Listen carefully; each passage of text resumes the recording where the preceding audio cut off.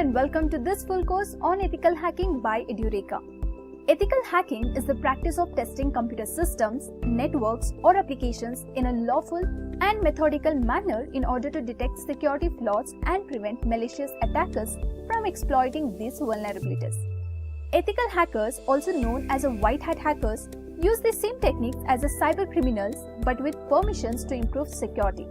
Their goal is to identify security vulnerabilities, prevent cyber attacks, enhance system security, and safeguard the sensitive data. So if you are a beginner or someone looking to enhance your cybersecurity skills, this course is designed to guide you through the fundamentals to advanced concepts of ethical hacking. With that said, let's outline the agenda for this ethical hacking full course. First, we will begin with what is ethical hacking, where we will define ethical hacking and explain its importance in cybersecurity. Next, we will dive into the history of ethical hacking to understand how it has evolved over time.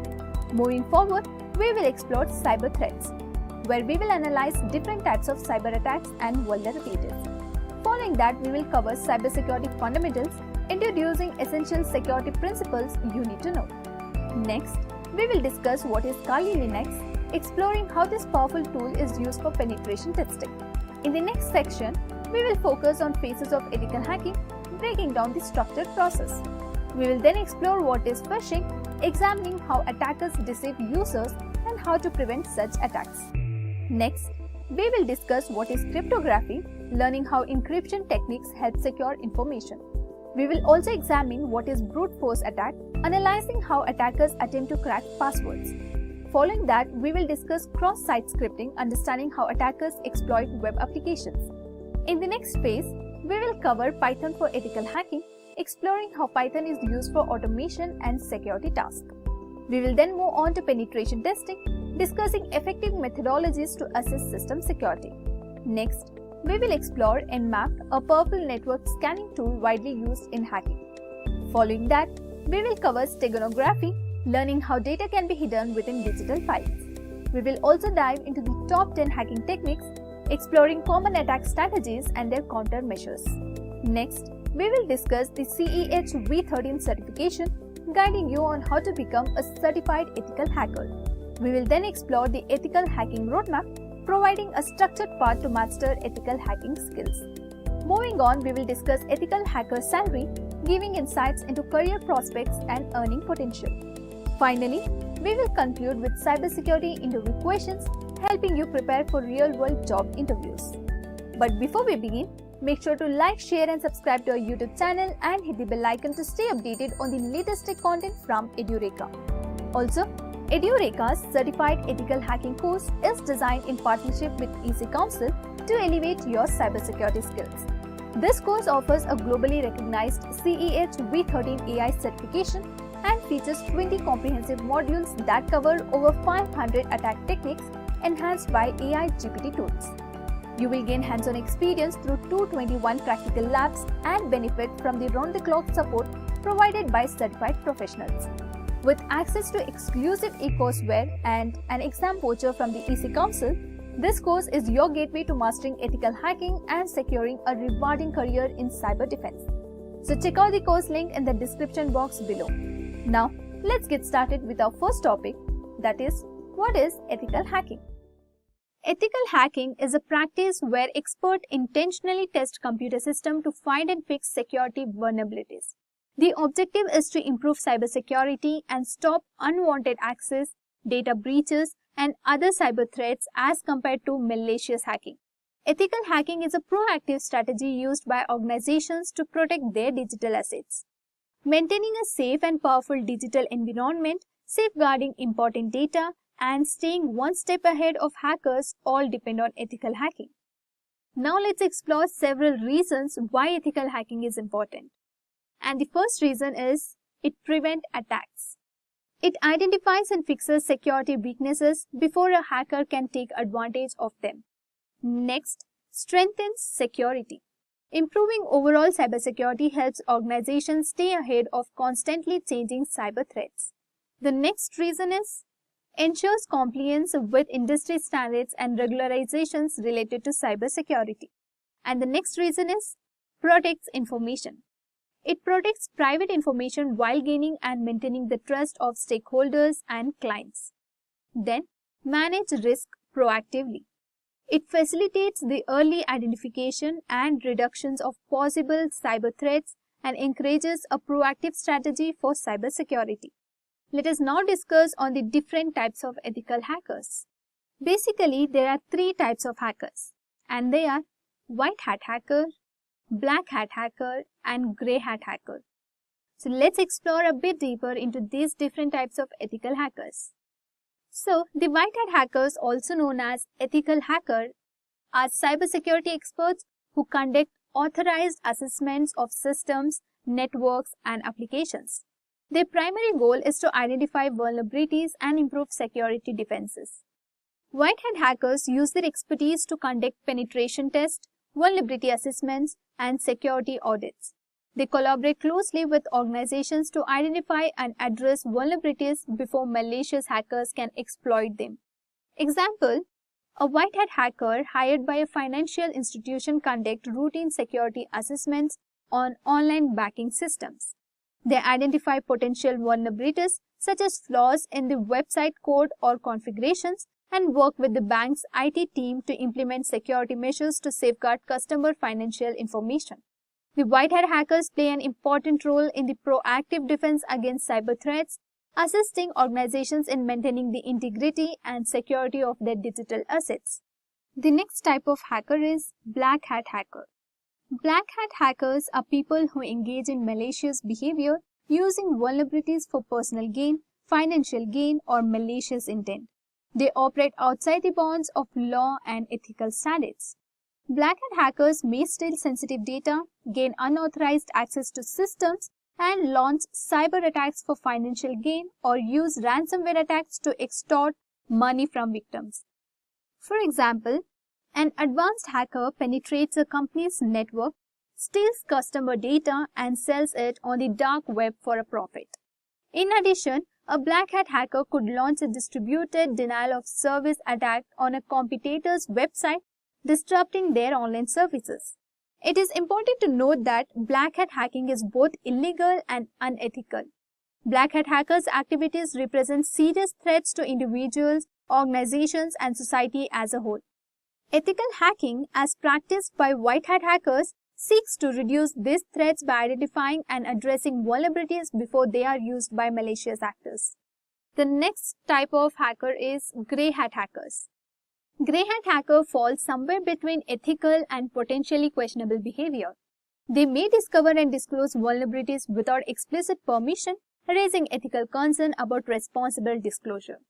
Grey hat hackers may discover security faults in systems, network, or applications without authorization. While their intentions are good, their actions may not always be consistent with legal and ethical standards. Grey hat hackers discover a software weakness in a widely used application. Instead of immediately informing the company, they publicly disclose the vulnerabilities in order to draw attention to the problem and potentially put pressure on the company to address it. It's important to note that grey hat hacker can be uncertain and isn't always viewed as a responsible or ethical approach to cybersecurity. Responsible disclosure and collaboration with organizations are fundamental principles of ethical hacking practices. Next, let's have a look at the roles and responsibilities of an ethical hacker. First, permission and authorization. Prior to conducting any security testing, obtain proper authorization. Ethical hackers must obtain explicit permission from the organizations or individual in charge of the system they are testing. Next, vulnerability assessment. Determine and evaluate potential security risk in computer systems, networks, and applications. This involves looking into the system's architecture, configurations, and code to identify faults. Next, penetration testing. Penetration testing involves simulating real-world cyber attacks in order to find vulnerabilities and evaluate the effectiveness of existing security measures. This could include attempting to gain unauthorized access, increasing privileges, or manipulating the systems to find weaknesses. Next, network security testing. It evaluates the security of networks, including routers, firewalls, and other network devices to ensure they are properly configured and resistant to potential attacks. Next, Application security testing evaluates the security of software applications by reviewing source code, analyzing application behavior, and identifying vulnerabilities that attacks could exploit. Next, wireless network testing. Test the security of wireless network to identify weaknesses in encryption, authentication, and access control. Next, social engineering test. Use social engineering test to evaluate the human component of security. This may include phishing simulations in which ethical hackers attempt to trick employees into disclosing sensitive information. Moving on, let's discuss the key concepts of ethical hacking. Ethical hacking involves a set of key concepts and principles that guide the practice of security testing within ethical and legal boundaries. And here are some of the key concepts of ethical hacking. First, authorization. Before conducting any security testing, ethical hackers must obtain explicit and legal permission from the organizations or individual owning the system. Unauthorized hacking activities are illegal and can have serious consequences. Next, legal and ethical boundaries. Ethical hackers must adhere to the legal and ethical boundaries set by local laws and professional codes of conduct. They should avoid any activities that violate privacy, confidentiality, or the law. Next, informed consent.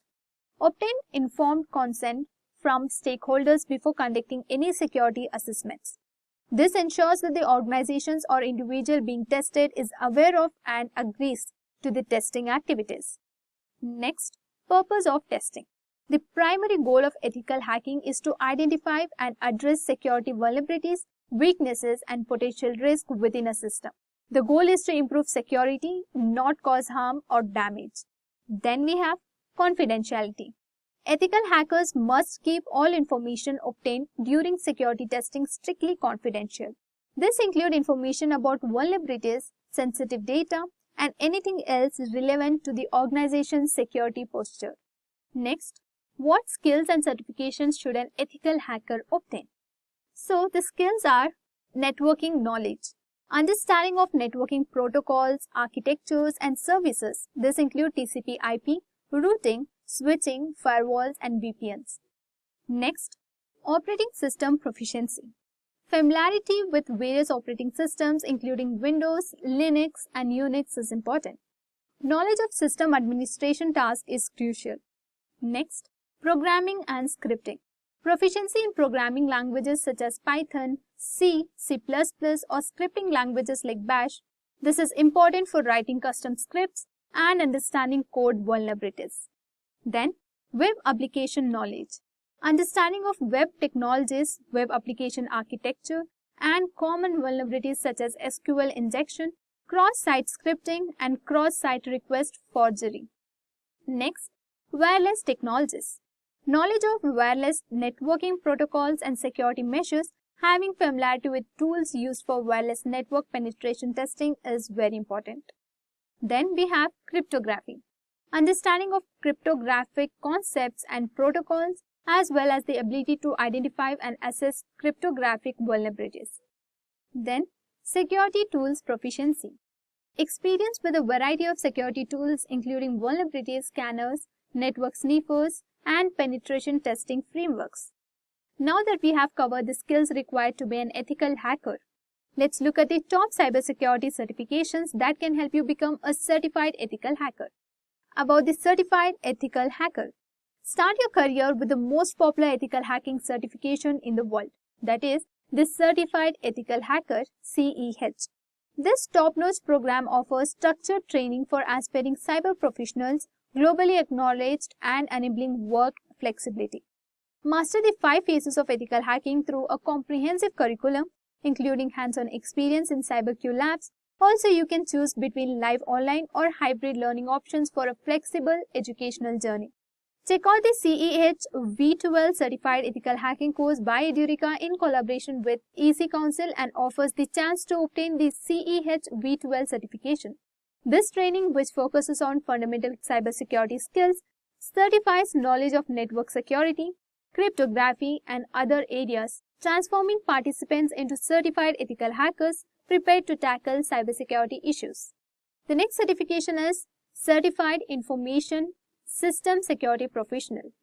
The CISSP certification is a globally recognized credential for cybersecurity professionals.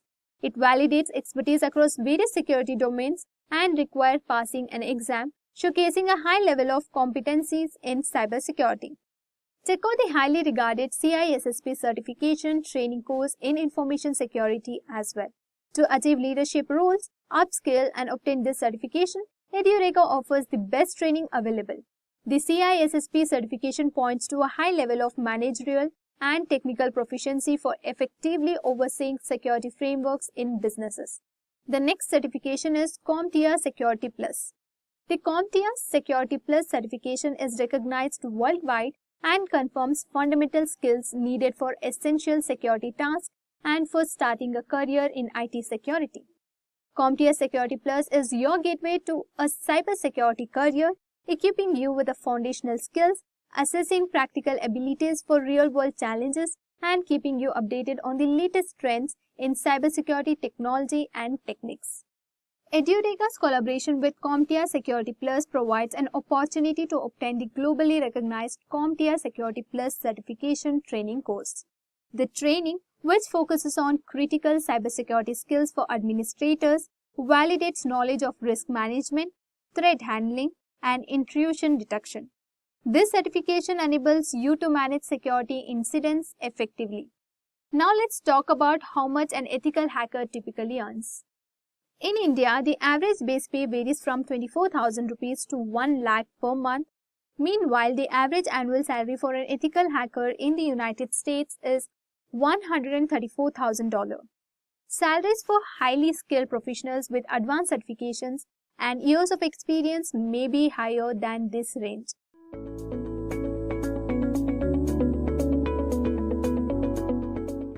So let us take a trip to the early days of hacking to start with. Now, the Internet Engineering Task Force is responsible for maintaining documentation about protocols and various specifications and processes and procedures regarding anything on the Internet.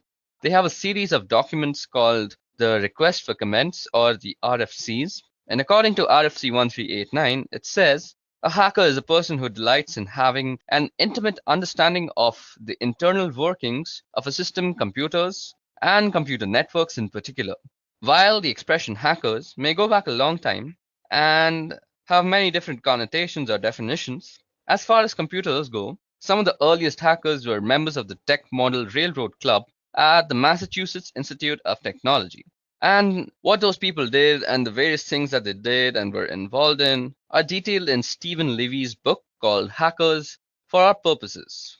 Now, for our purposes, we'll be talking about other types of hackers. Although the spirit of what we do goes back to those early days, now the definition of hacking or hackers has changed, particularly in the 1980s, and in part as a result of a couple of people, namely Robert T. Morris, who was a Cornell graduate, who unleashed a piece of software that was called a worm on what was an early version of the internet worm, went on to cause a lot of damage and create a lot of downtime on systems across the country and across the world. Now, the Morris worm did end up resulting in something good, however. That is, the Computer Emergency Response Team at Carnegie Mellon was created primarily in response to the Morris worm. Now, there's also Kevin Mitnick, who is another well-known hacker who was responsible for various acts of computer crime over a couple of decades. He was the first convicted in 1988. So the definition of hacker or hacking moved from something benign to something far more sinister in popular culture. Now, we see hacking or hackers in all sorts of popular culture.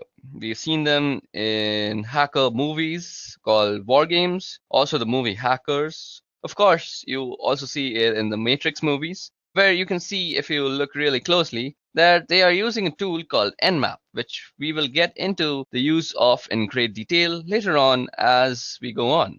Now, also the movie Sneakers and the movie Swordfish. And on television, in addition to other places, you can see the agents at NCIS regularly doing things like cracking complex cryptography in just a matter of seconds or minutes. So, what is hacking really? Well, hacking is about a deep understanding of something particularly with relation to computers and computing. It's also about exploring and the joy of learning new things and understanding them very clearly and being able to manipulate those things in ways that maybe other people haven't before. It's also about digging into problems to find out solutions in creative and interesting ways, and sometimes finding problems where there weren't problems previously. And that's a little bit about what is hacking. Okay, so now that we have talked about what exactly is hacking and how the meaning and connotations of that word has changed over time, how it came into existence, how it was coined, let's go over the reasons that people normally hack. Now, you may want to hack just for fun. As discussed previously, hacking is a tradition that goes back several decades at MIT, even preceding the computer related definition of hacking. Now, MIT has a long and storied history of hacking, and sometimes of a computer related nature, which in this case happens to be true, and sometimes of a non computer related nature instance. Now, here you can see that MIT's homepage has been hacked, or you might even say defaced, to indicate that Disney is buying MIT. This was an April Fool's Day prank in 1998, and again, this is just the kind of hacking that you would do for fun rather.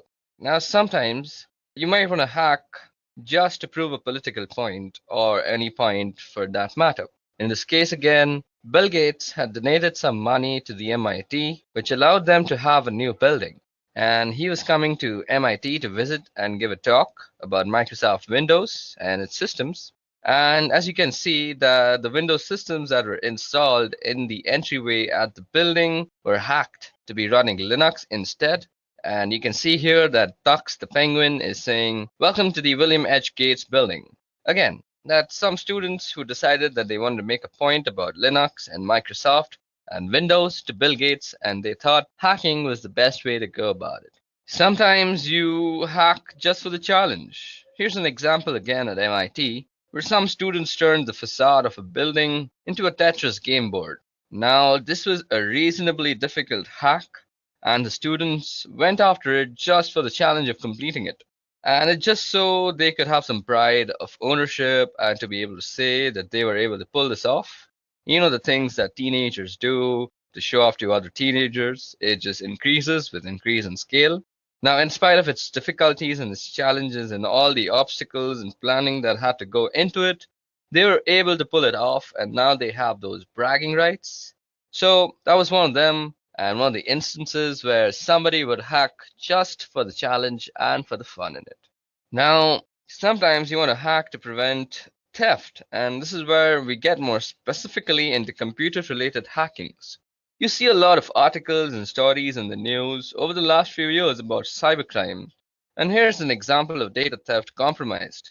And a fewer than 1.5 million cards for global payments. So there are some attackers who got into this company, Global Payment, and they were able to pull out about 1.5 million credit card numbers during the intrusion there. So what you may want to do is you may want to learn how to hack in order to find these holes in your systems or applications or employer systems so that you can fix these holes and prevent these compromises from happening because of the reputational hit that your company takes whenever things like these happen. You have the risk of completely running out of business. So just to protect your job, to protect your company, and to protect your own desire of business, you may just want to learn to hack, and that's a very good reason. Now, you may also want to find all the problems that exist in your system before putting them out and deploying them so that you can keep these attackers from getting in and stealing critical or sensitive information. Sometimes you may want to hack to get there before the bad guys. And the same sort of idea is the last one where we're just going to talk about, and that exactly is ethical hacking. Now, we were just talking about how sometimes you may want to hack into your own system before publishing it out to the public. Let's take Internet Explorer for example. Now, Internet Explorer was actually published to the public with some critical error in the code, and these flaws were heavily exploited by people who actually found them. Now, a number of people in the world go out looking for these flaws, and they call themselves security researchers, and they get in touch with the vendors after they found a flaw or a bug and work with the vendors to get it fixed. What they end up with is a bit of reputation, they get a name for themselves, and that name recognition may end up getting them a job or some speaking engagements or a book deal or any number of ways that you could cash in on some name recognition from finding these sort of bugs and getting them fixed. If you want to get there before the bad guys, you may think you're helping out a vendor, you may want to just make a name for yourself, you may want to find these sort of bugs before the bad guys do, because the thing about the bad guys finding them is they don't announce them and they don't get them fixed, and that makes everybody a little less secure. Finally, you may want to protect yourself from hacked computer companies and fight cybercriminals. And this is a new headline from June 18, 2012.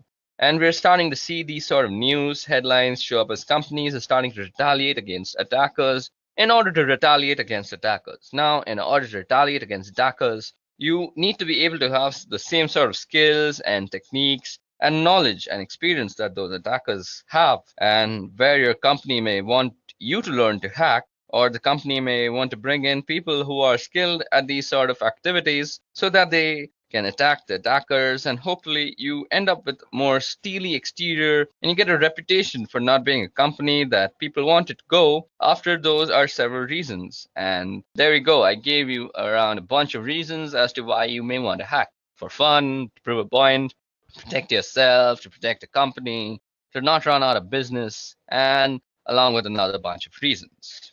Okay, so now that we have talked about why you would want to hack, let's move on to the types of hackers that exist. Now, we're going to be talking about the different types of hacking, and the first type of hacking that I want to discuss is ethical hacking and ethical hackers, which is really what we're going to be talking about through the rest of these lessons. Now, an ethical hacker is somebody who thinks like a black hat hacker, or thinks like somebody who's intent on breaking into your systems, but follows a moral compass that's more in line with probably the majority of the population. So, their intent isn't to do bad things. Their intent is to look for bad things and get them fixed so that bad things don't happen. Ethical hackers aren't out to destroy anything, and they're not out to break anything unless it's deemed to be acceptable as a part of the engagement, and also necessary in order to demonstrate a particular vulnerability to the organization that they're working with. So, that's an ethical hacker, and there's a certification that's available from the EC Council. It's a certified ethical hacker, and if you find certifications valuable and this sort of thing is what you want to do, pursuing a certified ethical hacker may be something you might want to look into. Now, let's talk about black hat hackers. There's plenty of cases of black hat hackers through years, and let's talk about a guy in particular called Kevin Mitnick.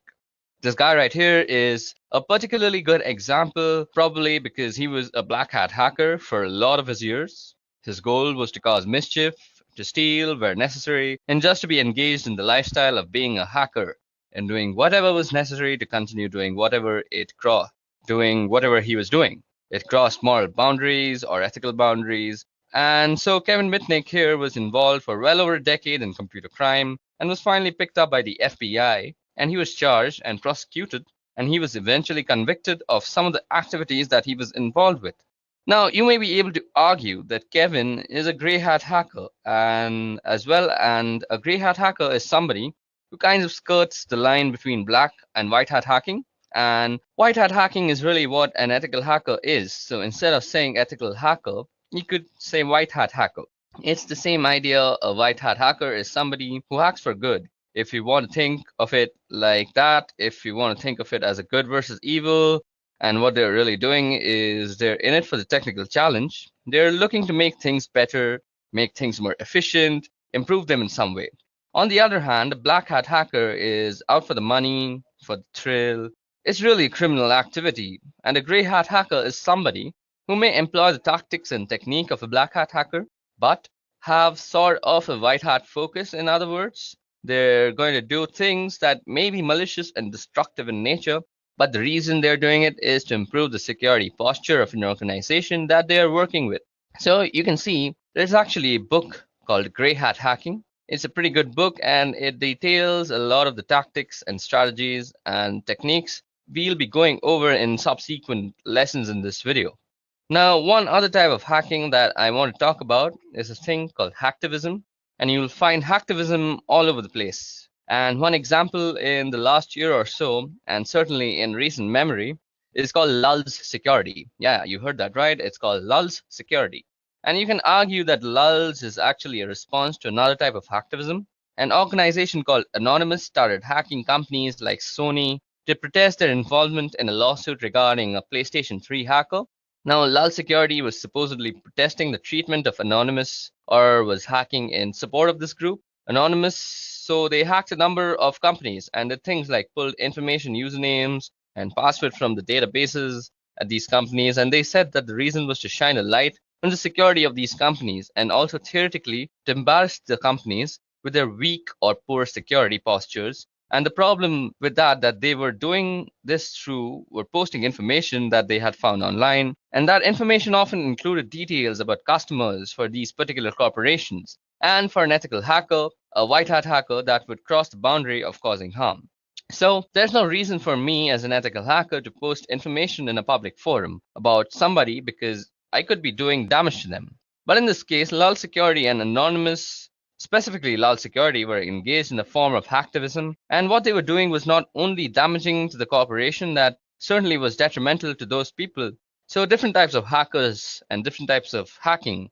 We've got ethical or white hat hacking, we've got black hat, gray hat, and then we've finally got hacktivism. It's really the goal and the means that vary from one to the other. Okay, so now that we've discussed the types of hackers, let's also discuss the skills necessary to become one. So what we're going to discuss in this part are the different skills that are required or will be learned as a part of this video. So initially, just for basic computing, you need a basic understanding of operating systems and how to work them. There are going to be several fundamental types of tasks that I won't be going into any detail at all, and you'll need to know how to run programs and do things like open up a command prompt without me walking you through and how to do that. So I am going to assume that you have some basic understanding of how to do these sorts of tasks. Also, you need an understanding of the basic system software, and you'll need a basic understanding of how to use command line utilities. There are a number of tools and programs that we're going to be going through this video, and many of them use the command line. Now, whether it's on Windows or Linux, you'll need to be familiar with typing and being able to run programs from the command line and the various command line switches and parameters that those programs or types of programs are going to use. Now, from a networking perspective, you need a basic understanding of some simple networking concepts. You need to know what cables are and switches and hubs and how systems are networked together. You don't really need a deep level of understanding. I'll be going through some protocols at a reasonably deep level because I think it's important as an ethical hacker to understand what's going on at the protocol level so that you can know better what you are doing and how to achieve the goals and tasks that you have before you. So we're going to be going over some protocols. So just understanding what protocols are and how they go together, those sort of things are necessary from a networking perspective. Now, we're going to also be learning a bunch of life skills. Yes, there are some life skills that it's important to have. I think the most important one is the ability to accept failure and persevere. And by that, I mean you're going to be just running across several things that just don't work the first time around. And it's going to take a little bit of time and stick-to-itiveness to plug away and keep going until you get something to work. And the way that you get things to work is having an ability to problem solve. And sometimes solving problems requires being a little creative. Sometimes you need to think out of the box and come at a problem from a different perspective in order to find a solution. Throughout the course of this video, you're going to run across a lot of sticky problems through the course of learning about being an ethical hacker and just doing the work because it's not as simple. So here's a little recipe for how to do this.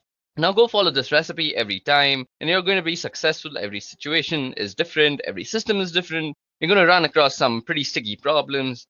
And you're going to have to just wait and get your hands dirty and keep failing and failing and failing and failing until you find a way to succeed. So I think those skills are very necessary to learn how to be an ethical hacker. Digging through some of the material that we'll be going over in this video, as far as what you're going to be learning, you're going to be learning about how to use a lot of tools. You're going to learn networking, and by that I mean we're going to be talking about different protocols that are involved in networking systems together. You're going to learn about security and security postures. Security is the heart and soul of ethical hacking. It's why we do ethical hacking in order to make systems and networks more secure than they were previously. That's the goal from a networking perspective. We're going to be talking about how to read packets from network captures. We're going to be going into TCP/IP related protocols in a fairly significant amount of detail. And you're going to understand how protocols interact with one another.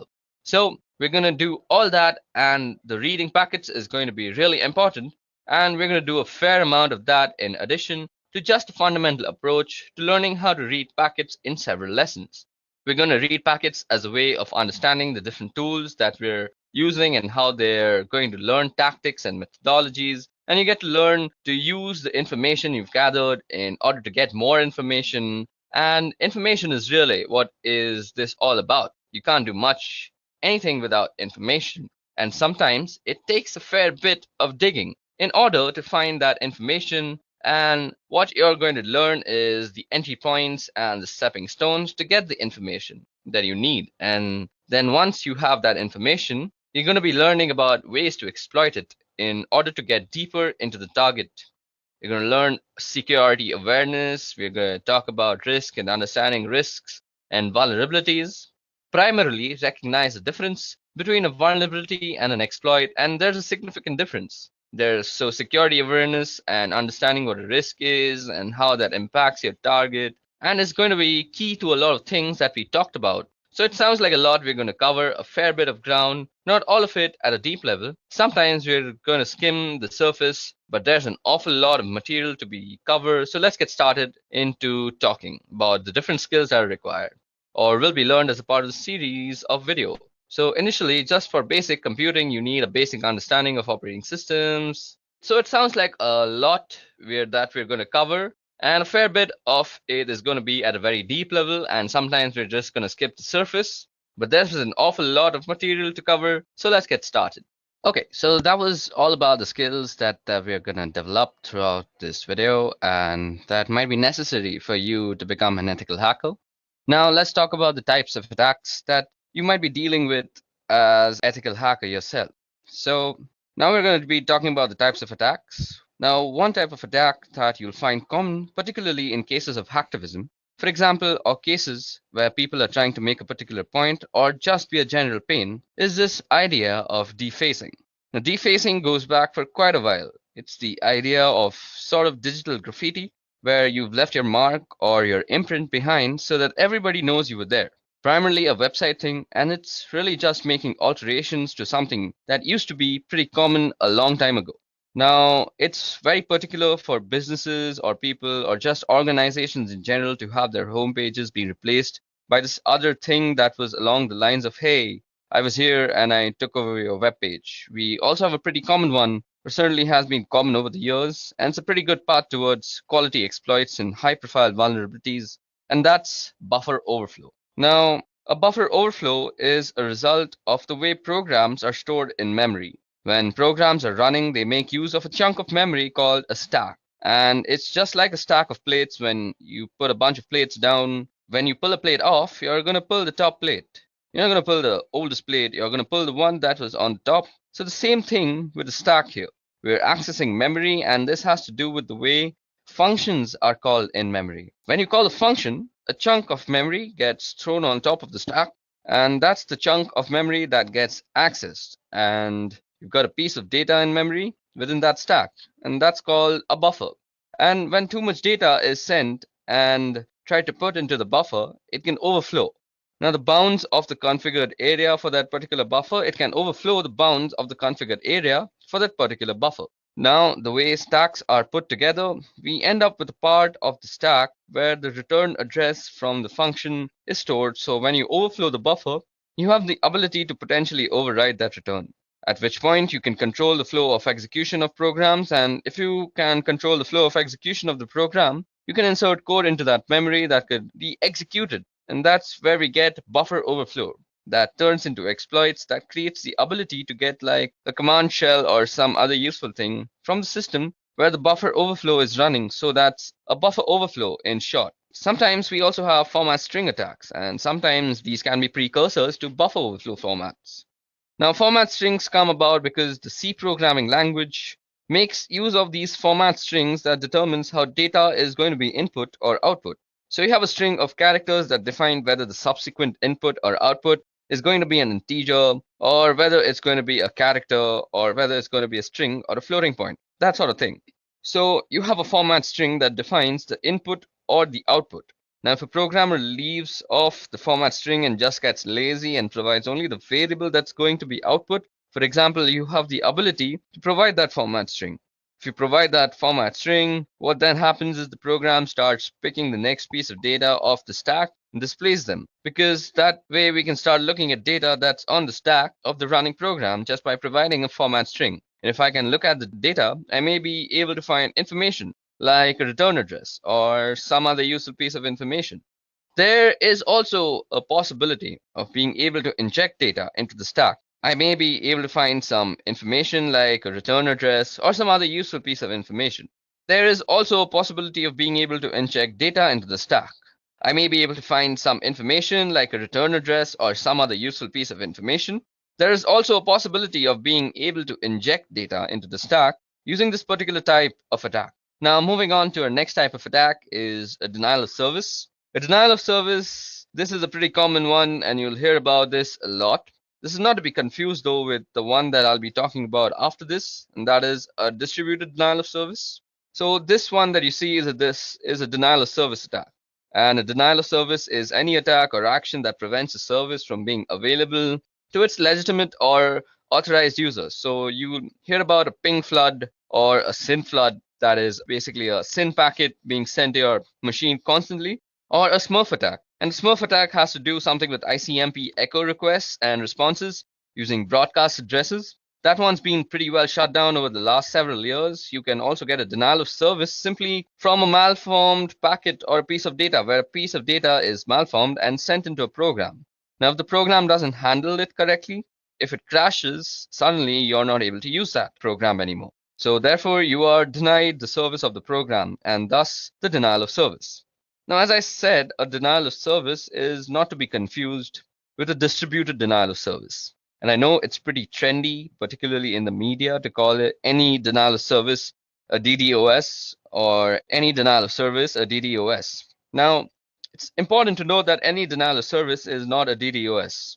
A DDoS, or as you might know, a distributed denial of service, is a very specific thing.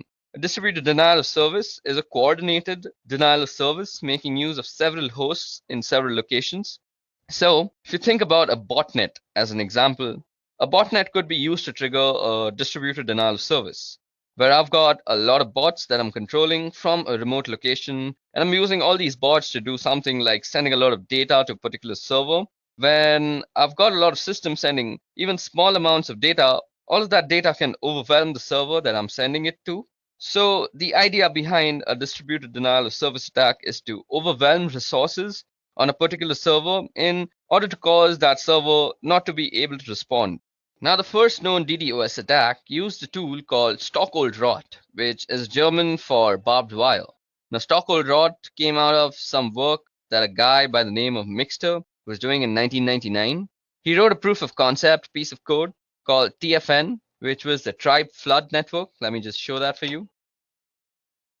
So you can see on the Wikipedia page that the Tribe Flood Network, or TFN, is a set of computer programs that is used to conduct various DDoS attacks such as ICMP floods, SYN floods, UDP floods, and Smurf attacks. Now, I know many people don't really consider Wikipedia a really good source of any sort of knowledge, but it's a good place to start off.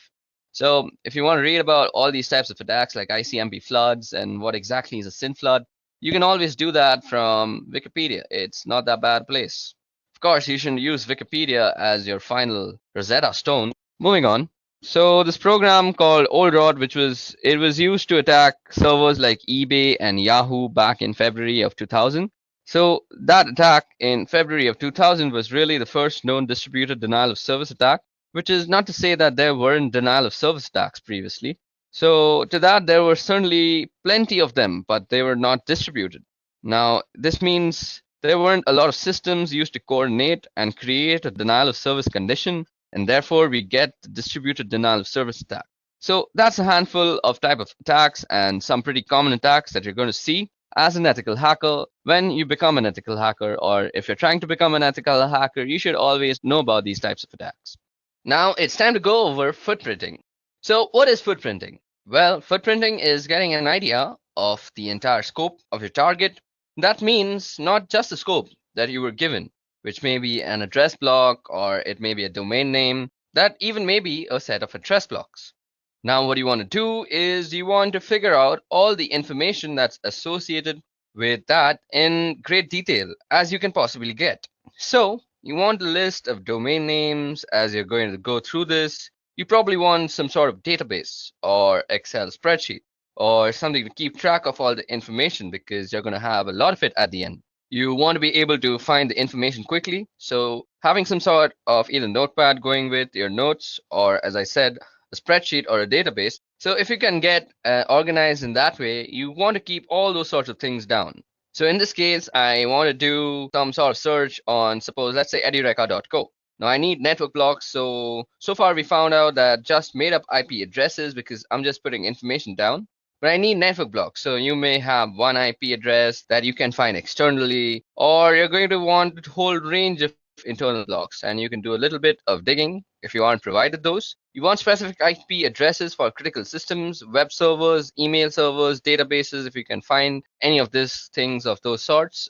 And you want system architectures. And what kind of stuff are they running? Are they running Intel? Are they running Windows? Are they running some Unix systems? What are they running? What kind of access control lists they have?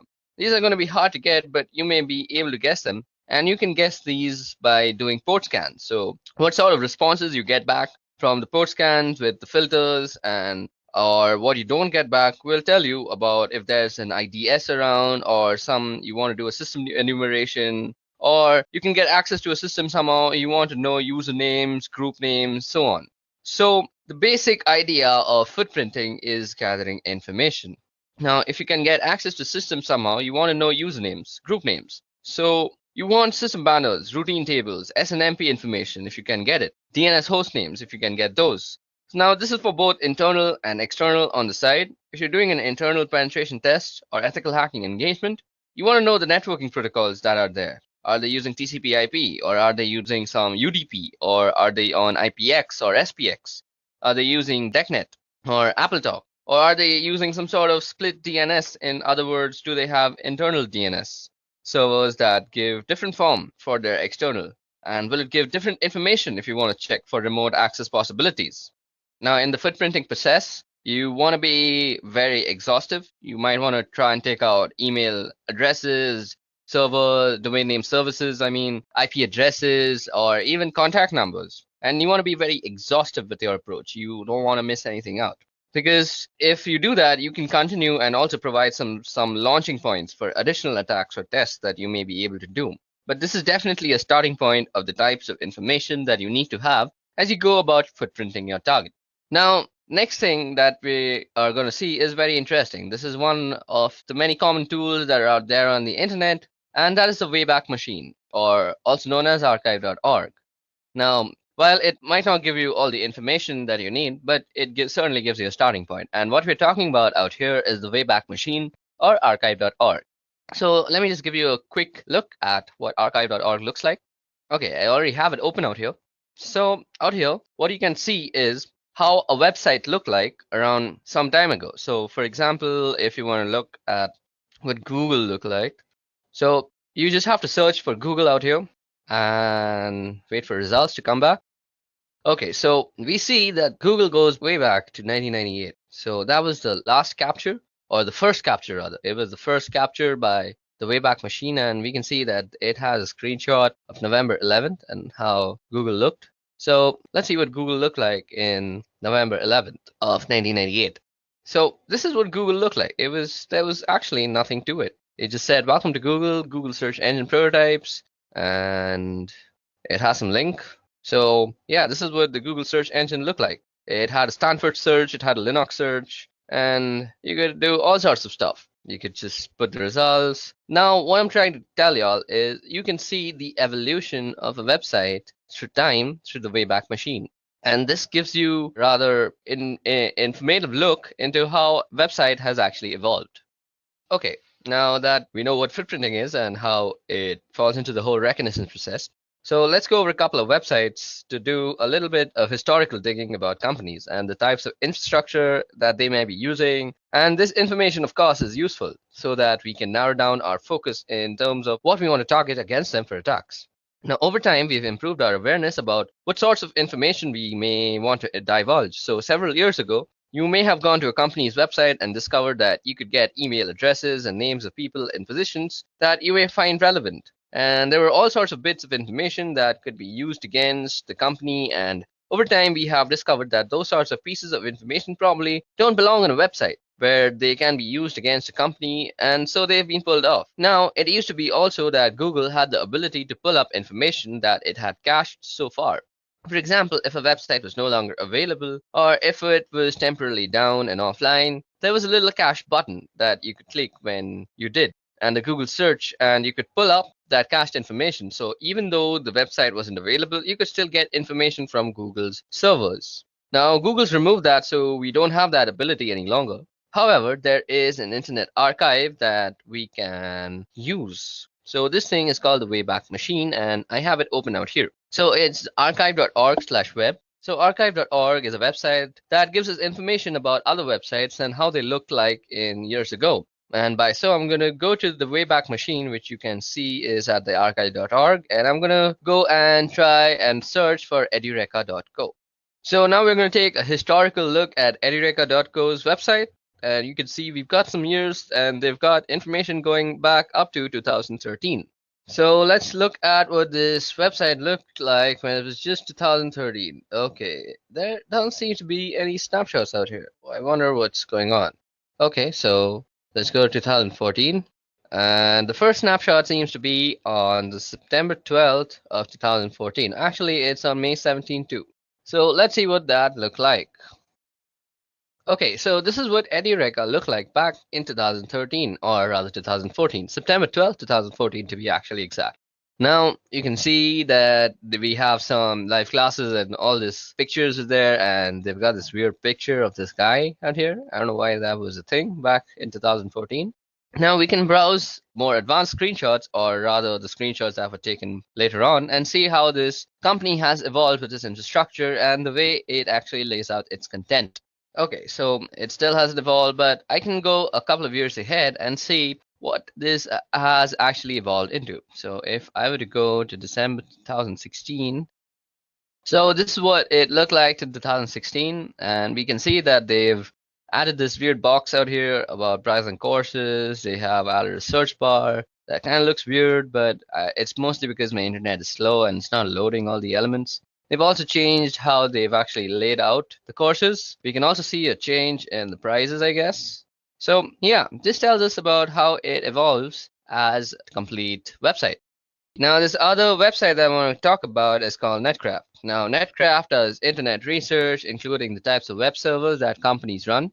And they have a web server surveys. You can see here as we scroll that Apache Web Services has 64.3% of the internet market, of course, and that's followed by Microsoft with 13%. Interesting information, maybe useful information, but even more useful than that is looking at what different companies run for their websites. And you can see here. Okay, so let's try and search for edureka.co out here. So let's just put in the website URL, and that Netcraft generate the site report. So as you can see that some of the stuff is not available. We know that the NetBlock owner is by Amazon Technologies. The name server is this thing right here. The DNS admin is AWS DNS host master. We also have the IP address. We can go for a virus, look up the IP on VirusTotal. We can do that. There is no IPv6 present, so that's some information that we can see. So we can obviously opt out to not target IPv6 ranges. Then there's also reverse DNS. Then we also have a bunch of hosting history. So this is a history of it. And we know that it's hosted on a Linux system with an Apache web server. And it was last seen, and this was when it was last updated.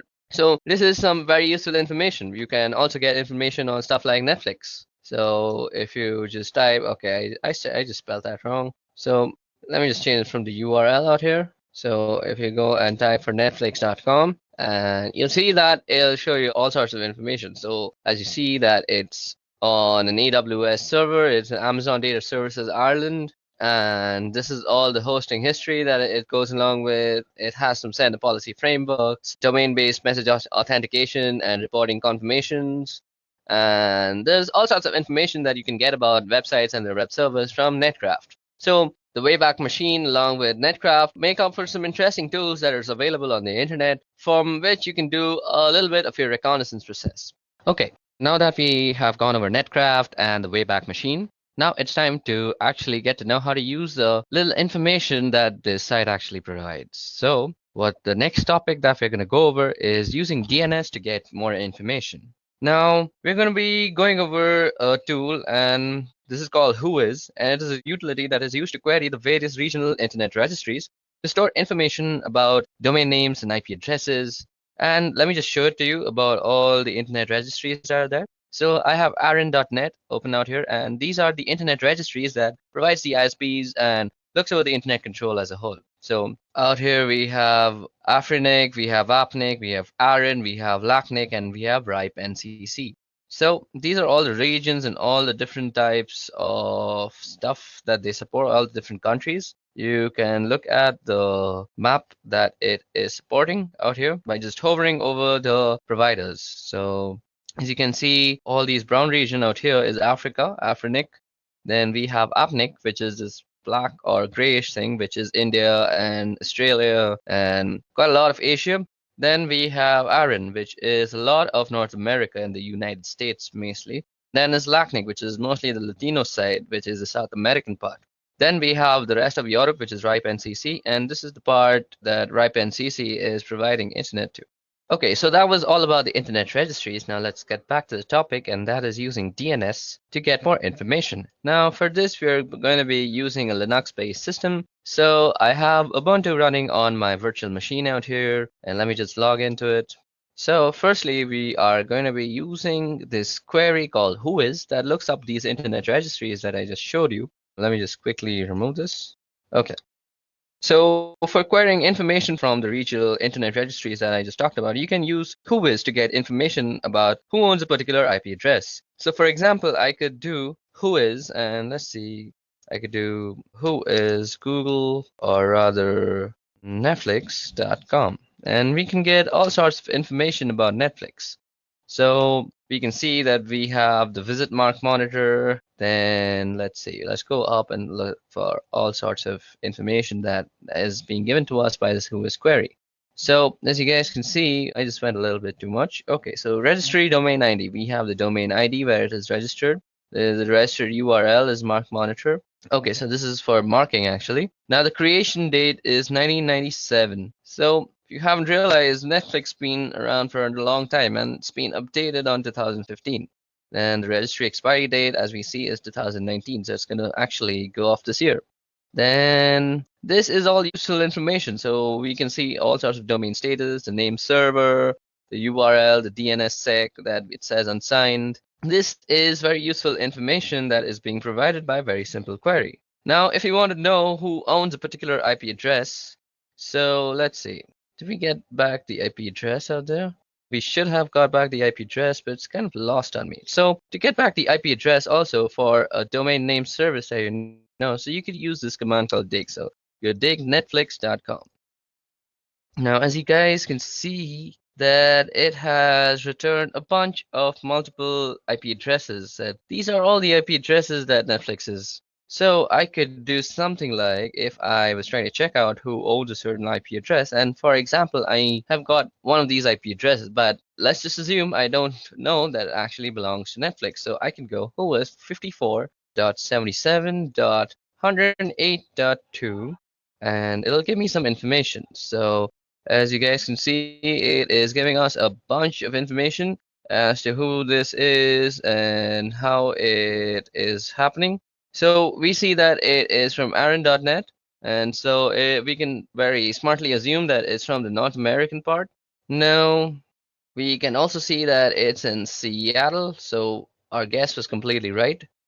So it also gives us the range. So this is something very useful. So if you see, we now have the range of the IPs that might be being used by this guy. So we indeed have 54, and it says it goes up to the 54. There's also 34. Now let's check that out and see what information we get. So Whois, and let's check it out. What was the IP that we were just seeing? It's 34.249.125.167. So 34.249.165. I don't know. Let's see. You can also put in a random IP address. It doesn't really matter, and it'll give you the information. So let's see. Is this in some IP address? Even this seems to be an Aaron IP address, and it's also based in Seattle. And we get a bunch of information. So that's how you can use the whois query and the dig query to actually get all sorts of information about a domain name service and get information from a DNS basically. So now let's go over some theoretical part that is for DNS. So using DNS to get information. So firstly, what is a domain name service and why do we need it? So a domain name service is a name given to an IP address so that it's easy to remember. Of course, it's easy to remember names and mnemonics rather than a bunch of random weird numbers. Now, this was mainly so that we can map names to IP addresses and we can get a bunch of information from the hostname resolution. So that's the purpose of IP addresses. Now, we will also be looking at how to find network ranges.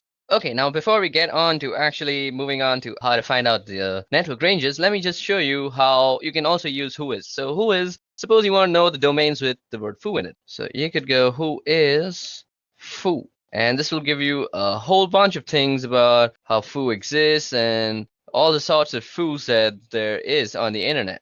So that was one interesting flag. And if you want to know how to use more about whois, you could just go -- help, I guess. Yeah, so this is all the types of stuff that we can do with whois. So we can set the host, we can set the port that we want to search for. Then we can set with the L flag, we can find one level less specific match. And we can do an exact match, do an inverse lookup for specified attributes. Then we can also set the source. We can set verbose type, and we can choose for a request template. There's a bunch of stuff they can do. So you could suppose say whois verbose and suppose edureka.co. And it'll give you a verbose version of this is a RIPE database query service. The objects are in RPSL format. The RIPE database is subject to. So, okay, let's try something else like whois netflix.com. Okay, I'm sorry. I was supposed to do verbose and I kept doing H. Silly me. So you do V and it'll give you a much more. Like this is a RIPE database. Again, I think I'm doing something wrong. Okay, just for that thing. Okay, V and type. Okay. Or let's just see. Let me just show you how to use it. Primary keys are returned. Only primary keys. Okay, let's see. Let's try that out. Okay, so it seems to be that this is a RIPE database query service, and the objects are in RPSL format, so it won't really work for that thing.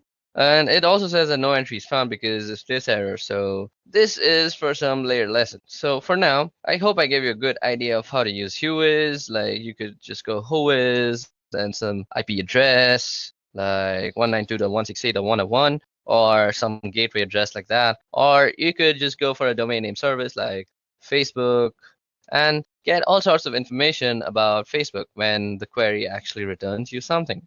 Okay, so let's move on to network ranges now. Now, in this part of the video, we're going to be going over the utility called whois, which is used for getting information from the DNS. Now, let me just show you a website out here. So this is the regional internet registries. So the internet registries are used to store information about domain names and IP addresses, and there are 5 regional internet registries. First is ARIN, which is responsible for North America, so that would be the US and Canada. Then we have LACNIC, which is responsible for Latin America and portions of the Caribbean. Then there's RIPE, that's responsible for Europe and Middle East and Central Asia. There's AFRINIC, which is responsible for Africa. And finally, we have APNIC, which is responsible for Asia Pacific Rim. So that's the regional internet registries. And as I said, whois is responsible for acquiring information from the various regional internet registries, as you can use whois to get information about who owns a particular IP address. So for example, let me just open up my Ubuntu system. Let me clear this out first. So as I was just saying, for example, you could go whois facebook.com. Okay, so as you guys can see, we could find out pretty quickly about who owns a particular IP address. So for example, I could do whois and just go facebook.com. It tells me about who it belongs to. It also gives you who owns a particular IP address and who's responsible for them. From the information, you can get email addresses that belong to a particular company. This one has an email address for tech contact of ipreg@. So you can get all sorts of email addresses, tech contacts, and all sorts of stuff out there. The registry database contains only .com and .net and all sorts of information. Now, I want to query a different IP address, and different information belongs in the different regional internet registries, of course. So if I want to go to a particular database, I would have to use the -h flag. So I could do who is Aaron net and remember the IP address, and I'm going to query that again. And of course, I get the same information back because I went there. So you could just go who is h and then follow it with an IP address. So something like 34.205.176.98. So that's just some random IP address I just made up. And it says that who is option. Okay, so it's a capital H. Okay, so let's see that. And we get all sorts of information back from that. So area 8, Aaron, and all sorts of stuff. Now I can get information about domains as well. So if I can query something like netflix.com, and I can find out that this is actually Netflix, and there's an administrative contact and a technical contact, and you can see the different domain servers. So the servers that would have authority of information about the DNS entries for that particular domain. You can also see other information like when the record was created, and a whole bunch of different phone numbers that you can contact. And additional to storing information about IP addresses and domain names, sometimes it will store information about particular host names. And there may be other reasons why you would store a host name or particular information about a host name on a system with one of the RIRS. Now, if I wanted to look up something specifically, once I had found that, I could now do a lookup on who is, suppose, let's say, something like who is foo. So let's say who is foo. Now, if you already don't have who is installed, you can easily install it by just going apt install who is on your Unix system, and that should do the trick. And then you can start use this really nifty tool.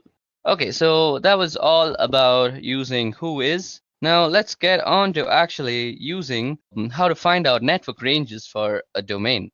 Okay, so now let's talk about how we are going to be going over and finding network ranges. So suppose you've got an engagement and you only know the domain name and you don't know much beyond that, and you're expected to figure out where everything is and what everything is. So how do you go about doing that? Well, you use some of the tools that we either have been talking about or will soon be talking about in more detail. And the first thing I'm going to do is I'm going to use the domain name edureka.co, and I'm going to look up edureka.co and see if I get an IP address back. So let's just head over there and go who is edureka.co, or we could use the host keyword.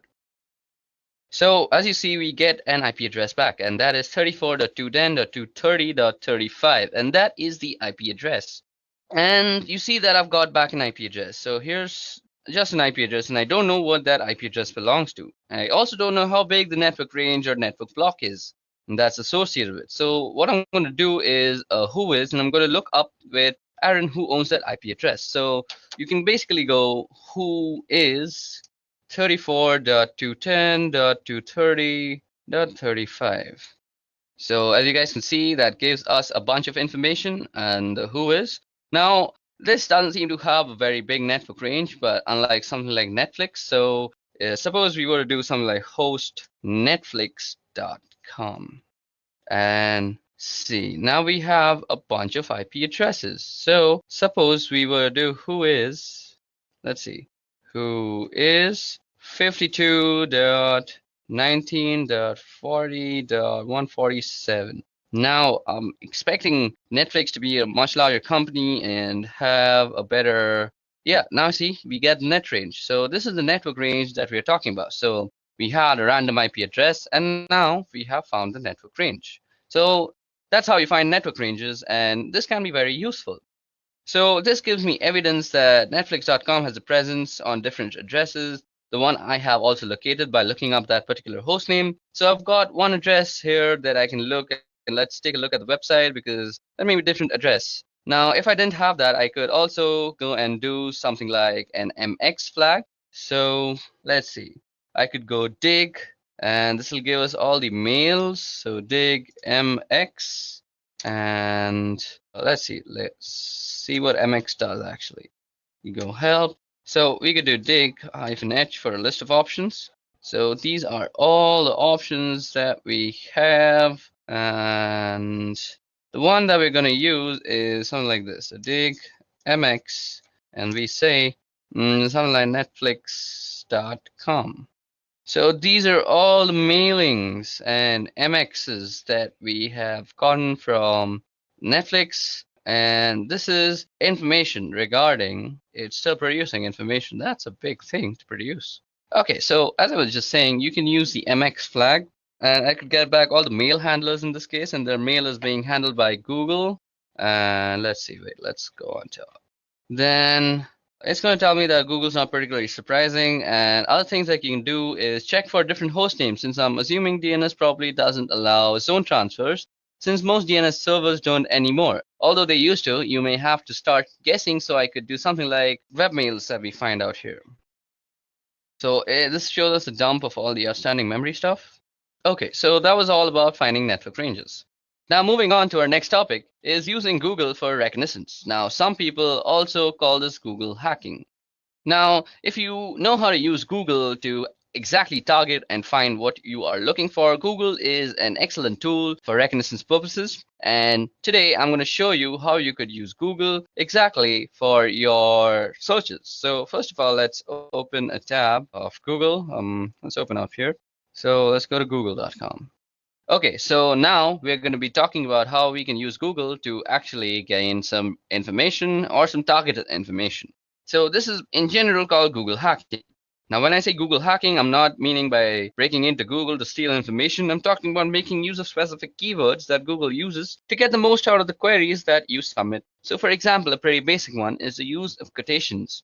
You quote things in order to use specific phrases. Otherwise, Google will find pages that have instances of all those words, rather than the words specifically together in particular order. So I'm going to pull this query up, and this shows a list of, let me just show it to you. So if you go index of, now this is showing us an index of all the films. Now this is basically all those index of sites that you want. So as you guys can see, this shows us an index of all sorts of films that are there. Now you can use the index of, and you see that we have also an index of downloads or something like that, hyphen.com/download. And it is an index of all sorts of stuff. Now you can go into some folder and check them out. 𝐂𝐿, 𝐺𝐵𝐺, 𝐵ERICO. I don't know what these are, but some sort of stuff. And this is how you can use Google. Now let me just show you some more tricks. So you can use this. So suppose you're using Google to find for something like a presentation. So you could use something like file type PPTX, and it'll search for every type of file there that is PPT. Okay, let's try some other site, .ppt. So config. Okay, so this brings up all the types of files that have some configs in them. So this is some gaming configuration, as we see. This is some digital configuration of Liverpool. Now you could also use something like this thing in URL, and you could use something like root, and this will give you all the things with root in their URL. So kingroot.n, digital trends, and how to root Android. So that's in the root. And suppose you want to say something like all in file type, or suppose you want some extension. So .ppt. .pptx, does that work? Let's search for JavaScript files. Okay, I think it's JS. Okay, that doesn't seem to work either. This shows us all the things with JS in it. No, it's just external JS. I'm doing this wrong. So you could use file type. So let's see, file type, and we go, see, doc. So these are all the documents that you could find with the file type thing. And you could also do JS, I guess. Yep, and this will give you all the JavaScript files that are there. So this is how you can use Google to actually narrow down your searches. So suppose you want a particular set of keyword, and we want to make sure we get the passwords file from Google. Okay, so now let's go into more details about the various things you can find using Google hacking techniques. Now, while Google hacking techniques are really useful for just general searching in Google, they're also useful for penetration testers or ethical hackers. You can narrow down information that you get from Google. You get a specific list of systems that may be vulnerable. So we can do things like look for error pages that do in the title error. So I'm going to get a whole bunch of information. So suppose like we go in title and we say error. So as that we get all sorts of stuff, and we can do the minus Google part. So if you do a minus Google, it'll not show you the stuff that's from Google. So we get various documentation pages about different vendors and the errors that they support. So here's one doc about Oracle, about Java error. Where you know something more specific, we may be able to get errors about all sorts of other stuff. So this is how you could use the Google hacking technique to your own advantage if you're a penetration tester. Now, let's also show you something called the Google Hacking Database. Now, this is very useful for an ethical hacker. Now, the Google Hacking Database was created several years ago by a guy called Johnny Long, who put this Google Hacking Database together to begin to compile a list of searches that would bring up interesting information. Now, Johnny has written a couple of books on Google hacking, so we're at the Google Hacking Database website here, and you can see them talk about Google Docs and all sorts of stuff. Now, you can see that we can do all sorts of searches like in URL, SAP, BC, BSP. This brings up some portal pages. Now, out here you can bring up some password, APS password in URL. Now, this will give you all sorts of stuff on Google. So suppose you go in URL, so like APS password. Now you can get all sorts of stuff like which have passwords in their URL. So maybe you can just guess a password from there too. Now that was Google hacking. So Google hacking entries, and they also have a number of categories and that you can look through to find some specific things. So you may be interested in, of course, and you can search specific information that you may be looking for with regards to a specific product. For example, let me just show you exploit database. These are all the types of stuff you can go through out here. And as you see, we have all sorts of stuff like this is an SQL injection thing. This is something regarding peer archive tars. So these let you get a foothold into some password cracking attempts, and you can do some brute force checking. And you can see here if it talks about the type of search it is and what it reveals. You can just click here on Google search, and it will actually bring up Google with a list of responses that Google generates. So let's look at this one here. This type is a log. So this is something about cross-site scripting logs, and we can also see some POTI logs if I was not wrong. So there's some denial of service POC, and we can see a bunch of stuff. And if you continue to scroll down, there are a lot of interesting information in here. So somehow somebody's got a POTI log that has logged a lot of information. They've got it up on a website, and it's basically a bunch of information that you can see. You can also get some surveillance videos sometimes, and you can look into them. And this is basically how you could use Google.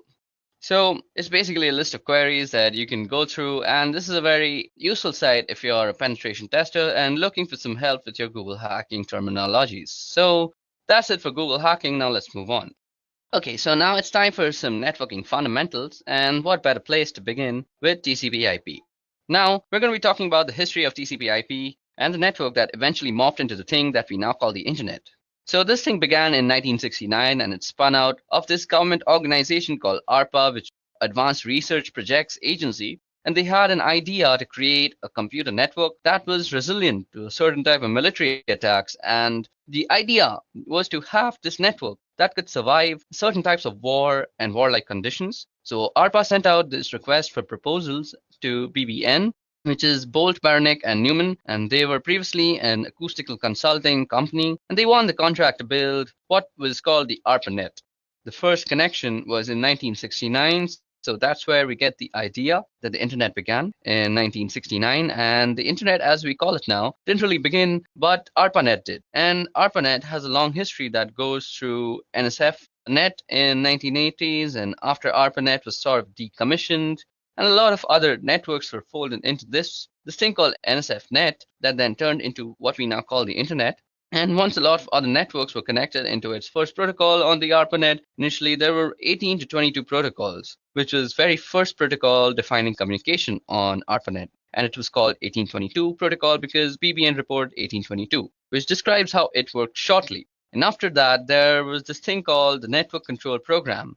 And the network control program consisted of ARPANET's host-to-host protocol and an initial control protocol. Now, there's certainly not a direct correlation or an analogy here, but if you want to think about it in particular, where you could say that the ARPANET host-to-host protocol is kind of like UDP, and the initial connection protocol, or ICP, is kind of like TCP. So the host-to-host protocol provided a unidirectional flow control stream between hosts, which sounded a little bit like UDP. And ICP provided a bidirectional pair of streams between two hosts. And again, these aren't perfect analogies, but the host-to-host protocol is a little bit like UDP, and ICP is a little bit like TCP now. Now, the first router was called an interface message processor, and that was developed by BBN. It was actually a ruggedized Honeywell computer that had special interfaces and software. So the first router wasn't a ground-up built piece of hardware, but it was actually an existing piece of hardware that was specially purposed for this particular application. So Honeywell had this computer that they made out, and BBN took that and made some specific hardware interfaces and wrote some special software that allowed it to turn into this interface message processor, which passed messages over ARPANET from one location to another. So where did IP come in here in 1973? So IP came in here as well in 1973, as I just said, and a guy by the name of Vint Cerf and another guy by the name of Robert Kahn took the ideas of NCP and what the ARPANET was doing, and they tried to come up with some concepts that would work for the needs that the ARPANET had. And so by 1974, they had published a paper that was published by the IEEE, and they proposed some new protocols. They originally proposed a central protocol called TCP. Later on, TCP was broken into TCP and IP to get away from the monolithic concept that TCP was originally. So they broke it into more modular protocols, and thus you get TCP and IP. So how do we get to our version 4, which is IPv4, since that's the kind of internet that we're using right now? Version 6 is coming and has been coming for many, many years now, but we're still kind of version 4. So how did we get here between 1977 and 79? And we went through version 0 to 3 by 1979, and 1980 we started using version 4. And that's eventually became the de facto protocol on the internet. In 1983, when NCP was finally shut down, because of all the hosts on the ARPANET were using TCP IP by that point in 1992, work began on an IP next generation, and for a long time, all of the specifications in the RFCs talked about PNG eventually, and IPNG became known as IPv6.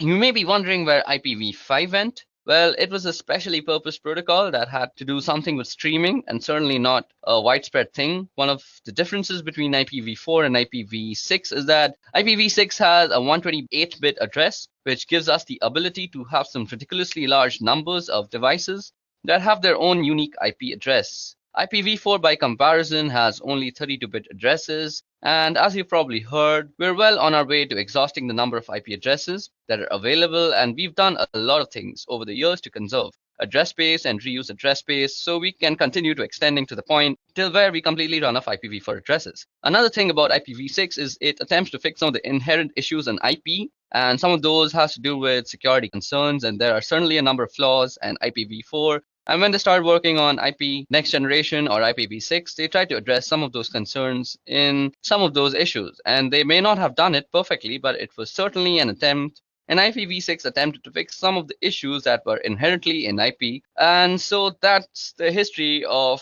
TCP IP till where we've reached today. Okay, so now that we've discussed a brief history on TCP IP and how it came about to the TCP IP version 4, let's discuss the model itself. Now we're going to be discussing two models, and those are the OSI model and the TCP IP model. Now, as I said, we'll be talking about the OSI and TCP models for network protocols and the network stacks. OSI, first of all, is the one that you see out here. It's the one on the left-hand side of the screen, and OSI stands for Open Systems Interconnect. And in the late 1970s, they started working on a model for how a network stack and network protocols would look originally. The intent was to develop the model and then develop the protocols that went with it. But what ended up happening was after they developed the models, TCP IP started really taking off. And the TCP IP model was what went along with it and matched better what was going on with TCP IP, which became the predominant protocol, and as a result, the OSI protocols never actually got developed. However, we still use the OSI model for a teaching tool, as well as a way of describing what's going on within the network stack. And in networked applications, you'll often hear people talking about different layers, like that's a layer 2 problem, or we're under a layer 3 space. Now, continuing through these lessons, I'll refer occasionally to the different layers, and when I do that, I'm referring to the OSI model. So let's take a look at the OSI model. Starting from the bottom, we have the physical layer, which is where all the physical stuff lives. The wires and cables and network interfaces and hubs, repeaters, switches, and all that sort of stuff. So all that sort of physical stuff is sitting in the physical layer. Now sitting above this is the data link layer, and that's where the Ethernet protocol, ATM protocol, frame relay, those sort of things live. Now I mentioned the switch below the physical, the switch lives at layer 1, but it operates at layer 2. And the reason it operates at layer 2 is because it looks at the data link address and the layer 2 or physical address, and that's not to be confused within the physical layer. It does get a little mixed up sometimes, and we refer to the MAC address. Now, the MAC address is not the physical address that I'm talking about. It is the message authentication code address on a system the MAC address on a system as a physical address because it lives on the physical interface and bound physically. However, that MAC address or media access control address lives at layer 2 at the data link layer. The network layer, which is right above at layer 3, that's where the IP lives, as well as ICMP, IPX, and from IPX, SPX suite of protocols from novel routers operate at layer 3, and at layer 4 above that is the transport layer. That's the TCP, UDP, and SPX again, from the IPX, SPX suite of protocols. And above that is the session layer, and that's layer 5, and that's AppleTalk, SSH, as well as several other protocols. And then there's a presentation layer, which is layer 6, and you'll often see people refer to something like JPEG or MPEG as examples of protocols that live at that layer. Then there's a presentation layer, which is the final layer, which is layer 6, and you'll often see people refer to something like JPEG or MPEG as examples of protocol that live at that layer. And then they live at that layer, which is the presentation layer. Finally, we have layer 7, which is the application layer, and that's HTTP, FTP, SMTP, and similar application protocols, whose responsibility is to deliver and use a functionality. So that's basically the OSI model, and that's the 7 layers of the OSI model. And there's some important thing to note here. That is, when we are putting packets onto the wire, the packets get built from top of the stack from the top of the stack to the bottom of the stack, which is why it's called a stack. Each layer sits on top of the other, and the application layer is responsible for beginning the process, and then that follows through the presentation session and transport layer and down through the network data link until we finally drop it on the wire at the physical layer.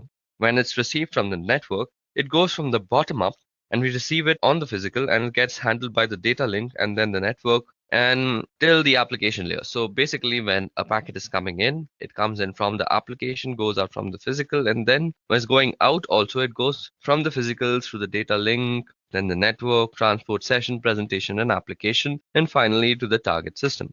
Now what we're dealing with is an encapsulation process, so at every layer on the way down the different layers add bits of information to the datagram or the packet.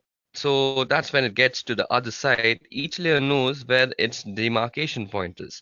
While it may seem obvious, each layer talks to the same layer on the other side. So when we drop a packet out onto the wire, the physical layer talks to the physical layer, and in other words, the electrical bits that get transmitted by the network interface on the first system are received on the second system. On the second system, the layer 2 headers that were put by the first system get removed and handled as necessary.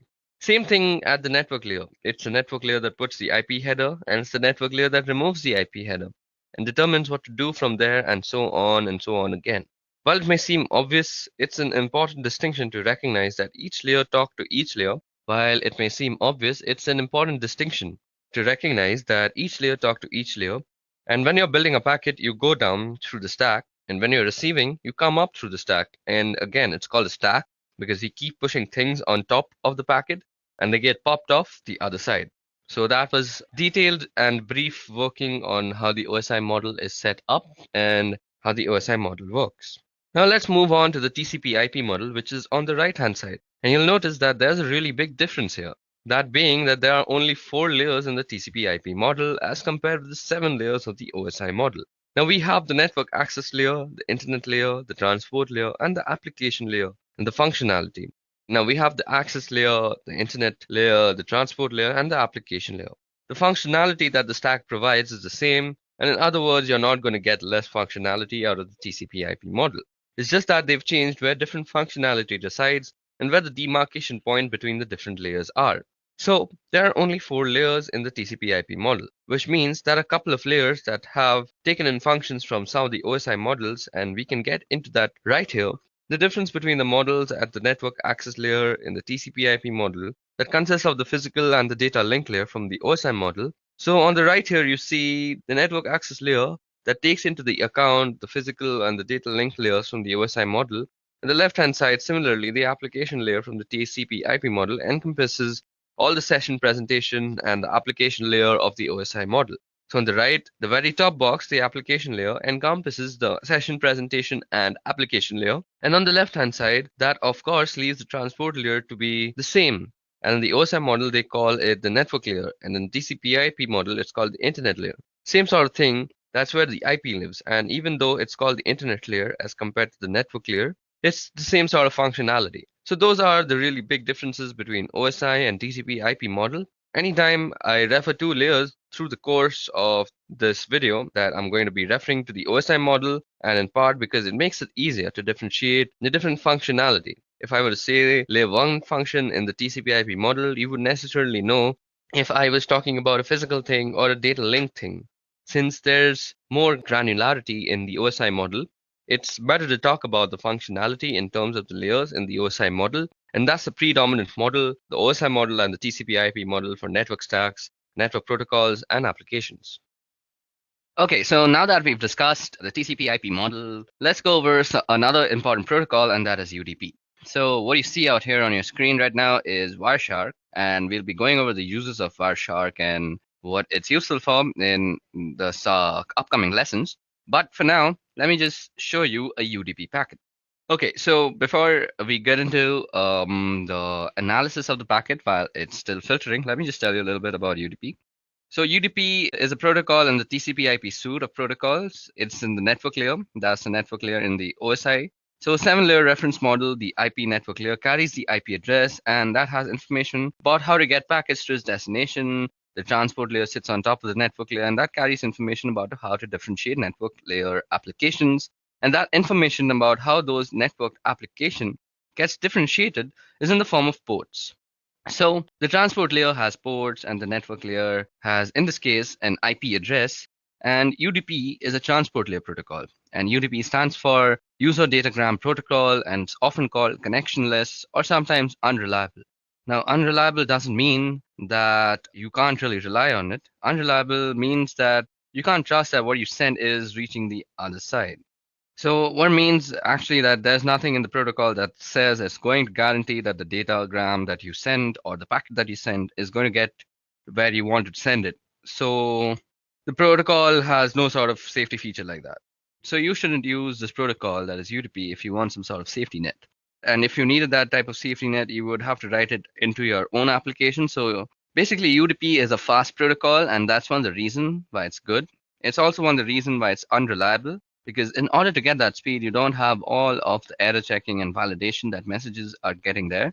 So because it's fast, it's good for things like games and for real-time voice and video, anything where speed is important, and you would use UDP. So right here, I have a packet capture. So I'm using Wireshark to capture some packets, and let's check out a UDP packet.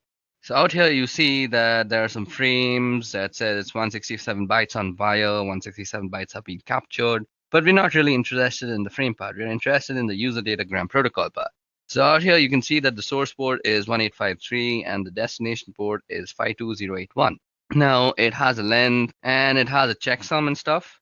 So as you guys see out here, well, we don't really see a bunch of information. What you only see is the source port and the destination port, the length, and there's also a checksum. So UDP doesn't come with an awful lot of headers because it doesn't need any of the things that you see in the other packet headers. The only thing it needs is to tell you how to get the application on the receiving host, and that's where the destination port comes in. And once the message gets to the destination needs to know how to communicate back to the originator, and that would be through the source port or a return message. So a return message would convert the source port to a destination port and send back to that port in order to communicate with the originator.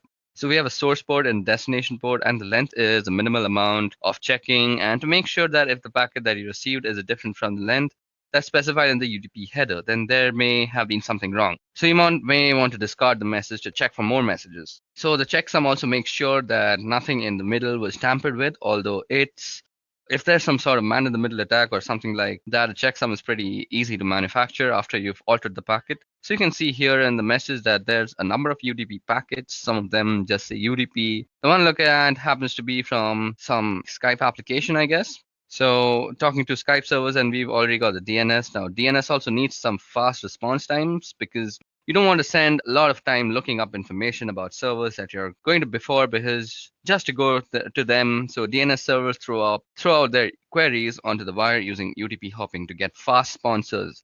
They don't want to spend a lot of time setting up connections and doing all the negotiating that comes with a protocol like TCP, for example. So here you see that the DNS is using UDP, and what we've got here is another UDP packet with port destination and all sorts of stuff. So you can see it out here. So you can see the checksum, it's unverified checksum status. So you can check out all sorts of stuff using Wireshark. So that was about UDP, or the user datagram protocol. Okay, so now that we're done with the user datagram protocol, let's talk about addressing modes. So addressing modes is how you address a packet to your different destinations. So there are three kinds of addressing modes.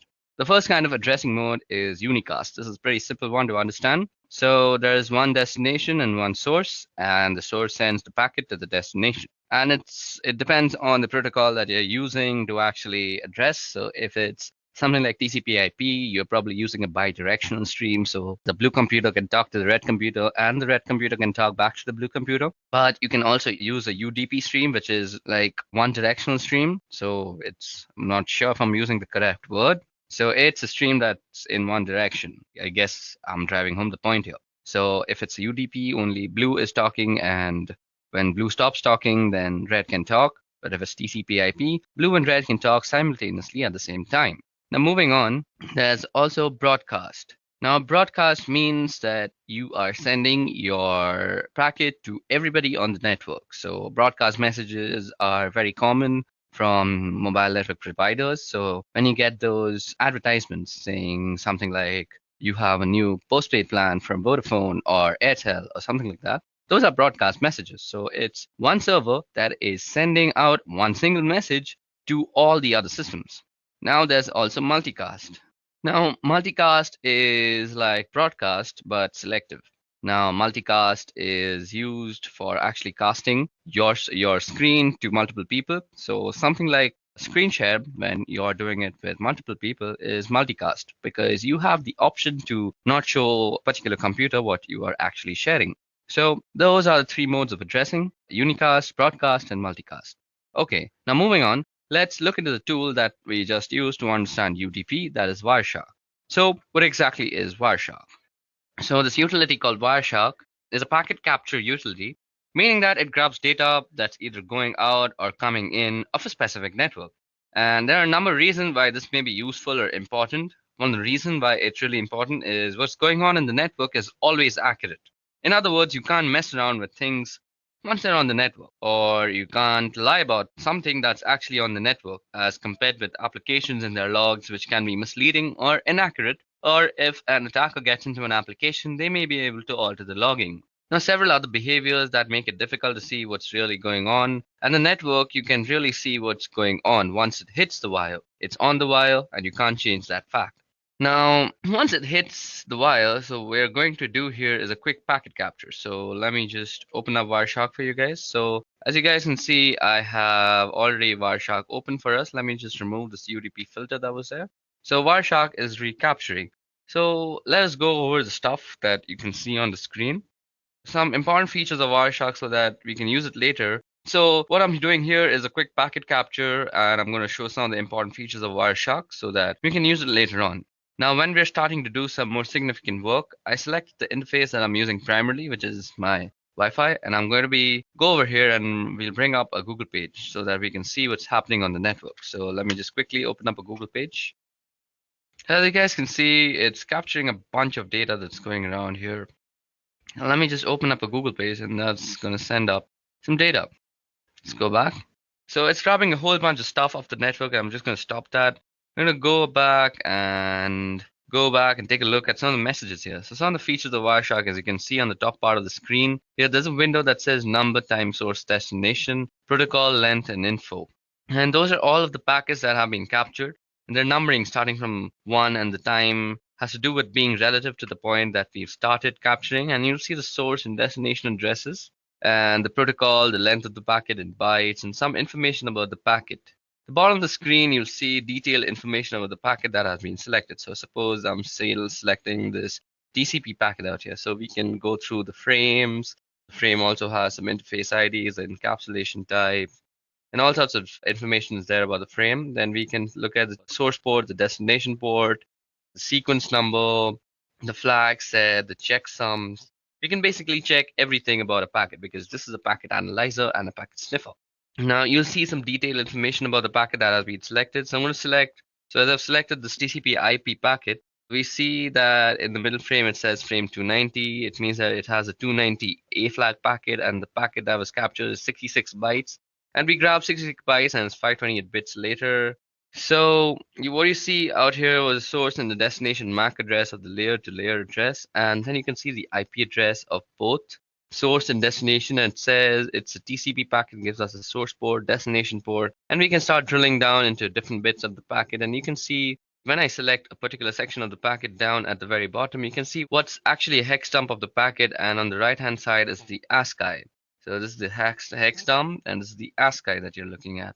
What's really cool about Wireshark is it really pulls the packet into its different layers that we have spoken about, the different layers of the OSI and the TCP IP model.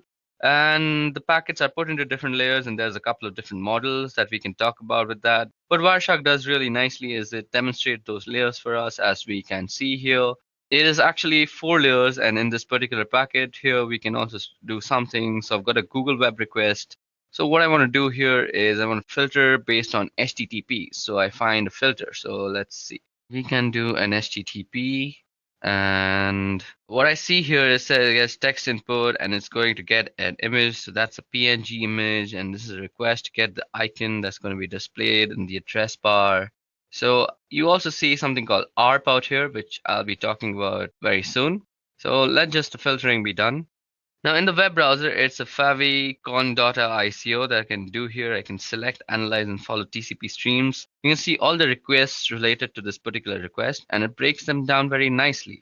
So you can see we've sent some requests to Spotify because I've been using Spotify to actually listen to some music. Then you can see all sorts of stuff, like this was something to some not found place. So let's just take the Spotify one, and you can see that we get a bunch of information from the Spotify thing at least.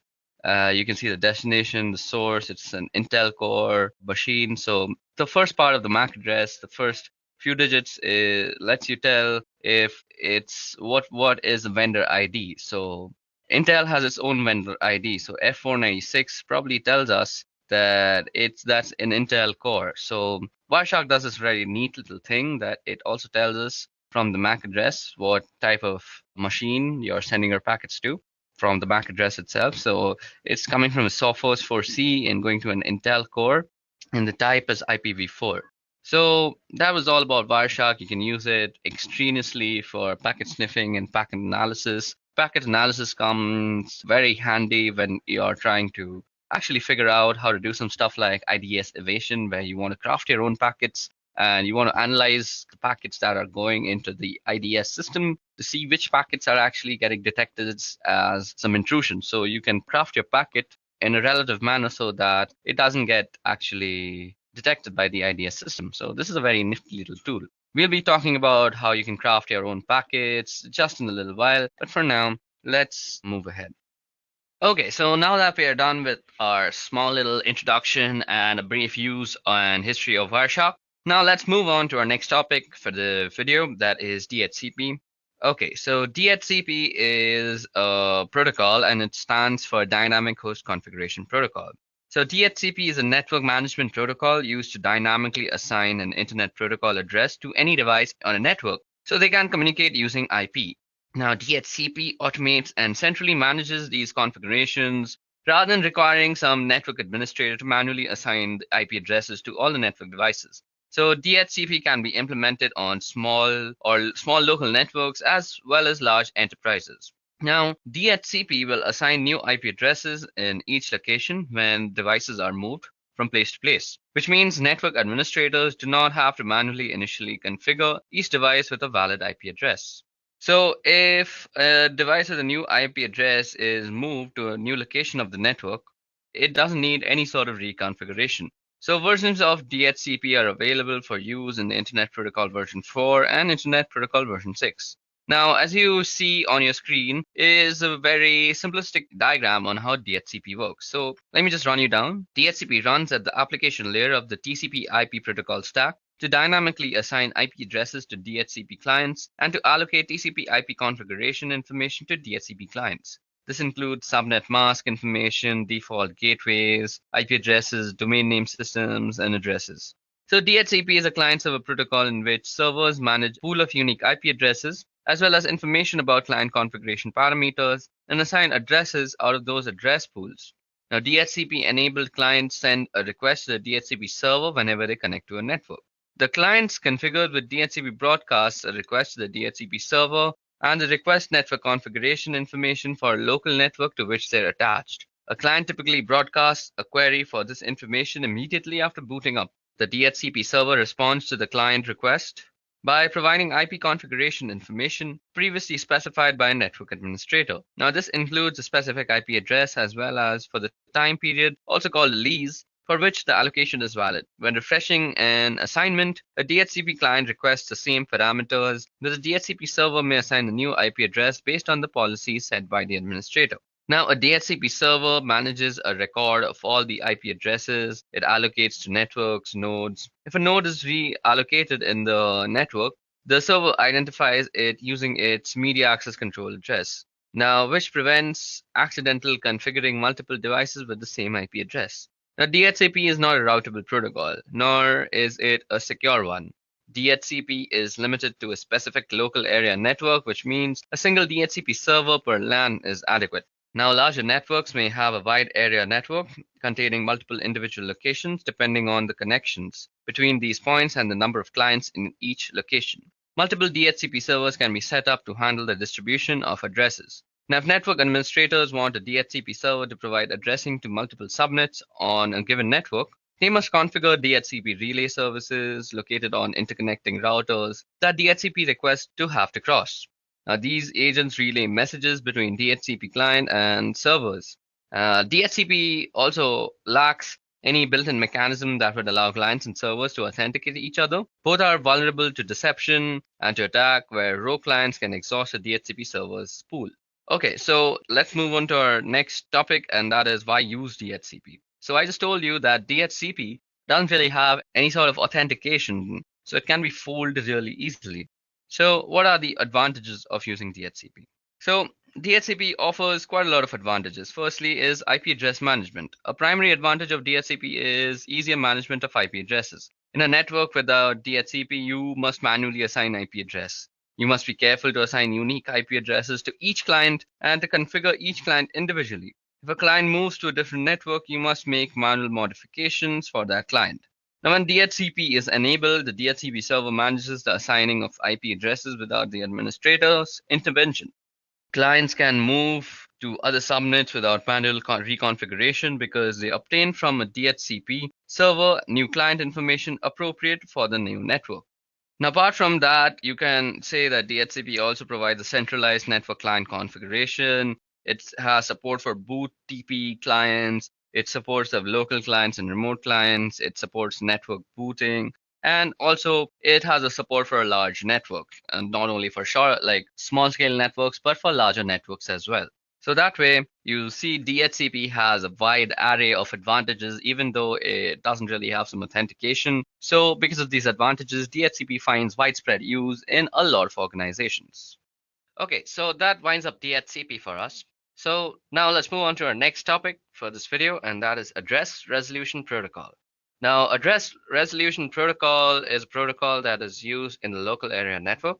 So let me just give you a brief introduction to it, and then we'll get into how we can use it as an ethical hacker to looking into stuff and looking into vulnerabilities and looking if somebody is actually being hacked or something like that. Okay, so first of all, as I just said, Address Resolution Protocol is a local area network protocol. It basically works when you're using a LAN. So suppose you have a bunch of computers that are connected over a LAN, and they have the following IPs, which is 192.168.1.31 followed till 32, 33, 34. So these are the computers, and this is the scenario. How the ARP protocol works is that when suppose the red computer out here wants to send a piece of data or a packet or a datagram to this yellow computer, that is the IP that it's calling out. So it'll broadcast over the LAN saying a who is message, like who is 192.168.1.133, and they will be constantly listening for a reply after that. So they send out a packet and they don't really know which machine to send it to because nobody has responded yet. So after that, the red computer asks who is 192.168.133, and after that, the yellow computer recognizes that it has the same IP address, and he'll say that, hey, here's my MAC address, so we can communicate more easily in the future. So this MAC address is going to be tied into this IP address in a thing called the ARP table. I'm going to show you the ARP table right now in just a few minutes. Now, what you have to understand is that this is actually exploitable because there is no validation. Anybody can come into this situation and just lie. So suppose that 192.168.1.31 and there's this yellow computer, and we also have this other computer with the blue computer, and this is not supposed to be on the LAN, but somehow this guy got into the building and he just connected a LAN wire and now he's on the network. Now what he can do is that he can catch the packet that you are sending and then send it to 192.168.133 simply by lying when the ARP protocol is running and saying that, yep, I'm actually the yellow computer, so send your data to me. And then he'll modify the data and send it to the yellow one. And when the reply comes, it'll also be forwarded to the blue computer. So what I'm explaining out here in this scenario is actually called a man-in-the-middle attack. Okay, so that was about the ARP protocol. Now let's talk about how we can use the ARP protocol for our advantage or as an ethical hacker. Okay, so now that we know how ARP actually works, let me show you how you can access the ARP table of your computer. So what you have to do is just open up command prompt and all you go is ARP A. Now this is not specific to Windows. It can be run on any machine that has this TCP/IP suite of protocols installed on its computer. So every computer system what is called an ARP table, and the reason it's called an ARP table is because it matches a layer 2 or physical address or MAC address to an IP address. And that's what ARP address resolution protocol is. And what it resolves is an IP address to a MAC address or a physical address. And the MAC or physical address are interchangeable because they mean the same thing.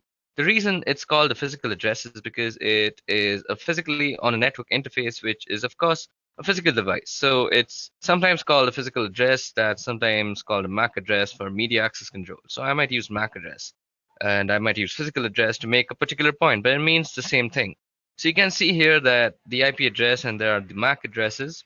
So these are the IP addresses and these are the MAC addresses. And they're listed in the ARP table, and I've done -A, which means show me all your ARP entries. While I'm doing this on a Windows system, as I just said, it's possible on a Linux system and anything with a TCP/IP suite of protocols installed, because it's an important utility to have in order to help diagnose any issue with your network problems. So this is how you would display an ARP table, and as I said, ARP is just a mapping from IP address to MAC address. So let me show you how the protocol looks like when it's actually working. So let's head over to Wireshark. So we choose the interface that we want to see. Okay, now all we do is put on a filter that says ARP. So if you guys see out here, there is this ARP packets that we are finding. So this is how it looks like. And I just said that it's a who has and a tell me. Now, there is no authentication. So when this guy is looking for, okay, so who has 192.168.2.172. Now, if we the hardware and if you see out here the MAC address, that the target MAC address is empty because it hasn't gotten a reply yet. Now, when the MAC address is given, they're just interchanged and it is sent back. So the sender MAC address is a Broadcom, and Wireshark does a really neat job at getting out the vendor names from the DNS, I mean from the MAC address.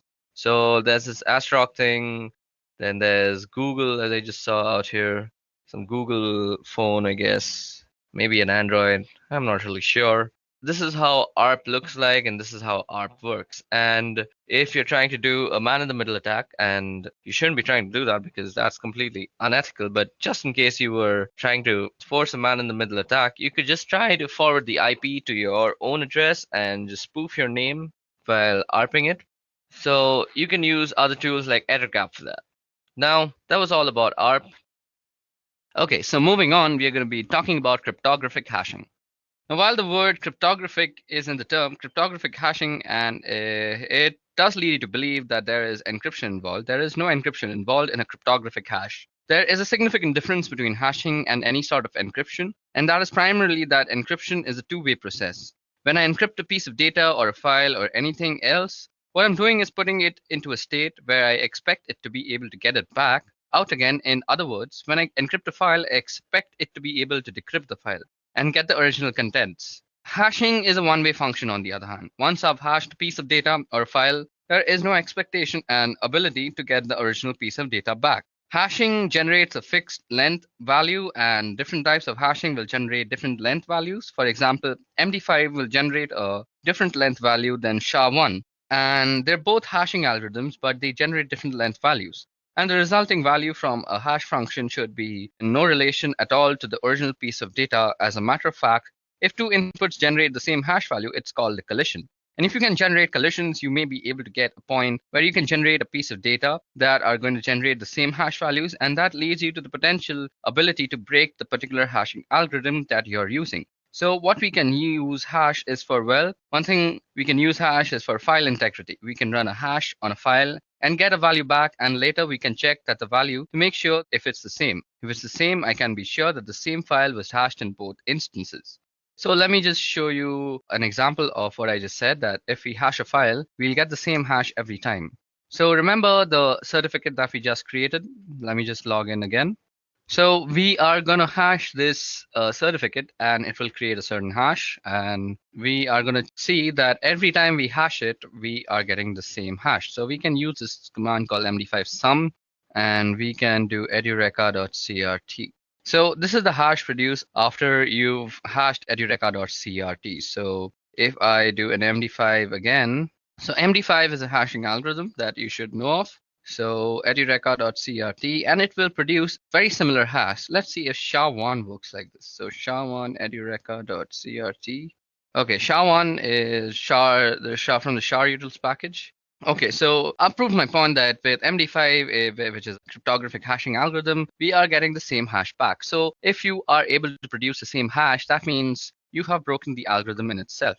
So if you run MD5 on Linux, you can get a version of MD5 and MD5 summation program on Windows and Mac OS, where with the utility MD5, which does the same thing. So I just showed you the file and I hashed it. And another reason we use hashing is we are storing passwords. So passwords are stored after hashing. We hash the passwords, and the reason for hashing passwords is so you're not storing the password in clear text, which would be easily seen even if you got it protected with permissions. If I hash the password every time I hash that password, I'm going to get the same value back from the same algorithm. So what I do is store the hash in some sort of password database. Since it's a one-way function, you can't get the password back directly from the hash.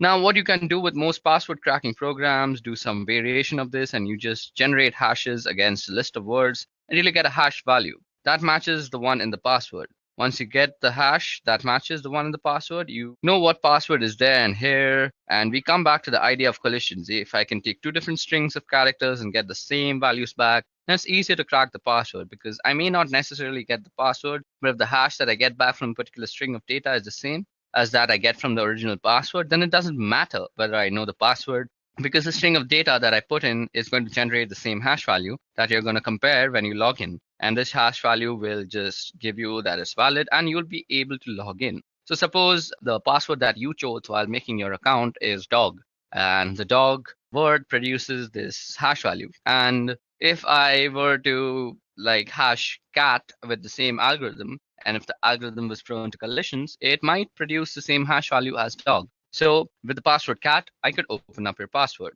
I could open up your account. So that was all about hashing and hashing algorithms. Let's move on now.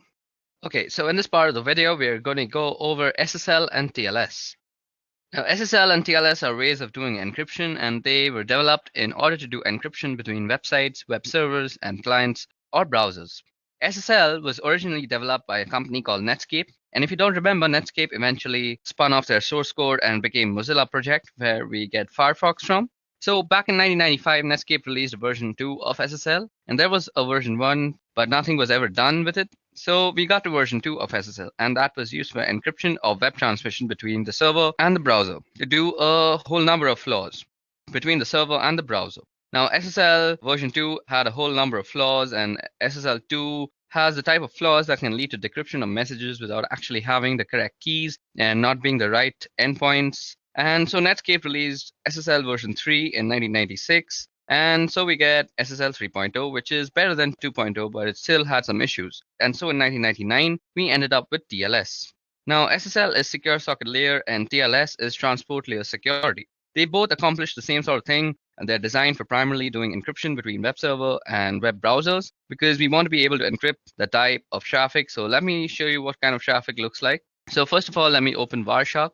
And out here, I already have a TLS scan ready for you guys that you can see. We have all sorts of TLS data. So you can see that here's my source and it's 1.32 and destination is 7612.4059.46, doing a client key exchange and a change cipher spec and an encrypted handshake message. And then we start getting application data.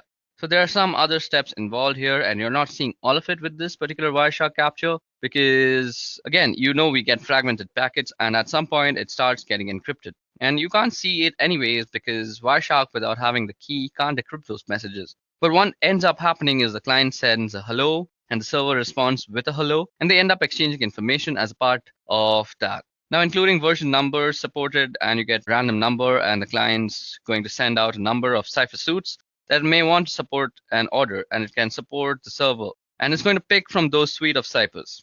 Now, then we start doing the key exchange and then do the change cipher spec and from the client and server, and eventually the server just sends a finished message. And at the point we've got this encrypted communication going on, but there's this handshake that goes on between the two systems. And there's a number of different types of handshakes depending on the type of endpoints that you've got.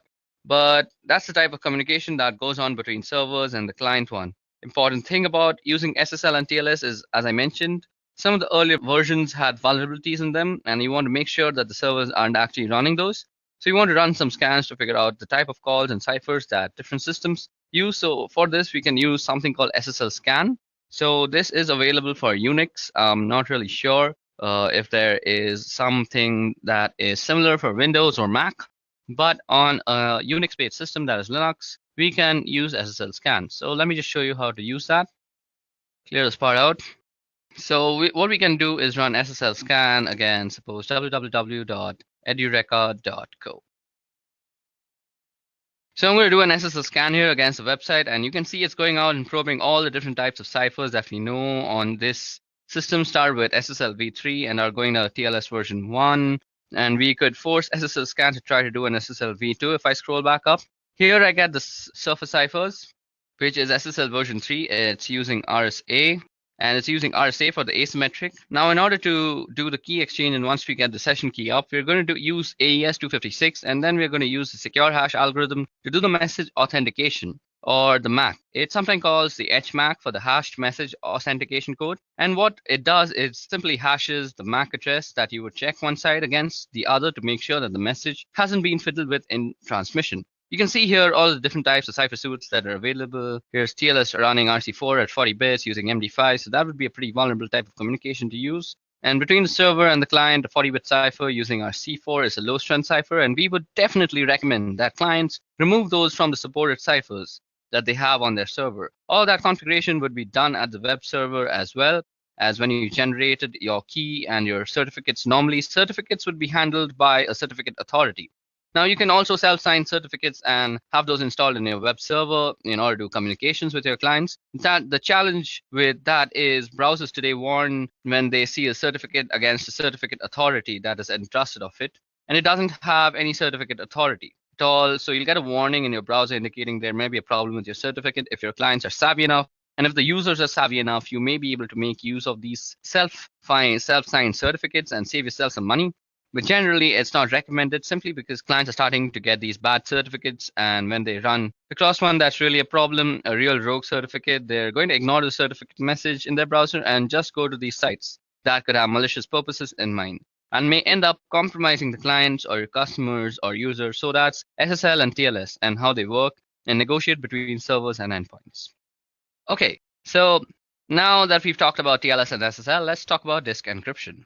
Now, disk encryption is actually something that was not really difficult to do, but sort of out of the reach of normal desktop computers for a really long time.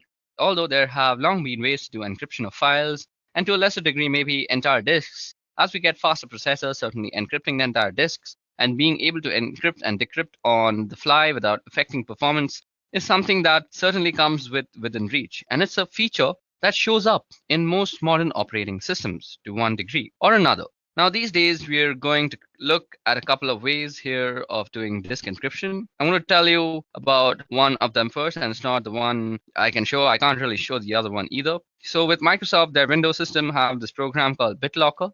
Now, BitLocker requires either Windows Ultimate or Windows Enterprise. I don't happen to have either version, so I can't really show it to you, but I can tell you that BitLocker has ability to do entire disk encryption, and they use AES for the encryption cipher. And the thing about BitLocker is that they use a feature that comes with most modern systems, particularly laptops. They'll have this chip in them that's called the Trusted Platform Module, or TPM. The TPM chip is what it does is it stores the keys that allows the operating system to be able to access the disk through this encryption and decryption process.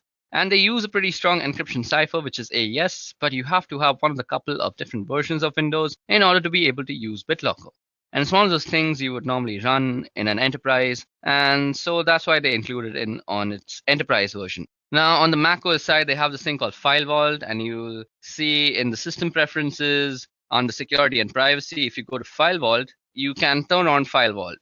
Now, if you have the little button that there says turn on File Vault, then you can turn on the File Vault and it would ask you about setting up keys, and it works similar to Windows BitLocker. Now, PGP happens to have the ability to do disk encryption, and you can see that in the case of this, you've burned the system. They've got a package called 𝐑𝐸-𝐶rypt, which is a GUI that allows you to map and mount a created encrypted volume. So I could run 𝐑𝐸-𝐶rypt, and it would help me set up the process of encrypting the volumes that I've got on my system. Now, disk encryption is a really good idea because when you are working with clients, the data is normally very sensitive. So, as I mentioned, you can always use things like BitLocker and Windows Vault or other such softwares for disk encryption. So, what I mentioned before is now not only possible, it's very much a reality with current operating systems. Now, let's talk about scanning. Now, scanning refers to the use of computer networks to gather information regarding computer systems. And network scanning is mainly used for security assessment, system maintenance, and also for performing attacks by hackers. Now, the purpose of network scanning is as follows. It allows you to recognize available UDP and TCP network services running on a targeted host. It allows you to recognize filtering systems between the users and the targeted hosts. It allows you to determine the operating systems in use by assessing the IP responses. Then it also allows you to evaluate the target host TCP sequence numbers and predictability to determine the sequence prediction attacks and the TCP spoofing.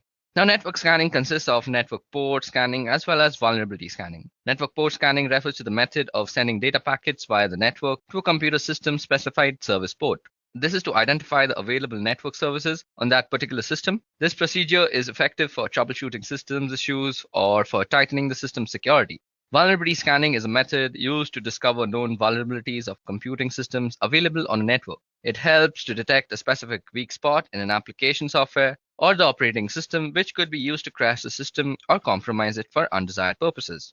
Now, network port scanning as well as vulnerability scanning is an information gathering technique, but when carried out by anonymous individuals, they are viewed as a prelude to an attack. Network scanning processes like port scans and ping swipes and return details about which IP address map to active live hosts and the type of service they provide. Another network scanning method known as inverse mapping gathers details about IP addresses that do not map to live hosts, which helps an attacker to focus on feasible addresses. Network scanning is one of the three important methods used by an attacker to gather information during the footprint stage, and the attacker makes a profile of the target organization. This includes data such as organization's domain name systems and email servers, in addition to its IP address range. And during the scanning stage, the attacker discovers details about the specified IP addresses that could be accessed online, their system architecture, their operating systems and services running on every computer.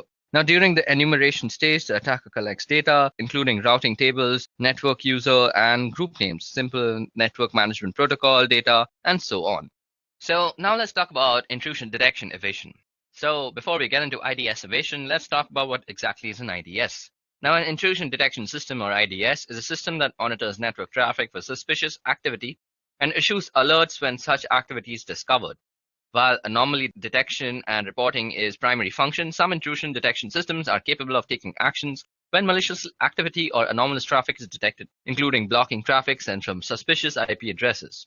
Although intrusion detection systems monitor network for potentially malicious activity, they are also prone to false alarms or false positives. Consequently, organizations need to fine-tune their IDS product when they first install them. That means properly configuring their intrusion detection system to recognize what normal traffic on their network looks like compared to potentially malicious activity.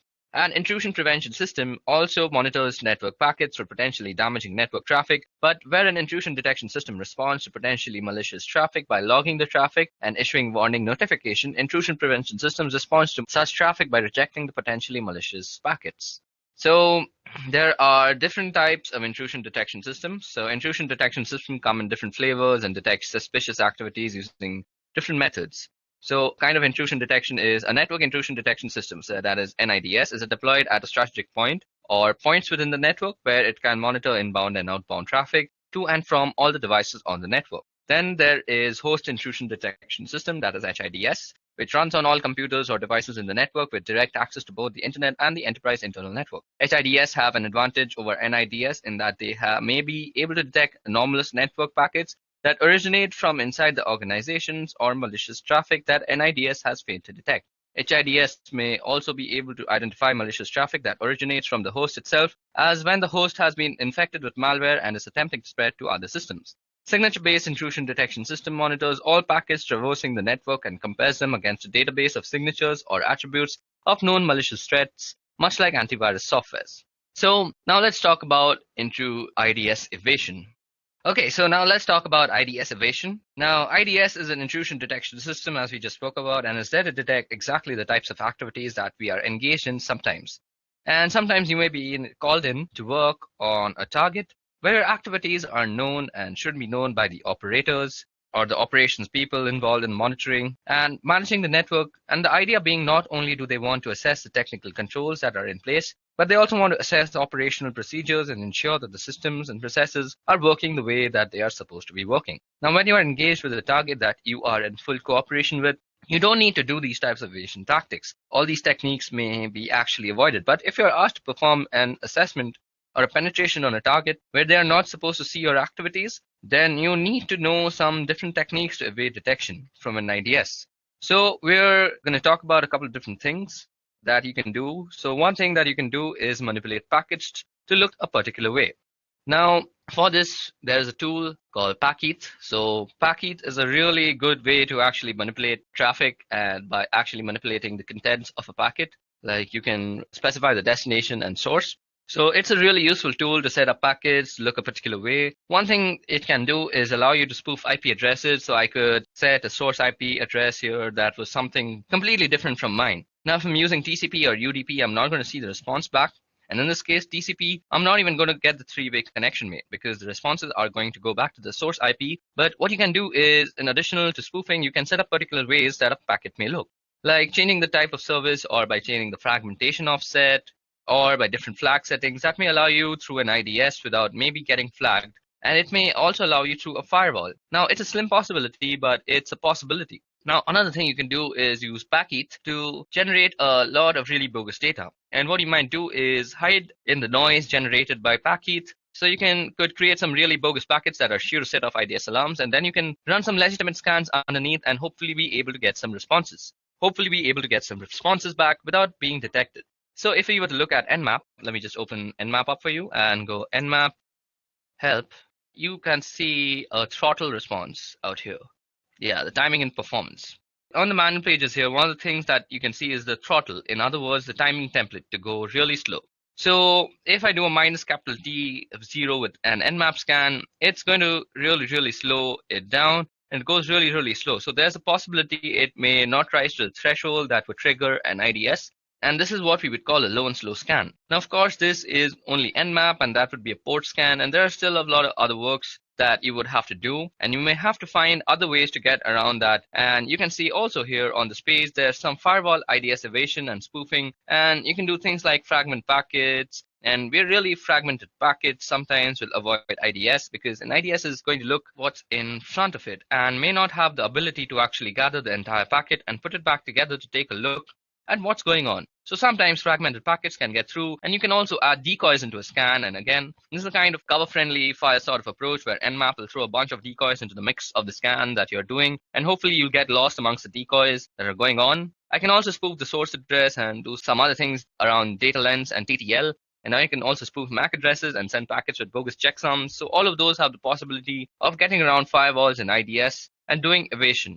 Now, one of the downsides of using some of these techniques, and particularly the timing technique that we talked about, is that you run the risk of really slowing down your work, which of course is a side effect of this type of approach where you have to hide yourself and your activities. But the thing to keep in mind is you've got a limited time frame in order to perform these sort of activities, and you really want to keep that in mind and be aware of how long some of these techniques are going to take. So also under the line of friendly fire, you could do the spoof technique with a throttle of 5 and just throw a lot of really bogus traffic at your target while also running a separate Nmap scan which shows legitimate information, and again hopefully you can get through underneath that friendly fire that's causing a lot of noise. Similarly, there's this tool called 𝐤𝐞, and 𝐤𝐞 does web application testing, and you can see that it has some abilities. There are some IDS evasion techniques. So if you're doing web application testing and you need to do IDS evasion, what you can also do is throw a 𝐤𝐞 scan out and do it from another system. And again, you may be able to hide underneath the noise from 𝐤𝐞 scans. While you're doing some other technique, you can hope you can see enough of these sorts of tactics to hide yourself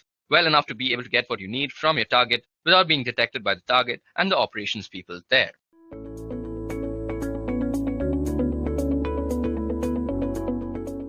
Now, cyber attacks are taking place all the time.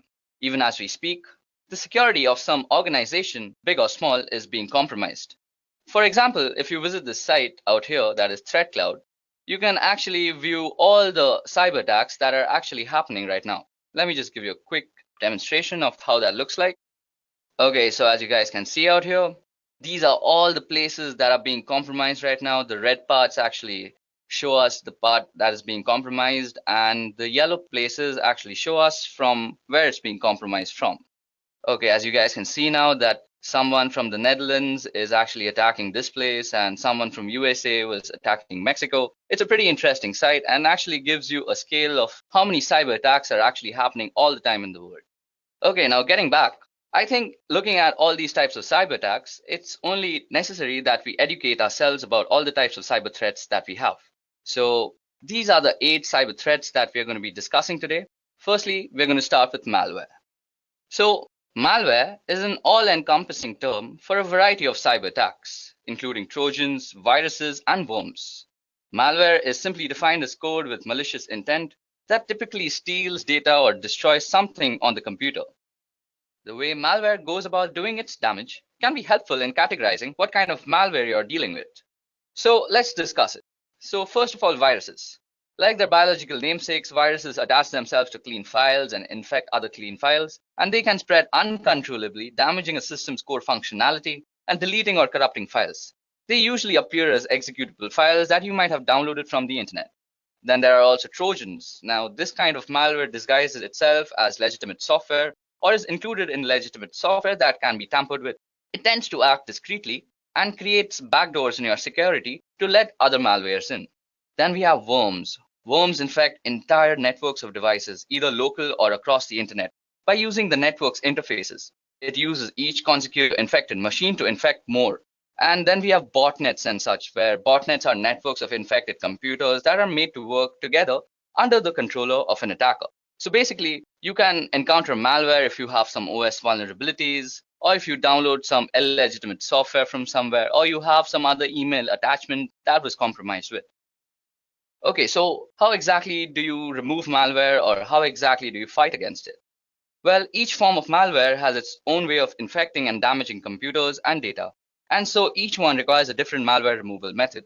The best way to prevent malware is to avoid clicking on links or downloading attachments from unknown senders, and this is sometimes done by deploying a robust and updated firewall, which prevents the transfer of large data files over the network in a hope to weed out attachments that may contain malware. It's also important to make sure your computer's operating system, whether it be Windows, Mac OS, Linux, uses the most up-to-date security updates. And software programmers update programs frequently to address any holes or weak points. And it's important to install all these updates as well as to decrease your own system weaknesses. So next up on our list of cyber threats, we have phishing. So what exactly is phishing? Well, often posing as a request for data from a trusted third party, phishing attacks are sent via email and ask users to click on a link and enter their personal data. Phishing emails have gotten much more sophisticated in recent years and making it difficult for some people to discern a legitimate request for information from a false one. Now, phishing emails often fall into the same category as spam, but are way more harmful than just a simple ad. So, how exactly does phishing work? Well, most people associate phishing with email messages that spoof or mimic bank, credit card companies, or other businesses like Amazon, eBay, and Facebook. These messages look authentic and attempt to get victims to reveal their personal information. But email messages are only one small piece of a phishing scam. From beginning to end, the process involves 5 steps. The first step is planning. The phisher must decide which business to target and determine how to get email addresses for the customers of that business. Then they must go through the setup phase. Once they know which business to spoof and who their victims are, phishers create methods for delivering the messages and collecting the data. Then they have to execute the attack, and this is the step most people are familiar with. That is, the phisher sends a phony message that appears to be from a reputable source. After that, the phisher records the information the victims enter into the web page or pop-up windows. And in the last step, which is basically identity theft and fraud, the phishers use the information they've gathered to make illegal purchases or otherwise commit fraud. And as many as a fourth of the victims never fully recover. So how exactly can you be actually preventing yourself from getting phished? Well, the only thing that you can do is being aware of how phishing emails actually work. So first of all, a phishing email has some very specific properties. So firstly, you will have something like a very generalized way of addressing someone, like dear client. Then your message will not be actually from a very reputable source. So out here, as you can see, it's written as Amazon on the label, but if you actually inspect the email address that it came from, it's from management@maisoncanada.ca, which is not exactly a legitimate Amazon address. Third, you can actually hover over the redirect links and see where they actually redirect you to. Now, this redirects me to www.fakeamazon.com, as you can see out here. So basically, you know this is actually a phishing email, and you should actually report this email to your administrators or anybody else that you think is supposed to be concerned with this. Also, let me give you guys a quick demonstration on how phishing actually works from the perspective of an attacker. So first of all, I have actually created a phishing website for harvesting Facebook credentials. I simply just took the source code of the Facebook login page and pasted it, and then made a backend code in PHP, which makes a log file of all the Facebook passwords that get actually entered onto the phishing page. Now, I've also sent myself an email as to make sure this looks legitimate, but this is only for spreading awareness, so please don't use this method for actually harvesting credentials. That's actually a very illegal thing to do. So let's get started. First of all, you'll go to your email and see that you'll get some email saying your Facebook credentials have been compromised. So when you open it, it looks pretty legit. Well, I haven't made it look all that legit. It should look legit, but the point out here is to actually make you aware of how this works. So as you guys can see, it says, "Dear client, we have strong reasons to believe that your credentials may have been compromised and might have been used by someone else. We have locked your Facebook account. Please click here to unlock. Sincerely, Facebook Associate Team." So if we actually click here, we are actually redirected to a nice looking Facebook page, which is exactly how Facebook looks like when you're logging in. Now, suppose I were to actually log into my Facebook account, which I won't, I'll just use some random ID, like this is an email @gmail.com, and let's put password as admin123, and we click login. Now, since my Facebook is actually already logged in, it'll just redirect to facebook.com, and you might just see me logged in. But on a normal computer, it'll just redirect you to www.facebook.com, which should just show this site again. Okay, so once I click login out here, all that the backend code that I've written in PHP out here will do is that it's going to take all the parameters that I've entered into this website, that is my email address and the password, and just generate a log file about it. So let's just hit login and see what happens. So as you guys can see, I've been redirected to the original Facebook page that is not meant for phishing. And on my system out here, I have a log file, and this log file will show exactly.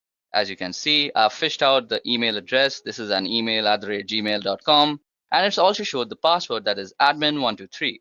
So this is how exactly phishing works. You enter an email address, and you're entering the email address on a phishing website, and then it just redirects you to the original site. But by this time, you've already compromised your credentials. So always be careful when dealing with such emails. So now jumping back to our session, the next type of cyber attacks we're going to discuss is password attacks. So an attempt to obtain or decrypt a user's password for illegal use is exactly what a password attack is. Hackers can use cracking programs, dictionary attacks, and password sniffers in password attacks. Password cracking refers to various measures used to discover computer passwords. This is usually accomplished by recovering passwords from data stored in or transported from a computer system. Password cracking is done by either repeatedly guessing the password, usually through a computer algorithm in which the computer tries numerous combinations until the password is successfully discovered. Now, password attacks can be done for several reasons, but the most malicious reason is in order to gain unauthorized access to a computer with the computer's owner's awareness not being in place. Now, this results in cybercrime, such as stealing passwords for the purpose of accessing bank information. Now today, there are three common methods used to break into a password-protected system. The first is a brute force attack. A hacker uses a computer program or script to try to log in with possible password combinations, usually starting with the easiest to guess password. So just think, if a hacker has a company list, he or she can easily guess usernames. If even one of the users has a password 123, he will quickly be able to get in. The next are dictionary attacks. Now a hacker uses a program or script to try to log in by cycling through the combinations of common words. In contrast with brute force attacks where a large proportion key space is searched systematically, a dictionary attack tries only those possibilities which are most likely to succeed, typically derived from a list of words, for example, a dictionary. Generally, dictionary attacks succeed because most people have a tendency to choose passwords which are short or such as single words found in the dictionaries or simple, easy predicted variations on words such as appending a digit or so. Now, the last kind of password attacks are used by keylogger attacks. A hacker uses a program to track all of the user's keystrokes. So at the end of the day, everything the user has typed, including the login IDs and passwords, have been recorded. A keylogger attack is different than a brute force or dictionary attack in many ways, not the least of which the key logging program used is a malware that must first make it onto the user's device. And the keylogger attacks are also different because stronger passwords don't provide much protection against them, which is one reason that multi-factor authentication is becoming a must-have for all businesses and organizations. Now, the only way to stop yourself from getting killed in the whole password attack conundrum is by actually practicing the best practices that are being discussed in the whole industry about passwords. So basically, you should update your password regularly. You should use alphanumerics in your password. And you should never use words that are actually in the dictionary. It's always advisable to use garbage words that make no sense for passwords, as they just increase your security. So moving on, we're going to discuss DDoS attacks. So what exactly is a DDoS or a DOS attack? Well, first of all, it stands for distributed denial of service. And a DOS attack focuses on disrupting the service to a network, as the name suggests. Attackers send high volume of data of traffic through the network until the network becomes overloaded and can no longer function. So there are a few different ways attackers can achieve DOS attack, but the most common is the distributed denial of service attack. This involves the attacker using multiple computers to send the traffic or data that will overload the system. In many instances, a person may not even realize that his or her computer has been hijacked and is contributing to the DOS attack. Now, disrupting services can have serious consequences relating to security and online access. Many instances of large-scale DOS attacks have been implemented as a single sign of protest towards governments or individuals and have led to severe punishment, including major jail time. So, how can you prevent DOS attacks against yourself? Well, firstly, unless your company is huge, it's rare that you would be even targeted by an outside group or attackers for a DOS attack. Your site or network could still fall victim to one. However, if another organization on your network is targeted. Now, the best way to prevent an additional breach is to keep your system as secure as possible with regular software updates, online security monitoring, and monitoring of your data flow to identify any unusual or threatening spikes in traffic before they become a problem. DOS attacks can also be perpetrated by simply cutting a table or dislodging a plug that connects your website server to the internet. So due diligence in physically monitoring your connections is recommended as well. Okay, so next up on our list is man-in-the-middle attacks. So by impersonating the endpoints in an online information exchange, the man-in-the-middle attack can obtain information from the end user and the entity he or she is communicating with. For example, if you are banking online, the man in the middle would communicate with you by impersonating your bank and communicate with the bank by impersonating you. The man in the middle would then receive all of the information transferred between both parties, which could include sensitive data such as bank accounts and personal information. So how does it exactly work? Normally, an MITM gains access through a non-encrypted wireless access point, which is basically one that doesn't use WAP, WPA, or any of the other security measures. Then they would have to access all of the information being transferred between both parties by actually spoofing something called address resolution protocol. That is the protocol that is used when you are actually connecting to your gateway from your computer. So how can you exactly prevent MITM attacks from happening against you? So firstly, you have to use an encrypted WAP, that is an encrypted wireless access point. Next, you should always check the security of your connection, because when somebody is actually trying to compromise your security, he will try to actually strip down the HTTPS or HSTS that is being injected in the website, which is basically the security protocols. So if something like this HTTPS is not appearing in your website, you're on an insecure website where your credentials or your information can be compromised. And the last and final measure that you can actually use is by investing in a virtual private network, which spoofs your entire IP, and you can just browse the internet with perfect comfort. Next up on our list is drive-by downloads. So gone are the days where you had to click to accept a download or install a software update in order to become infected. Now just opening a compromised web page could allow dangerous code to install on your device. You just need to visit or drive by a web page without stopping, or to click accept any software, and the malicious code can download in the background to your device. A drive-by download refers to the unintentional download of a virus or malicious software onto your computer or mobile device. A drive-by download will usually take advantage or exploit a browser or app or operating system that is out of date and has security flaws. This initial code that is downloaded is often very small, and since its job is often simply to contact another computer where it can pull down the rest of the code onto your smartphone, tablet, or other computers. Often, a web page will contain several different types of malicious code in hopes that one of them will match a weakness on your computer. So how does this exactly work? Well, first you visit the site, and during the three-way handshake connection of the TCP/IP protocol, a backend script is triggered. As soon as a connection is made while the last ACK packet is sent, a download is also triggered, and the malware is basically injected into your system. Now, the best advice I can share about avoiding drive-by downloads is to avoid visiting websites that could be considered dangerous or malicious. This includes adult content, file-sharing websites, or anything that offers you a free trip to the Bahamas. Now, some other tips to stay protected include keep your internet browser and operating system up to date, use a safe search protocol that warns you when to navigate to a malicious site, and use comprehensive security software on all your devices like McAfee All Access and keeping it up to date. Okay, so that was it about drive-by downloads. Next up is maladvertising or malvertising. So malvertising is the name we in the security industry give to criminally controlled advertisements which intentionally infect people and businesses. These can be any ad on any site, often ones which you use as a part of your everyday internet usage, and it is a growing problem, as is evident by a recent US Senate report and the establishment of bodies like Trust in Ads. Now, whilst the technology being used in the background is very advanced, the way it presents to the person being infected is simple. To all intents and purposes, the advertisement looks the same as any other, but has been placed by a criminal. Like you can see the Mint ad out here, it's really out of place, so you could say it's been made by a criminal.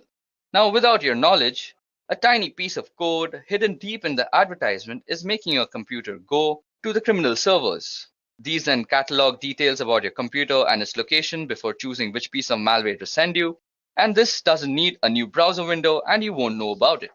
So basically, you're redirected to some criminal server, the malware injection takes place, and voila, you're infected. It's a pretty dangerous thing to be in. So how exactly can you stop malvertising?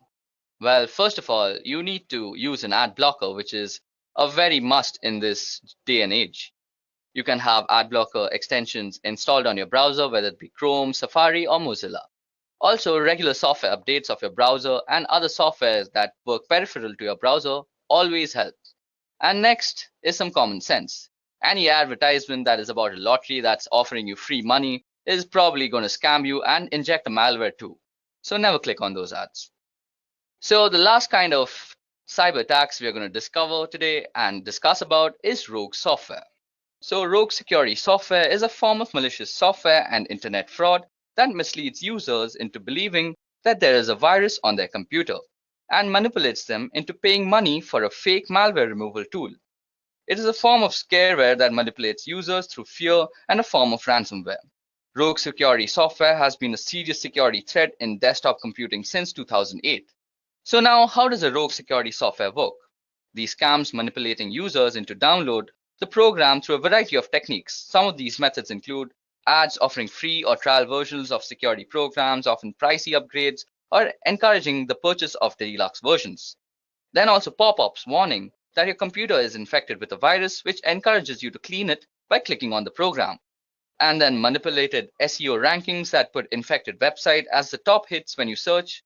These links then redirect you to a landing page that claims your machine is infected and encourages you a free trial of the rogue security program. Now, once the scareware is installed, it can steal all your information, slow your computer, corrupt your files, disable updates for legitimate antivirus softwares, or even prevent you from visiting legitimate security software vendor sites. Well, talking about prevention, the best defense is a good offense. And in this case, an updated firewall makes sure that you have a working one in your office that protects you and your employees from these type of attacks. It is also a good idea to install a trusted antivirus or anti-spyware software program that can detect threats like these. And also a general level of distrust on the internet and not actually believing anything right off the bat is the way to go.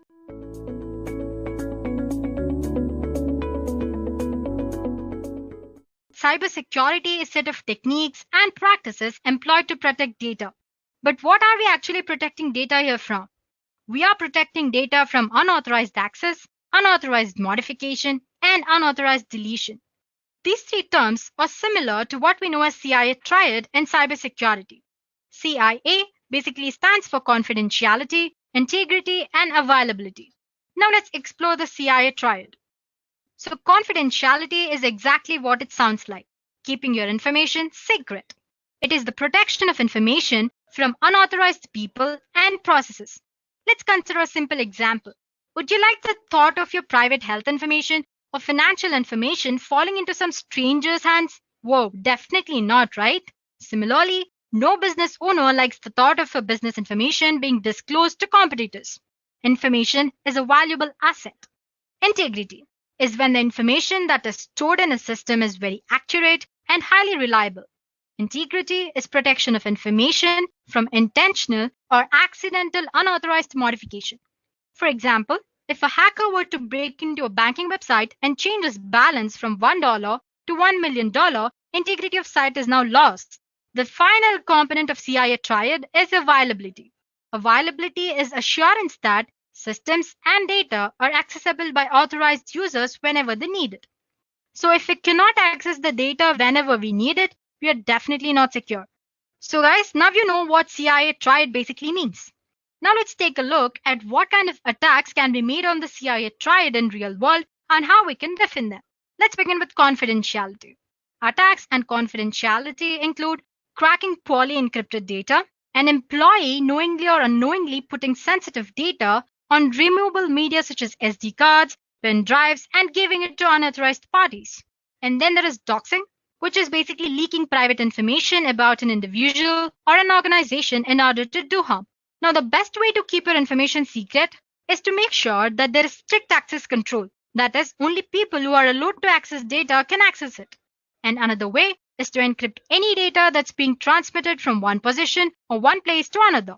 Now, integrity. Attacks on integrity include penetrating a web server in order to embed malware into web pages to corrupt the system, or maliciously accessing a financial server in order to falsify financial records, or hacker turning your machine into a zombie computer so that he can control your computer without you knowing about it. And the best way to upload the integrity is to use cryptography and then ensure intrusion detection. Well, if you're wondering what intrusion detection is, it's the act of detecting when hackers can carry out actions that might compromise the integrity of the system. And finally, threats you should be aware of when thinking about availability is denial of service attack or distributed denial of service attack. We already talked about it earlier. Basically, denial of service attack is one where enemy will flood your computer and internet connection with traffic so that the legitimate users can't access any information that there is on website. And there are other attacks as well.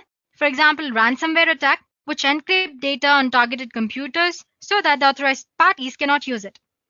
And then deliberately disrupting a server room's power supply so that the servers go offline. Now, a few ways you could protect yourself from these attacks are by using antivirus software, or you could install spyware detection and spyware remover softwares as well, and you could start using a firewall. So guys, the CIA triad is very fundamental concept in security. Confidentiality, integrity, and availability all have to work together to keep your information secure.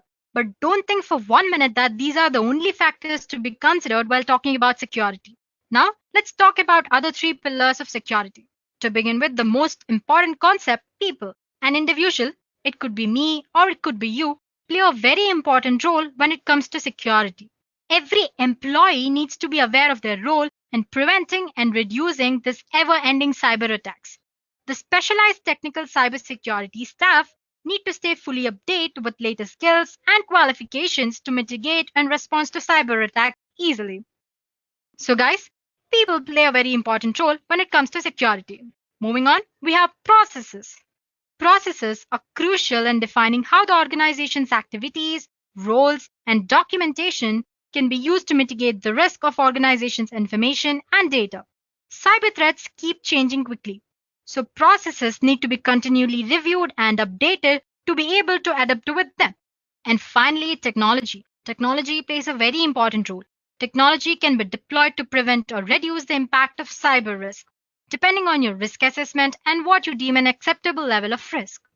So guys, now that we are aware of what cybersecurity is and its fundamentals, let's take a look at real-world scenario to understand how cybersecurity is ensured.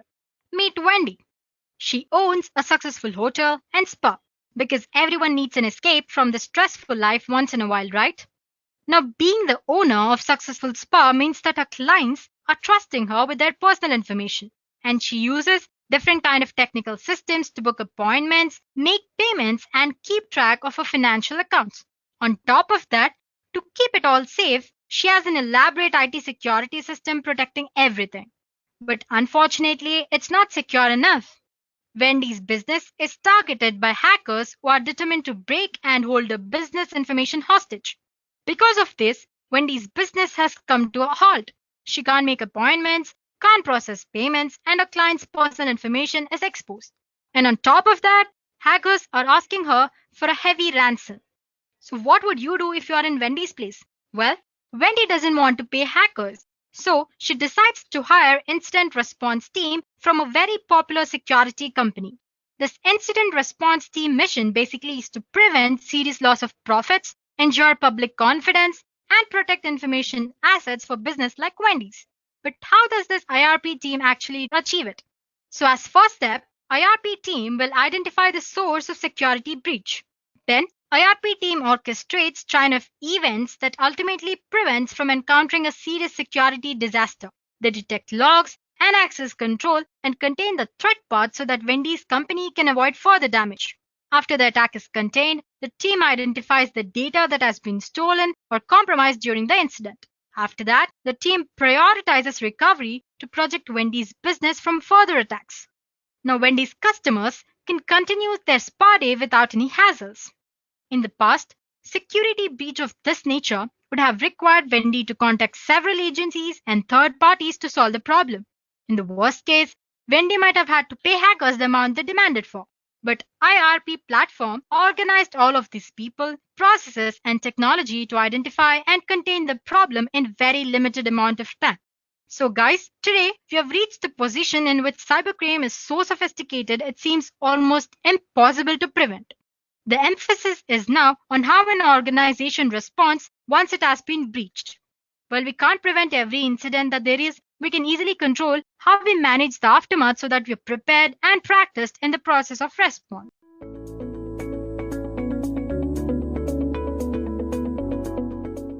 Let's kick things off by understanding what CSRF is and why it's such a dangerous vulnerability in web applications. Well, cross-site request forgery, also known as CSRF, is a web security vulnerability that allows an attacker to induce users to perform actions that they do not intend to perform. It allows an attacker to partly circumvent the same origin policy, which is designed to prevent different websites from interfering with each other. Now, to really understand the severity of CSRF, let's look at the real-world example. In 2015, a vulnerability was discovered in the popular web app X, which allowed attackers to use CSRF to perform unauthorized actions on user accounts, such as transferring money or changing account settings. These kinds of attacks highlight just how serious CSRF can be when not properly mitigated. A successful CSRF exploit in this case would give an attacker full control over the victim's actions without them even knowing it. Now, let's compare CSRF with another commonly discussed vulnerability, cross-site scripting or XSS. While they sound similar, they work in very different ways. Well, cross-site scripting allows an attacker to execute arbitrary JavaScript within the browser of a victim user. This can lead to the attacker stealing cookies, session tokens, or even performing actions on behalf of the victim. And on the other hand, cross-site request forgery allows an attacker to trick a victim user into performing actions they didn't intend to, like submitting a form or changing account settings, all without the user knowing. Now, let's talk about the key differences between CSRF and XSS. First, if we talk about the scope of impact, XSS is generally more dangerous than CSRF because it allows attackers to perform any actions the victim can do, while CSRF typically affects only specific actions that the user is authorized for. And another thing is that CSRF is a one-way attack where the attackers can make the victim send a request but cannot access the response. Whereas the XSS is two-way, meaning the attacker can inject scripts and capture the responses, making it more versatile and dangerous. Now to summarize, XSS provides broader attack potential, whereas CSRF is more limited but still risky if not properly defended against. Now that we know the basics of CSRF, so let's take a closer look at what can happen when this vulnerability is exploited successfully. In a successful CSRF attack, the attacker causes the victim user to act unintentionally. Like for example, this might be to change the email addresses of the bank account or to make a funds transfer. So depending on the nature of the action, the attacker might be able to gain full control over the user's account. If the compromised user has a privileged role within the application, then the attacker might be able to take full control of all the application's data and functionality. So now we know the potential damage a CSRF attack can cause. Let's move on to how these attacks actually work. For a CSRF attack to be possible, three key conditions must be in place. First, a relevant action.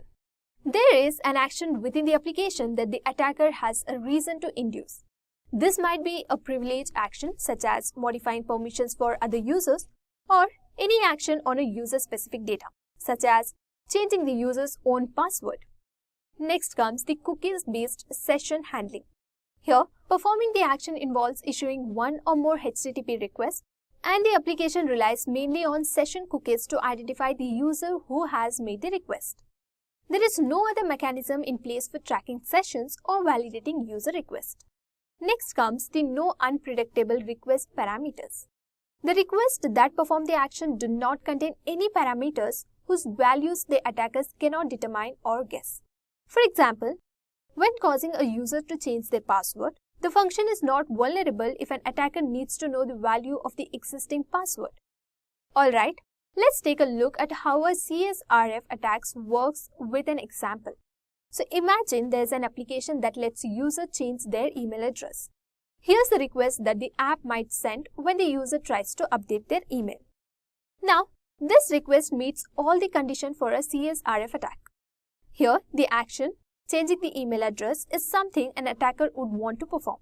Next, the app uses a session cookies to identify the user without any additional tokens or checks to secure the session. Then, the attacker can easily guess the values needed for this request. And with this condition in place, the attackers can construct a web page containing the following HTML code. So, when a victim visits the page, the following happens. First, the page triggers the HTTP request to the vulnerable website. Then, if the victim is logged in, their browser automatically includes their session cookie in the request. Next, the vulnerable website processes the request as it came from the victim and it changes their email address without them even knowing. And this is where the malicious script automatically submits the form once the victim visits the page, triggering the attack. So one thing to remember here is, although CSRF is normally described in a relation to cookie-based session handling, it also arises in other contexts where the application automatically adds some user credentials to request, such as HTTP basic authentication and certificate-based authentication. So now that we have outlined the key conditions for a CSRF attack, so let's look at how these exploits are actually delivered to victims. So, the delivery mechanisms for cross-site request forgery attacks are essential for the same as for reflected cross-site scripting. Typically, the attacker will place the malicious HTML onto the website that they control and then induce victims to visit that website. This might be done by feeding the user a link to the website via an email or social media message. Or, if the attack is placed into a popular website, they may just wait for the users to visit the website. Now that we have covered how CSRF exploits are delivered to victims, so let's dive into a live demonstration where we will exploit a CSRF vulnerabilities in DVWA, showing you the entire process from setup to execution. In this demo, we will set up DVWA on both Parrot OS, which will be our attacker machine, and Ubuntu, which is our victim machine. Then perform a CSRF attack to change the password on the victim's DVWA account. So in step 1, let us set up DVWA on Parrot OS, which is an attacker machine. So let's walk through setting up Damn Vulnerable Web Application or DVWA on Parrot OS. DVWA is a fantastic tool for practicing web application security. So before we start, ensure Parrot OS is updated. So for that, type this command. So this keeps your system ready for any installation. Now, DVWA requires Apache, MySQL and PHP. So run the following command to install them. So this setups your web server and database. Next, you need to start the necessary services such as Apache and MySQL. So for Apache, write this command. Well, and for MySQL, you can write this command. Alright. So you can also enable them to start automatically on boot using the enable option. Next, you need to log into MySQL using this command. So once this is done, let's set up the database and user for DVWA in MySQL. First, let's create a database for DVWA. So type create database DVWA and then press enter. So this command creates a new database named DVWA, where DVWA will store all its data in this database. Next, we will create a user for DVWA. So type create user and inside the single quotes, type DVWA underscore user at localhost and then followed by identified by root. And now press enter. Here, we are creating a new MySQL user named DVWA user who will only be able to access the database from the local host. So we also set the password for this user as root. You can also change this password to something more secure if you would like. But for now, we are using root for simplicity. Now, let's give the new user permission to access and manage the DVWA database. So for that, type grant all privileges on DVWA and after full stop give *2 and using single quotes write _dvwa_user at localhost and press enter. Alright, so this command grants DVWA user all privileges on the DVWA database. This means they can read, write and modify data within the database. Finally, we will apply the changes to MySQL's user privileges. So for that, type flush privileges and press enter. Here, the flush privileges command refreshes MySQL's internal memory, so it recognizes the changes we have made to the user permissions. So without this, MySQL won't apply the new user privileges. So next, we need to download DVWA from its official GitHub repository. For this, go to the browser. So here let us type DVWA and click on the first link. As you can see on the screen, you have the code button over here. So let's click on it. So from here, copy this link. Let's go back to our terminal and here we will clone this repository. So for that, type git clone and paste the link here. So followed by this link, we will specify the web server directory where we want to store DVWA. So as you can see, we were denied. So make sure you have the root permission, else you will get an error saying permission denied. And this places DVWA in the web server directory. So first, rename the sample configuration file and then navigate to the DVWA configuration directory. So for that, let us type the command. So this is the command. And then we will change the extension of the config file to .php. So for that, type this command. Now, we will edit the DVWA configuration file. So for that, we will open it with Nano Editor. Now, as you scroll down, we will change some configuration. So here we are going to configure three things. That is, first we need to change the username to DVWA user. And then we will change password to root. And finally, we will make sure our database name is DVWA. Okay, now let us save this. Now, we need to set proper permissions for the DVWA directory. So for that, let us type the command. So this is the command. Okay, so this ensures Apache has access to DVWA files. And next we will restart Apache. So for that, let us type the command. Alright, so once this is done, now open your browser and go to http localhost DVWA. And here, log in with the default credentials, that is username as admin and password as password. After logging in, you will see the DVWA dashboard. And to finalize the setup, go to the setup page and click on the create or reset database button. And this initializes the database for DVWA. And once the database is reset, log in again using the same default credentials, that is username as admin and password to be as password. And that's it. Your DVWA is now ready to start experimenting with CSRF vulnerabilities. And step 2 is set up DVWA on Ubuntu machine, which is our victim machine. Now to set up DVWA on your Ubuntu machine, follow the same steps we just covered for Parrot OS. So here the installation and configuration process is identical, so you can easily replicate the setup on Ubuntu. So once you have set up DVWA on both the attacker and victim machines, we can proceed with the demonstration. Now, let us move on to step 3, performing the CSRF attack on Parrot OS. First, make sure to set up the DVWA security to low. Now, go to the CSRF tab. After logging in, navigate to the CSRF section on the DVWA portal and then change the password to Edureka.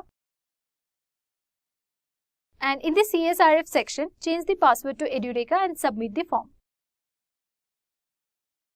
So once the confirmation message appears that the password has been changed, note the URL displayed in your browser's address bar. Copy the URL where the password change has been confirmed and paste it into the text file or notepad for the later use. Now, moving on to the step 4. Execute the CSRF attack on Ubuntu machine. First thing is to make sure to change the DVWA security to low. Then, Navigate to the CSRF tab on Ubuntu, and in the CSRF section on the Ubuntu machine, paste the malicious URL which you copied earlier from the Parrot OS into the browser's address bar. So after pasting the URL and pressing enter, you should see a password change confirmation on the Ubuntu machine as well. Next, to confirm the password change, click on Test Credential and enter the new password Edureka. And here, if the login is successful, it confirms that the password has been changed on the victim's DVWA portal. Well, this demo shows how an attacker can change the password of another user without their knowledge simply by exploiting a CSRF vulnerabilities. So by manipulating the victim's browser, an attacker can perform unauthorized action, highlighting the risk associated with such vulnerabilities in web applications. Now that we understand how the attack is delivered, so let's talk about how you can defend your application against CSRF. Nowadays, successfully finding and exploiting CSRF vulnerabilities often involves bypassing anti-CSRF measures deployed by the target website, the victim's browser, or both. The most common defenses you will encounter are as follows. First, CSRF tokens. A CSRF token is a unique, secret, and unpredictable value that is generated by the server-side application and shared with the client. When attempting to perform a sensitive action, such as submitting a form, the client must include the correct CSRF token in the request. This makes it very difficult for an attacker to construct a valid request on behalf of the victim. Next comes the same-site cookies. Same-site is a browser security mechanism that determines when a website's cookies are included in requests originating from other websites. As requests to perform sensitive actions typically require an authenticated session cookie, the appropriate same-site restrictions may prevent an attacker from triggering these actions cross-site. Next, referrer-based validation. Some applications make use of HTTP referrer header to attempt to defend against CSRF attacks, normally by verifying that the request originated from the application's own domain. This is generally less effective than CSRF token validation. And with these defenses in place, your applications will be much better equipped to handle and prevent CSRF attacks.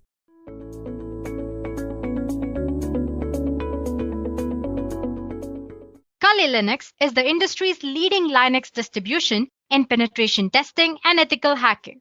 It offers tons and tons of hacking and penetration tools and different kinds of softwares by default. It is widely recognized in all parts of the world, even among Windows users who may not even know what Linux is. Well, to be precise, Kali Linux was developed by Offensive Security as the rewrite of Backtrack. Backtrack, just like Kali Linux, was a Linux distribution that focused on security. It was used for digital forensics and penetration testing purpose. But the question here is, why should you choose Kali Linux when you have other choices like Parrot Security Operating System, Backbox, Black Arc, and many more out there? Let me list out few reasons as to why Kali Linux is the best choice. First and foremost, it offers more than 600 penetration testing tools from different kinds of security fields and forensics. Secondly, Kali Linux is customizable. So if you're not comfortable with current Kali Linux tools or features or graphical user interface, you can customize Kali Linux the way you want. It is built on a secure platform. The Kali Linux team is actually made up of a small group of individuals. Those are the only ones who can commit packages and interact with repositories, all of which is done using multiple secure protocols. So Kali Linux is definitely a secure platform. Although penetration tools tend to be written in English, Kali includes multilingual support. This way, more users can operate in their native language and locate the tools that they need for the job that they are doing on Kali Linux. And lastly, Kali Linux, just like Backtrack, is completely free of charge. On top of all these benefits, Kali Linux offers different installation options. One way of installing Kali Linux is by making a Kali bootable USB drive. This is the fastest way of installing Kali Linux and the most favorable as well. We will discuss why in a while. You can also install Kali Linux using hard disk. Installing Kali Linux on your computer using a hard disk is a very easy process. But you should make sure that your computer has compatible hardware. You can also install Kali Linux alongside your operating system. It could be Windows or Mac. But you should exercise caution during setup process because it might mess up with your default BIOS settings. Lastly, You can use different kind of virtualization software such as VMware or VirtualBox to install Kali Linux on your preferred operating system. Well, apart from all this, you can also set up Kali Linux on advanced RISC machines or ARM like Raspberry Pi, Trim Slice, Cube Truck, and many more. So there you go, guys. Now you know what Kali Linux is and why it is a leading Linux distro for ethical hacking and penetration testing. In today's session, we will explore different ways to install Kali Linux. Let's get started then. Earlier, I said that the fastest method for setting up Kali Linux is to run it live from a USB drive. But why? First of all, it's non-destructive. It makes no changes to the host system's hard drive or the operating system that it is installed on. So once you remove USB, your operating system will return to its original state. Secondly, it's portable. You can carry Kali Linux in your pocket and can run it whenever you want, just in few minutes. It's customizable. You can create your own Kali Linux ISO image and put it into USB drive using a simple procedure, which we will discuss later. And lastly, it's potentially persistent. You can configure your Kali Linux live USB drive to have persistent storage so that the data you can collect is saved and you can use it across different reboots. Now let's see how to create a bootable Kali USB drive on Windows. Guys, actually the process is very simple. It's just a 3-step process. First of all, you need to plug your USB drive into an available USB port on your Windows PC. Next, you need to note down the destination drive it uses once it mounts. For example, it could be F drive. After that, you will have to download and launch a software called Win32 Disk Imager. On this software, you'll have to choose Kali Linux ISO file that needs to be imaged and verify that the USB drive to be overwritten is the correct one. Lastly, once the imaging is complete, you need to safely eject the USB drive from Windows machine. So like I said, it's very simple, right? Well, I'm not going to show you demo on this one because like I said, it's very easy and I'm sure you guys can pull it off. If you have any doubts, you can post them in the comment section. We'll get back to you. And as for the demo part, we'll be doing 4 installations here. First of all, we'll see how to install Kali Linux using VMware on Windows operating system. Then we'll see how to install Kali Linux on Mac using VirtualBox. Moving on, we'll see how to install Kali Linux tools on different Linux distributions. I'll be showing how to install it on Ubuntu. Well, the procedure is same for every other Linux distribution, so you can go ahead and use the same procedure for the Linux distribution that you're using. And lastly, we'll see how to install Kali Linux on Windows 10 using Windows Subsystem for Linux. So I hope it's clear that what we'll be learning in the session. Let's get started with the first demo. In this demo, we'll see how to launch Kali Linux using VMware. So guys, you can install Kali Linux using any virtualization software. It could be VMware or VirtualBox. In this demo, I'll show you how to install it using VMware. So first of all, obviously, we'll have to install VMware, right? So just type of VMware. And it's the first link that you find. You can go ahead and download VMware Workstation Pro. You have it in the downloads. Here you can download Workstation Player as well.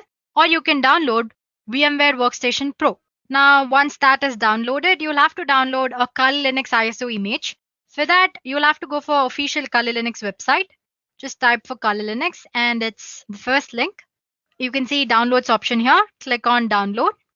And yeah, you can see different download options here. You have Kali Linux Lite for 64-bit as well as 32-bit. And then there is Kali Linux 64-bit and 32. And you have separate images for VMware and VirtualBox as well. Suppose you want to skip the entire lengthy procedure of installing it and you want to just use the image, then you can go ahead and use this Kali Linux 64-bit for VMware or VirtualBox. Same goes for the 32-bit as well.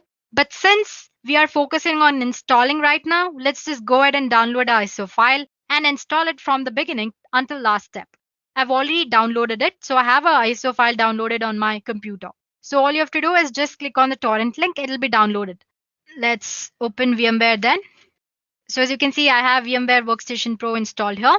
So I already have about two virtual machines installed on my VMware Workstation. As you can see on the home page, 3 different options. It says create a new virtual machine or open a virtual machine and connect to remote server.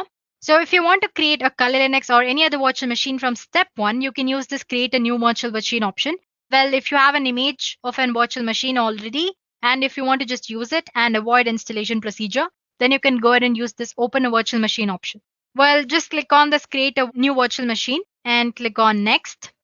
As you can see here, you have an option which says installer disk image file, ISO file you'll have to attach here. So click on browse. Let's see where I've stored my Kali Linux. As you can see, I already have it here. And there's one file here. Let me click on that and open. So yeah, don't bother about this error. It usually shows that. And then click on next here. So it's asking which operating system will be installed on this virtual machine. I want it to be Linux. So make sure you select Linux 64-bit and click on next. You have an option to name your virtual machine. Let's say Kali Linux. And where do I want to store it? In my documents under virtual machines, Kali Linux. Sure. And click on next. It says it already exists. Let me try this one then. Let's say Kali Linux 1 and next. Yeah. So basically your Kali Linux will need about a 20 GB. Let's assign some 40 GB here. That's the maximum disk size that you can allot. Well, you can allot more than that as well, but minimum it needs about 20 GB. And you have an option which says store virtual disk as a single file or multiple files. Let's just select store virtual disk as a single file to avoid complications and click on next here. So as you can see, you can review your virtual machine settings here. You have an option to make changes to the settings. You can make changes right now or you can do it later as well. Let's just go ahead and make changes now. Click on this customize hardware option here. Well, as for the memory for this virtual machine, it totally depends on what you're using virtual machine for. If you're not using it for heavy works, then you can assign least amount of memory. Let's say I want to assign about 2 GB. There we go. And as for the processors, number of processors 1. And the number of core processors, you can choose as many as you want. Let's say 2. This will increase the performance of your virtual machine. So, and again, it totally depends on whatever you want to choose. And yeah, we have already attached the image. Network adapter, you can set for NAT. USB controller and sound card, you can retain the default settings. And as for the display, click on accelerated 3D graphics since Kali Linux has a graphical user interface. And it says 768 MB is the recommended amount of memory that you can use for graphics. So let's go ahead and select that and click on close. Well, you can actually make all the settings after installing Kali Linux as well. No problem there. Once you've done that, click on finish here. As you can see, my Kali Linux image is ready for installation. You have two options to power up. As you can see, you have this option here. You can click on that to power on this virtual machine, or you can go ahead and click on this. Let me click on this. So once you click on that, you should be greeted with this Kali boot screen. As you can see, there are a lot of options here. We did discuss live option earlier, right? So if you don't want any trace of Kali Linux on your operating system, you can go ahead and use live option here. You have live USB persistence mode and live USB encrypted persistence as well. Suppose you want to store some data and save it for a later reboots, you can use live persistent option here. And most of the time people get confused with this install and graphical install. Just don't go ahead and click on install option. Do it only if you're well versed with command line interface. So basically that install option is for command line interface. So you'll be greeted with Kali Linux command line interface. Since if you're using Kali Linux for the first time, go ahead with graphical install. Select the graphical install and click enter. So as you can see, it will start mounting storage devices. Whole installation process might take about 10 minutes. So it's prompting you to select a language. So select your preferred language, then your country location. Let's say English and click on enter. And it's asking you for the country location. Just give United States and enter. And I want the keyboard to be configured with American English. You can choose any native language. Like I said earlier, it supports multilingual or it supports multiple languages. So go ahead and choose it. But it might complicate the way you use Kali Linux later. So you can always go ahead and stick ahead with English only. Well, it doesn't matter. So as you can see, it's configuring the network. So it'll detect the ISO file and load installation component and then prompt you to enter a host name for your system. Well, in this installation, let's just enter Kali and click on enter. You can give the name you want. And next it's asking you for the domain name. Suppose you have a set of virtual machines and if you want to give all of them a domain name, you can assign a domain name as well, but it's optional. Let's not give any domain name here and click on enter. The next thing it does is it'll prompt you for the password that you'll have to enter every time you launch your Kali Linux. So just give some password of your choice and click on continue. The best thing about Kali Linux is you can set up date and time as well. You can make it later as well, but you can choose it here. So just click on Eastern or whichever choice you like and click on enter.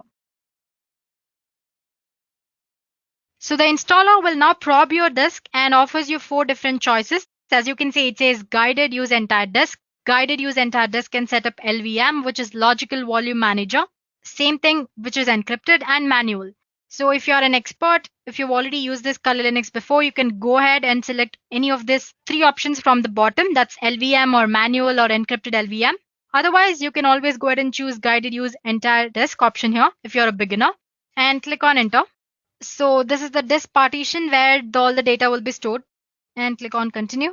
It's asking if you want to store all files in one partition or if you want to make partitions. So depending on your needs, you can go ahead and choose to keep all your files in single partition, which is default, or you have separate partition for one or more of the top level directories. Let's just choose the first option and click on enter. So once you've done that, you'll have one last chance to review your disk configuration. Once you're sure that you've given correct details, click on enter here. It's asking if the changes that you make to Kali Linux should be written to the disk or not. So say yes. So it will start partition and install the virtual machine. It took a while, but as you can see, installation is almost done. It's asking me to configure the package manager. Well, if you select no in this session, you will not be able to install packages from Kali repositories later. And click on continue. So suppose if you want to install other repositories or updates later on, you can always go and click on yes. Otherwise you can go for no as well. Now it's going to configure the package manager. It'll install package manager and configure it. Then it'll install grub bootloader. And it's asking if you want to install grub bootloader to master boot record. Definitely yes. So select yes and click on continue. So it's asking to select the device manually. You can click this, select the device. So yeah guys, we're done here. So you can finally click on continue option to reboot your new Kali installation. So as you can see, the entire process took about 10 to 11 minutes. So yeah, let's go ahead and click on continue here. It's going to finish the installation. So guys, as you can see, the installation process from the step where we selected the language till the last step is same. It's just the medium on which you're installing is different. For example, right now we used VMware. Later on, I'll show you how to use VirtualBox. But once your Kali Linux image is ready to boot, the rest of the installation process is similar to this. So it's finished installing. It's loading the image. So if you have done everything right during the installation process and according to your needs, you'll land up in this page. Username. So we've given it this Kali, right? K-A-L-I, and password. As you can see, it's showing an error. It says that didn't work. Please try again. This is mostly because first time when you log in, you should use word root as your default username. But later on, once you've already logged in, you can change the username according to your need. So root and password, you can use the same password which you set during installation process. So as you can see, login is successful. And here I go. My Kali Linux is up and running. So I can start using Kali Linux according to my needs. So once you've done that, you can go ahead and install VMware tools so that you can maximize it, full screen and all that stuff. You can also go ahead and change the date and time settings. As you can see here, you can go for the settings option here and do the settings. And you can start using Kali Linux for hacking and penetration testing purposes. So it's as easy as that, guys. So please go ahead and try installing it. Well, if you find any errors during installation process, let us know in the comment section. We'll get back to you as soon as possible.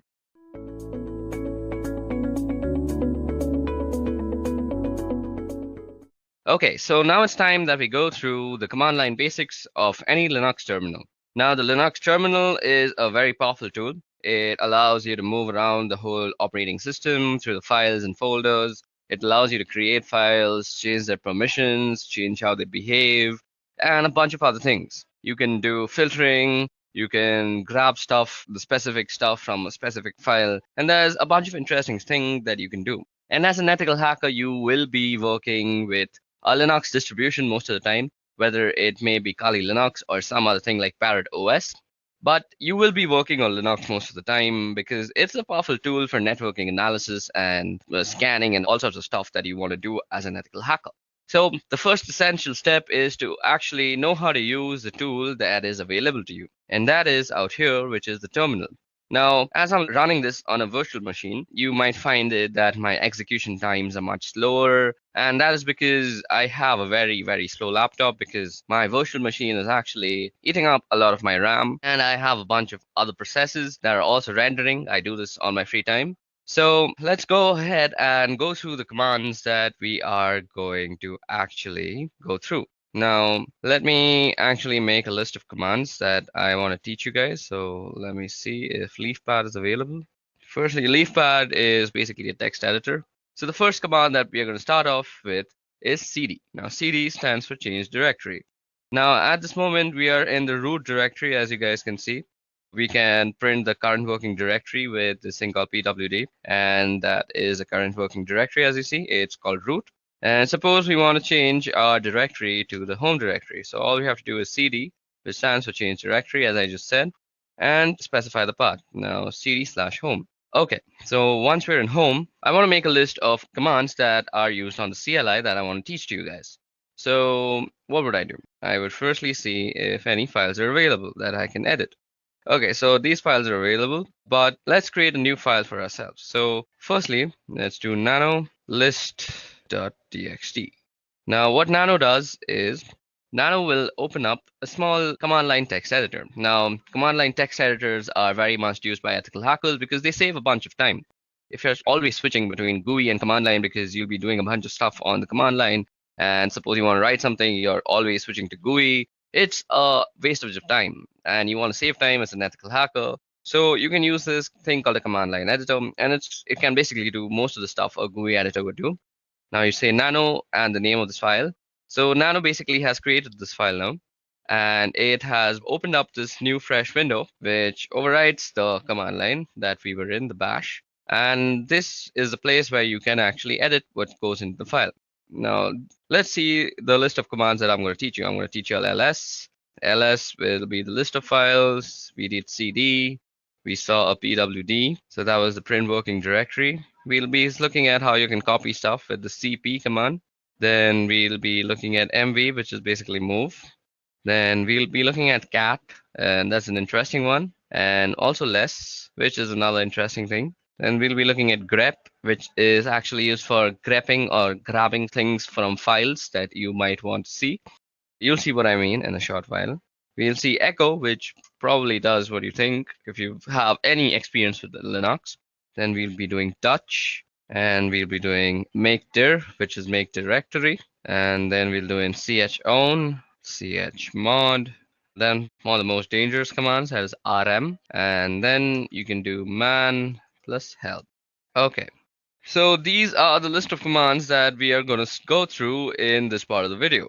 So suppose I was making this video and I wanted to save this somewhere. So if you see down here, there are a bunch of options that are shown to you. Now this caret sign might be not what you're thinking, that the shift 6 one, it's not shift 6. It's actually a control. So caret is control, and then G of course means G. So if you go control G, it will actually get help. Now what we want to do is save the file, and that is control O, and that is write out. So what we want to do is say control O, and now it's going to say if we want to name the file list.txt, and we want to name the file, and it says that we have written down 15 lines. So that's how you save a file. Now all we want to do is exit out of here. Okay, so first let's go ls, and let's go through whatever there is. So ls shows us the list of files that are there in that directory.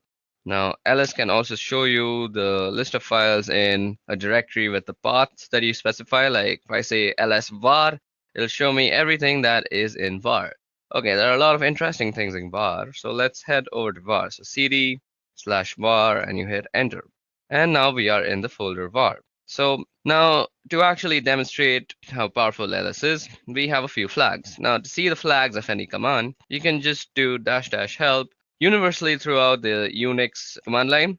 So out here you see some information that is kind of tough to read, but if you go on top and scroll out here, you'll see all the flags that you can use with the command, that is ls, and how you can use them. So you can see what to use, and you can read a little bit about it.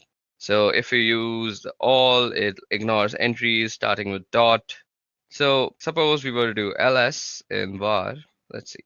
So it shows us like this. Now, if we do lsl, it'll show a long list with more information. So these are the permissions that you see out here.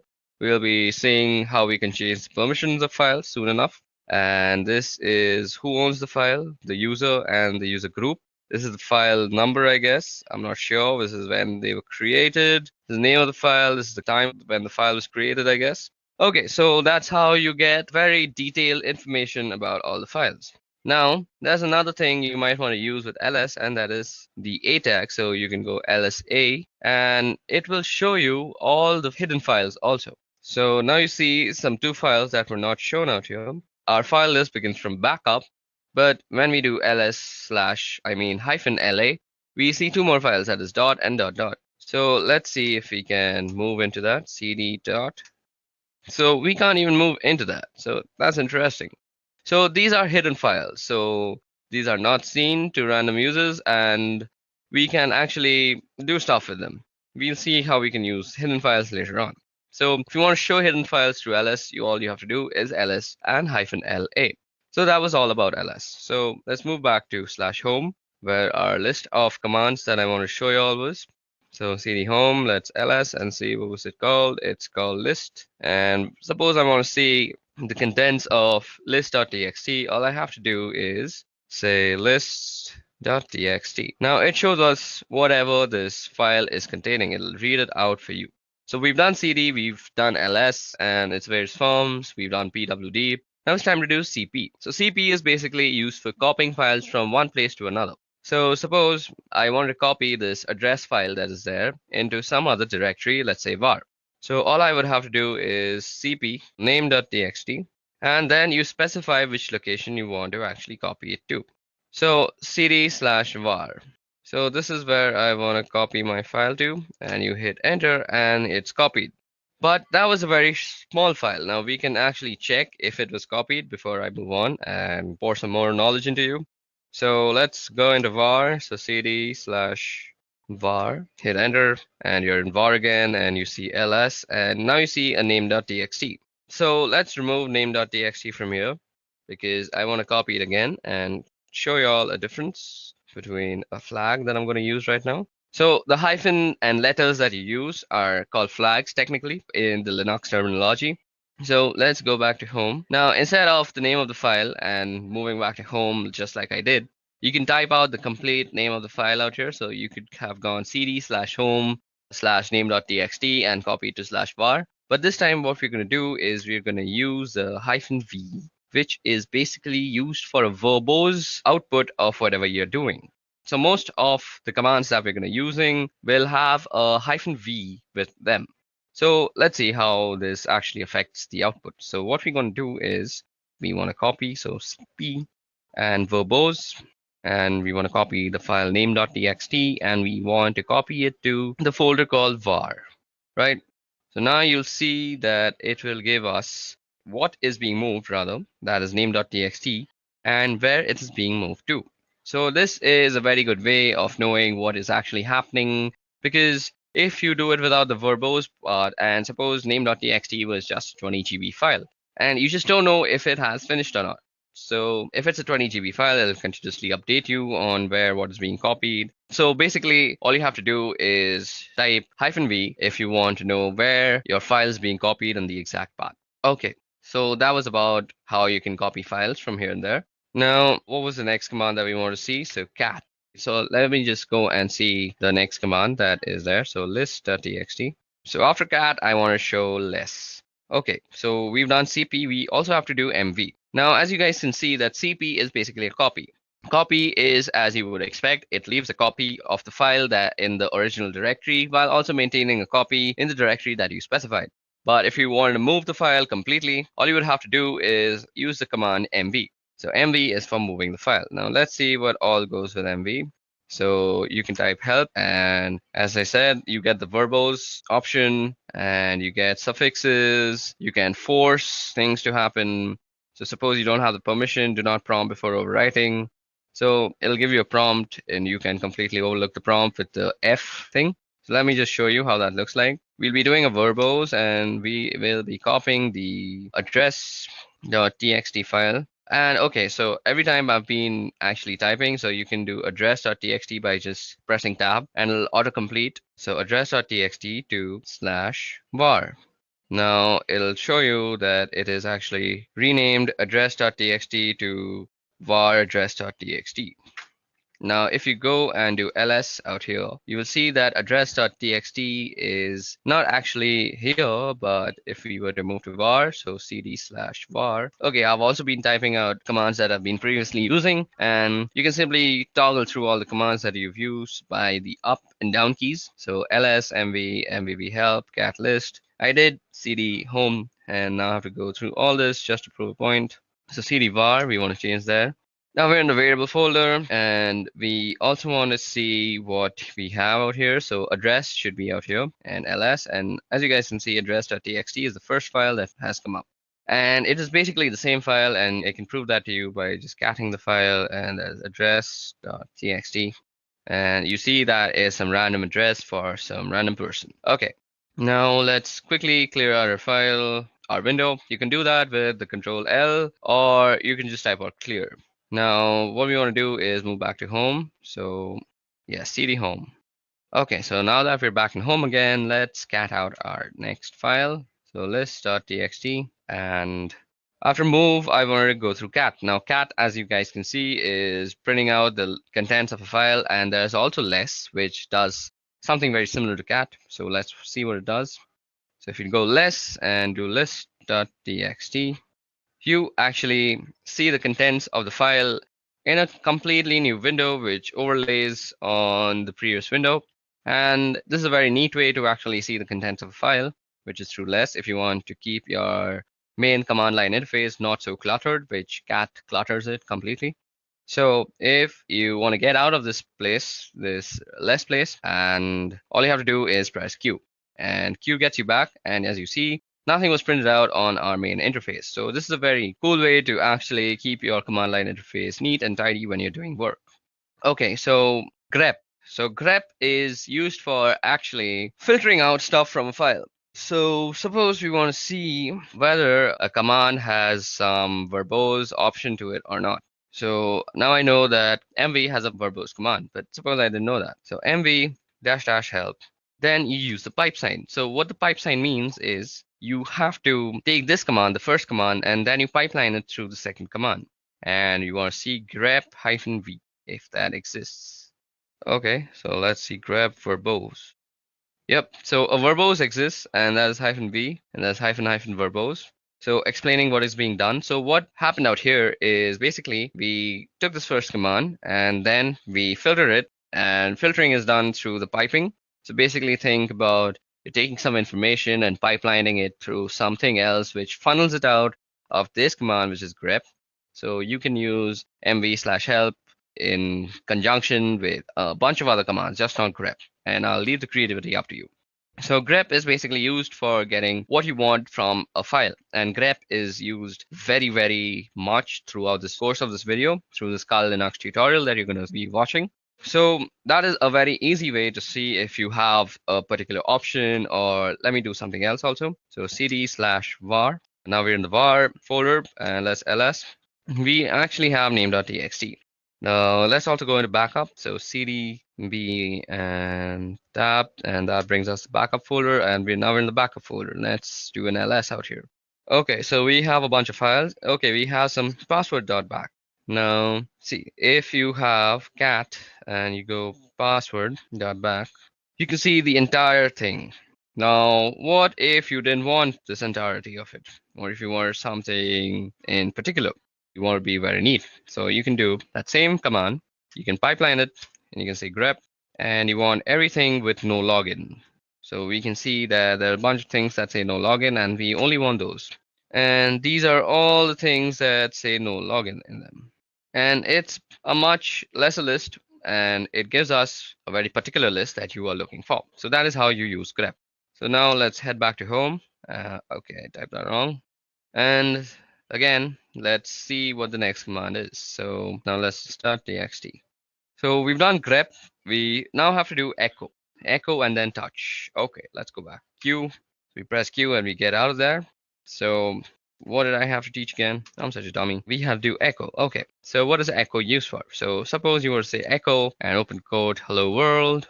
It would basically do what command says, and that is echo whatever you say. Now it'll say echo hello world, and that will basically echo whatever you typed out in the quotations, that is hello world, spelled very wrong. Okay, now suppose you want to actually put this into a file. So you could do echo hello world, let's spell it properly this time, and you want to insert into a file. We had a phone number, I guess, phone number.txt, yep, and we can echo it into that thing. Now that was done. Now let's see what is in phone number.txt. Phone number.txt, and it says hello world. So you can basically input text into a certain file with the echo command, and that's how you do it. Okay, now let's also see how you can make directories, and that is with the make directory command. So, okay, we also have to do touch before that, I forgot. Now touch is used for quickly creating files. So touch, you could say touch and then the file name. So we can create a name file again, name.txt. Or that will create a name.txt. Let me just show it to you, lsl. And we have a name.txt. We can also create multiple files with touch. And we could say file 1, file 2, and file 3. So like this, you can create multiple files. And let me just ls that out and show it to you, lsl. And we have file 1, file 2, and file 3. Now we can also create a directory. So make dir and the name of the directory. So suppose you wanted to save all your movies in one directory.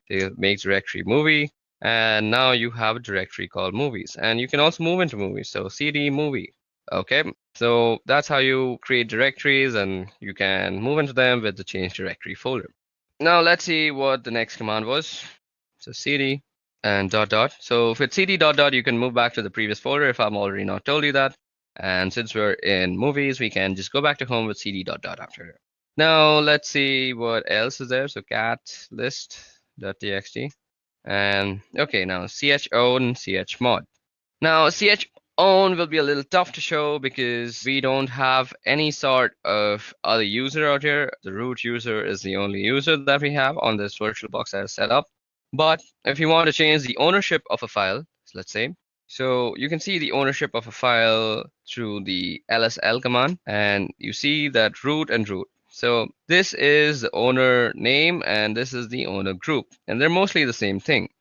So our next command that we're going to actually see is called ch-own. So let's see how ch-own is actually used. Ch-own is used for changing the ownership of a file. So I actually don't remember how to use ch-own. So if you actually don't remember or you're getting stuck somewhere, just use the help function. So if a command line argument is symbolic, so let me just go through this once. So this is how you use it, owner and then colon group.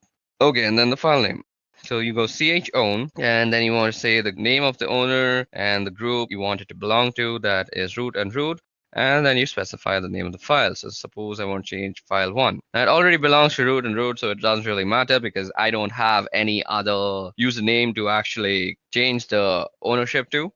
So this is how you would normally change ownership. So let me just show you where you can see the ownership, and that is ls-l. And out here, the root and root you see on file 1 is basically this is the owner and this is the owner group. They're normally the same thing and the same name, but if you had some different owner like a guest, you could change it by actually using the ch-own method, the command. Methods are different things. I always get confused because of the programming. Okay, now the next command that is left is called chmod. To actually show you how chmod works, let me show you an interesting file. So suppose, let me just do this once. Okay, now echo. What we want to echo is, let's echo hello world. And let's put that in quotation, and we want to put this in test. Now, once we've done that, let's ls, and we see that we have a test file out here. And we want to move test to test.sh. So test.sh is the executable file that is used in bash scripting. So we move test to test.sh, and the way you actually execute bash files on your command line is with the dot and the slash. So you say dot slash, and if I press T and I press tab, you see that there is no options that's coming up. That is because test.sh is not an executable file.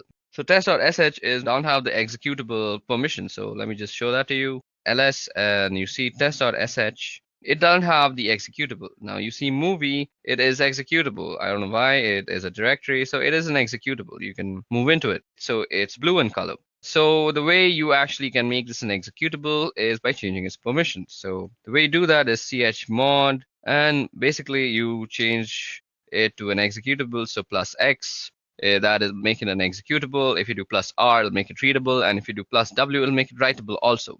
So if you do plus X and do test.sh, and now you go and do lsl, you'll see that test.sh has become green because it is an executable file now. And now if you do // and you press T, you get test.sh if I press tab. So now it is an executable file, and if I execute it, it presses out hello world onto my screen. So that's how you can use the chmod, or which is basically the change of permissions of files. And we'll be changing permissions of files throughout the course of this video. It'll be very useful for us, and you'll see as we go along with this video. Okay, so the next thing that I want to show you all, only two are left, and I remember those now, and it is rm. And rm is used for actually removing files. So you should be very careful while using rm or any sort of removing command on a Linux system, because once you remove something, it is very difficult to get it back, and it's almost near impossible. It's not like Windows where it's basically just disappeared in front of your eyes, but it's still there in the memory, cluttering it all up. That's why Linux always trumps Windows. That's one of the reasons. I'll make a video on that later on. But for now, let's focus on rm. Now we can remove file 1. So let's see. So file 1 is going to be removed. So if we ls now, you see file 1 doesn't exist, but let me show you. rm, and if I do movie, it'll say cannot remove movie is a directory. But if you go into the help menu, I bet there will be a option that you can just forcefully remove it. So rm force will just remove. So rm/r, and you can do movie, and it'll recursively remove everything. And if you go here and do lsl, you'll see that there is no movie directory anymore, and that is how you can remove movies. Now that prompt that you see out there is actually a safety measure, because once you remove a directory and it's not retrievable, that's a very sad scenario, and you don't want to get yourself in such a scenario in whatsoever possibility. Okay, moving on, so on and so forth. That was all about the rm folder. Now you can do rm and the address of anything. So rm, I know we moved an address.txt, so into the var folder we can go rm var and address.txt, and that will remove address.txt from the folder of var. Let me just show you that worked. So cd var and ls, and you see that there is no address.txt out here. Okay, another way to get help for any command that you want is man, and suppose you want to see about rm. It'll show everything about rm that is there to show to you. It'll show you how to use it. It'll give you a description, synopsis, the name, remove files or directories. It's a very useful way. So out here you see this is a manual page. So that is what it means, man. And you can press line 1 or H, or you can press Q to quit. So that's very much helpful. Okay guys, so that was all about the command line interface and how we can use it to go about the operating system and change file permissions, copy files, move files, and a bunch of other stuff. Now it's time to get on with the interesting stuff, and that is, firstly, we're going to be learning how you can actually stay anonymous with proxy chains. Okay guys, so now that we are done with the command line basics, it's time that we move forward with proxy chains. So before we move forward with proxy chains, let us head back to our PowerPoint presentation and see what exactly proxy chains are. Okay, so proxy chains. Now, as the name suggests, proxy chains are basically a chain of proxies. Now, where is a proxy used? A proxy is used whenever you want to anonymize yourself on the wire or the network.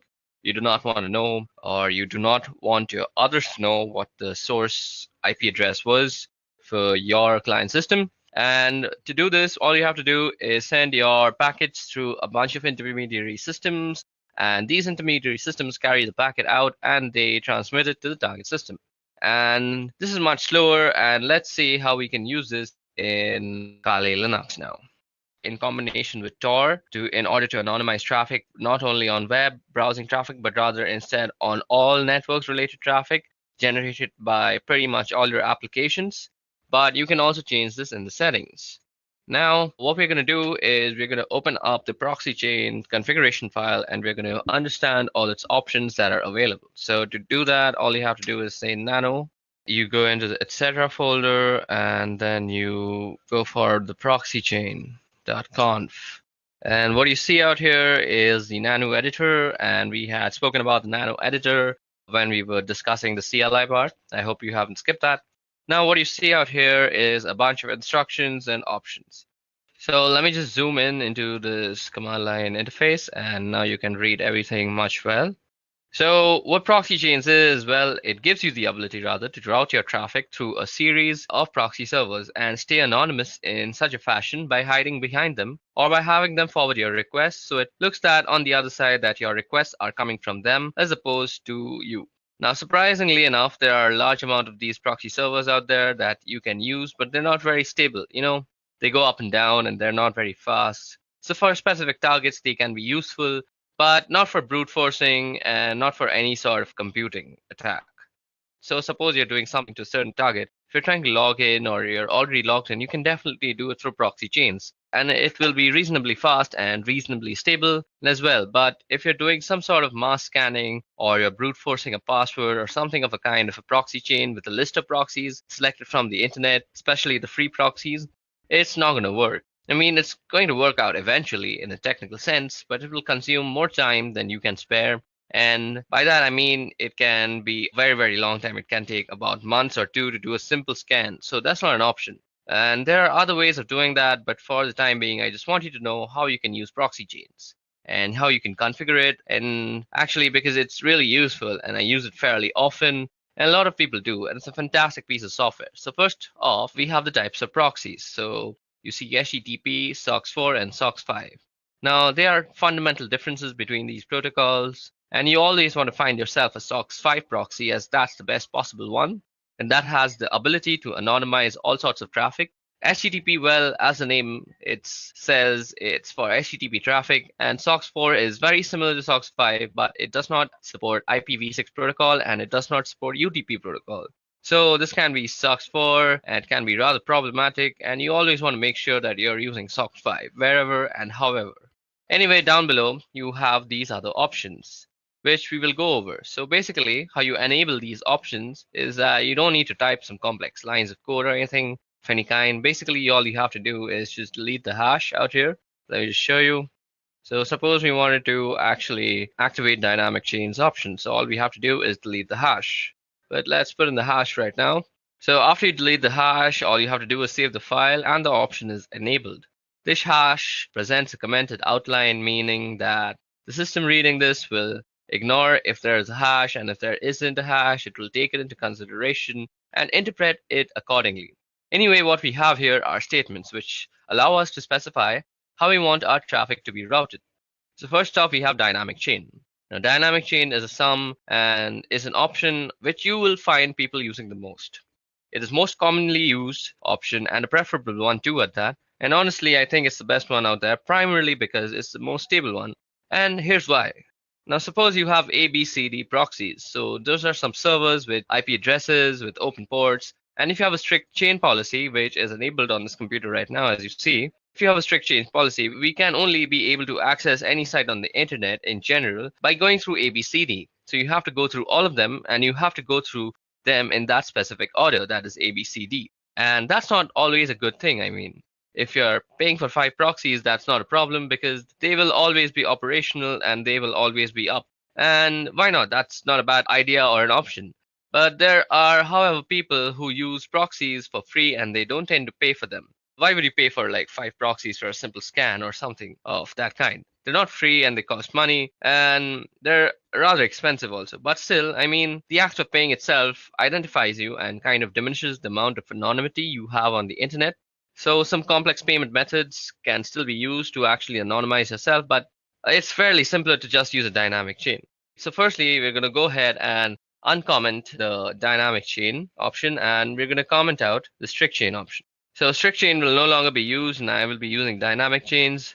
And one more thing to note here is that if you want to use proxy chains in combination with Tor, if you want to route all your traffic through the Tor network, not just web traffic, you must be enabling dynamic chains.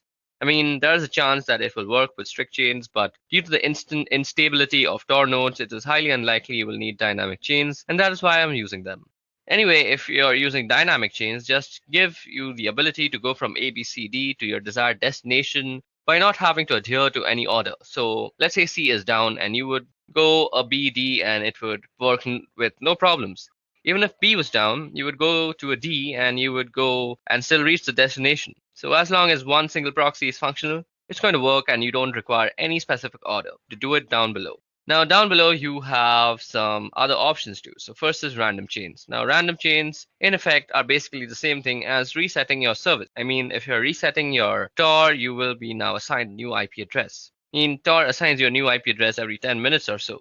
Anyway, with the random chain, you can specify a list of IPs and then you can tell your computer, okay, I want you to try and I want you to connect to this point. And every time you connect, every time you transmit a packet, I want you to use a different proxy. And we can do that as well. And that's one of the options definitely. And you can say, okay, use this is phone 5 times and then change to another one or some kind of like that.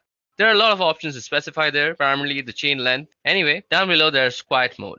You don't really need that. Then that's proxy DNS request no leak from DNS data. This is very important. You cannot have any DNS leak. And let me explain to you what DNS leaks are.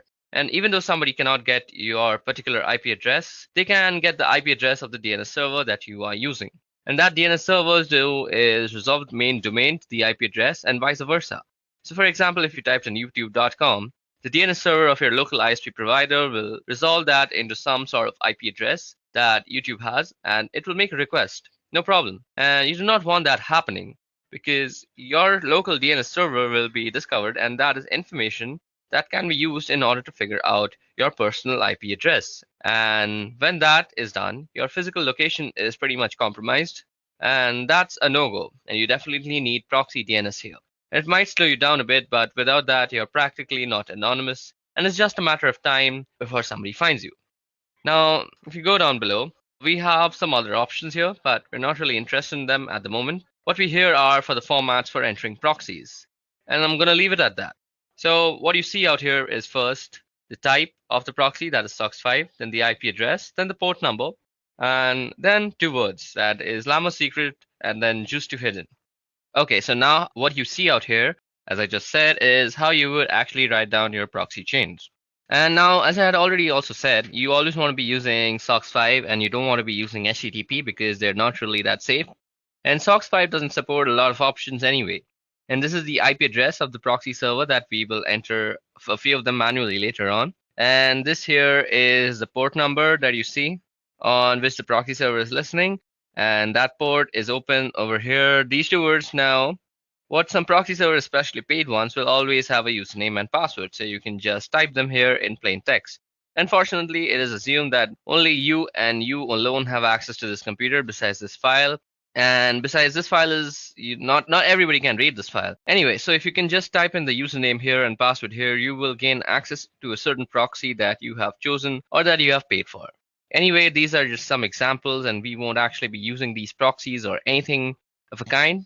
We need to go down below here. Out here you see. And at the end of the file, so if I just press enter a couple of times, there we go. So here is only one proxy active at the moment, and it says SOCKS4, and all traffic being routed here through Tor by default. So let's set to Tor now, and Tor default listens on this port. So this 9050 port is where Tor listens on. Now, what we want to do is we want to add a SOCKS5 proxy address. So what you want to do is just type in SOCKS5 and the same IP address, SOCKS5, and you want to be keeping the spacing correct, just use tab.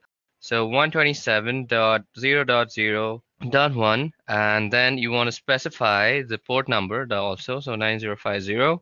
So what you see out here, the 127.0.0.1, this is the loopback address of your computer. So this is for inter-device communication, and if you ping this address, if you're pinging yourself basically, and usually people ping this address in order to make sure that the IP protocol is set up correctly, even though they don't have internet connectivity. So let's just type in 1.27.0.0.1 and the same port number, 9050. So now we have to press Ctrl-O to save our file, and we're going to save under the same name, and we wrote 65 lines of codes down, and that's written. And now you have to press Ctrl-X and you exit out. So let's press Ctrl L and clear out our screen. Now we just edited our proxy chains configuration in a very neat environment. So to go ahead and type in our service door status, so we want to check the status of our Tor service, so service Tor status. So Tor service could not be found. So do we have the Tor service installed? Okay, so Tor service is not installed. Just give me a little moment. I'll quickly install it. Okay, so now that we have set up our proxy chains configuration file and we have put in a SOC5 proxy chain giving it the Tor service, now what we need to do first is start up our Tor service. Now to actually check if Tor is running or not, or if the Tor service is running or not, let me just clear that out. We need to go service Tor status. And you see it says it's inactive, so what you have to do is say service Tor start, and that will start the Tor service. It might take some time depending on the system that you're using, and voila, there it has started it for me. Now, what you have to do to actually use proxy chains before you go to any website, so all you have to do is say proxy chains, then you specify the browser that you're using, so we're going to be using Firefox, and you could say something like www.duckduck.com. So now here you will see how your thing is being transmitted to DuckDuckGo.com. When I say thing, I mean your packets and your requests. I'm sorry for my vocabulary. So now your packets are going to be directed through a bunch of IP addresses, but we haven't actually put a bunch. We just have put the loopback for the Tor network. So we will let Tor do the rest of the things for us. Okay, so depending on your system, this might take a little bit of time to actually open up. Okay, so let's go ahead and see what's actually happening on the terminal while this thing is loading up. Okay, as you can see, it's going through a bunch of proxies out here, and some are denying it, and some are saying it's okay. So as you guys can see, most of the time you might get denied, and it'll be a lesser number of okays, and that is exactly what we're looking for. Because primarily we have gone a great extent for the anonymity, and what you want to do is stay like that.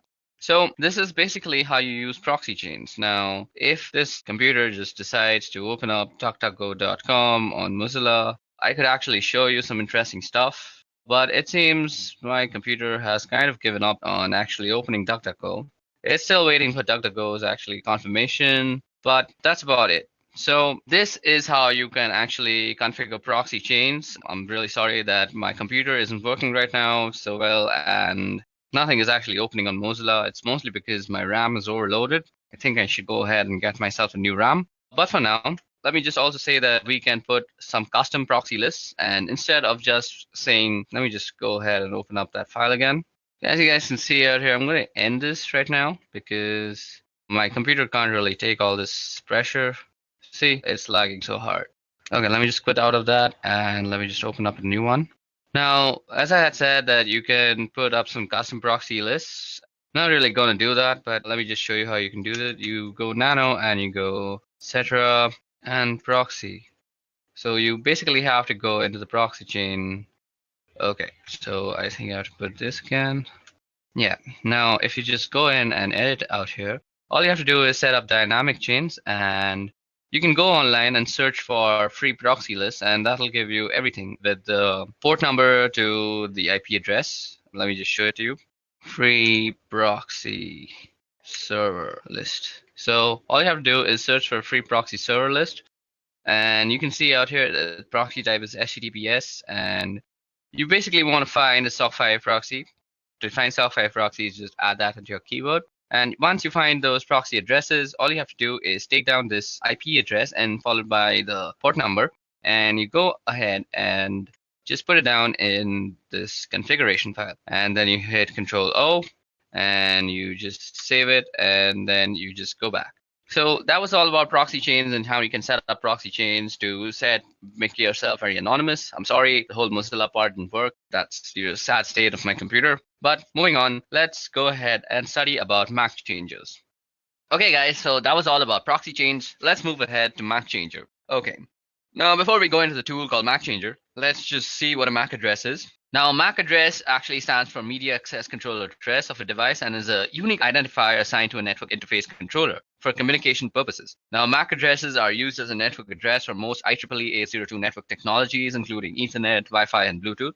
Now, in this context, MAC addresses are used in the medium access control protocol sublayer, and as typically represented as MAC addresses are not recognizable as 6 groups of 2 hexadecimal digits each. Now, these are separated by a colon, and the first 3 hexadecimals are actually the organizationally unique identifier, so they actually represent your vendor, and the next 3 hexadecimals actually represent your network card uniquely. Okay, so when you are actually on a network, you are recognized on something called an ARP table. Let me just show you the ARP table, how you can see it. Let's go in. So the password is root.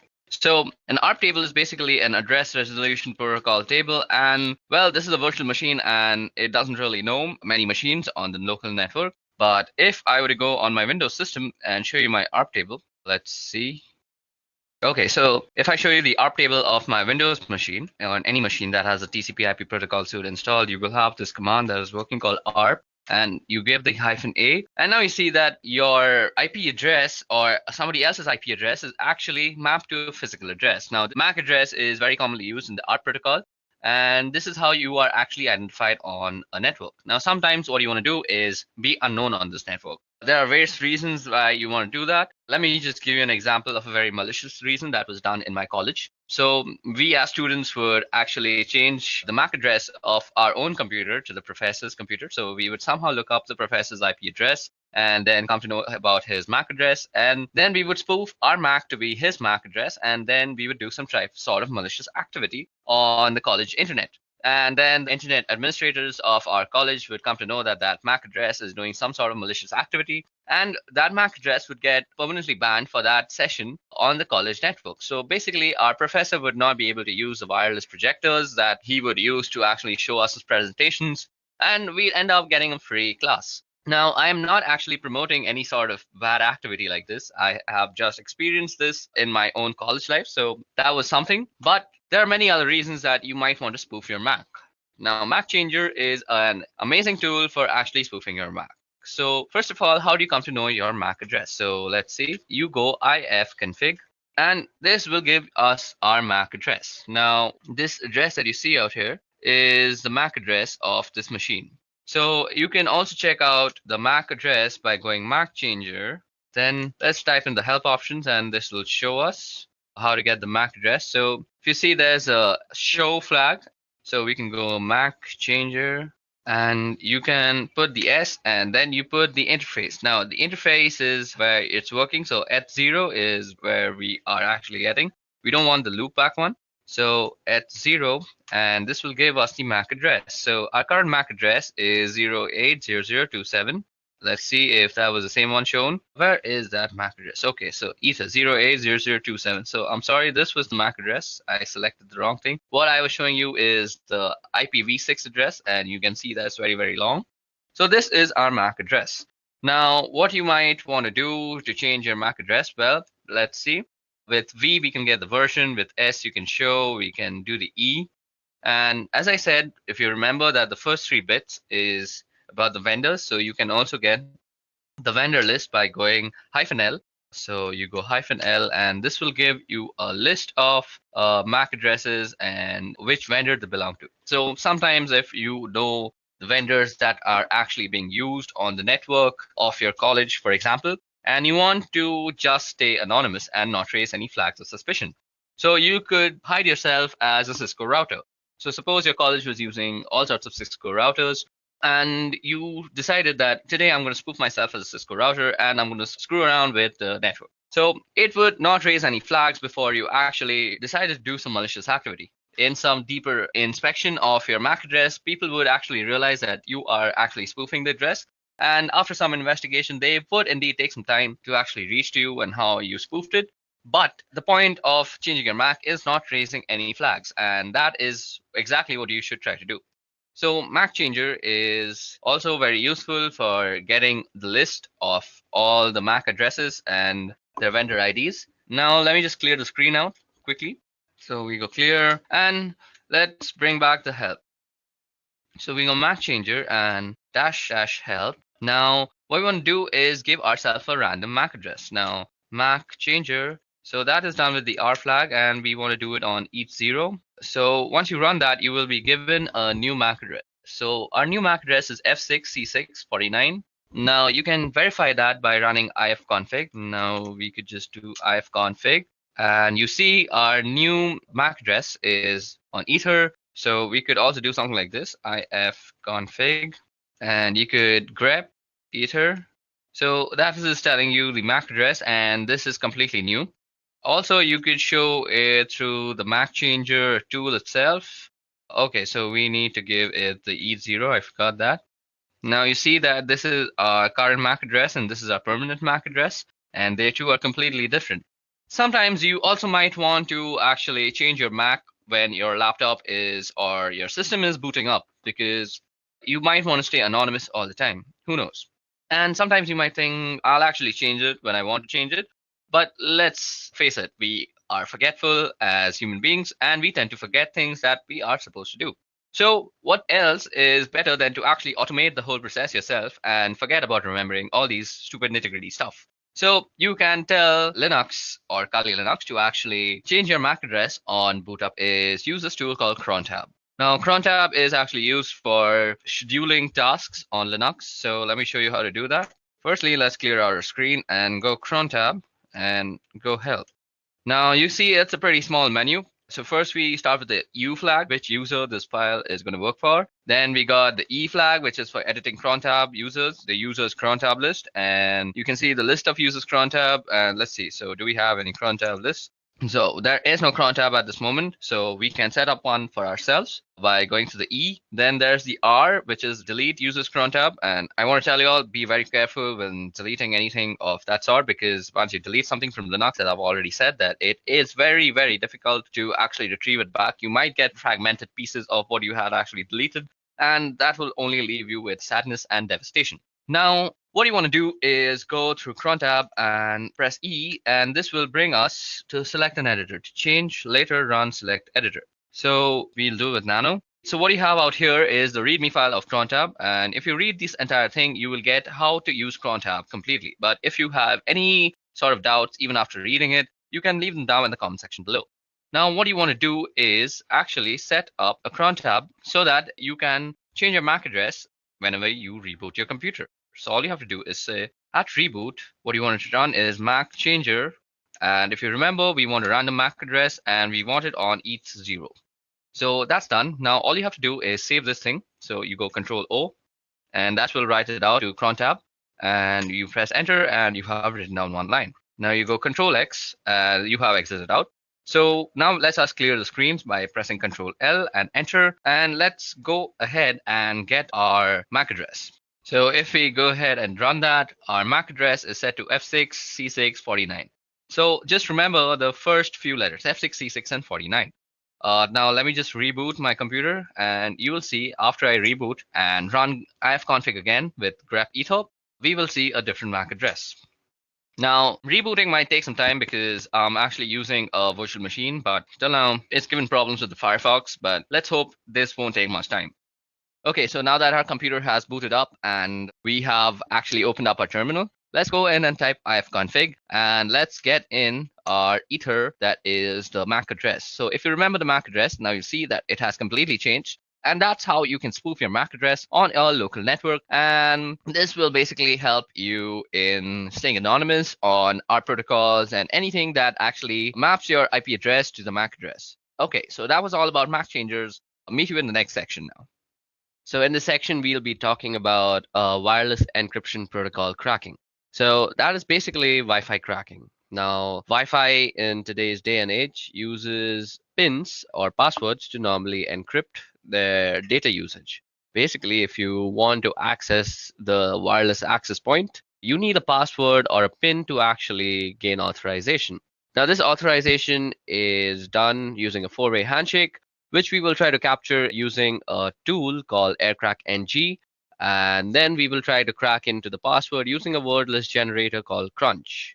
Now you can use aircrack-ng to crack WPA and WPA2. There's also another protocol called WEP or WEP, and that is not normally used these days. If you find anybody using that, you should always advise them to actually upgrade to WPA or WPA2, because WEP is actually very easily cracked in these days, and people are generally punished for using WEP by hackers all around the world. Okay, so now you can actually go ahead and go into a terminal and type ifconfig to actually look at your network card name. As you guys can see out here, it's called WLO1. So the first step that we need to do to actually go into the process of Wi-Fi cracking is set up our network access card or our access point into monitor mode. So as you guys can see out here, after typing ifconfig, it shows me that my Wi-Fi access card is WLO1 interface.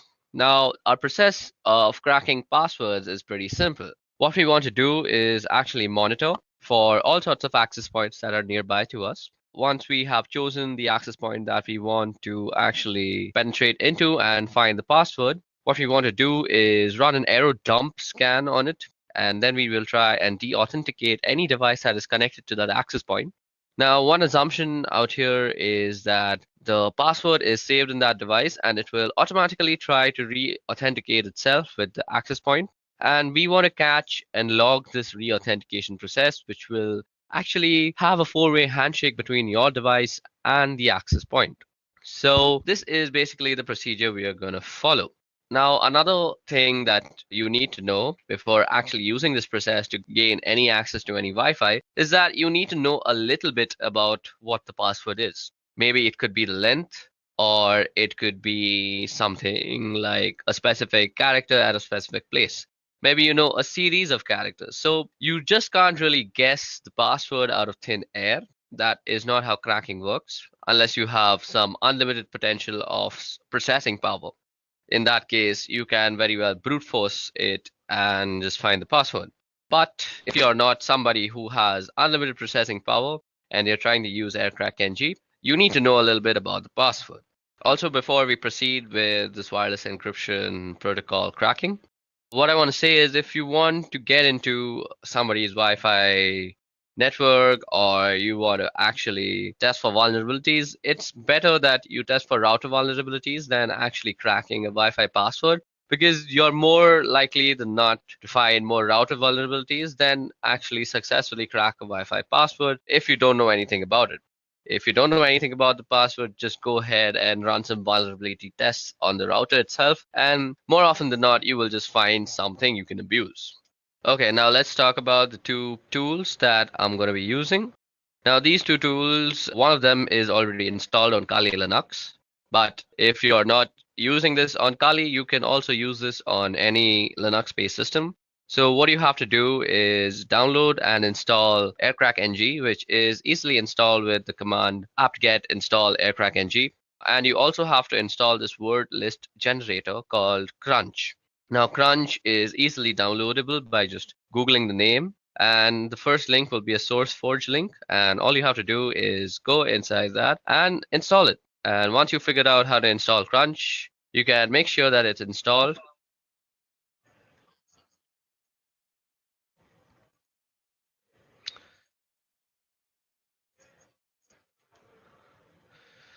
Now, once you have installed both the softwares, you can check out if the manual pages are opening up.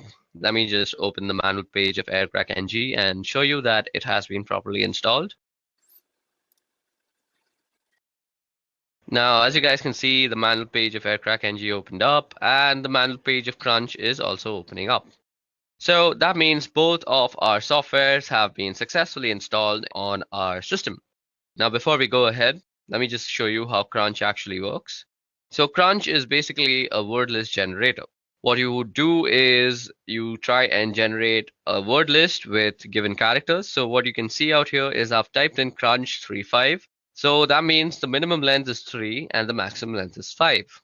And I've given it a series of numbers. So it will use these numbers and generate all the words that are possible from length 3 to length 5. So the way we are going to use 𝐶runch in conjunction with 𝐿crack is that we are going to use 𝐶runch to generate the word list. And then we're going to pipe the word list through 𝐿crackNG when we are actually trying to capture and crack what we will capture in a certain log file. Now, what you want to do first is actually put your network interface card on a monitor mode. Now you can do that by typing in ifconfig and then the interface name, which happens to be WLO1. And first you have to put it down. So ifconfig WLO1 down.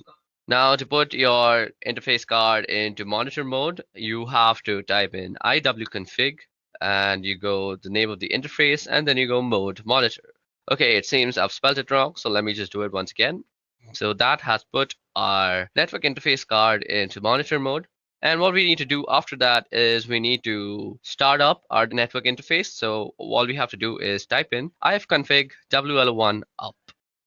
Now, once it is up and running, you can check by typing in ifconfig that indeed your network interface card is up and running. Don't worry, it's running in monitor mode if it's up and running.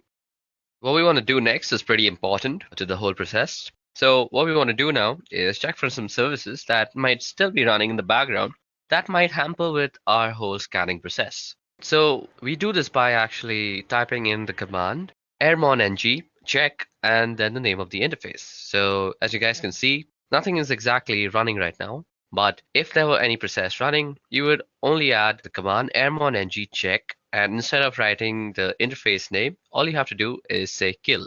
And it will kill any processes. Now, if you see any process named the network administrator, you want to kill that process first separately and then kill any other child processes. You may need to actually run this command a few times before all the processes are killed, and then you're good to go.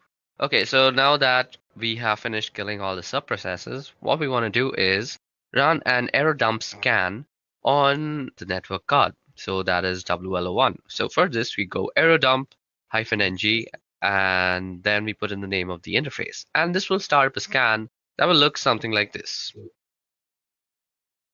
So after you run the error dump scan on your interface, what you see out here is a result of all the access point that is found out through the monitoring mode. Now if you see, we have a bunch of columns out here. First of all, we have the BSS ID column. Now the BSS ID column is basically the MAC address of all the routers that are found. Now every router obviously has a MAC address. So those are the MAC address that is tied to the router names, which is shown by the ESS ID. Then we have the PWR column, we have the beacons column, we have the data packets column. Another important column is the channel column. It's important to know which channel your router is working on. Then we can see the cipher column, the authentication. So out here we can see the encryption that is used. So most of it is using WPA2. So what we will be cracking is basically WPA2. So from this list, what you need to recognize is basically the Wi-Fi router that you want to crack into. Now, I'm performing this particular test in my office, and I don't really have the permission to actually go in and test them for these vulnerabilities. I'm not the security analyst of here, so I don't really have the permissions to penetrate into them. So what I have done is I have run a similar test at home using my own Wi-Fi, and I will show you the results for that. But for this working example, you will see the scans that I'm running in this office. So as we intend to stay ethical, what we are going to do out here is we are going to capture whatever we find in our office for only educational purposes. But when we are doing the actual cracking step, that is the last step of this whole procedure, I'll be running it on a file that I had generated at home, as I just said, because I have permissions to do whatever I want with my own Wi-Fi and passwords. Okay, so for this example, I'm going to pick this Wi-Fi that is called Edureka Wi-Fi, and it's running on channel number 6. So what we want to pick from here is the BSS ID and the channel number. We need to remember these two things. First, the BSS ID, and second, the channel number. Now, what you want to do after that is open up a new window on your terminal and log in as root. Now, what we want to do here is run a separate error dump scan on this specific BSS ID and check for all the devices that are actually connected to this access point. Now we do this by running the command error dump ng, and while we're doing this, we also want to capture all the scan outputs that we actually get into a certain file. So we'll be actually storing it in a file called capture, and then we just have to pass in the BSS ID and the interface. We also have to specify the channel. So let's see what the channel is one. So the channel is channel 6. So that's what we want to do. And we specify the channel with the -c flag.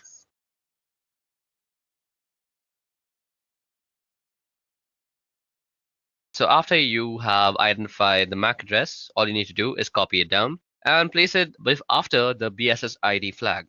Okay, so we're going to run our command out here, and we just want to say our file is going to be equal test.capture.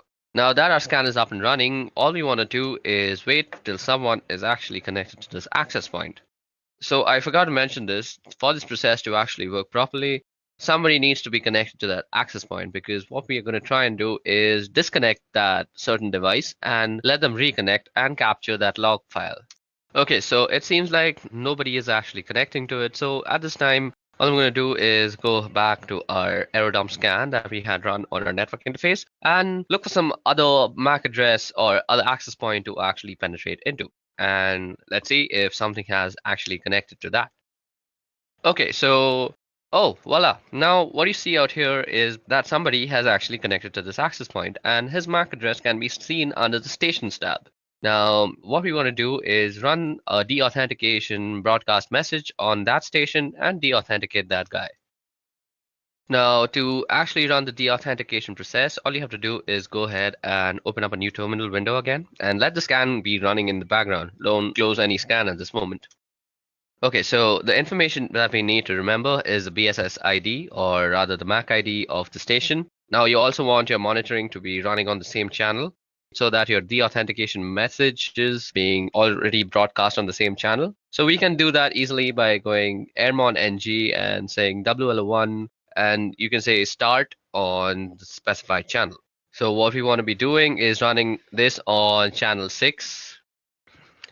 Then we want to go and use the third suite of tools, that is Air Replay. Now, Air Replay is used for broadcasting deauthentication messages and all sorts of stuff. Now you can see all this in the help menu also, and you can do that by typing in --help.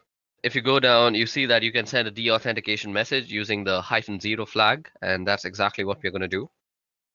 Then we say 0 again because we want to constantly send a broadcast of deauthentication, so it's looping basically, and until and unless we stop the scan, nobody will actually be able to access the Wi-Fi. So it's basically like a small DOS attack. And then we want to specify the BSS ID.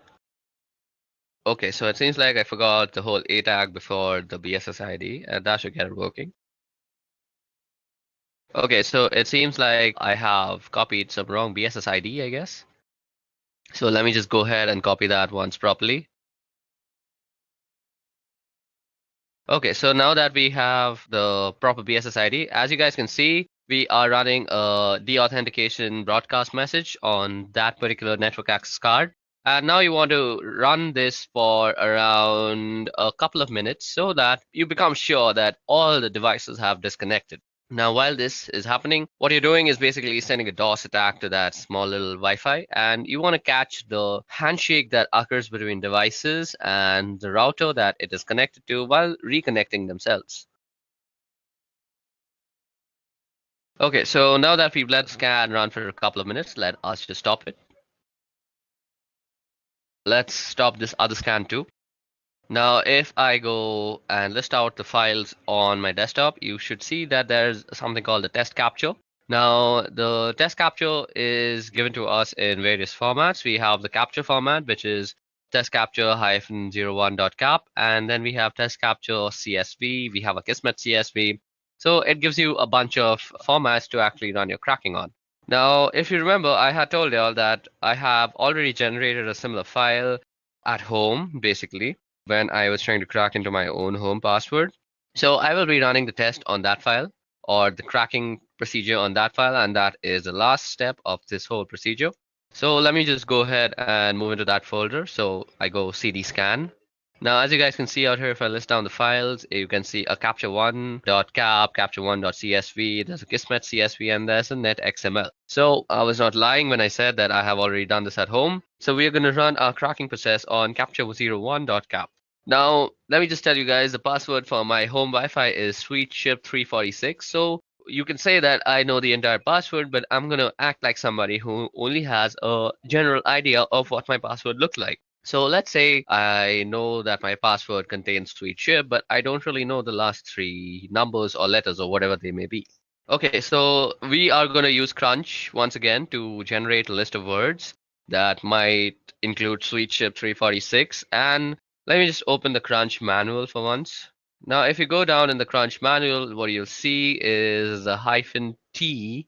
So as you guys can see, there is a pattern that is specified like @God, and then followed by 4 other @, and all the @ will be replaced by a lowercase character. Now you can remove @ and use a comma, and it'll be replaced with an uppercase character, or you can use percentages, which in case it'll be numbers, or you could use the caret sign, in which case it'll insert symbol. So when you know the length of the password and also a certain degree, a few letters, you can use the -T flag. So that is exactly what we're going to use with crunch out here for this example. So let me just remind you guys that the password for my home Wi-Fi is sweetchip 346. Now what we can do is we can ask crunch to actually generate something that looks like sweetchip 346. So what I could do is say crunch. So the minimum length is 12. I already know that. And the maximum length is also 12. Now let me just input in the pattern. So we put in the pattern after -T.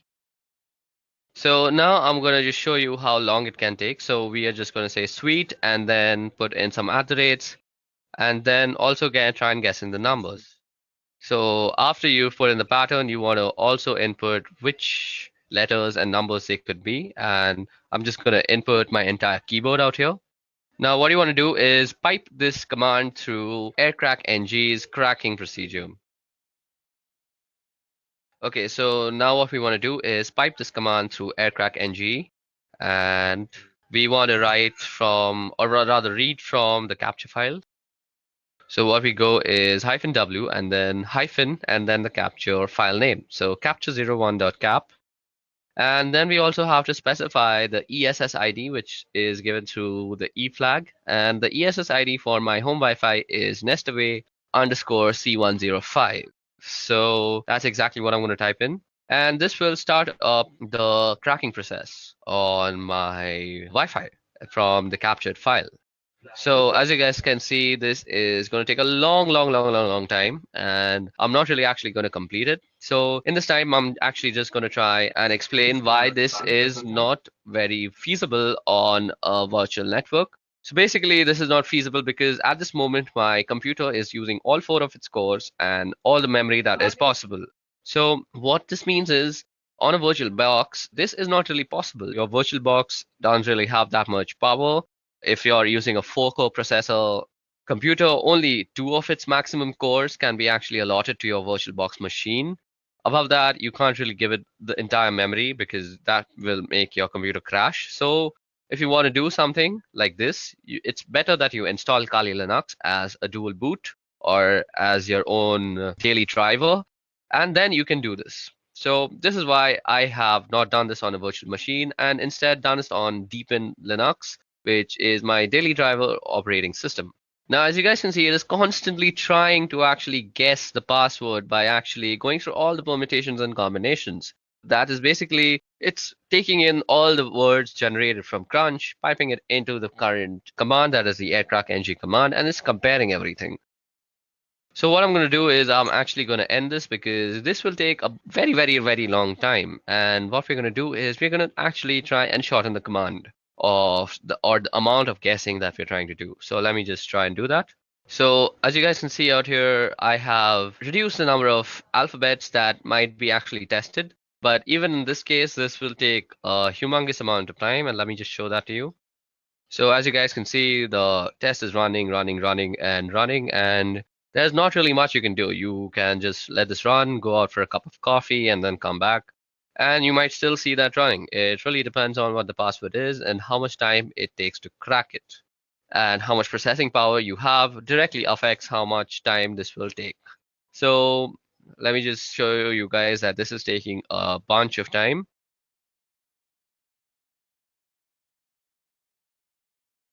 Okay, so now that I have fast forwarded a lot into the scan, you can see that I have tried almost 2127608 keys. So that's more than 1 million keys. That's 2 million keys that I've tried. So, and it still hasn't reached sweetchip 346. So what we're going to do is, just to show you for demonstration purposes that this procedure actually works, let me just shorten our guessing even more.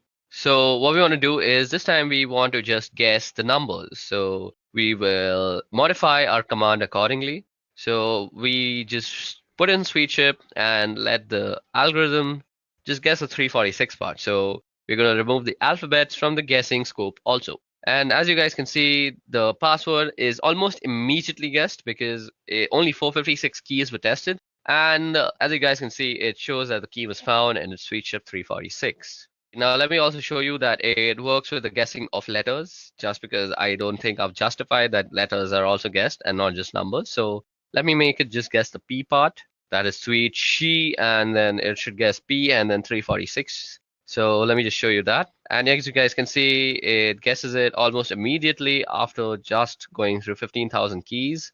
Okay, so that brings us to the end of this Wi-Fi cracking tutorial and also to the end of this video, which was regarding ethical hacking using Kali Linux. I hope you guys had a bunch of fun learning about MAC changes, proxy chains, and a bunch of stuff that we did, like Wi-Fi password cracking.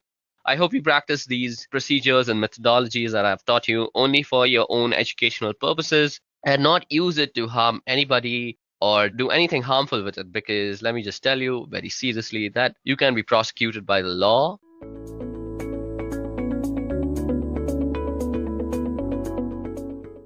So the first phase is reconnaissance, and also I'll be explaining each phase of ethical hacking with the help of an analogy, so that it's easy for beginners to understand. Suppose you're a beginner, it's the first video you're watching on ethical hacking, or maybe you've watched a little videos and you don't have a lot of understanding of what ethical hacking is, then it'll be easy for you to understand. So let's start with the first phase. Firstly, I'll tell you what this analogy is. So the analogy goes something like this. Suppose there's an enemy layer at a location, and this enemy layer has got a lot of destructive weapons, and you are the army chief who's assigned to attack the enemy layer and take control of this. So my question to you is, if you were actually an army officer who's assigned to make a surgical strike, you got a lot of forces, you've got the army, you've got tanks, you've got air force, all at your command. So would you just take all your forces and go attack? I don't think so. Yeah, because first you'll have to create a plan, and before that you'll have to understand the enemy layer. So you'll collect basic information such as the location of the layer, how to get to that location from the army base. You'll collect more information about the building, the number of floors, and the surroundings of the building. So similarly, when it comes to ethical hacking, you cannot just use tools or type something in your computer and just hack the target. So to hack the target, the first thing you have to do is understand the target. So this phase where you understand your target is reconnaissance. So reconnaissance is basically the phase where the ethical hacker collects information about the target so that it's easy for him to understand how to actually hack the target. So some of the basic information you would want to collect are, the first one would be the IP address of the target. Suppose you're trying to hack a particular system in a network, then you would want to know the IP address of the target, because the IP address uniquely identifies the system in the network. The next thing you would want to know is the IP address range. Suppose there's an organization with hundreds of computers and you want to hack the whole network. You don't know which computer or which system has got the lowest security. So to check that, you would need the IP address range of the whole organization or the network. The next thing you would want to know is the network. You would want to know the architecture of the network. And finally, you would want to know about the DNS records. So these are very basic things, very basic information to collect about your target. And depending on what your target is, this information might vary. So now I'll be talking about some of the most popular tools used for reconnaissance. The first tool I'm going to talk about is search engine. So I'm sure you're familiar with Google, Yahoo, and Bing. So I'll give you an example. Okay, imagine yourself in this situation where you're an ethical hacker. You're the best in the city. There's no one else who can compete your skills of ethical hacking. And one day you're at your office and this guy, a CEO of a big organization, comes to you and he hands out the name of a website and he wants you to test for security loopholes or weaknesses on his website. And he just walks away. He doesn't speak a word. He's an introvert, So at this point, you only know the name of the website. You have, no idea of what this application is or what your target is. You only know the name of your website. So what would be the first thing you do? So the first thing you would want to do is use the name of the website into a search engine. So maybe Google the name of the website. There are different search engines you can use. There's Google, there's DuckDuckGo, there's Yahoo, there's Shodan, and a lot of search engines. So you just Google search or use whatever search engine you want to, and then find information about your target. So the first thing you'd get is the URL of the target, the URL of the website, using which you can find out other information such as the IP address, the IP address range, and whatever information I told about in the previous slide. So this is the first thing you would do. The next tool you would use, which is one of the most popular tools for reconnaissance, is NSLOOKUP. So NSLOOKUP is a DNS querying tool, and it's mainly used to get the domain name and the IP address map of your target. So suppose there's an organization, like maybe you want to collect information about the same website, then you would run a NSLOOKUP search on that, and you'd collect information such as the domain name, the IP address map, the range, the IP address range, and such information. The next tool you can use is WHOISLOOKUP. So WHOISLOOKUP is a browser-based query and response tool, and it's mainly used to get the registration and delegation details of your target. So suppose your target application requires a login. So maybe the username is the email ID, and using WHOISLOOKUP you can find out who the website is registered to, the contact information, and many other information. So these information will play a vital role when you're actually trying to hack the application. So these are the most popular tools for reconnaissance. Moving forward to the next phase of ethical hacking. So the next phase is scanning. Now let's come back to the surgical strike example. You found out the location of the enemy lair. You found out the way how you can go from the army base to the enemy lair. And you've also found out about the surroundings. But is this information enough? You found the enemy lair, you found the building, but can you just go attack now? No, you need a strategy, you need a plan. And for this, the main thing you would require to know is which point of the building you can enter from. So basically you scan the whole building to see which points you can enter from and whether these points are blocked or are they open, because obviously there are enemies, they have got destructive weapons. So maybe a door is set up with a bomb, with an explosive. So you have to scan the building so that you can find a safe way to enter the building and attack. Similarly, when it comes to scanning in ethical hacking, you found out the IP address, the IP address range, and many information, but it's not enough. Now it's time to find out those points on your target which has got a weak security and where you can try to hack the target from. So this phase where you find the weak points on the target is scanning. The scanning is basically the phase where you find out points on the target system or the network from where the hacker can try to hack the target. So these are the weak points on your target that you can start the hack from. Some of the information you would want to collect during your scanning are, there's active ports and active hosts. So these are basically the ports and the hosts that are live and running on the system. So there's no point if there's an organization and there's a network of 100 computers and 10 computers out of the 100 computers are turned off. There's no point in finding out information about the 10 shut down computers. If you want to hack the network, you would want to hack one of the target that's live and up and running. And that's why you would want to know about the active ports and the active hosts. Then you would want to know about the services being run on your target. So these services could be security services like firewall, intrusion detection, because obviously you wouldn't want your target to know that it's being hacked. So you'd want to be a little careful. So you'd find out services that are being run, and then you would want to collect information about the application and the operating system. So when I say a vulnerable application and operating system, it means the application or the operating system that is being used by the target, which is unpatched or outdated. So most of the time when you are scanning your target, you find out application or operating system that are unpatched, which have got security loopholes. And you can use these weaknesses to hack your target. Now let's see which are the most popular tools used for scanning. The first one is OpenVAS. OpenVAS is an open source framework with several services and tools for vulnerability scanning and management. The next tool is 𝐸𝐸𝐞.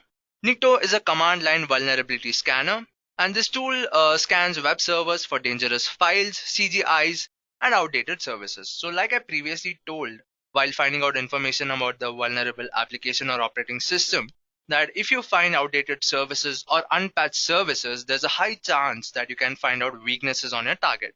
So 𝐸𝐞 is one such tool that will give you information about these outdated services. The next tool I'm going to talk about is Wireshark. Wireshark is a tool especially used for wireless networks. Suppose there's a Wi-Fi network and you want to scan this network, then you can use Wireshark. And this is an open source packet analyzer and gives a lot of information about the wireless network. The next tool, and my most favorite tool, is Nessus. Nessus is a very powerful tool that provides high performance data capture. And the reason I like Nessus is it provides various types of scans. So depending on what information you want about the target or what type of target is your system or the network, you can select different scans. So each scan will give you different results using which you can hack the target. So these are some of the most popular tools used for scanning. So moving on to the next phase, that is exploitation. So now you've collected enough information about your target, your plan's ready, you know where to enter the building from, you know how to attack. It's time to attack. So now you call your foes, your tanks, your army, and then lead the attack and then gain control of the enemy layer. Similarly, when it comes to ethical hacking, you use different exploitation tools because your tools are like your foes, like your army, and you use these exploitation tools to hack the target. So this is the phase where the hack actually happens. So exploitation is a phase where the hacker takes advantage of the weakness and loopholes found on the target system or the network and then runs appropriate tools to hack the target. So there are different steps for using exploitation. The first thing is selecting the right attack. So not every attack is applicable to every target. So depending on how your target is, depending on what weaknesses you found on the target, you will have to select the appropriate attack. Then you will have to launch the attack on your target, and finally you will gain access of your target. So some of the most popular tools used for exploitation are, the first one is Beef. Beef is a tool mainly used for penetration testing, and it's a tool that leverages browser vulnerabilities. The next tool is one of my most favorite, and this is the tool that I mostly use. It's Metasploit. It's one of the most popular exploitation tools, and this tool has got hundreds of scripts to hack. The next tool I'm going to talk about is SQL Map. SQL Map is a tool that automates detection and exploitation of SQL injection flaws. So I'm sure if you're a beginner, you don't know what SQL injection is, but stay tuned, you'll be learning about SQL injection and a lot of different hacking methods in the coming up videos. So this tool is mainly used to take over database servers. Moving on to the next phase, it is maintaining access. So now the surgical strike is done. Will you just leave from the enemy layer? No, you wouldn't. Now you would take actions to maintain, the control over the enemy layer. Because you wouldn't want your enemies to occupy the layer again and then store destructive weapons. Because if they did, if you just left and the enemies came back, you would have to carry out another surgical strike to gain control over your enemy layer. So this is maintaining access when it comes to surgical strike. So when it comes to maintaining access in ethical hacking, the hacker maintains a connection between the target so that if he wants to use a target later in time, he doesn't have to start the attack right from the scratch. He just directly accesses the target. So this phase is maintaining access. So maintaining access is a phase where the hacker installs softwares or makes changes on the target system after the target has been hacked so that he can access the target later in time directly without having to hack the target right from the scratch. So some of the ways are doing this there are different ways, but I've listed down some of the most efficient or the most popular ways. So the first one is installing backdoors. So backdoors are basically used to bypass login or authentication. Then the next way is creating new users. Suppose your target requires you to log in to do something on your target. Then you would create a new user with a new username and password. And later in time, when you want to access the target, you would use this username and password to log into your target. Another thing you can do is escalate the privileges. Suppose you want to run certain system commands on your target or certain system services on your target. And to run these system services, you need super user privileges. Then what you would do is make a normal user a super user and then use this user to run system services on your target. The next thing you can do is install rootkits. Rootkits are softwares used to enable access on your target. And finally, you can use Trojans. So let's see which are some of the most popular tools used for maintaining access. The first tool is PowerSploit. PowerSploit is a tool mainly used for Windows operating system, and this tool is used to connect to the victim's PowerShell. So if you've used the Windows operating system, you should know that a PowerShell is a place where you can run system commands from. So when you're a hacker and you hack a Windows operating system and you want to do something on that system, maybe delete the files, copy the files, or run any services, which actually you shouldn't do. You shouldn't be deleting the files or anything, because you're on the track of being an ethical hacker. But I'm just telling you, for example, if you want to do any such thing, then having access to the victim's PowerShell will be really useful. The next tool I'm going to talk about is Weebly. Weebly is a PHP web shell that can be used to install stealth backdoors or to manage web accounts. And then you can use DNS to TCP. DNS to TCP is a network tool that relays TCP connections through DNS traffic. You probably don't understand a lot when I'm trying to explain about these tools, but given time when you're learning, maybe watching the next videos, I'm sure you'll understand all these topics. So for now, just know about these tools, and yeah, that's all. So let's move on to the next phase, that is covering tracks. So you're done with the surgical strike and you've got control over the enemy layer. So the main thing you would want to do is keep your strategy, your plan confidential, because you wouldn't want the enemies or any unauthorized person to know what your strategy, your plan, or any information about your surgical strike. So you erase all the details regarding this. But when it comes to ethical hacking, it's a little different. A hacker erases all the details, all the information regarding his identity, and also how he carried out the exploit, so that the target doesn't know that someone has hacked the target, first of all, and if at all he knows that his system was hacked, then he shouldn't be able to trace back who this hacker was. So covering tracks is a phase where the hacker hides his identity and also the way the exploit has happened. So he wouldn't want the target to know how he was hacked. There are different ways of doing this. Some of the most common ways are clearing the cache and cookies.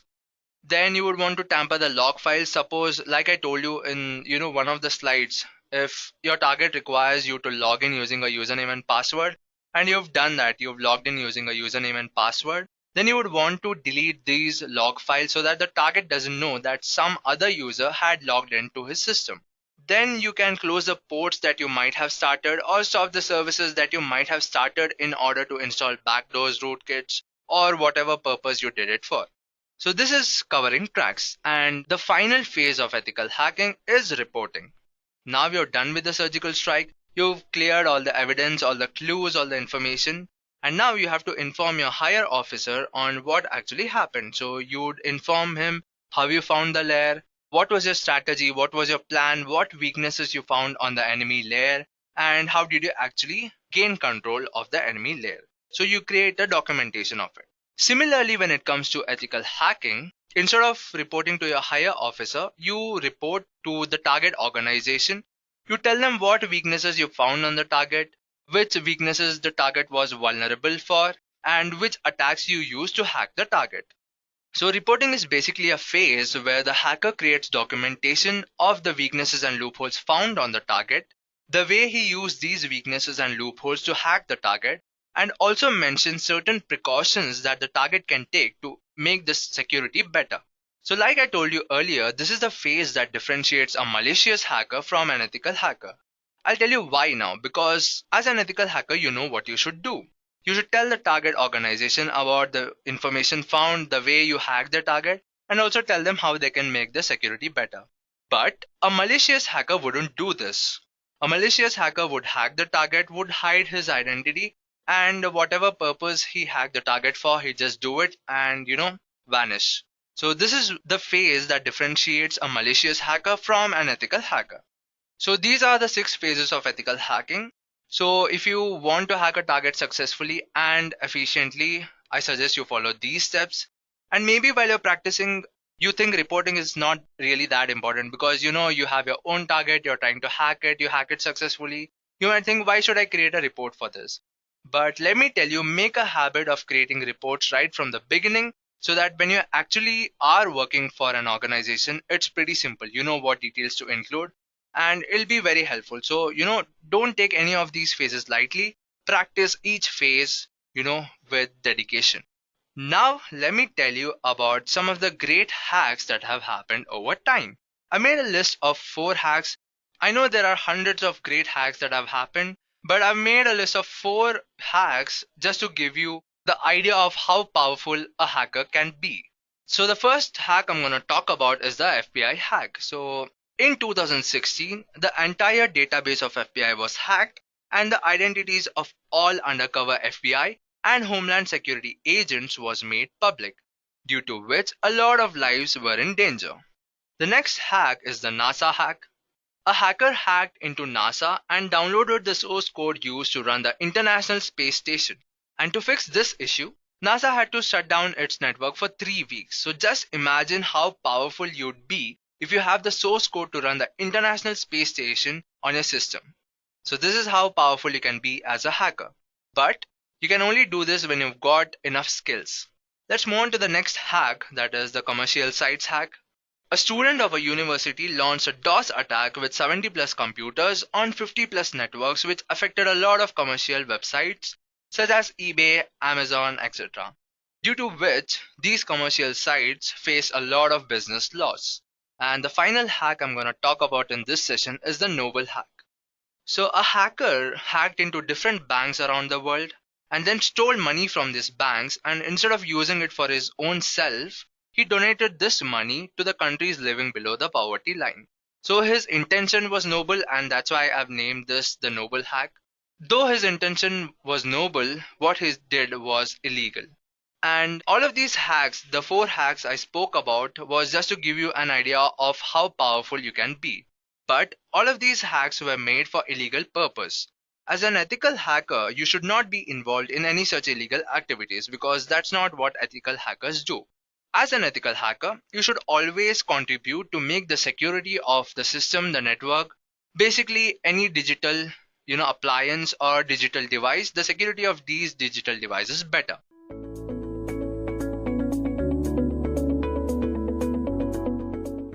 Now, talking about what phishing actually is.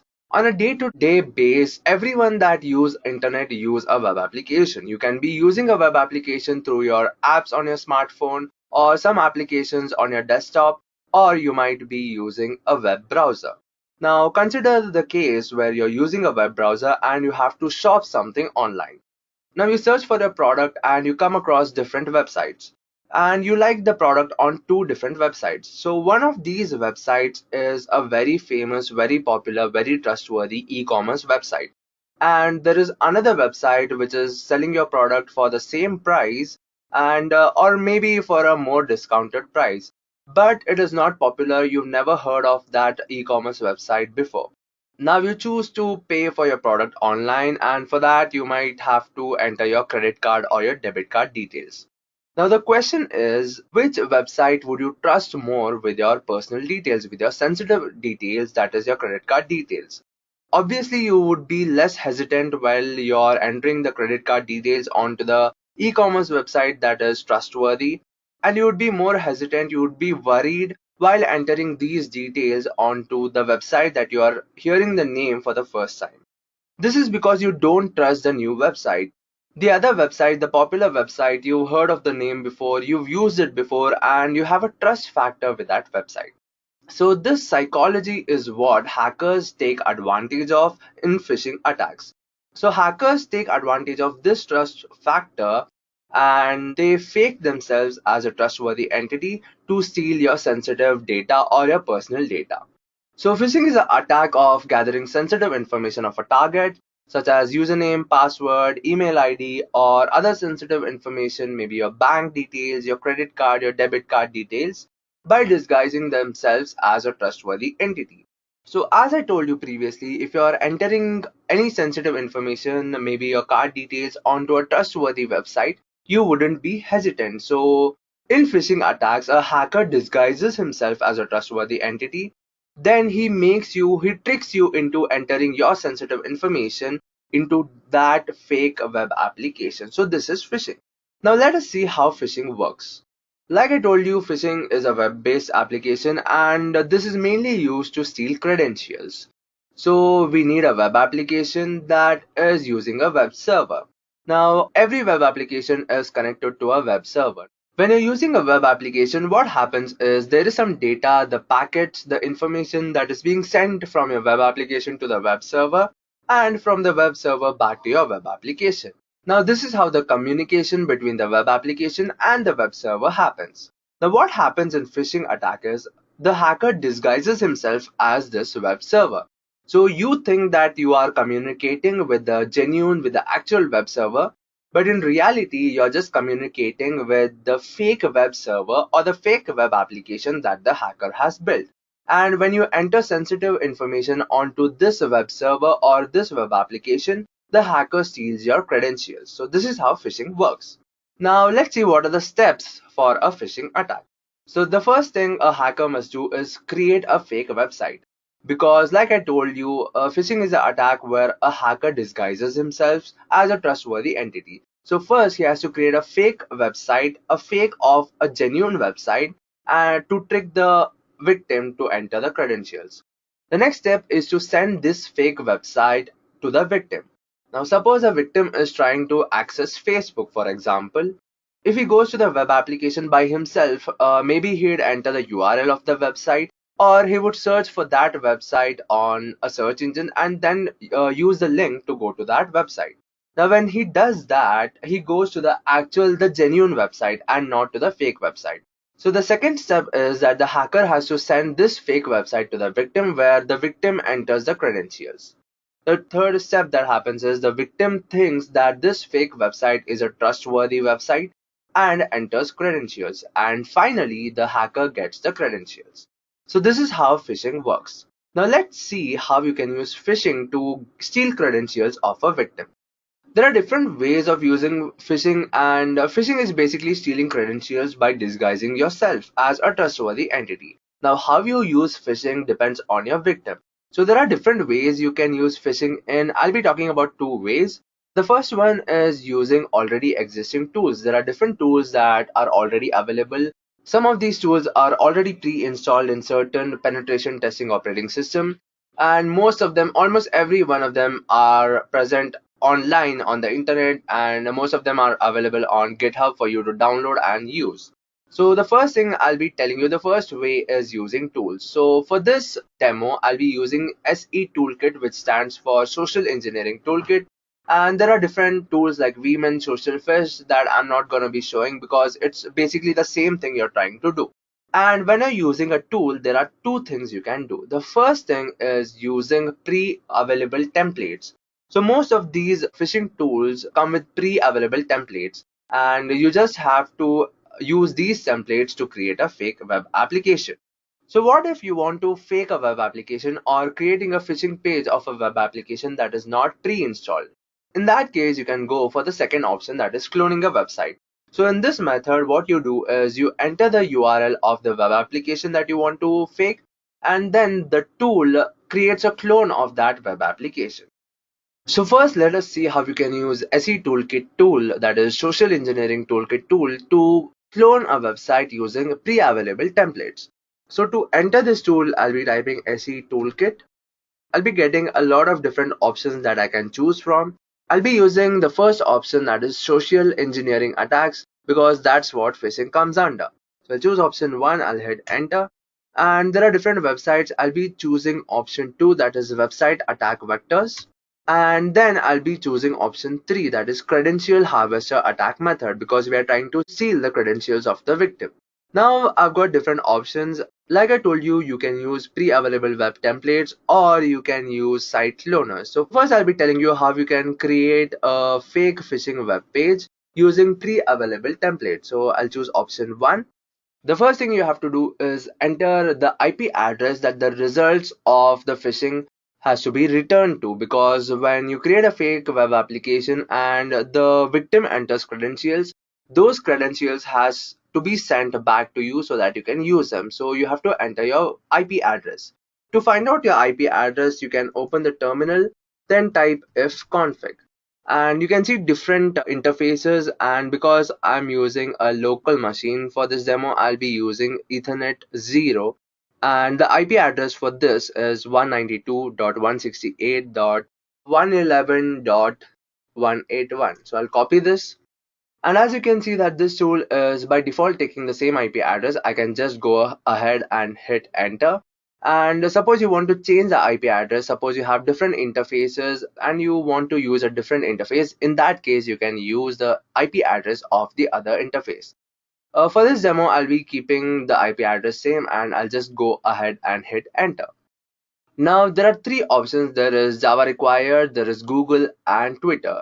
And for this demo, I'll be creating a phishing page for Google. So I'll choose option 2, that is Google. Now the tool will run, it will create a web application, a phishing web application, and I'll just hit enter.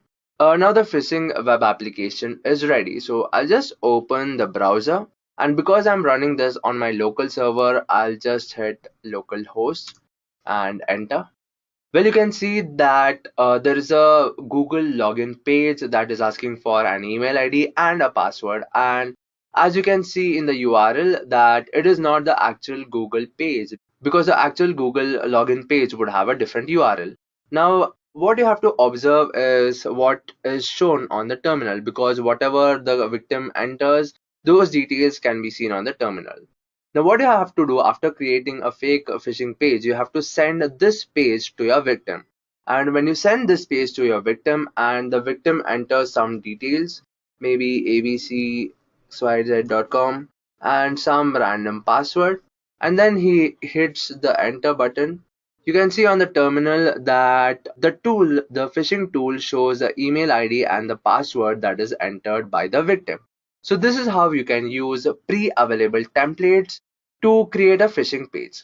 Now, what if you want to create a phishing page of a web application that is not available as a web template? In that case, there is another option that you can use, that is the site cloner. So let's see how you can use site cloner to create a phishing page. Well, for this demo, I'll be creating a phishing page of Edureka community, and the URL for that is edureka.co/community. I'll hit the enter button. Edureka community is basically a forum where people can ask questions, their doubts regarding various technologies, and there are other community members that answer to your questions. So there are different options here. Latest, most viewed, there's ask a question. It's also integrated with a blog, and what we are actually interested in this part, that is the login and sign up, because we want to steal the credentials. So this is what we are interested in, and I want to clone this site to create a phishing page. So I'll just copy the URL of this page. Now coming back to the terminal, I'll enter the phishing tool again, that is SE toolkit, and I'll choose option 1. Here I'll be choosing option 2, that is website attack vectors, and similar to the previous way, I'll be using credential harvester attack method, that is option 3. And here, instead of using option 1, that is web templates, I'll be using a site cloner, that is option 2. And similar to the previous time, it asks for the IP address. I'll hit enter because this is the IP address I want to use. And now you have to enter the URL for the web application that you want to clone. And because I copied the web application of Edureka community, I'll just paste it here and I'll hit enter. Now this tool will take a little bit of time to clone the website, and well, it is ready. Now let's see how the phishing website looks. I'll open a new tab. I'll just close the other tab, and because I'm running this on a local server, I'll hit localhost. Well, this is the fake website. This is the fake Edureka community website. Now you can see that the interface looks exactly the same. All the options here are available, all the questions, all the details. There are different categories here, and also the login button. Now, if you have a victim that uses Edureka community regularly, then you can create a fake website, a phishing website of Edureka community, and then send this phishing website to him. So what happens is when he hits the login button, he has to enter the email ID and password. And when he enters the email ID and password, for example, I'll be entering this email ID and some random password, and I'll hit the login button. Now let's see on the terminal what details we get. Now, as you can see that there's a message that tells possible username found, possible password found, and you can see that the username and the password that I entered on the phishing page is available to me on this site. So this is how you can use phishing tools to steal credentials of your victim. Now the question is, when you create a phishing page using these tools and you send these phishing pages to your victim, the URL is something different. There is localhost or there is an IP address. And suppose you want to steal credentials of Gmail and you send one IP address and your victim opens it. He sees there's a Gmail login page. So do you think he would actually enter his information? Because it would be fishy, because if he has to log in into Gmail, he would just enter the URL by himself or go to Gmail login page by himself. He would obviously think why he has to enter his credentials on the web application, the website that you sent. So if you're just using phishing tools and just sending the IP address, in most cases you will fail because the victim will know that something's fishy. In that case, what you have to do is use the second way for phishing. So the second way for phishing is creating a custom phishing website. Now to do this, you have to study your victim, you have to understand your victim, you have to understand what pages he usually visits, what fields, what things he is usually interested in, and then depending on his interest, you have to create a phishing website. Now let me show you how you can use phishing by creating a custom phishing page. Now coming back to the Kali Linux operating system, I have created a phishing page that I will show you, and I have created a phishing page that gives you some offer. There's a special offer, and when I was creating this phishing page, I had this one friend in mind that usually keeps looking for offers to buy food because he's a foodie. He usually orders online, and every day he goes on to different websites and checks for coupons available or promo codes available. So this friend was what I had in mind, and I created this phishing page that tells special offer valid on Swiggy, Zomato, Uber Eats, Food Panda, basically different food ordering services. And I've also written that you can get 80% off on your food delivery. And to do this, you have to log in with your Gmail account. So you have to log in with your Gmail account to avail this offer. And also under the get promo code, I have created a login button, and just to make it a little legit, because usually promo codes have expiry dates, and yeah, so if I send this thing, it would look legit, and because there's an expiry date, he would log in with Gmail. Now I've also connected this web application to a database where I've designed this web application in such a way that when the user logs in to Gmail using his email ID and password, then that email ID and password is sent and stored onto my database. So if I send this phishing page to my friend, obviously because he needs promo code, he would go and hit the login button, and I've redirected this to a fake Gmail login page. He would enter his email ID and password because he wants the promo code for food, and he would enter his email ID and password and hit the login button, and then I'm just displaying something telling coupon details will be sent to your email address, and he'll be checking for the coupon details for the promo code on his email ID. But what happens in the background is his credentials are sent to my database and stored in it. So let me just check what details I've got on my database. So I'll be logging into my database first, and for this I'm using the database called test. So I'll just select that database. Let me see what tables are available here.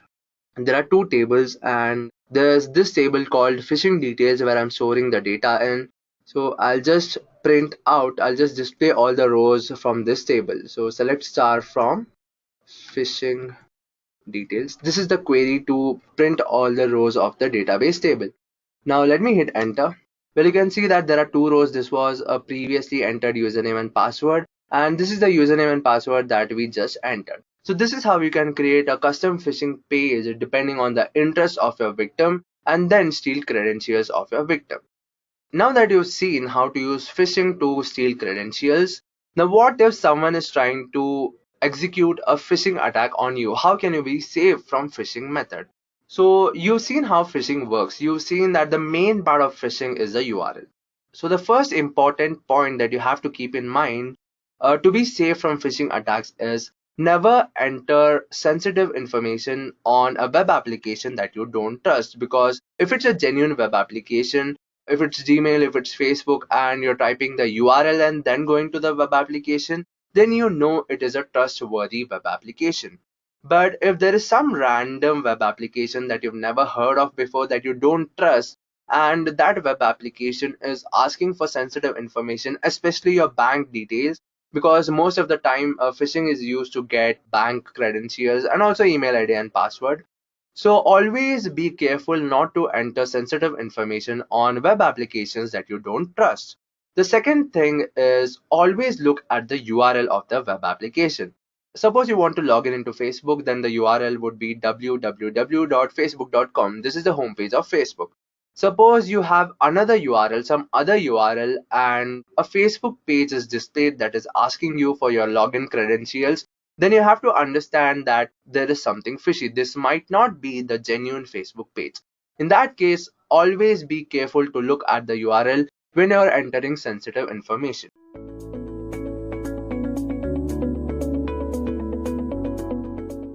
Now I'm going to take the help of an example or a scenario to actually explain what is cryptography. Alright, so let's say we have a person and let's call him Andy. Now suppose Andy sends a message to his friend Sam, who is on the other side of the world. Now obviously he wants this message to be private and nobody else should have access to the message. Now he uses a public forum, for example the internet, for sending this message. The goal is to actually secure this communication, and of course we have to be secure against someone.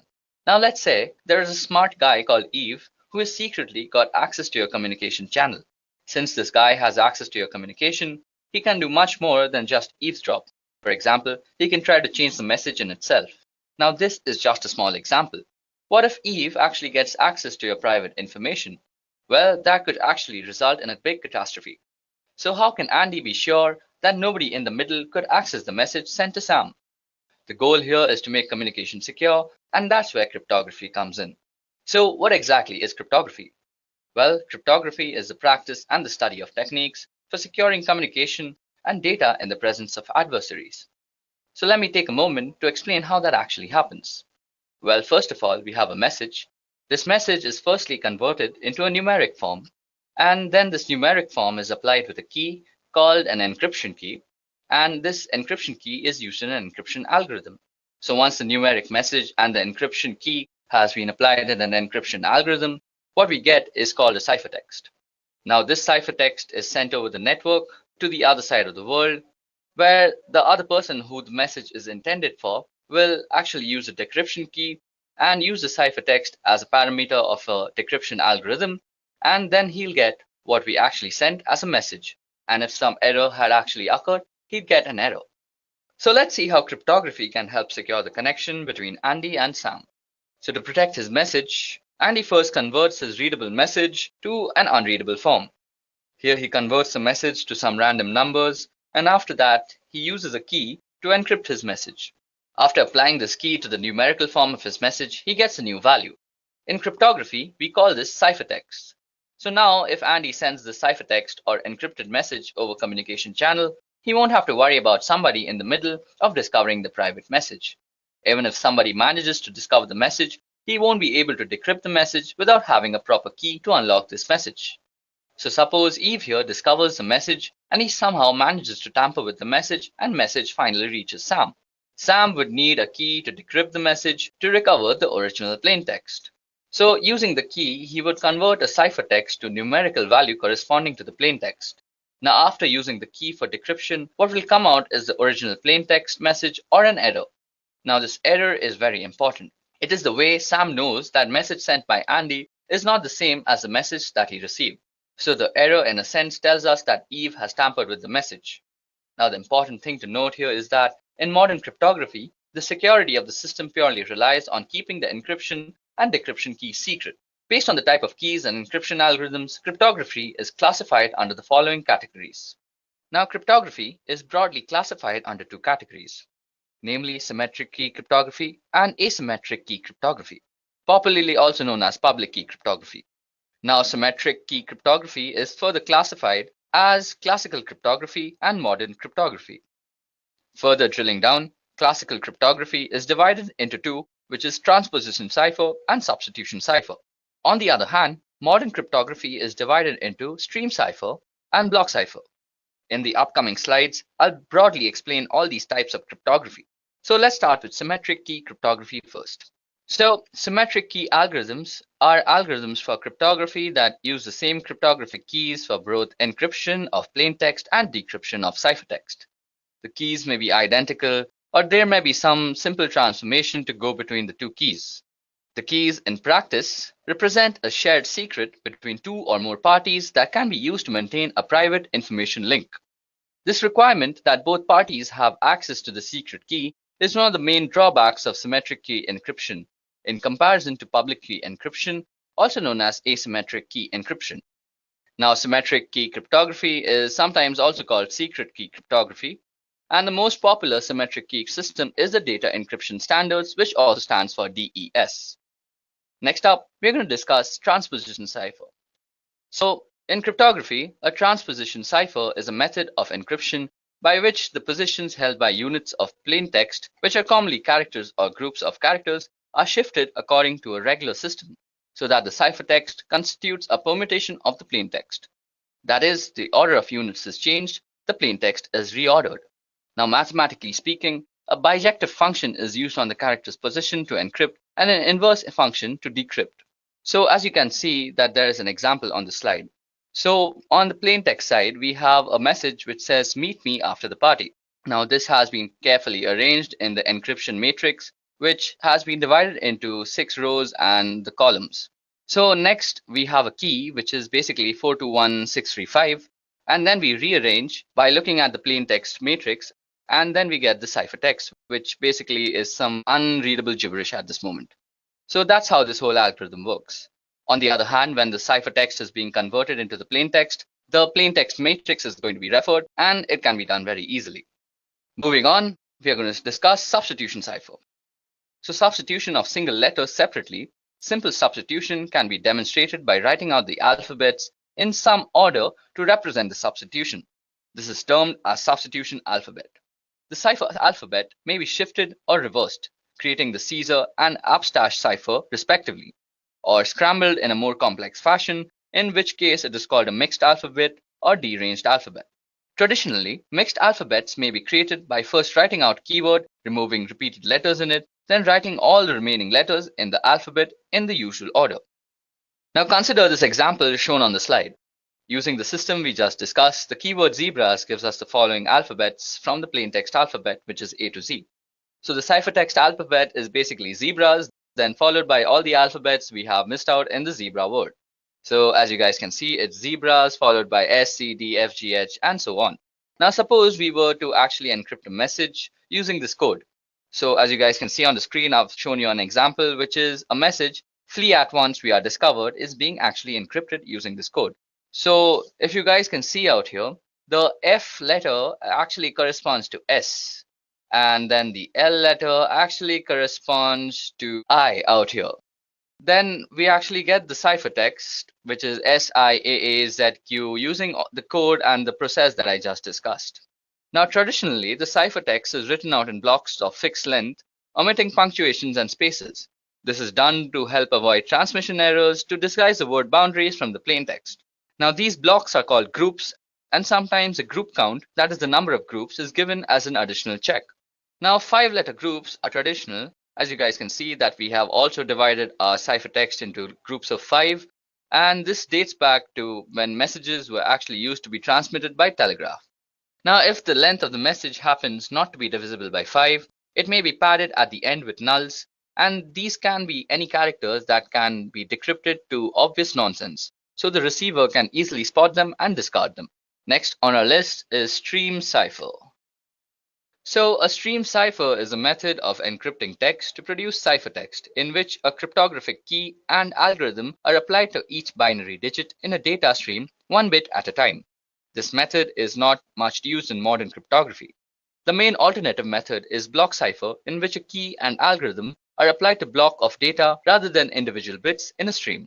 Okay, so now that we've spoken about block cipher, let's go and actually explain what block cipher does. A block cipher is an encryption method that applies a deterministic algorithm to the symmetric key to encrypt a block of text rather than encrypting one bit at a time as in stream ciphers. For example, a common block cipher, AES, encrypts 128-bit blocks with a key of predetermined length that is either 128, 192, or 256 bits in length. Now, block ciphers are pseudo-random permutation families that operate on the fixed size of block of bits. These PRPs are functions that cannot be differentiated from completely random permutation and thus are considered reliable until proven to be unreliable by some source. Okay, so now it's time that we discuss some asymmetric cryptography. So, asymmetric cryptography, also known as public key cryptography, is any cryptographic system that uses pair of keys, which is a public key which may be disseminated widely, and private keys which are known only to the owner. This accomplishes two functions: authentication, where the public key verifies that a holder of the paired private key sent the message, and encryption, where only the paired private key holder can decrypt the message encrypted with the public key. In a public key encryption system, any person can encrypt a message using the receiver's public key. That encrypted message can only be decrypted with the receiver's private key. So to be practical, the generation of public and private key pair must be computationally economical. The strength of a public key cryptographic system relies on computational efforts required to find the private key from its paired public key. So effective security only requires keeping the private key private, and the public key can be openly distributed without compromising security. Okay, so now that I've actually shown you guys how cryptography actually works and how the different classifications are actually applied, let's go and do something interesting.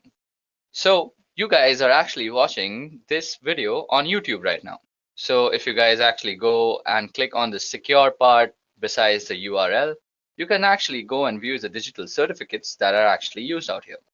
So click on certificates and you'll see the details in the details tab. Now, as you guys can see, the signature algorithm that is used for actually securing YouTube is being SHA-256 with RSA. And RSA is a very, very common encryption algorithm that is used throughout the internet. Then the signature hash algorithm that is being used is SHA-256. And the issuer is Google Internet Authority. And you can get a lot of information about sites and all their authority key identifiers, their certificate policies, the key usage, and a lot of things about security just from this small little button out here. Also, let me show you a little how public key encryption actually works. So on the site, which is basically cobwebs.cs.uga.edu, you can actually demo out public key encryption.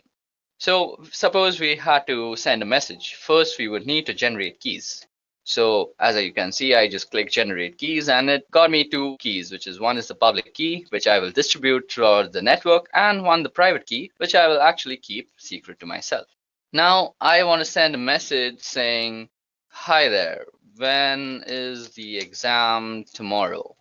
So now we are going to encrypt it using the public key because that's exactly what's distributed. So now as you can see, we have got our ciphertext. So this huge thing right out here is ciphertext, and it absolutely makes no sense whatsoever. Now suppose we were to actually then decrypt the message. We would use the private key that goes along with our account and we would decode the message. And as you guys can see, voila, we have hi there, when is the exam tomorrow? So we have actually sent a message on the internet in a very secure fashion. Above that, there's also RSA that needs some explaining because I had promised that too. Now, RSA is a very, very commonly used algorithm that is used throughout the internet, and you just saw it being used by YouTube. So it has to be common. So RSA has a very unique way of applying this algorithm. There are many actual parameters that you actually need to study. Okay, so now we're actually going to discuss RSA, which is a very popular algorithm that is used throughout the internet. And you also saw that it's being used by YouTube right now. So this crypto system is one of the initial systems. It remains the most employed crypto system even today. And the system was invented by three scholars, which is Ron Rivest, Adi Shamir, and Len Adelman. Hence the name RSA. And we will see the two aspects of the RSA crypto system. Firstly, generation of key pair, and secondly, encryption-decryption algorithms. So each person or a party who desires to participate in communication using encryption needs to generate a pair of keys, namely public key and private key. So the process followed in the generation of keys is as follows. First, we have to actually calculate n. Now n is actually given by multiplying p and q, as you guys can see out here. So p and q are supposed to be very large prime numbers. So out here P will be 35, but for some very strong encryption, we are going to choose very large prime numbers. Then we actually have to calculate phi. Now phi, as you can see, the formula goes is P minus 1 into Q minus 1, and this helps us determine for the encryption algorithm. Now then we have to actually calculate E. Now E must be greater than 1 and less than phi, which is P minus 1 into Q minus 1. And there must be no common factors for E and phi except for 1. So in other words, they must be co-prime to each other. Now to form the public key, the pair of numbers N and E form the RSA public key system. This is actually made public and is distributed throughout the network. Interestingly though, N is a part of the public key, and the difficulty in factorizing a large prime number ensures that the attacker cannot find in finite time the two primes, that is P and Q, that is used to obtain N. This actually ensures the strength of RSA. Now, in the generation of the private key D is calculated from P, Q, and E. For given N and E, there is a unique number D. Now, the number D is the inverse of E modulo phi. This means that D is a number less than phi such that when multiplied by E, it gives 1. So let's go and actually fill up these numbers. So N should be 35 out here. And if we generate them, we get the value of phi, which is 24, which is basically 4 into 6. And then we should also get E. Now E should be co-prime, so we are going to give it 11, as 11 is co-prime to both. So now for the actual encryption part, we have to put in E and N out here. So E out here for us is 11 and N is 35. And then we're going to pick a letter to actually cipher, which is A.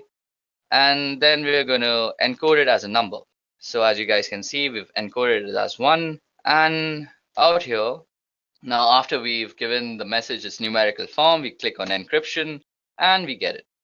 Now to actually decrypt the message, we are going to need D and N. Now D for us was 5 and N was 35. So 5 and 35. And then we're going to take encrypted message from above, and we're going to decrypt this message. So after you decrypt it, we have the numerical form of the plain text, and to then decode the message, just click here, decode message, and as you guys can see, we have decoded a message using RSA. So guys, that's how RSA works. I explained all the factors that we actually use in RSA, from N to 5 to E to D, and I hope you understood a part of it.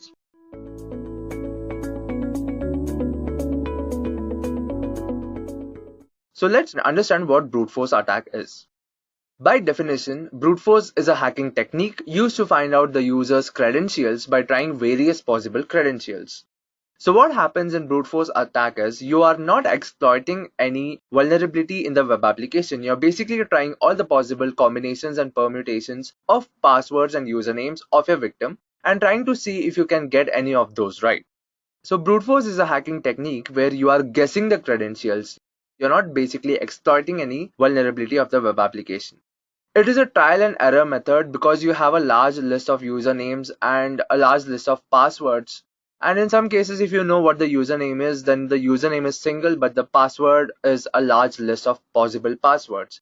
So you have to try each of these combinations and see whether you get it right or wrong. So it's basically a trial and error method. And for brute force attacks, you need a username list and a password list. So in some cases, you need a list for both the username and the password. In some cases, if you know the username, then you only need the password list. And some of the tools that are used for brute force are Metasploit, John the Ripper, Aircrack NG, Hydra, and Medusa. So this is what brute force attack is in brief. Now let's see how brute force attack works. This is the flow diagram of how brute force attack works. First, there's a brute force tool to which you feed usernames and passwords, maybe one username and a list of passwords, or a list of usernames and a list of passwords. So this brute force tool will send these usernames and passwords, the combination of these usernames and passwords, to the web application or to the application in general, where the username and password is checked, it is authenticated, and depending on the response of the application, the tool decides whether the credentials were right or wrong. So if the login was successful, then the username and password is considered to be right. If the login was a failure, then the username and the password, that combination of the username and password, is considered to be wrong. So this is how brute force works. Let's take an example of a web application where you're trying to log in into this website. There are two fields. There's username and password. Username can be a username or your phone number or your email address. And then there's a password. So what happens is there's a brute forcing tool. In this case, I've taken the example to be Hydra as a brute forcing tool. And then there's a passwords and username list. So what happens is you feed this password and username list to the brute forcing tool, and this brute forcing tool will send a combination of username and password to the web application. And here this username and password is validated and verified. If there is a success message or if the login was successful, then the username and password is considered to be right. The credentials is considered to be right and valid. And this credential is stored somewhere in the tool. And this happens for all the username and passwords present in the username list and the password list. Suppose there's a username and password that does not let you log in, then in that case it means that username and password is wrong, and that username and password is just let off because it's of no use to us. So this is what happens throughout the username list and the password list. All the combinations of username and password is sent to the application, and the response after the authentication is analyzed to see whether the credentials were right or wrong. If the credentials are right, then those credentials are stored somewhere in the tool, and if the credentials are wrong, then that combination of username and password is just let go. So this is how brute force attack works. Now let's see a demo where I'll be showing you how to use brute force attack on a web application. So this is the web page that I've created to show you how brute forcing attack works. This is a dummy web page that I'm running on my local server. Now, as you can see that there are two fields. There's a username field and there's a password field, and we are going to try to use a tool to guess the username and password for this web application. Now, because I need to guess, I need a list of usernames and I need a list of passwords. So I've created a custom username and password list, and I'll just show you the contents of these lists. So the username.txt file contains 1, 2, 3, 4, 5 usernames: admin, Edureka, ch, hacking, and edureka.co. And there's another list called password.txt which has a few passwords. Now let me show you which combination of username and password is valid and authenticated. So the first username is admin and the password is 1, 2, 3, 4, 5, 6. Let me hit the login button and see what happens. So it's a success, which means the login is success. And the other valid username and password is Edureka and Edureka123. And it's also a success. Now what if I give any other input? The username is Edureka. I'll just type some random input and try to log in, and it's a failure. There are only two valid username and password. One is admin as a username and 1, 2, 3, 4, 5, 6 as the password. The second username is Edureka and Edureka123 as the password.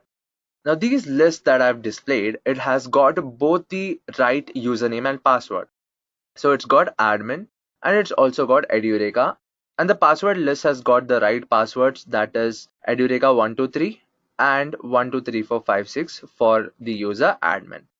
Now I'm going to use a brute force tool called Hydra to run a brute force attack on this web application. So the command for this Hydra tool is Hydra. Let's see what all options it's got. Okay, so if you type Hydra-H, which says help, you can see a lot of options here. The syntax is given. There are different options that you can see, and also a few examples.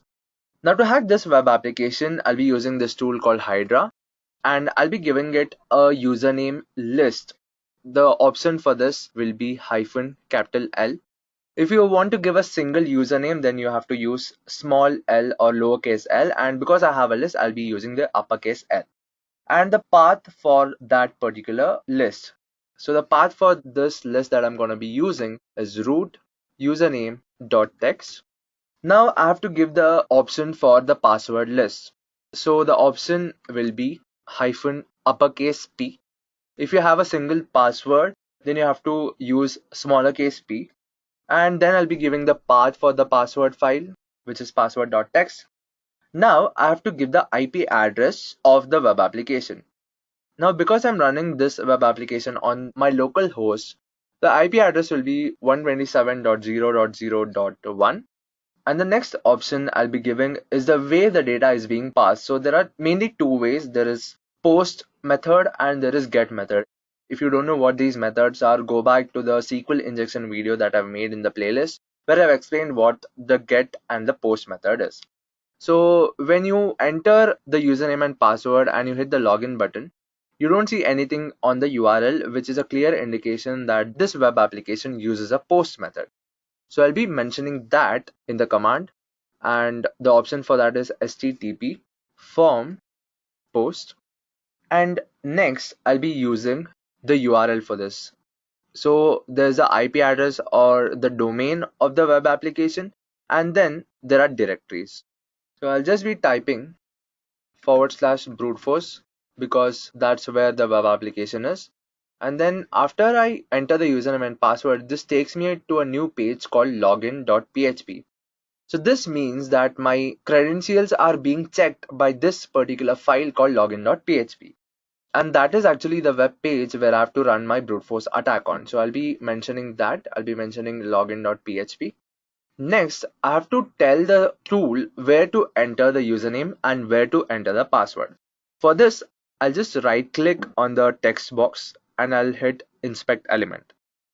So when I do this, I will find the name of that particular text box. In this case, the name for that particular text box is uname. So I'll be using that in my command. So it'll be uname equal to, and in between caps will be my user. So this tells the tool to replace the elements in the list, in the password list and the username list at this particular position. So this is the username, and the next parameter will be password, and the name for the password field here is pass. So I'll be using that in my command. So pass equal to, and I'll be using caps and pass. And after this, I'll have to mention one more thing to tell the tool when the login is successful and when the login is a failure. So what I'm gonna do is I'm gonna type some random password, and this is the message I get when the login is not right. That means when the credentials are wrong. So this is the message, and I'll be telling the tool that this is a message that I get when the credentials are wrong. So ignore the username and password combinations that return a failure message. That indirectly means whichever credentials are being used and the message failure is not displayed, that particular username and password is the right credential. Now let's run this command and see if this tool can find out the right credentials. Earlier I've shown you what the right credentials are. The username is admin and the password is 123456. The other username is Edureka and the password is Edureka123. So let me just hit the enter button and run this tool. So now we can see that this tool has run a brute force attack on the web application and it has found out the right username and the right password. So these are the usernames like I showed you earlier, which are the right credentials.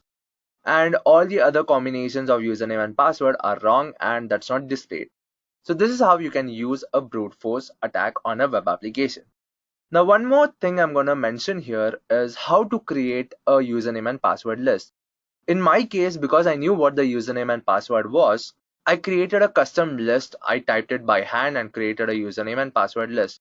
But in most of the cases, you don't know what the password is. Maybe you found out the username somehow, but you don't know what the password is, but you can make an educated guess on what the username or what the password might be.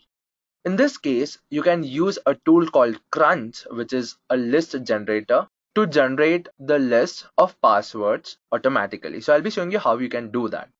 So this is the tool. It's called 𝐶runch, and let's see the syntax of it. So this is the syntax. So 𝐶runch, minimum, maximum, and options, where minimum and maximum are numbers. So basically you type 𝐶runch, then you give the minimum number of characters the password should have. I'll enter 3. Then you mention the maximum number of characters that password should have. I'll try 5. And the possible characters that password can have. So I'll try A, B, C, D, E, and I'll hit the enter button. Now we can see that this tool is generating all these passwords. Like you can see, it's generated all the possible passwords using that combination of characters for that particular length. So it's generated 3875 lines. So this is a very helpful tool if you're making an educated guess. But the problem with brute force attack is, suppose the password is complex or it's lengthy, then it will take a lot of time to generate the password list. For example, suppose you have no idea what the password could be and you type a few alphabets here and all the numbers, and the length, because most of the passwords require a minimum length of 6 characters, suppose the maximum is 8. Now you see the password generator has to generate this number of passwords and it takes a lot of time. Even if you're using a fast computer, it will take a lot of time, sometimes hours, sometimes days, sometimes weeks, and depending on the length and the complexity, maybe years sometimes. So this method of generating a password is basically the last thing you should be doing because it takes a lot of time. Like you can see, it's still on the letter B and it's still on 6 characters. It's generating passwords of only 6 characters even now. So this is how you can generate a password list. So when you run the command, you can also see some information about how much time it might take or how much the size of the file can be. So I'll just run this command again and I'll not let it execute. I'll just show you the information that it's displayed. So basically when I'm trying to generate a password of minimum 6 letters, 6 characters and a maximum of 8 characters with these combinations of characters, it has to generate 61 GB of data, which is a lot. And that's why it takes so much time. So this is how you can use brute force attack to guess the credentials of a victim. Now let's see how you can prevent brute force attacks.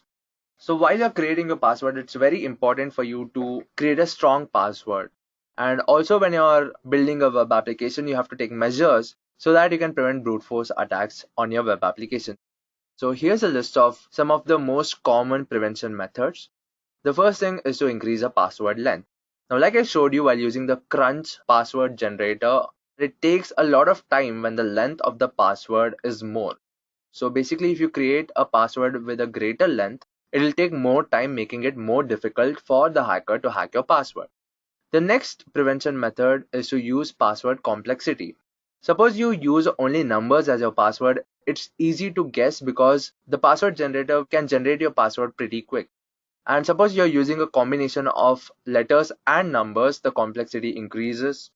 Suppose you're using letters, numbers, and special characters, then the password complexity increases even more. So it's better that you increase your password length and also use letters, numbers, and characters.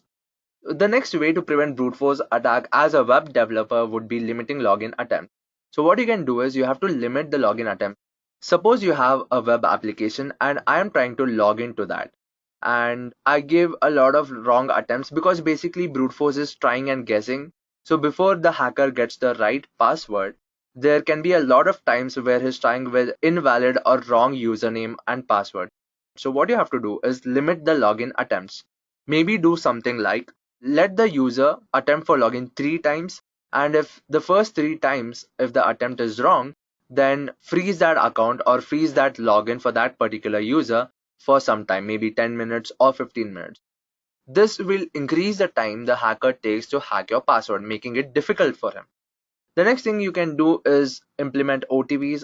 A lot of web applications these days, especially in the finance sector, use OTPs because maybe your password and username is easy to guess, but when you use OTPs, there's some other parameter that is used to verify your account.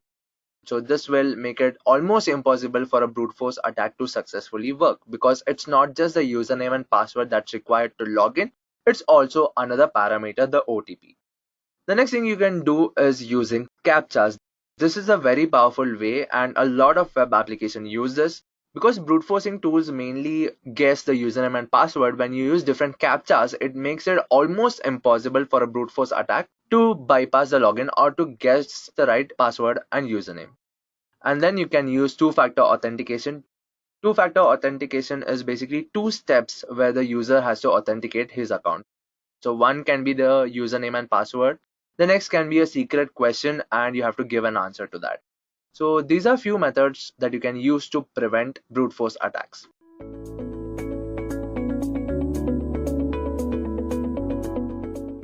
What is cross-site scripting attack?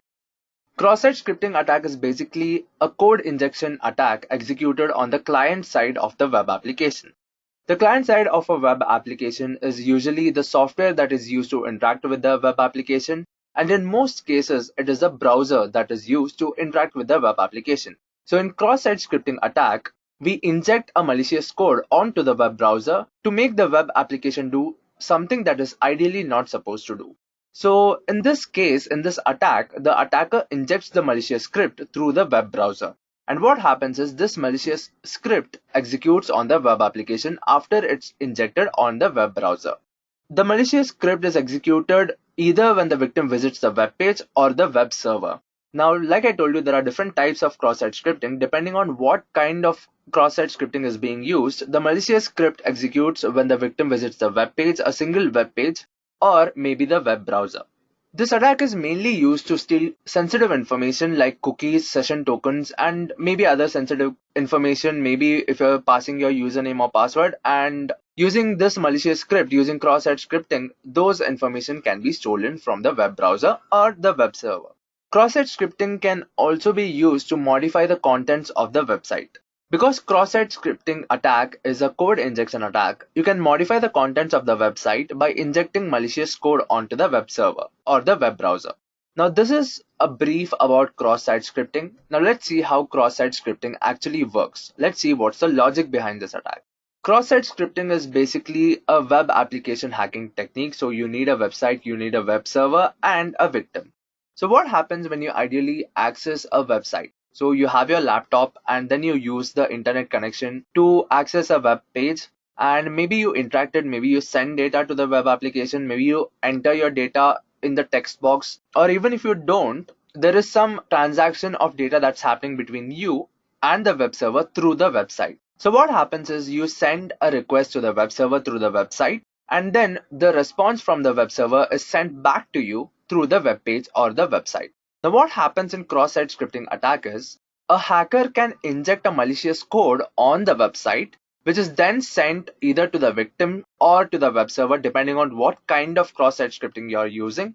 And when this happens, the malicious script is executed either when the victim visits the web page or when the victim tries to access a page or access some data from the web server. And when all this is happening, a hacker can inject a code which can be used to steal the credentials or any sensitive information. And by this logic, a hacker can inject a malicious script that can be used to steal the credentials or any other sensitive information of the victim, either from the web browser or the web server. So this is the logic behind cross-site scripting attack. Now let's look at the different types of cross-site scripting attacks. There are mainly three types of cross-site scripting attack. One is the reflected cross-site scripting, and also cross-site scripting is also known as XSS. That's the abbreviation for it. So the first type is reflected. In this case, the data is not stored on the web server. The next type is a DOM, which makes use of the document object model to inject the malicious script. And the third type is the stored cross-site scripting. In this case, the malicious script is stored on the web server. So I'll be explaining these types in detail in the next slides when I'm telling you how to hack each of these kind. So let's move on and see how you can use cross-site scripting attack to hack a web application. Now, like I told you earlier, there are three types of cross-site scripting attacks, and I'll be showing you how to hack each of them. So the first type would be reflected cross-site scripting. So in this type of attack, the script is executed on the victim side, and it is mainly executed on the browser. So the script is not sent to the server, or even if it's sent, depending on the API calls or the requests, the script is not stored on the browser side. And that's why it's called reflected cross-site scripting, because the malicious script is reflected on the victim side and it's not really stored on the server. Now let's see how to hack a web application using reflected cross-site scripting.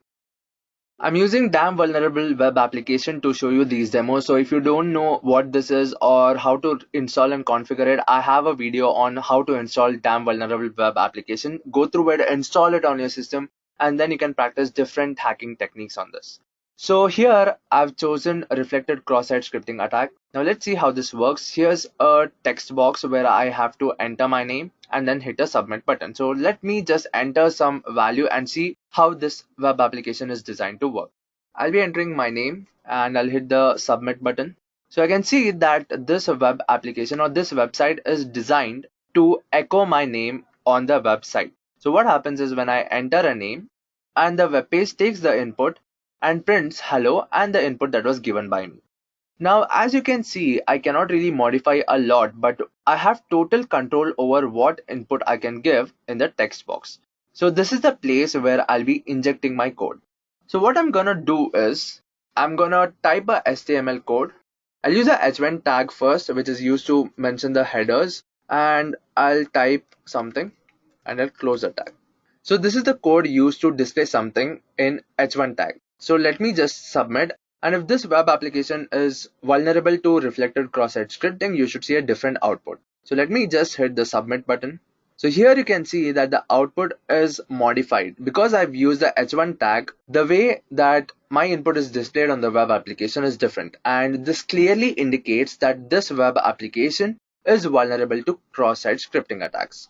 Now let me give some malicious script here. So I'll be typing script. This is the tag to execute any script, and I'll be creating a pop-up to display something. And let me just hit the submit button. And if this works, you should see a pop-up that says hello. And yeah, you did see a pop-up that says hello. So this clearly means that this web application is vulnerable to reflected cross-site scripting. Now you might be thinking, how is this hacking a web application? Just because I inject a code that displays the content in a different way, it's not really hacking, right? So let me tell you how this can be dangerous. So instead of displaying something in a different way, I'll try to get some sensitive information from this web application. And what I'm gonna do is use the script tag and create a pop-up, but instead of printing a string, I'll try to access the cookies for this web application or for this user basically. So let me just hit the submit button. And here you can see that the session ID is displayed.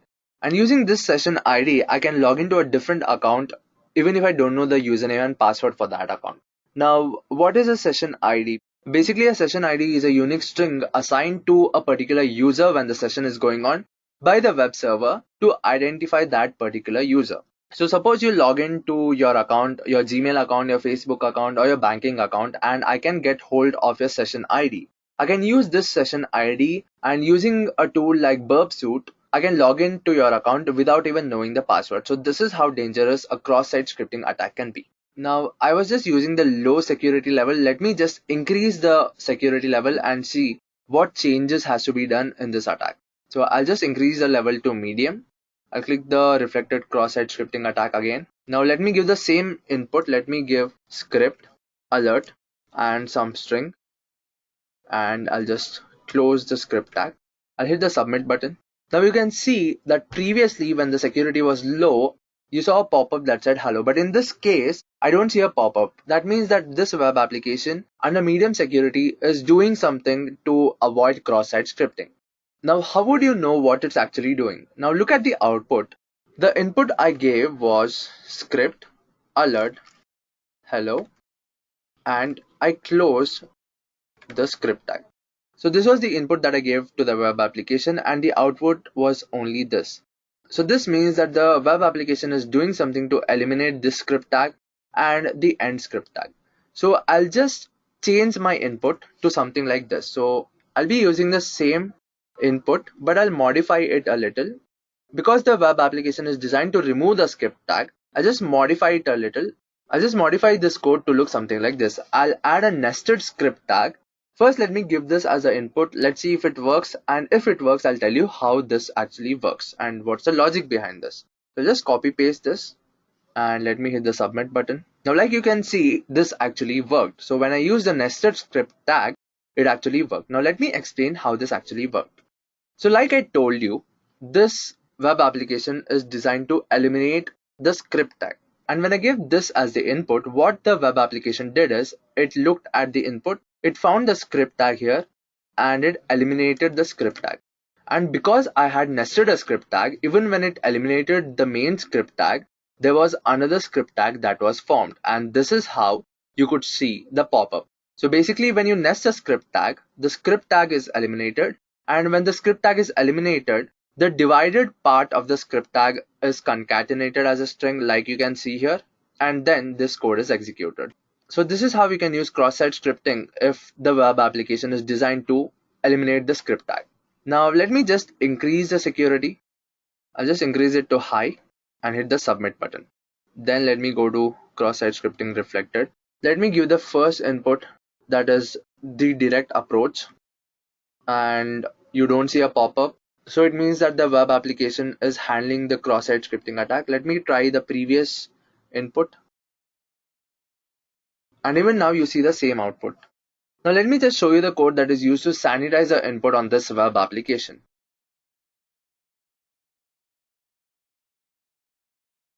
So this is the code that is used to sanitize the input. So what's happening here is this code is making use of regular expression, and wherever there's a script tag found or wherever there's a script tag formed, it is replacing that with a blank space or with an empty character. So basically this means that we cannot use the script tag in any way. Now what other options do we have? So what you can do is give a malicious script or give a malicious input without using a script tag. Now what you can do is you can use other tags of HTML or PHP. I'll be using the image tag. I'll be mentioning the source to some random thing, and I'll be using this function called onMouseOver and what the web page should do when the mouse is over that particular image. So this line basically tells there's an image and the source to that image is this file, which is a dummy value in this case. And if the mouse is over that image, then create a pop-up that displays the string hello. Now let me just give this as the input and see if it works. I'll just hit the submit button. Okay, so now we can see that it says hello, but you didn't see a pop-up. And because we've given a function on mouse over, for the alert or for the pop-up to appear, you have to move your cursor on the image. So when I move the cursor on the image, you see that the pop-up appears. Now what you can do is, in this case, I've not given any image as a source, but what you can do is you can download an image that says click here, and instead of giving a dummy value, you can give the source to that image. So when you use that malicious code, what will be displayed is hello and the image that says click here. So when the user will go to that image to click on that image, basically because the mouse is over that image, you see a pop-up. So that's when your malicious code will be executed. So this is all about reflected cross-site scripting. Let's move on to the next type, that is stored cross-site scripting. So like you saw in reflected cross-site scripting, the data is not being stored on the web server. It is executed on the web browser. Now in stored cross-site scripting, what happens is the script is stored and executed on the server. So there are a lot of web applications like Facebook where you comment on a picture, where someone uploads a picture, you comment on a picture, or you post a status on your wall or on your timeline. So this data is stored in the database of the server. And every time somebody clicks on that page or tries to access that data, the web server fetches that data from the database and then displays it on the web browser. So when you're using stored cross-site scripting attack, you're basically storing this malicious script on the web server or the database that is being used by the web server. The advantage of stored cross-site scripting is, because it is stored on the web server, every time any user that is accessing that data will be executing the malicious code. Now let's see how you can use stored cross-site scripting to hack a web application. So this is a web page for stored cross-site scripting attack. There's a name and there's a message. So let me just give some input. I'll type test1 and the message will be message1, and I'll just hit the sign guestbook button. So basically this takes a name and it takes a message and then it stores that. So even if I refresh this, you can see that the data is still present because this is stored in the database and it is being fetched every time I access this web page. Now what I'm gonna do is try to inject some malicious code here.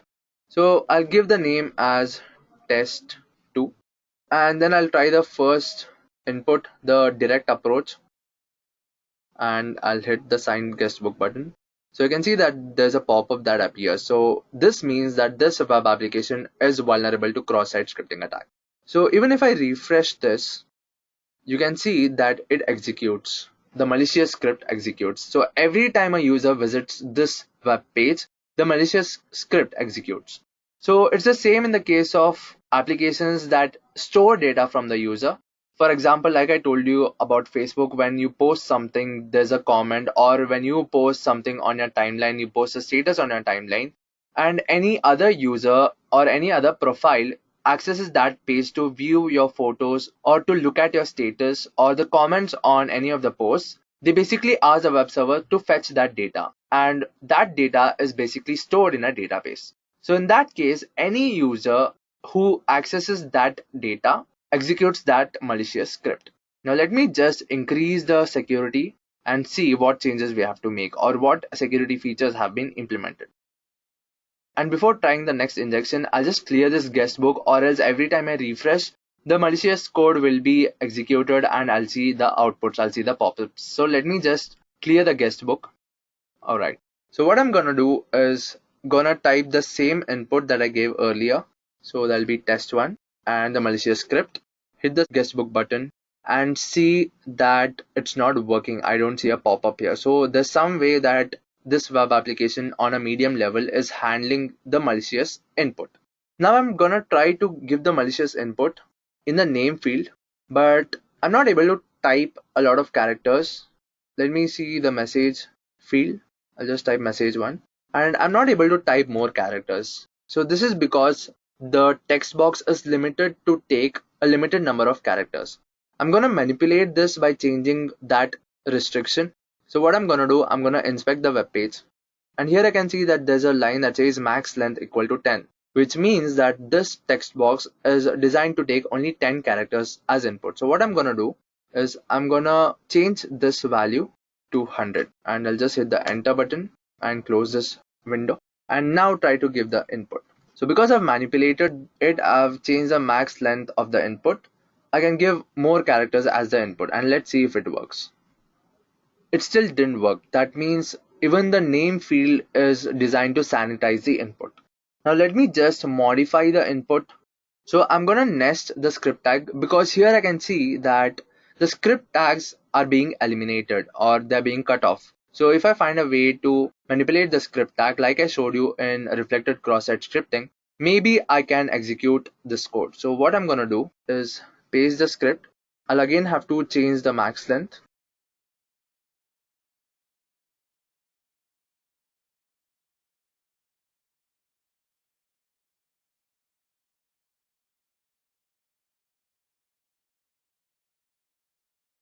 I'll change the max length to 100 and then give the input. And here I'll be using nested script tags similar to the way that I use in reflected cross-site scripting. I'll type a message here, message2, and let me see if this works. Well, it did work. And because I could see from the output that the web application was designed to eliminate the script tag, I just manipulated the way you inserted the script tag. I used the nested script tag, and then I could execute the malicious code. Now let's move on to the next level of security, and before that I'll just clear the guest book and I'll just increase the security. Go back to cross-site scripting stored. Now again I'm gonna try the previous input, the previous malicious script, and see if it works. I'll change the max length to 100 again.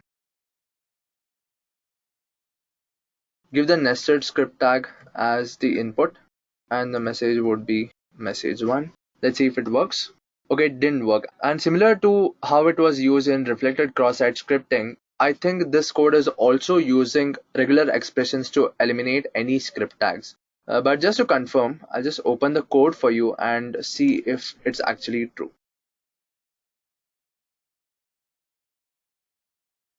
Yes, so it's same in this case. So what it's doing, it's basically identifying all the script tags using regular expressions and then replacing it with a blank space. So it basically means that you cannot use any script tags. So you need to use the alternative of the script tag. Now similar to the previous case, like how we use in reflected cross-site scripting, I'm going to use the image tag for this. And before that, I'll change the max length field. And the input I'll be giving will be image source X on mouse over. I'll be creating a pop-up that says hello and some message here. I'll just hit the sign guestbook button. So now we can see that this worked, but the pop-up didn't appear because the function that I use is on mouse over. So let me see if I get the mouse over on the image. Yes, it did work. So when I brought the mouse over that image, you saw that the pop-up appeared. So this is how stored cross-site scripting can be hacked. Now let's move on to the next type of cross-site scripting attack, that is DOM cross-site scripting.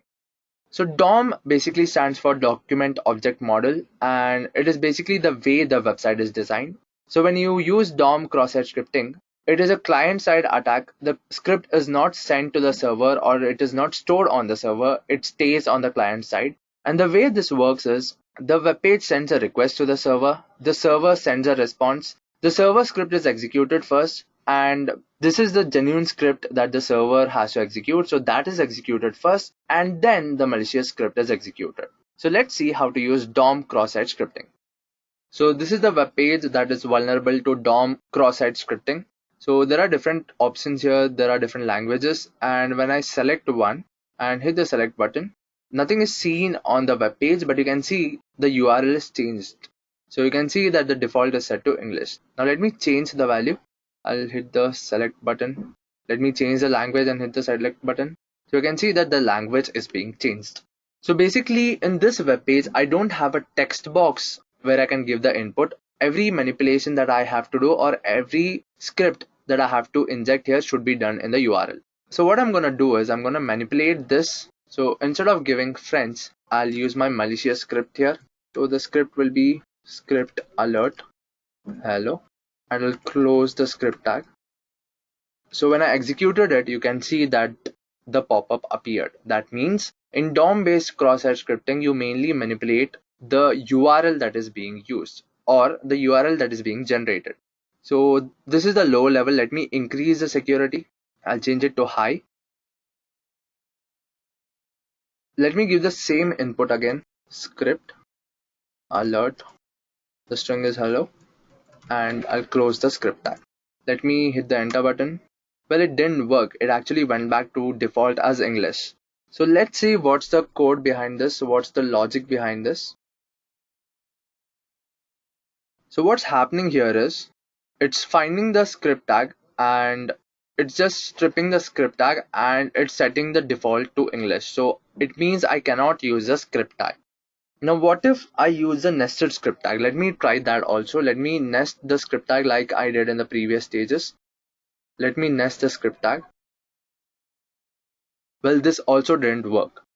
So this web application under medium security is designed in such a way that if there's any script tag, it will set the default to English, the language to English. Now how can you bypass this? For this, I'm going to inspect the element. So let me see how the web page is displaying all this data. Here you can see there's a form tag and there are different options here. So I'm going to make use of this syntax to inject my malicious query. I'll just copy paste this. So this is a line that displays English as the value. So what I'm going to do is manipulate this. So the way this is designed is there's a select tag, and under this there are different options. English. I'm not typing the whole code because I want you to understand the logic, and other inputs, and then the select tag is closed. And when one of the option is selected, maybe English, so this option is selected. If I choose any different option, maybe French, then this line is selected, and so on. So what I'm going to do is manipulate the URL in such a way that the option tags is closed earlier. So basically when I choose English as the default, it says English default. So this part of the code is executed and this is used to close. But instead of letting the page do it, I'll give that as the input in the URL. So what I'm going to do in the URL is I'm going to close the tag right here, the option tag and the select tag, and I'm going to use the body tag here and the function onload, which has to create a pop-up that says hello. Let me hit the enter button. Now as you can see here, I could successfully inject the malicious code in the URL. So how this works is, so when I choose English as the option, this part is executed. So instead of the web page closing this for me, I'm adding another option tag and I'm adding another select tag. So what happens is this part of the code does not execute because I'm closing it here and then I'm typing my malicious script here. And that's how this code successfully executed for medium security level. Now let me increase the security level to high and see how it works. Let me try the direct approach. Well, this didn't work. Let me use the previous approach.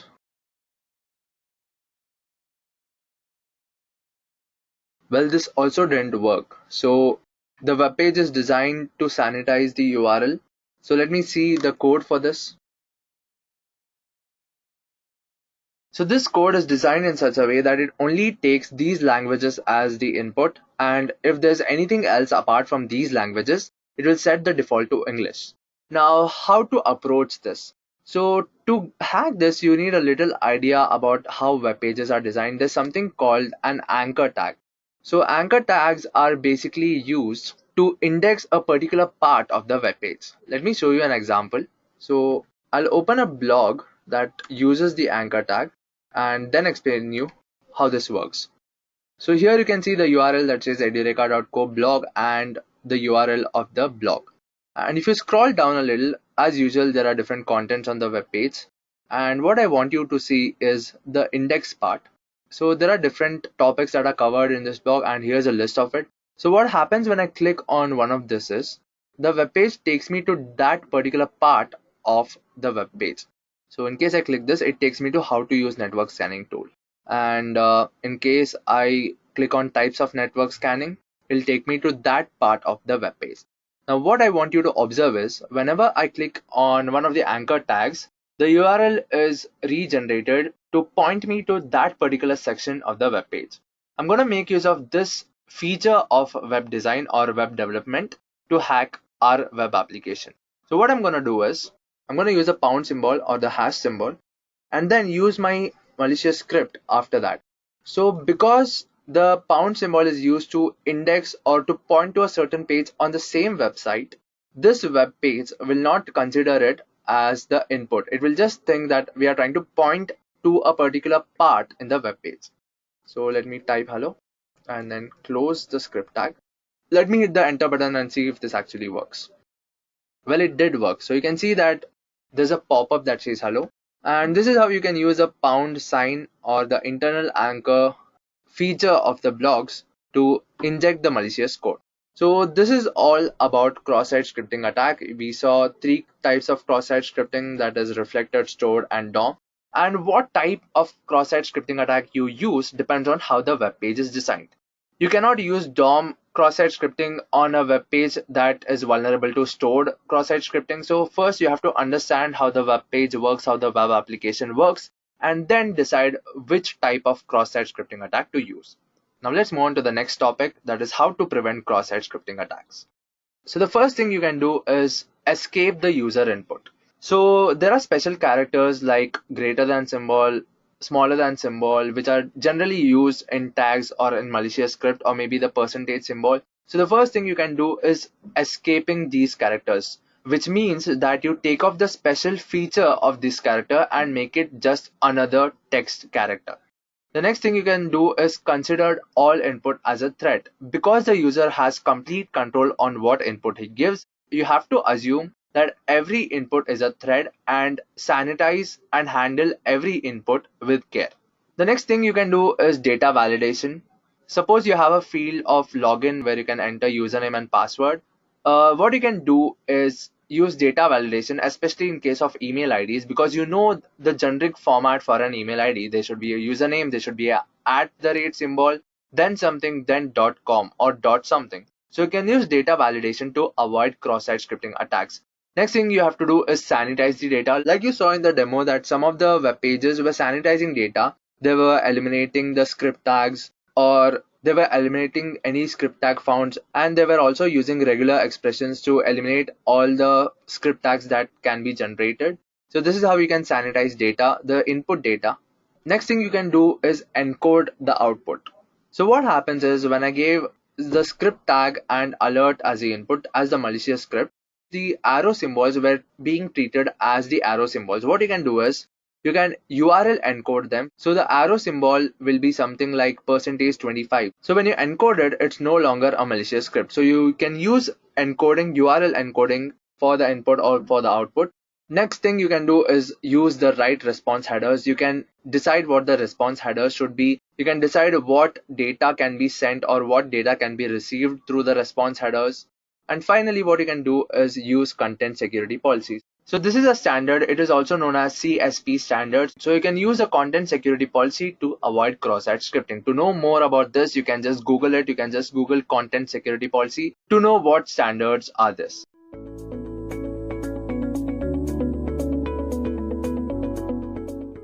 Firstly, let's go over what DOS and DDoS means. Now, to understand a DDoS attack, it is essential to understand the fundamentals of a DOS attack. DOS simply stands for denial of service. This service could be of any kind. For example, imagine your mother confiscates your cell phone when you are preparing for your exams to help you study, without any sort of distraction. While the intentions of your mother is truly out of care and concern, you are being denied the service of calling and any other service offered by your cell phone. Now, with respect to a computer and computer networks, a denial of service could be in the form of hijacking web servers, overloading ports with requests, rendering them unusable, denying wireless authentication, and denying any sort of service that is provided on the internet. Attacks of such intent can be performed from a single machine. While single machine attacks are much easier to execute and monitor, they are also easy to detect and mitigate. To solve this issue, the attack could be executed from multiple devices spread across a wide area. Not only does this make it difficult to stop the attack, but it also becomes near impossible to point out the main culprit. Such attacks are called distributed denial of service or DDoS attacks. Now let's see how they work. The main idea of a DDoS attack, as explained, is making a certain service unavailable. Since everything that is attacked is in reality running on a machine, the service can be made unavailable if the performance of the machine can be brought down. This is the fundamental behind DOS and DDoS attacks. Now, some DOS attacks are executed by flooding servers with connection requests until the server is overloaded and is deemed useless. Others are executed by sending unfragmented packets to a server which they are unable to handle. These methods, when executed by a botnet, exponentially increase the amount of damage that they are doing, and their difficulty to mitigate increases in leaps and bounds. To understand more about how these attacks work, let us look at the different types of attacks. Now, while there are plenty of ways to perform a DDoS attack, I'll be listing down the more famous ones. These methodologies have become famous due to their success rate and the damage they have caused over time. It is important to note that with the advancement in technology, the more creative minds have devised more devious ways to perform DOS attacks. Now, the first type of methodology that we're going to discuss is called ping of death. Now, according to the TCP/IP protocol, the maximum size of a packet can be 65,535 bytes. The ping of death attack exploits this particular fact.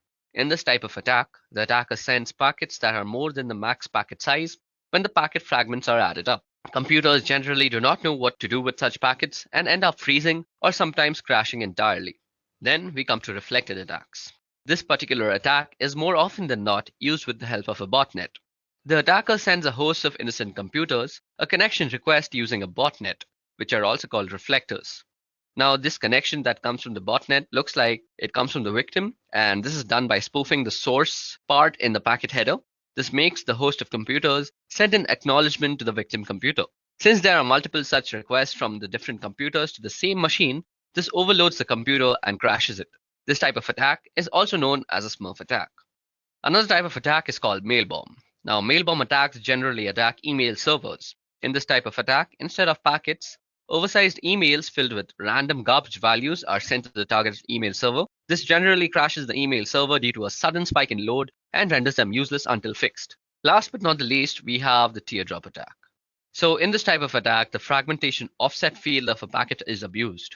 One of the fields in an IP header is the fragment offset field, indicating the starting position or offset of the data contained in a fragmented packet relative to the data in the original packet. If the sum of the offset and the size of one fragmented packet differs from that of the next fragmented packet, the packets overlap. Now, when this happens, a server vulnerable to teardrop attacks is unable to reassemble the packets, resulting in a denial of service condition. Okay, so that was all the theoretical portion of this video.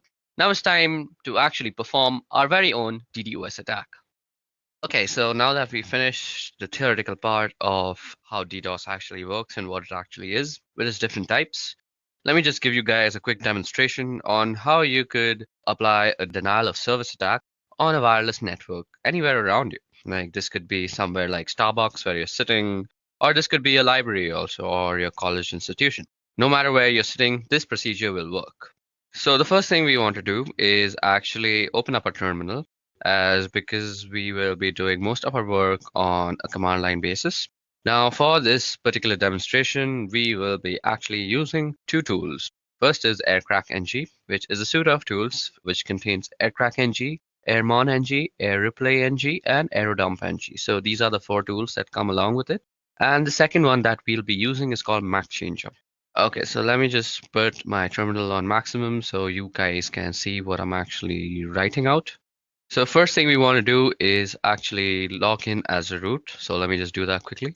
So because we need to log in as root because most of the stuff that we're going to do right now will need administrator access. Now, the first thing we want to do is check out our wireless network card's name, and we can do that easily by typing ifconfig. Now you can see that my wireless card is called WLO1, and we get the MAC address and we also get the IPv6 address. So that's my wireless network card, and we'll be actually setting that up in monitor mode. Now, before we actually go into and start up our network card in monitor mode, let me just show you how you can install the two tools that I just spoke about, that is 𝐴Rcrack-NG and 𝐸𝐴Changer. So to install 𝐴Rcrack-NG, you can just go apt-get install 𝐴Rcrack-NG, hit enter, and this should do it for you. I already have it installed, so it's not going to do much. To install 𝐸𝐴Changer, you could just go the same command, that is apt-get install 𝐸𝐴Changer, and you can check if both the tools have been installed properly by opening the manual pages by typing man 𝐴Rcrack-NG, and this will open up the manual page for you. And let's also do the same for 𝐸𝐴Changer. So what we're going to do first is set up our network interface card into monitor mode.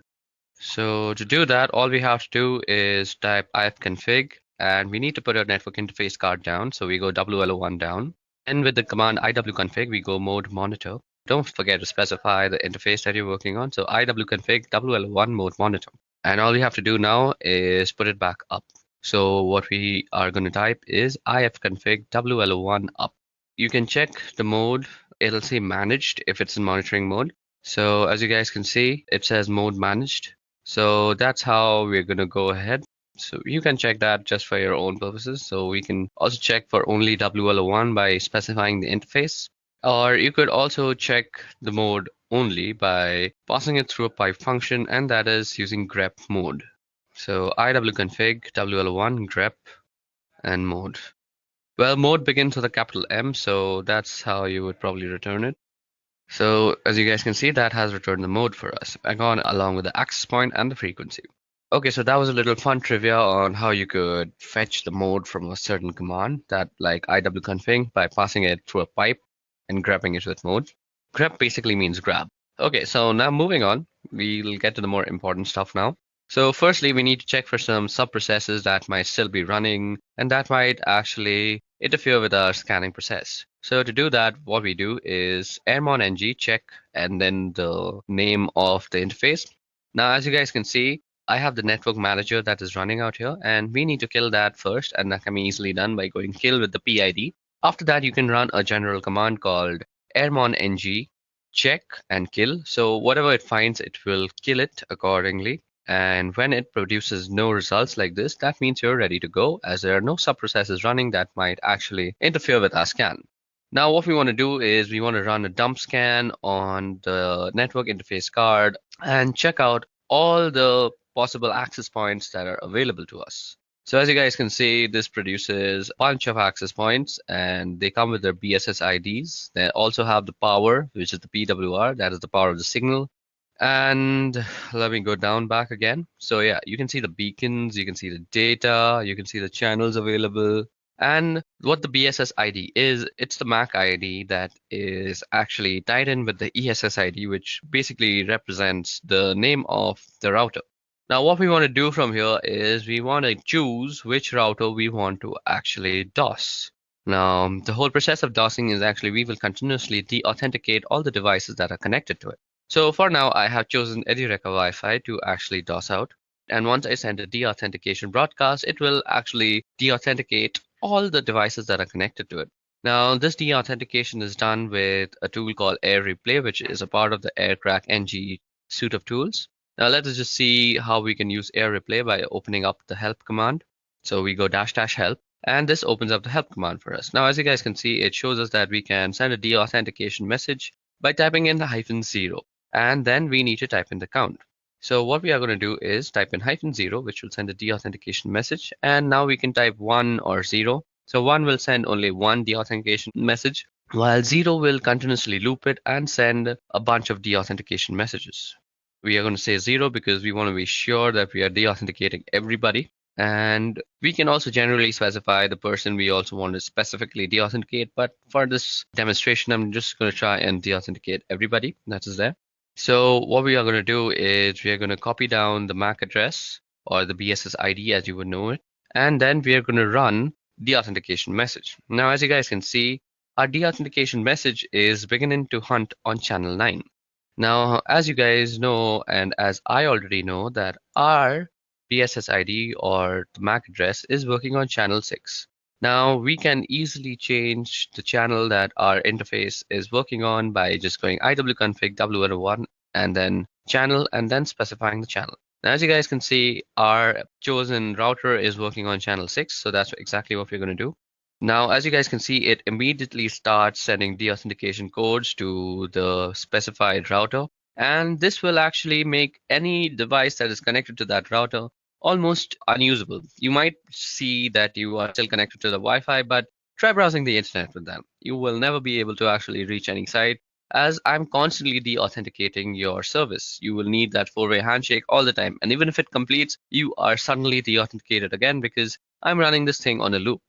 Now, you can let this command run for a few moments or how much of a time you want to DDoS that guy for. Well, this is not exactly a DDoS because you're doing it from one single machine, but you can also optimize this code to actually look like it's running from several different machines. So let me just show you how to do that. We're going to write a script file to actually optimize our code a lot. So this script file will actually automate most of the things that we just did and also optimize a little by changing our MAC address every single time. So we become hard to actually point out. So the first thing that we want to do is we want to put our wireless network card down. And maybe that's not the first thing that I want to do. Just give me a moment to think about this. I haven't actually thought this through, and I'm doing this on the fly. Okay, so the first thing that we're going to do is we're going to start a while loop that is going to continuously run until we actually externally stop it. So we go while true, and then we're going to say do. And the first thing that we want to do is send out a deauthentication message, and we are going to send it around 10 deauthentication messages. And we want to run it on a specific BSS ID. So that is the BSS ID that I had copied. So let me just put in that. And then we just put in the interface that it's supposed to work on.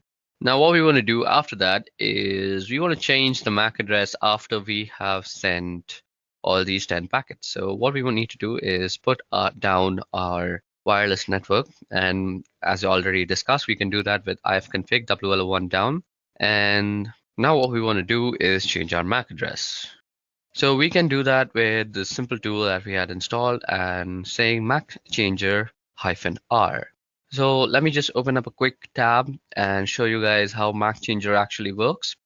Now you can already check out my other video called the ethical hacking course, which actually covers a lot of topics, and MAC changer is just one of them. And you can check how to use it in depth in that video. But for now, let me just give you a brief introduction to how MAC changer works. The MAC changer will basically give you a new MAC address every time. Let me just open up the help menu for you guys. So as you guys can see, these are the options that are available to us. We can get a random MAC address. We can also tell it to show our MAC address. And we also have to specify the interface when we want to show us the MAC address. Now let me just generate a new MAC address. So you see out here that interface up or insufficient permissions is being shown. So this means we always have to put down our interface first. So let me just do that quickly. ifconfig w1 down. And now what we want to do is give ourselves a new MAC address. And boom, roasted, we already have a new MAC address, as you guys can see from the new MAC part. Now, if we put back our network interface card and then try and show our MAC address again, we see that our current MAC and our permanent MAC are two completely different MAC addresses. And our current MAC and the new MAC are identical. So this is how you can actually generate new MAC addresses to spoof your own identity on the wire. And that is very useful in this case because the person you're attacking will be so confused as to what to do because your MAC address is changing every time and there's no real solution to the situation that you're creating for him. At least I don't know of any solution. If you do know how to stop this for yourself, please leave it down in the comment section below and help the world a little bit.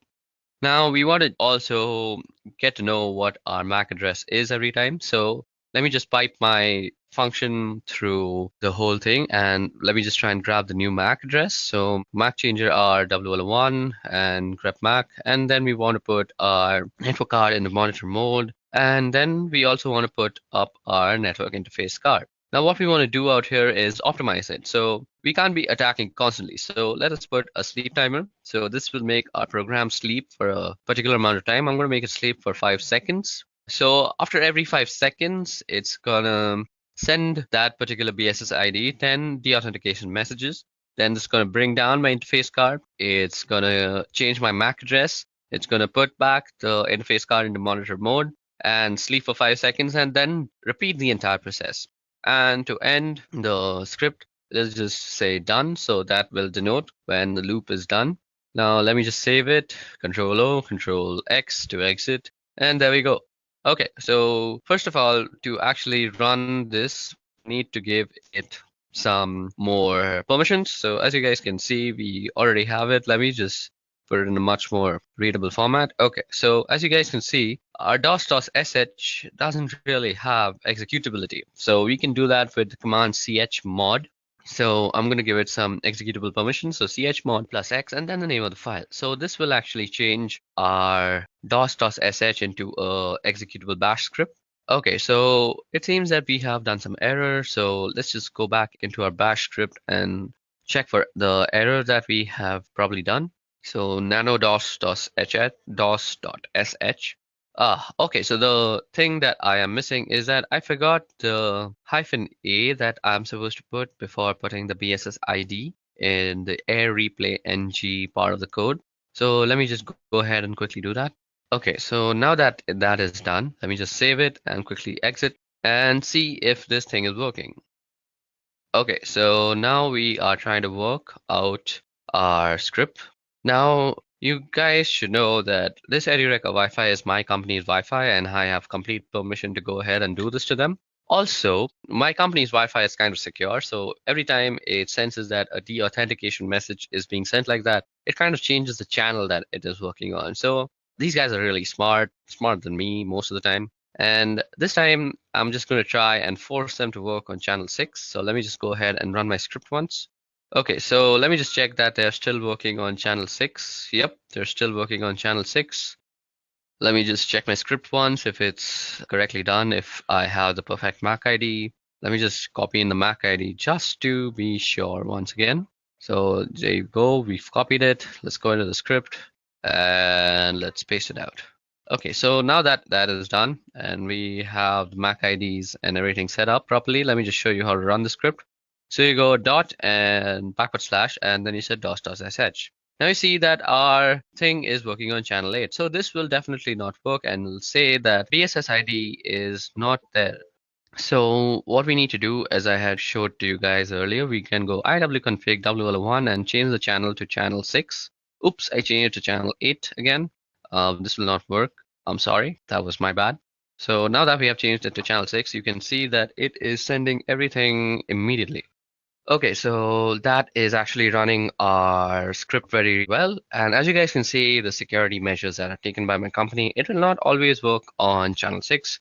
It'll keep rotating now until it finds a safe channel. So it really can't find a safe channel. I will always be DOSing on channel 6 and it will run sometimes and it won't run sometimes, but mostly with unsecure Wi-Fi that is running at your home mostly, this will work 100% times. So let me just stop this because my company will go mad on me if I just keep on DOSing them.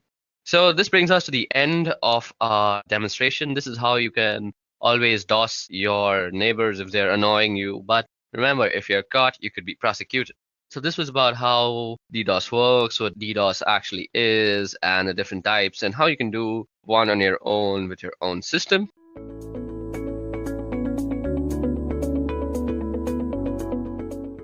So let us understand what SQL injection is. SQL injection is one of the most used and one of the most common web-based attacks. So for SQL injection to work, you need a web application that uses a database. Let me tell you with an example what SQL injection is. Consider an example where there's a web application that's using a database. This web application might be taking input from the user and storing the information onto the database, or it might be fetching data from the database and displaying out to the user. In either case, what happens is there's a SQL query or a database query that's generated on the web application, which is sent to the database, and this query is executed on the database and relevant information is returned back to the web application. Now, this is how the normal scenario is. So what happens when you use SQL injection is you manipulate this database query in order to make it do something that it is ideally not supposed to do. So you change the SQL query, you manipulate it, you inject some malicious string in the SQL query and then make it do something that it is not ideally supposed to do. So what happens is you manipulate the query and then this malicious query is sent to the database, it's executed there and the relevant results are returned. Now this is SQL injection. So SQL injection is a code injection technique which is used to execute malicious SQL statements on the database. So basically SQL injection attack is something that you use to take over database servers. Now that you've got a high level understanding of what SQL injection is, let's understand how SQL injection works. Moving on to understanding how SQL injection works, let's take an example of a web application that takes username and password for login. Now on a day-to-day basis, you use a lot of web application where the first thing you have to do is log in into the web application. You can consider the example of your Gmail account, your email ID, your Facebook account, your Twitter, Instagram, and even your internet banking services. So the first thing you have to do in order to use the features or the functions of this web application is to log in into the web application. So what you usually do is you enter the username, then you enter the password. Now because SQL injection works only on a web application that's using the database, and suppose the details of all the username and their password is stored in a database, what actually happens is there's a database and in this database there's a table that is storing all the usernames and their respective passwords. So when you hit the login button after entering the username and the password, that input information is sent to the database and it is cross-checked with the table. So if there is any user with that username and the password to that username is right, then there's a successful match and there's a successful login. And if there is no user with that particular username, or if there is a user with that particular username but the password to that username is wrong, then the login is unsuccessful. So this is how the usual case is. Now what we are actually interested in is not the flow of how this works, but the SQL query that's generated in order to do this job.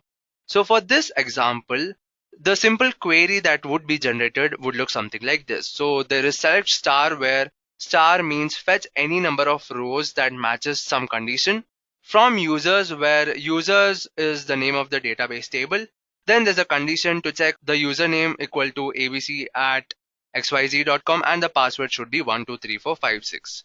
So when this SQL query is generated, if there is a user with the username abc@xyz.com and the password to that username is 123456, then that particular row is returned. And if there is no user with this particular username and password, then there is no rows or there is no values returned.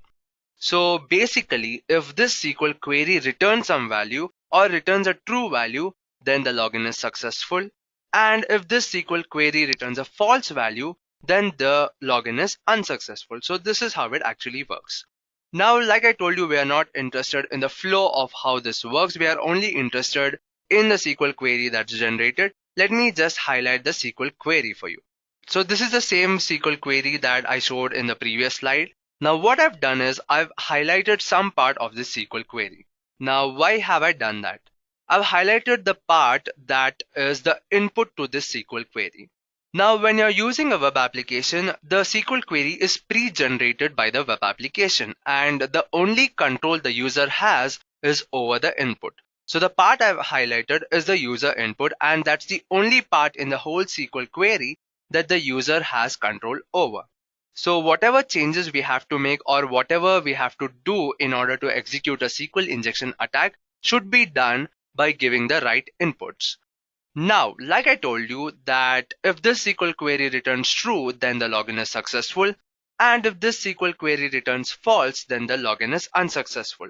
So SQL injection attack is a web-based attack where we manipulate this SQL query in order to always return true, even if we don't know the username or if we don't know the password. Now the question is, how can we do that? To do that, we'll be using something called an OR logic gate. So for that, I'll be explaining you first what an OR logic is. So OR logic is a function that takes certain inputs and gives an output. Now let's take an example where A and B is the input and out is the output. Now suppose there's an OR function running on the inputs A and B. If both the inputs are false, then the output is false. If one of the input is true, then the output is true. And if both the inputs are true, then the output is true. Now what you have to observe here is when one of the input is true, then irrespective of what the other input is, the output is always true. So whenever there's one input true, the output is always true. And we'll be using this feature of the OR function in the SQL injection attack. So there is this SQL query and the objective is to make this SQL query return true. So I'm going to manipulate this SQL query to something like this. And like I told you that the user doesn't have control over the SQL query that's generated, and the only control the user has is over the input that is given. So I'll be giving this as the input. The input will be inverted comma space or 1 equal to 1 hyphen hyphen space. Now this part of this query is the part which always returns true. Now let me just highlight that particular part for you and explain how this malicious string actually works. Now the input is inverted comma space or space 1 equal to 1. Now the first inverted comma is used to close the string parameter. Whenever you give something as an input in the input box of the web application, then it is considered as a string in most of the cases, especially for username and the password. So the first inverted comma is used to close this parameter, the string parameter. Then there is the OR function, and after that there is a statement that is 1 equal to 1. Now if you see this, there are two inputs. There's the OR function and there's one input to the left hand side and there's one input to the right hand side. What we are interested in is the statement that is to the right hand side of the OR function, that is 1 equal to 1. Now this is a statement that will always return true because 1 is always equal to 1. And like we've already understood that if one of the input to the OR function is true, then irrespective of what the other input is, the result will always be true. So in this case, because 1 is always equal to 1 and that is true, then this function, the OR function, will always return true. And hence, the SQL query will always return true. Now what is the use of the extra double hyphen that I've used? So the double hyphen I've used is to comment out the rest of the SQL query. And that's why I've faded out the and password part. So when I use double hyphen, it doesn't matter what the next part of the SQL query is. And like we've understood that this OR function returns true, then this SQL query returns true, meaning that the login is successful. So this is how SQL injection works. Now let's see how you can use SQL injection to attack a web application. In the previous slide, I showed you one malicious string that can be used for SQL injection. But there is no one universal string that can be used for SQL injection. Now what kind of SQL injection you use or how you use the SQL injection depends on how the web application is built. Just so you can understand in a better way how SQL injection can be used differently, I have taken two examples in this session where in each case the data is being passed in different ways. So first I'll explain to you what are these different methods that the data is being passed. So the first way that the data is being passed is by using the get method. So when a web application is using the get method to pass data, maybe from one web page to another or from a web page to the database, the data that is being sent is sent through the URL of the request. So the data that is being sent is visible in the URL. Let's take an example where there's a login page and there's a username and a password field. You enter the username maybe as admin and the password is also the admin. And when you hit the login button, suppose the web application is using the get method, then the URL request will look something like this. In this case, there's the name of the web page, and there is also the information that is being passed, that is the username and the password. So when you use the get method, the data that is being passed is visible in the URL. Now let's see an example where there's a web application that is using the get method, and let's see how you can use SQL injection to hack that web application. I've built this web application that uses get method to pass the data, and this is how the web application looks. Before telling you how it works, let's just have a look at the database. So to show you the contents of the database, let me first log in into the database. Now I'm using the database named test, so let me just select it first. So first let's see what are the contents of this database table. So the name of the database table is login details. So let me just print out all the rows and columns that are in this table. So there are two columns in this table. One is the username and one is the password, and there are three entries, the username and password for the respective username. Now let's see how this web application works. So first I'll show you the code I've used to build this web application. So this is the code that handles the login activity. So first it takes the data from the web application, the HTML page, then it connects to the database, then it uses the SQL query and it selects the user which has that particular username and that password. And if there's a user with that particular username and password, then it prints a success message. And if there is no user with that username and password, then it prints a failure message. Now let's see how this web application works. So I'll just give some valid inputs first. There is admin with the password admin. Let me just hit the login button. Well, this was a success. Let me try another input where the username is Edureka and the password is 123456. Let me try logging in, and it was also a success. Now what if I give some wrong input? So I'll give Tony as a username and some random thing as a password. Let me try logging in, and it's a failure because that user name does not exist in the database, and obviously the password also. Now what you have to observe is, because this web application is using the get method to pass data, you can see the data in the URL of the string, especially this part where the username is Tony and the password is this random string. Well, now we can see that the data is being passed using the get method and the data is visible in the URL of the request.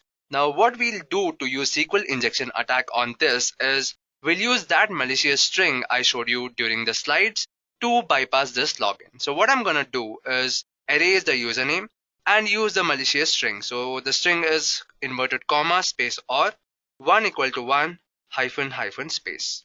So what should happen when I hit enter is this SQL query should return true and the login should be successful, and we should see a success message on the screen. So let me just hit the enter button. Well, the login was successful and we can see that the SQL injection attack worked. This is how you can use SQL injection while you're trying to hack the web application that uses get method to pass data. Well, there's another method that can be used to pass data, and it is called the post method. Now let's see what this post method is. When a web application is using the post method to pass data, maybe from one web page to another or from a web page to the database, then the data that is being sent is not visible in the URL string. Now let me show you how you can use SQL injection attack on a web application that is using the post method. This is the web application that uses post method to pass data from the web page to the database. I've kept the interface same because it doesn't matter how the web application looks. So what matters is how it works. So let me give some valid input at first. The first username was admin and the password was admin. Let me just hit the login button and you see the login was successful. Let me use another entry. The username is Edureka and the password is 123456.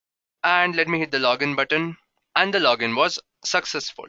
Now let me try some wrong input, some invalid input, some random characters and some random password. Let me hit the login button and the login was a failure. So you can see that the web application works in the exact same way, apart from one thing, that when I hit the login button, the username and the password is not seen in the URL. You can only see the name of the web page and not the data that is being sent. Now in the previous case, you could see the username and the password in the URL and you use the malicious string to hack the web application. Now that there is no username and password in the URL, how would you hack this web application? Like I told you while explaining how SQL injection works, The only control the user has over the web application is in the input that he gives. So whatever malicious string that we are going to enter will be through the input that we give to the web application. Now let's use the malicious string in the username and the password field and see whether it is vulnerable to SQL injection. Well, the malicious string was inverted comma or 1 equal to 1 hyphen hyphen space, and let me just give some random password and let me hit the login button. Well, this was a success, and you can see I didn't give the right username and I didn't give the right password, but still I used the malicious string and used SQL injection attack on this web application. Well, this is how you can hack a web application that is using post method to transfer data. Now the next part of this session is how to prevent SQL injection. Well, when you are an ethical hacker and you have to test a web application for vulnerabilities, and suppose you found that that web application is vulnerable to SQL injection attacks. Now you have to tell the organization on how they can make their security better. And that's why it's important to know that how you can prevent SQL injection attacks. There are different ways of preventing SQL injection attacks, and it all depends on how the web application is built. Just so you know, I'll be explaining one such way that you can use to prevent SQL injection attack. Now there's another web application that I've built that prevents SQL injection attacks. So let me just show you how it works. I'll show you the code and I'll show you what changes I've made and then explain how this prevents SQL injection attacks. So the first part of the code is same. It takes username and password from the HTML page from the input, and then it connects to the database, and then it runs some SQL query to check if the username and the password is valid. And finally, it returns a success if it's true, and it returns a failure message if the login is unsuccessful. Now the changes I've made is in this part of the code. What I've done is I'm using some method, some function called prepare and bind parameter. And what this actually does is it binds the whole input that the user gives as a string. Like I told you previously that the inverted comma was used to close the string parameter. When you use the bind parameter function, that whole malicious string is considered as a string. Now just so you can understand it better, I've just visualized this logic so you can understand better. So I'll get back to the slide and explain how this works. So what we actually did was there was a username and the password field, and we entered the malicious string in the username or the password, and we could log in successfully. Now when you use the methods that I use in the code, what actually happens is this whole string, the whole malicious string is considered as a string, and the inverted comma used is also considered as a string. Now when you use the bind parameter function, what happens is the whole malicious string is considered as a string, and the or 1 equal to 1 hyphen hyphen is not considered as a logic in the code. So when you use the bind parameter, and even if you give this malicious string as the input, it is sent to the database as the string. It is compared, it is cross-checked with the username and the password in the database table, and because there is no match, the login will be unsuccessful. This is one way how you can prevent SQL injection. There are many other ways that you can use. You can use form validations. You can limit the characters that can be used as password, and there are many other ways, and it all depends on how the web application is built.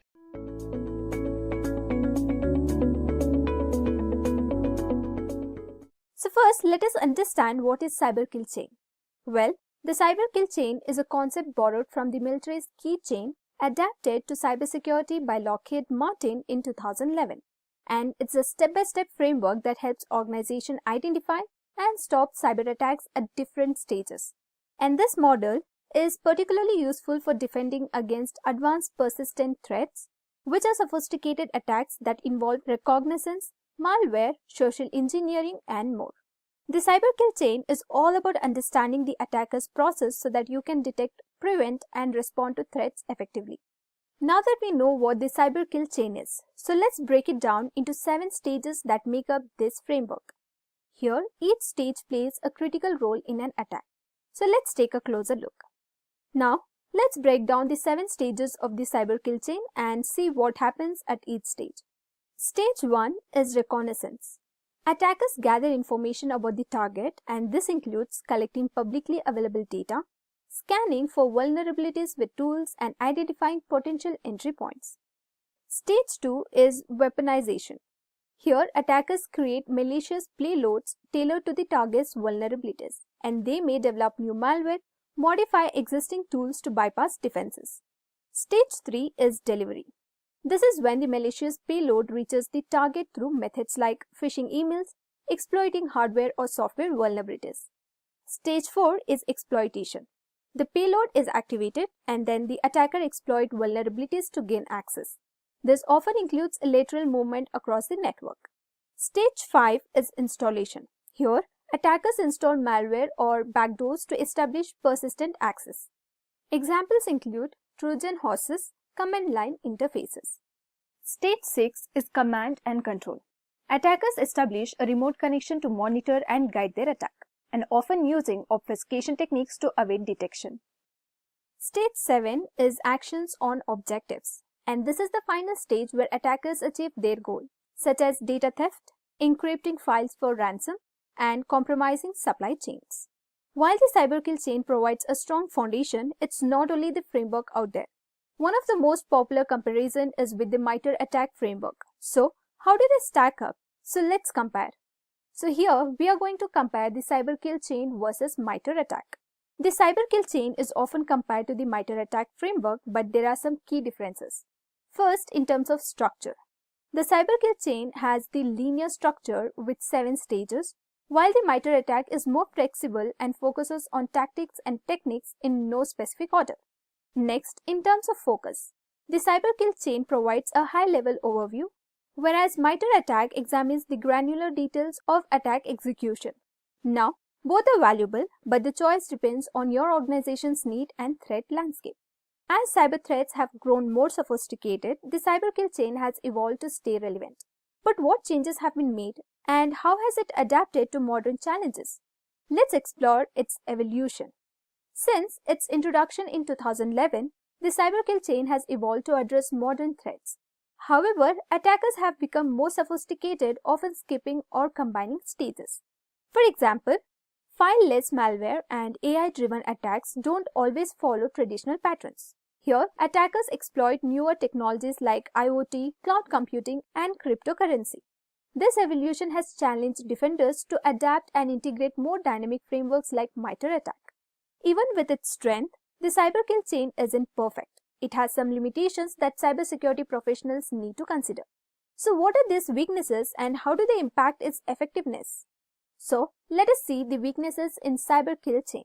While the cyberkill chain is a powerful tool, it has some limitations, such as limited detection, and it focuses heavily on malware but struggles with newer threats like fileless attacks and insider threats. Next is the rigid structure. Not all attacks follow the linear 7-stage process. Next is the emerging threats. Advanced techniques like deepfake phishing and AI-driven attacks require more flexible defenses. And to overcome these weaknesses, organizations should complement the cyberkill chain with other frameworks and advanced technologies. Despite its limitations, the cyberkill chain remains a valuable tool in the fight against cyber threats. So let's wrap things up by understanding how it contributes to strengthening cybersecurity strategies today. So here are the roles of cyberkill chain in cybersecurity. So, as I said, despite its limitation, the cyberkill chain remains an essential tool for understanding and combating cyber attacks, such as provides a clear roadmap for identifying threats, then helps organizations to design proactive defenses, and encourages a mindset of active threat hunting rather than passive defense.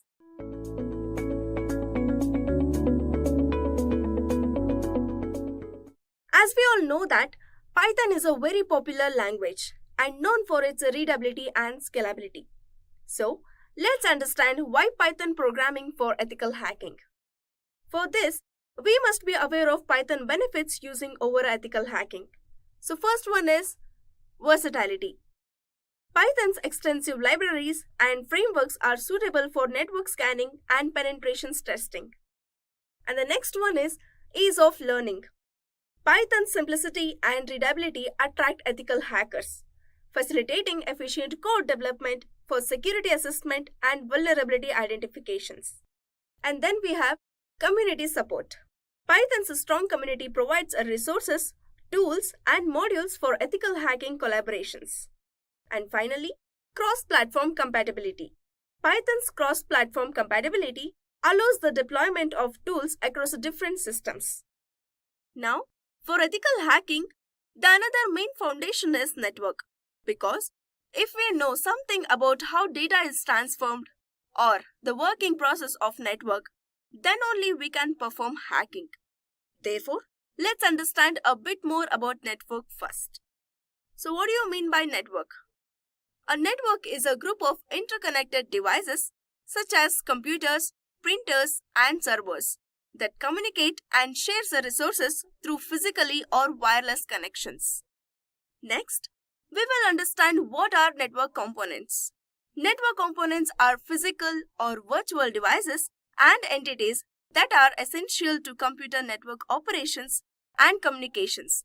These components work together to enable a data transmission, connectivity, and resource sharing. So here are some of the key network components. First one is a router. It is a network component which connects different networks and directs the data traffic between them. Next one is a switch. This network component connects the devices within the same network and also facilitates the communication. After that, we have hub. This is a basic networking device that connects multiple devices but lacks the intelligence of switch. After that, we have gateway. This is a network component which connects different types of network and also translating the data formats. So, just now we understand the network components, which means the nodes of network. But we need to know how data is transformed between them. This is where a term protocol comes in. So, what do you mean by protocol? A protocol is a set of rules and conventions that governs the transmission and reception of data over a network and also ensuring accurate and consistent communication between the devices and systems. There are three types of protocols. First one is Transmission Control Protocol or Internet Protocol. This is suitable for internet communication. And the next one is Hypertext Transform Protocol or Secure. This is used for web communication. And the last one, File Transfer Protocol. This facilitates a file transfer over a network. Next we have IP addressing. An IP address is a numerical label assigned to each device in a computer network, serving for host identification and network location addressing. We have two types of IP addressing. So first one is IPv4. It uses a 32-bit of address schemes. And then we have IPv6. It uses a 128-bit address scheme. And the next is DNS, which means Domain Name System. It is a database that converts the internet domain names into IP address. So this is all about something about network. Let's move towards web scraping. So what do you mean by web scraping? The process of extracting information from the website. So here, a beautiful SOAP is a Python library that makes a data extraction from HTML and XML files easier. So this library provides tools for navigating, searching, and modifying the parse tree and also making it easier to extract the relevant data. Next, we'll understand what is the use of web scraping. Web scraping has numerous applications in a variety of industries. Let's take a look at some of these right now. First one is price monitoring. Companies use web scraping to analyze the product data and competitors' data to determine the optimal pricing strategies. And the second one is market research. High-quality web scraped data aids in analyzing consumer trends and determining a future business direction. Next one is news monitoring. Web scraping news sites provides a detailed report on current news and also crucial for companies relying on daily news. And then we have sentimental analysis. Here web scraping helps companies to understand the consumer sentiment about their products, aiding in products creation and competitive edge. And finally, we have email marketing. Here, web scraping allows companies to collect email IDs from the various sites and send bulk promotional emails. Now, we will understand a specific language to communicate between the network devices, that is nothing but a socket programming in Python. Socket programming is a method of communicating between computers that makes a use of sockets, which means endpoints for sending and receiving the data. Next, we will understand how to secure our data from hacking. So we have security essentials as cryptography. So cryptography is a study of ciphers and codes in order to secure communications. Python includes libraries that make it easier to implement cryptographic algorithms. And the another method is packet sniffing with 𝐶ABI. Now we will understand the libraries of Python for cryptographic techniques. So first one is cryptography library. This is used for various cryptographic operations, which includes symmetric and asymmetric encryptions as well as key generation. Next one is hashlib.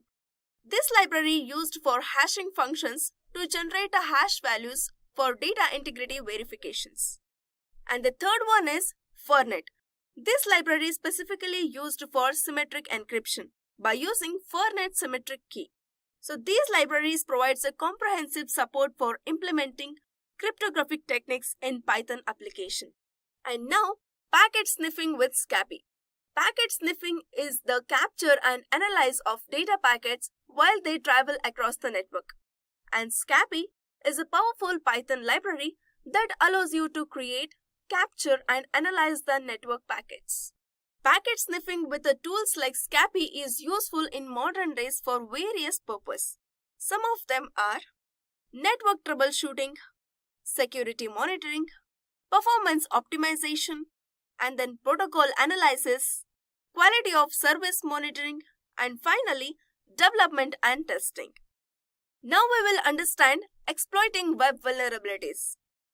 So, web vulnerabilities are weaknesses or misconfigurations in a website or a web application code that allows attackers to gain control of a site and hosting server.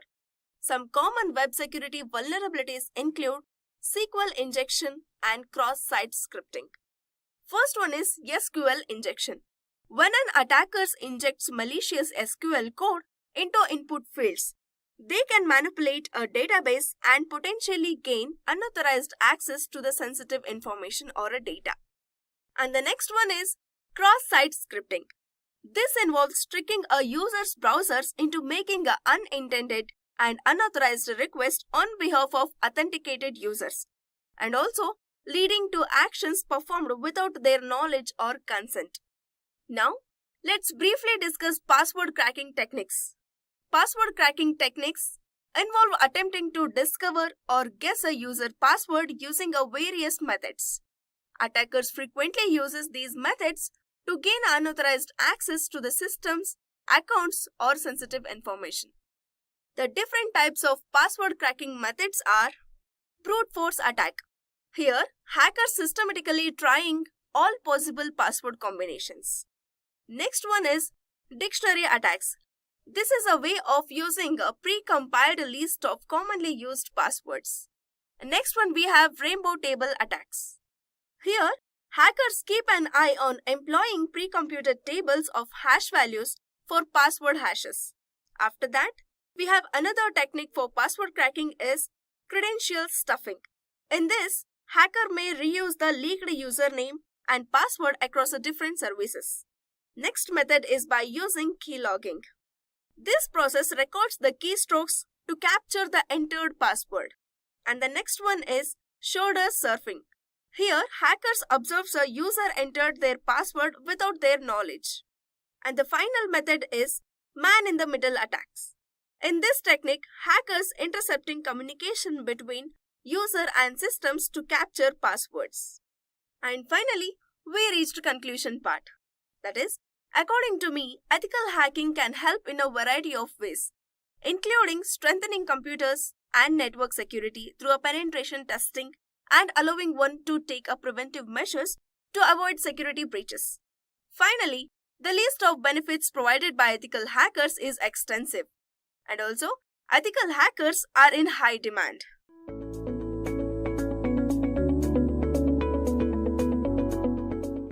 So when you get hired as a penetration tester or a security analyst, one of your main roles is vulnerability assessment.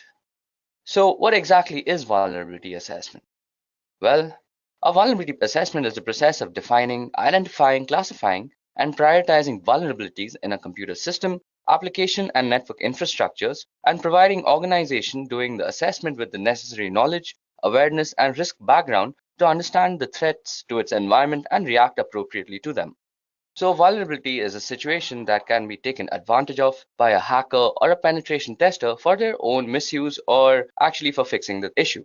So vulnerability assessment has 3 steps. So the first step is actually identifying the assets and the vulnerabilities of the system. The second step is actually quantifying the assessment. And the third is reporting the results. Now, vulnerability assessment is only a small part, and pen testing is an extended process of vulnerability assessment. Pen testing or penetration testing includes processes like scanning, vulnerability assessment in itself, exploitation research, and reporting whatever the results are. So, in the industry, one of the most widely used frameworks when penetration testing is Metasploit. So, Metasploit is widely used in penetration testing, as I just said, and also used for exploitation research. So, some of you might ask, what exactly is an exploit research? Well, in this world, there are tons of exploits, and the way to approach each one of them is ever so different. So what we have to do is exploit all the research that is available to us, and we have to find the best way to approach them. So suppose, for example, you have a secure shell login. So the best way to actually approach a secure shell login, until my knowledge, is that you have to get a backdoor access to this from the port numbers that you can scan via Nmap or Zenmap. Okay, so without wasting much time at looking at PowerPoint presentations, let's actually get started as to how we can use Metasploit. So Metasploit is a freely available open source framework that is widely used by pen testers, as we just discussed. So to actually install Metasploit, which is easily available on Linux and Windows, I guess. Let me just check it out. So you go on your browser and you type Metasploit downloads. Now you just visit the first link, and as you guys can see, it says it's the world's most used penetration testing tool. And then you just download the Metasploit framework by clicking the download button here. So y'all might also find a pro version, which is a paid thing. And this has a little bit of extra features like group support and actually helping a company work as an organization. But we don't actually need that when practicing our pen testing abilities. So for that, you just go ahead and download Metasploit framework and install it on your system. Above that, there's another thing I want to make you guys aware of, and that is Metasploitable. So when actually pen testing, we need a server or a website to actually pen test things on. So normally this is a very illegal thing to do without permission. So Metasploitable has actually created a server with a lot of vulnerabilities on it, and it's called Metasploitable 2. So Metasploitable 2 is easily downloadable from this link, and it's a VirtualBox file, so you guys must have a virtual machine software on your system to actually set this thing up. I'll also go through how to actually set up Metasploitable because it has a lot of configuration and network management to go with it. So we'll get to that later. But for now, let's get started with Metasploitable. So before that, Metasploitable is written in Ruby. And if you all know Ruby coding and you all know how to make exploits, you all can also always contribute to the Metasploit community. So Metasploit is one of the most widely used pen testing tools in the industry. So what exactly is Metasploit? Well, it's a framework. And what a framework is it's actually a collection of tools. So these tools are majorly used for penetration testing and exploitation research. Now one might ask, what exactly is exploit research? Well, there are tons of exploits out there and there are tons of ways to actually approach them. And this only comes to us from thorough research as to how we can approach each and every exploit in their best way. So talking about Metasploit, well, it's open source and it's free, and it's also written in Ruby. So if you guys know Ruby coding and know how to make exploits, y'all can always contribute to the Metasploit framework. Now talking about the download part, well, y'all can easily download Metasploit from its download page, which is www.metasploit.com/download. I'll be leaving the download link in the description. And once you're on the download page, you'll see 2 versions. One is the free version, which is the original Metasploit framework, and it's the core framework that everybody works on. And then there's Metasploit Pro, which comes with a 14-day free trial. So Metasploit Pro actually has a few extra features, which is great for an organization, like it helps you work as a team. But if you're a guy who's just practicing pen testing like me, Metasploit framework, the free version, is the absolute way to go. Now also, when pen testing, y'all will also need Metasploitable. Now Metasploitable is an intentionally vulnerable target machine for actually practicing your Metasploit skills on. So we'll go over the installation of Metasploitable later, but for now, let's go over Metasploitable. So once you guys have actually downloaded the link, y'all can actually install it on your systems. And Metasploit actually has three interfaces. So we are going to be using the command line interface, or the MSF console in other words, but y'all can also use the GUI interface, which is called Armitage if I'm not wrong. So let's get started. So first of all, I've already actually downloaded Metasploit and installed it on my computer. And y'all can just do the same by pressing the download button, as you guys can see. So to start up Metasploit, all you have to do is go on your terminal, and so to start a Metasploit, all you have to do is go on your terminal on Linux. Well, we're starting a PostgreSQL server because first of all, the PostgreSQL server is the basis of all the Metasploit exploits that are stored, and starting it will just make it run faster. So we go service PostgreSQL and start. So that should start up a service, and indeed it has. So next thing you want to do is go in and type MSF console, and that's going to take a little bit of time because I have a very slow computer, and it's going to start up our Metasploit frame. So as you guys can see, we got a big banner out here which says Metasploit Cyber Missile, and the banner changes every time. Don't get worried if you have a different banner. And the main thing is that you should see this MSF thing out here. So this means we are in the MSF shell right now, which is the Metasploit framework shell. So let's get started by actually clearing our screen.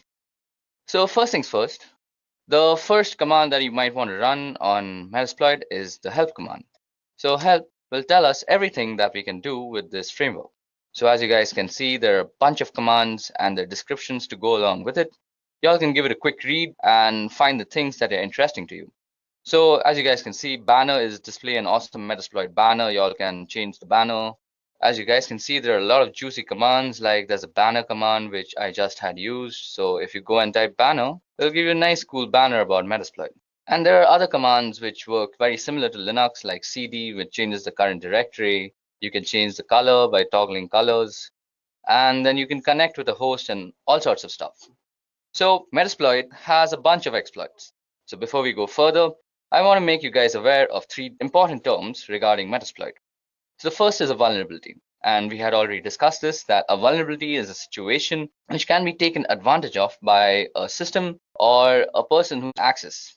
So the second part is an exploit. So what exactly is an exploit? Well, an exploit is a module which is a bunch of code written in Ruby on Metasploit that is used to target different vulnerabilities. And the third thing is a payload. So a payload is the action that you do once you actually have access to somebody's system. So basically, suppose you've hacked somebody and you've gained access to their system. Now the activities you do after gaining access is defined as the payload. So we just spoke about exploits, and I told you guys that Metasploit has a bunch of exploits. So how do we see all the exploits that are there? So you go show exploits.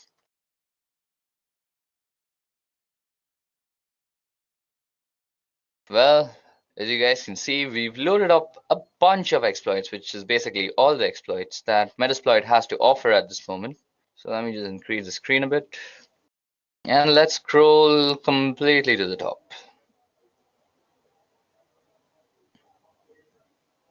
Yep. So as you guys can see, show exploits gave us a bunch of exploits, and it shows their name, a description, a disclosure date, and a rank. So the name and description is, as it says, it's the name of the exploit and it's a short description about it. The disclosure date is when the exploit was actually released by Metasploit, and the rank is how it has fared against the vulnerability it was released for since it was actually released. So as you guys can see, ranks range from excellent, great, good, and stuff. And we have a bunch of exploits. So as you guys can see, there's an Android exploit, there's a Samsung Galaxy Knox Android exploit, there are a bunch of Windows exploit, Adobe Flash exploits, FTP exploits, MySQL exploits, ASP.NET exploits, and a bunch of other stuff. So as you guys can see, there are a bunch of exploits to use. And it can get confusing and rather troublesome to search for the exploit you actually want to use. So as a pen tester, you can always go for the search keyword, which is basically, suppose you know that you have a MySQL server which has a bunch of vulnerabilities and you want to test those out. So you simply go search MySQL. Now I'll search the database for all the exploits that are related to MySQL and present them to you.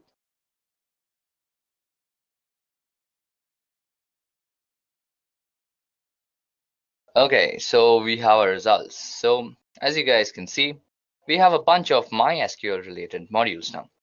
Now this makes it way easier if you're a pen tester and you're looking for MySQL exploits. Now suppose you choose your exploit and let's see. Let's choose, which one do we want to use today? We're going to just use this MySQL hash dump. So to actually use this, we have to copy the name. So double click on it and it'll just select it, and then you go Control-Shift-C in your terminal. So that copies it. And so if you want some more information about it, you can always go info and then just paste in the name of the exploit. So this gives us a bunch of information, actually gives us all the information you need about the exploit. So it gives you the name, that it's a MySQL password hash dump. Its module name is auxiliary scanner and all this stuff. It's licensed by Metasploit framework in itself, and it has a normal rank. And these are all the options that you might need to set when actually using the exploit. And this also gives you a small description. So it says this module extracts the usernames and encrypted password hashes from a MySQL server and stores them for later cracking. So seems like pretty cool stuff you can do with MySQL server and its password database. So if you actually want to use this, so you have to use the use keyword. So we go use and Control-Shift-V. So as you guys can see, it's denoted in red out here that we are indeed in the exploit that we want to use. Now, the first thing you want to do when you're using an exploit is you want to go and say show options. Now, as you guys can see, these are the options that we actually need to set before using the exploit. Now, the options can be necessary or they can be optional. So there's a password field out here, which is not really necessary, but will help your exploit if you actually provide it. But you need to provide the rhosts, which is the targeting host machine, and the port and the threads is already set. Now, suppose you want to set the rhosts, so you can just go set rhosts, and you can set it to whatever IP address you want. Like suppose you want to address 192.168.2.56, something like that. So that will set the rhosts. You can also set the number of threads. Now threads are actually what the threads mean in parallel processing. That means how many parallel threads you're going to run so that you have faster computation. So this means you need GPU power if you have multiple threads running. So let's set threads to 30 for now. So we've set the threads to 30, and then you can go show options again and see that you have indeed actually set your options. So we've set the threads to 30 and our host has also been set. So that was all about how you can get into a module, get some information about a module, and how you can also use the module. So once you're done using the module, or once you're done setting up the options rather, you can go ahead and run the command run or even exploit. And this will start actually running the exploit on the system that you want to. Now I've put in a very arbitrary IP address, and that does not have MySQL port running, so our exploit failed. Now, once you have tested out your exploit and you want to go back to the main MSF Unix shell, just go ahead and type back. It's as simple as that.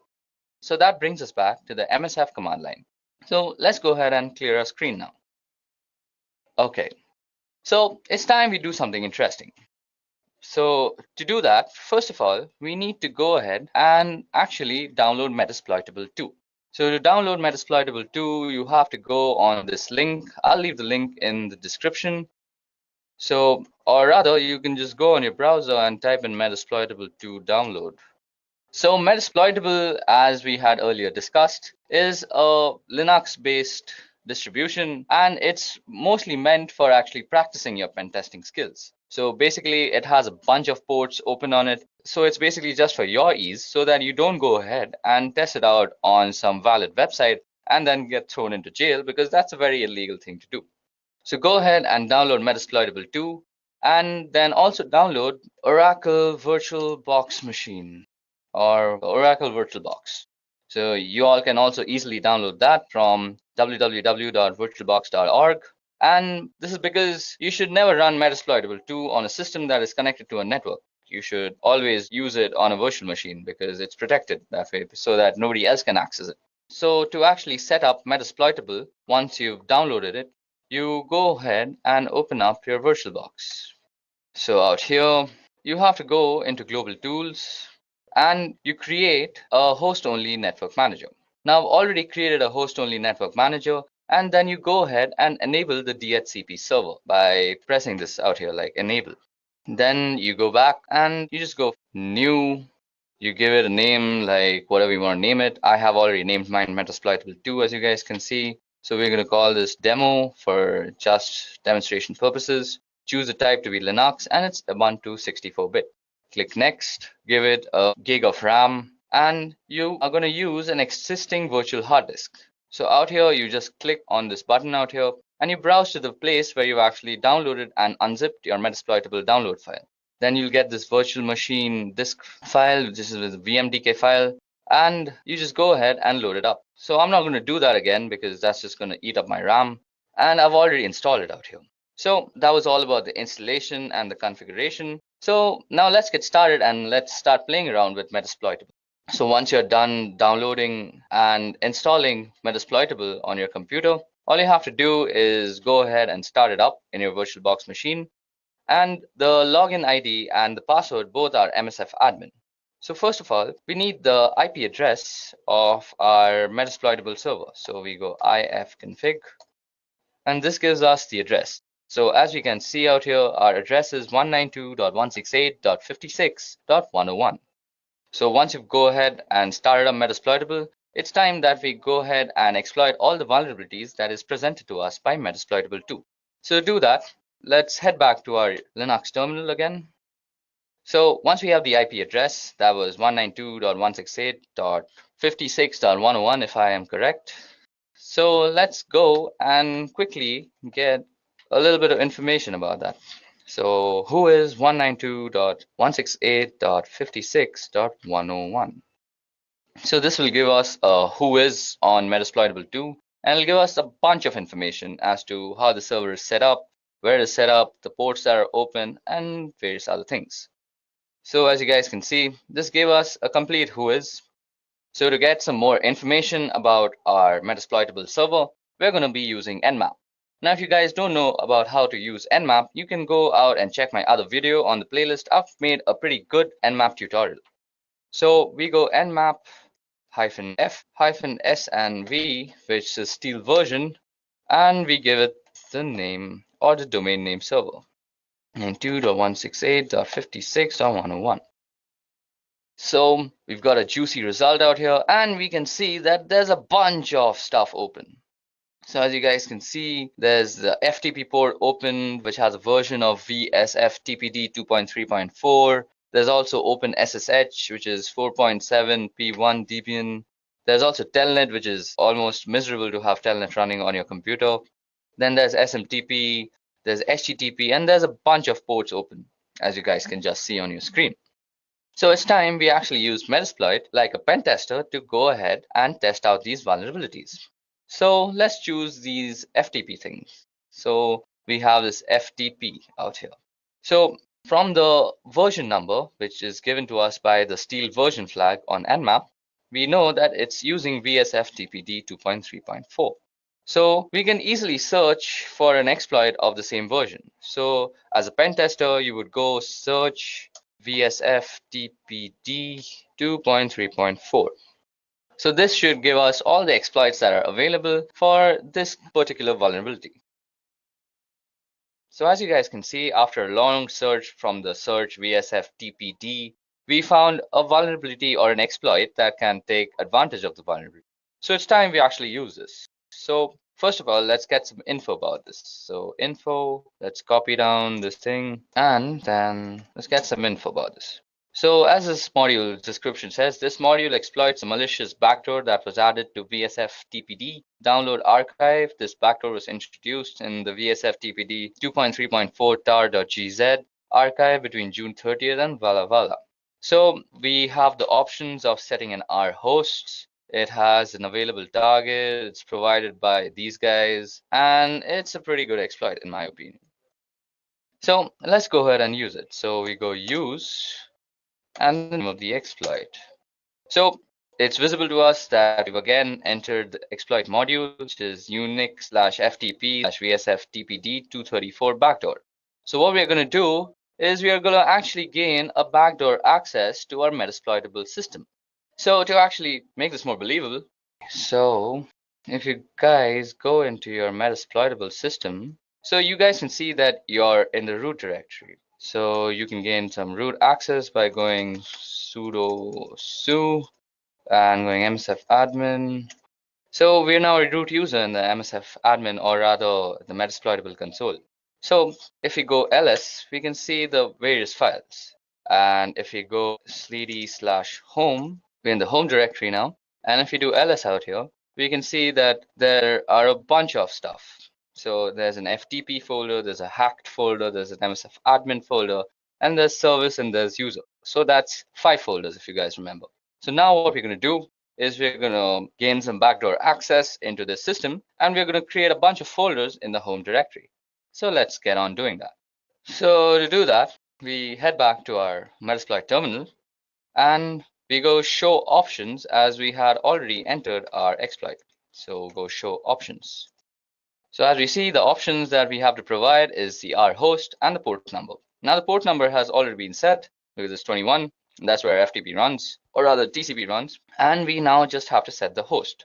So to set the host, we have to just put in the IP address of our metasploitable server.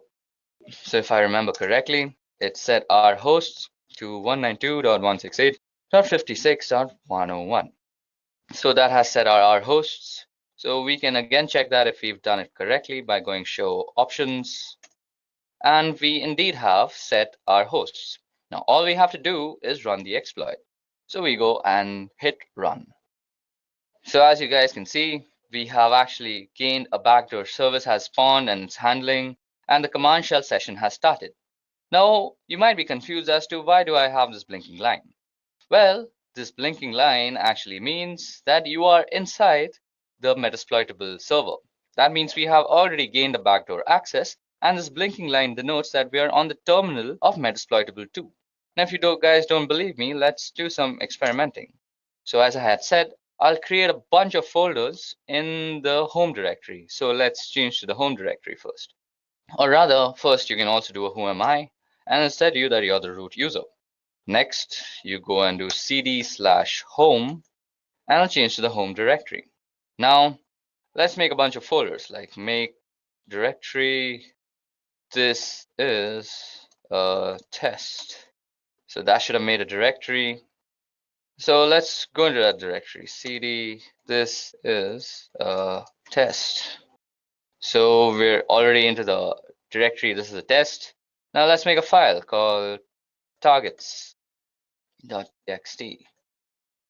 So that creates the file. So just to see if we have actually done it properly, let's go back to our metasploitable server. Now in the home directory, you go and type in ls again. Okay, so let's type in ls and see. So as you guys can see, we have created a this is a test folder, and it's already available there.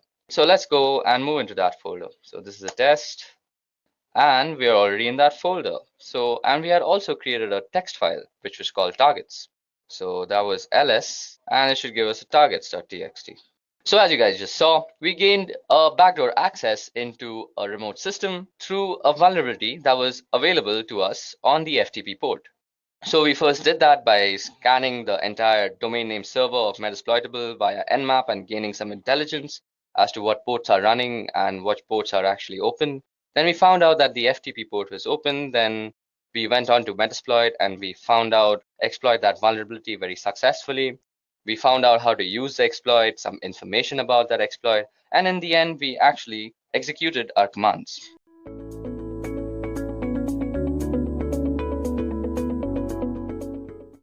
Let's begin with understanding what Nmap is.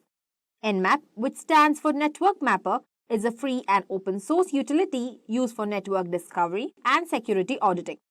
It's a tool that's popular among network administrators and security professionals because it helps them gain insight into their network structures and also security.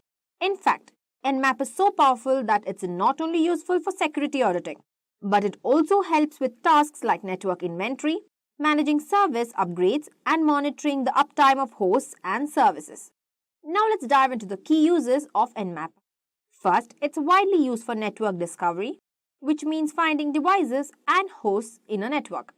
It also helps in security auditing by identifying vulnerabilities and weaknesses in the network. Administrators use it for things like network inventory, tracking all the devices on their network, and also for managing service upgrade schedules. Nmap is also handy for monitoring host and service uptime, ensuring that critical services are running smoothly. Moving on, let's talk about the features of Nmap. What makes Nmap so effective is that it uses a raw IP packets into unique ways to get valuable information. For example, it can tell you what hosts are available on the network, meaning which devices are actively connected. But it doesn't stop there. It also identifies what services those hosts are offering, including the details like the application name and version. Nmap can even figure out the operating systems and versions running on those devices. Additionally, it helps in detecting the type of firewalls and packet filters in the place. So, Nmap is an extremely versatile tool that provides a wealth of information about the network you're scanning. Another great feature of Nmap is its compatibility. It's not restricted to just one operating system. It works across all major platforms. Official binary packages are available for Linux, Windows, and Mac OS X. So, regardless of what you are using, you can run Nmap and take advantage of its powerful features. It's a truly cross-platform tool. Finally, let's take a look at the Nmap suite. Nmap is not just about the basic command line tool.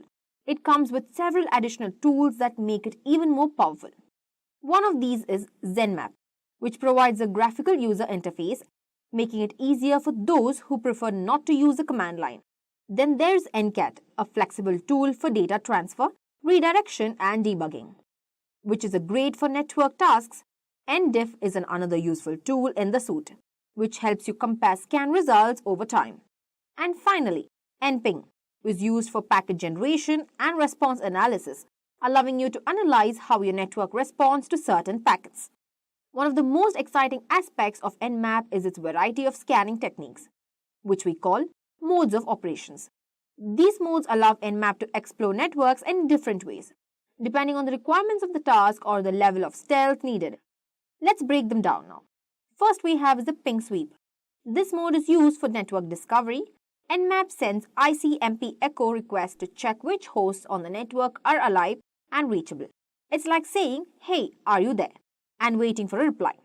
Next, we have the SYN scan, which is also known as the half-open scan. This method sends SYN packets to a host and waits for a response. If the target sends back a SYNAC, it means the port is open. What makes it half-open is the connection isn't fully established, making it faster and less likely to be detected. The next is TCP Connect Scan. The TCP Connect Scan is a simpler and more direct method. It fully establishes a TCP connection with the host.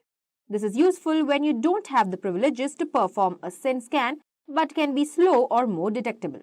Then we have the idle scan. The idle scan is a stealthy technique that uses another machine as a decoy. This way, it hides your IP address during the scan, making it highly discreet but also more complex. Then we have the RPC scan. This mode specifically targets RPC services on the network. Nmap sends requests to identify which remote procedure call services are running and collects details about them.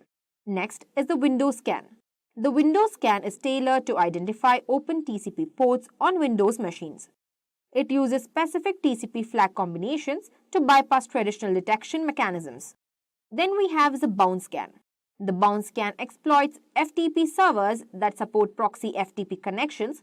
It uses the FTP server to scan a network, hiding your IP address in the process. This method is rarely used today but can be effective in certain scenarios. Then is the UDP scan. Unlike TCP scans, the UDP scan is used to discover open UDP ports. Since UDP doesn't require handshake like TCP, this method can be slower but is crucial for detecting services like DNS or SNMP. The next we have is the FIN scan. The FIN scan sends TCP packets with the FIN flag, which typically signals the end of the connection. Many firewalls and systems don't log these packets, making it a stealthy approach to identify open ports. Next comes a null scan. In this mode, no flags are set in the TCP packets. This unconventional technique helps bypass some intrusion detection systems by not following standard protocols. Then we have the Xmas scan. This creatively named scan sets multiple TCP flags simultaneously, reassembling the lights of a Christmas tree. It's designed to probe and identify open ports but is less common today due to its higher detectability. Next comes the ACK scan. The ACK scan doesn't identify open ports directly, but instead checks for the presence of the firewall or filtering rules. It's more of a reconnaissance tool than a direct port scanner. Next is a version detection. Nmap can also perform service version detection, which probes ports to determine the application and version running on them. This is crucial for identifying outdated and vulnerable services. The last we have is the OS detection. With OS detection, Nmap identifies the target's operating system and its version by analyzing details in response packets. This information can guide further scanning and security assessments. With these modes, Nmap offers flexibility for various scenarios, from basic host discovery to stealthy scans and detailed service analysis. Each mode has its strengths and is suited for specific network setups or objectives. While Nmap is a powerful tool for network scanning and security auditing, there are several alternatives that offer unique features and compatibilities. Let's explore some of them. The first we have is the ZenMap. ZenMap is an official graphical user interface for Nmap. It provides an intuitive interface for users who prefer not to work directly with command line tools. ZenMap retains all the functionalities of Nmap, making it accessible for both beginners and advanced users. The next comes the Port Spider. Port Spider is a security tool designed to scan network ranges and identify open ports. Its primary goal is to detect vulnerable services across multiple machines simultaneously, making it useful for comprehensive network assessments. The next is the MASCAN. MASCAN is renowned for its high-performance capabilities, allowing it to scan vast number of IP addresses rapidly. It's optimized for asynchronous transmissions, enabling it to scan the entire IPv4 internet in a matter of minutes. However, MASCAN provides less detailed information compared to Nmap, focusing primarily on identifying open ports. The next we have is the Angry IP Scanner. Angry IP Scanner is an open-source, cross-platform network scanner that is simple to use. It pings IP addresses to check if they are active and can resolve host names, determine MAC addresses, and scan ports. Its ease to use makes it a popular choice for quick network assessments. The last we have is the FING. FING is a mobile and desktop application that provides network scanning and device discovery. It's user-friendly and offers features like device recognition, network security assessments, and Wi-Fi troubleshooting, making it suitable for both home and professional use. Now that we have covered the theory behind Nmap, it's time to see it in action. In this section, we'll go hands-on with 3 key aspects of using Nmap, that is, installation, running scans, and applying scan filters. We'll start by demonstrating how to install Nmap on different operating systems, including Windows and Linux. The installation process is straightforward, and by the end of the segment, you'll have Nmap ready to use on your systems. First, we'll start by installing Nmap on Windows. Visit the official Nmap website at nmap.org. Then, go to Download section and select the appropriate Windows installer.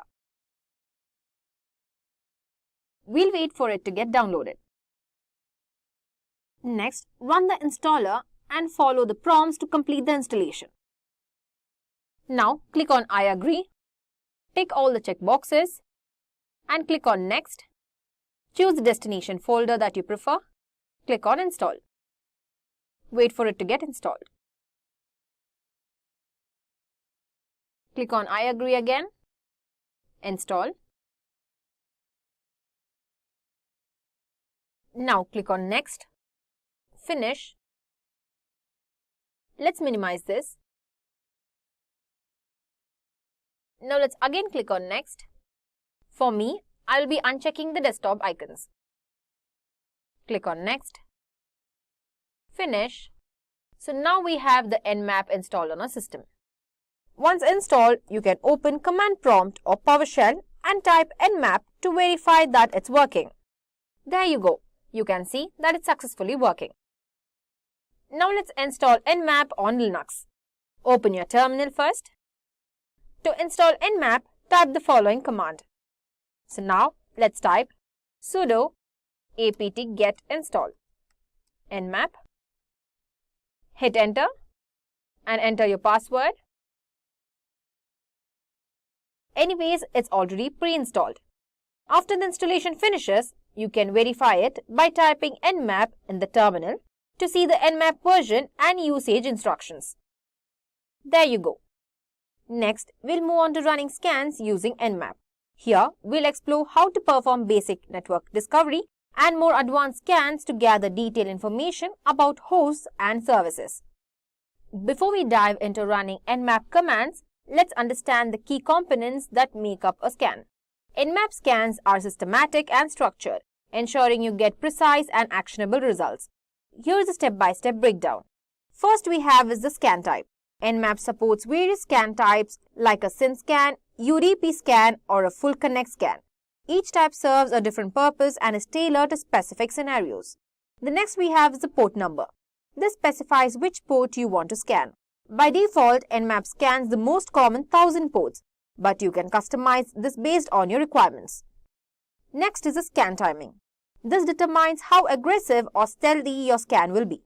Nmap offers timing templates ranging from very slow and stealthy scans to fast, aggressive ones. The next is the output types. Finally, you can decide how to save or view the results. Nmap supports multiple output formats, including standard output, XML, and even a greppable format for advanced processing. The last is a target IP. This is one of the most critical and mandatory piece of information. Without a target, Nmap does not know where to look.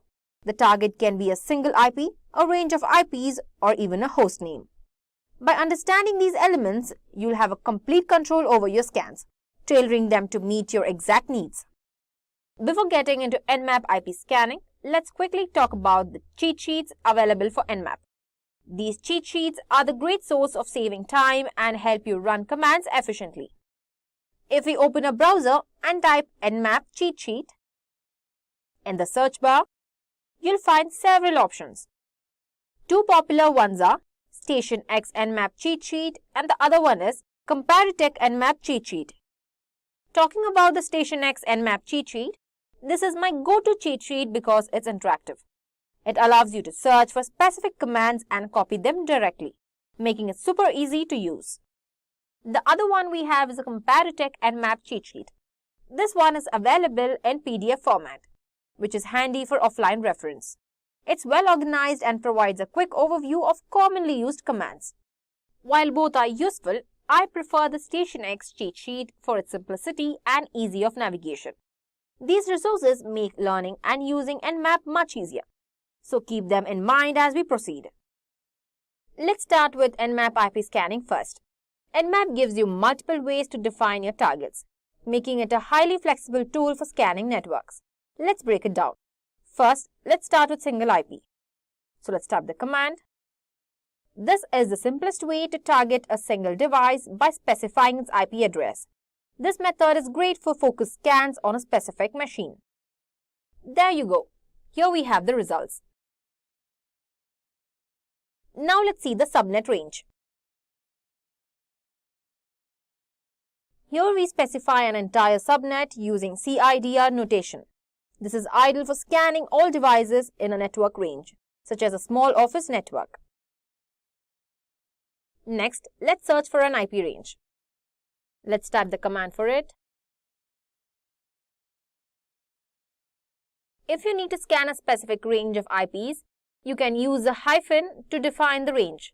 This is useful when you know the range of active devices you want to scan. Next, let's search for the specific IPs. Sometimes you might want to scan multiple non-sequential IPs. You can list them directly, separated by spaces. Next, let's try searching with a text file. For this, we'll open our editor. So we'll enter some random IP that we want to search. Now let's save this on the desktop with the name targets.txt. Now we'll minimize this. Now let's go to our desktop directory on our terminal. Now let's enter the command. For larger or predefined target lists, you can save the IPs in a text file and use the IL flag to load them. This method is perfect for batch scanning without manually entering IPs. Next, let's search for a domain. Instead of using IP addresses, you can directly scan a domain name. Nmap will resolve the domain to its corresponding IP address and scan it. This is especially useful for web servers and hosted services. So we have the results here for Edureka.𝐶. Next, let's learn Nmap port scanning. Now that we have covered how to specify targets, let's talk about ports. Ports are crucial in understanding the services running on a host, and Nmap offers several ways to scan them based on your needs. Let's break them down with examples. First, let's start with the single port scanning. Let's type the command for it. If you're interested in a specific port, like port 80 for HTTP services, you can use the P flag, followed by port number. This is perfect for focus scans. Next, let's search for the sequential ports. This scans a range of ports sequentially, like ports 20 through 25. It's useful when you want to check multiple consecutive ports. Next, let's search for the distributed ports only. You can also scan non-sequential ports by listing them with commas. This allows you to focus on ports of interest, such as SSH, HTTP, and HTTPS. Next, let's find the specific services. Let's type the command for it. Sometimes you might want to target a specific service running on a port.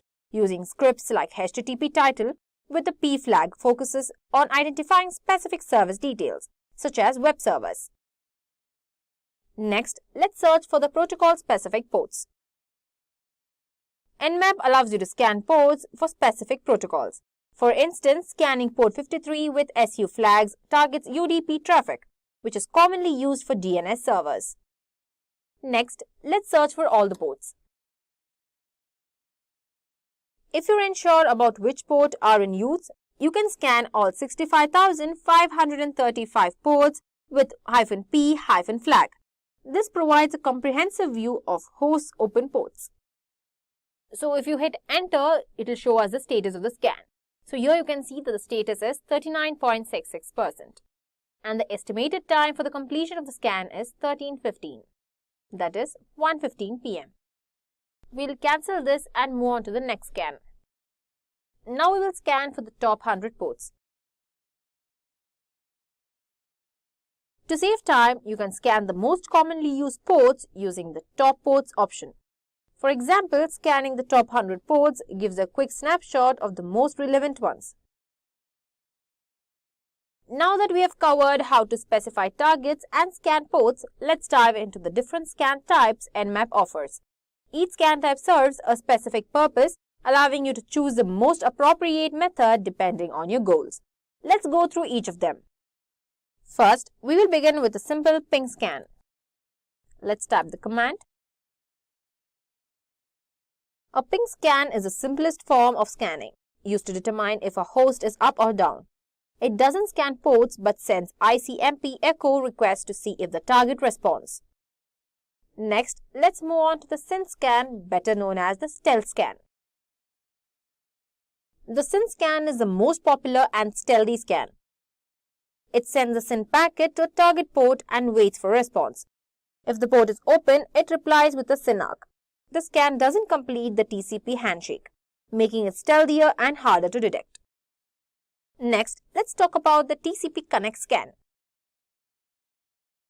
The TCP-Connect scan is a more straightforward approach. It completes a TCP handshake by sending a SYN, receiving a SYN ACK, and then sending an ACK. While it's easier to detect, it's useful when a SYN scan is blocked or unavailable. Next, let's search for the UDP scan.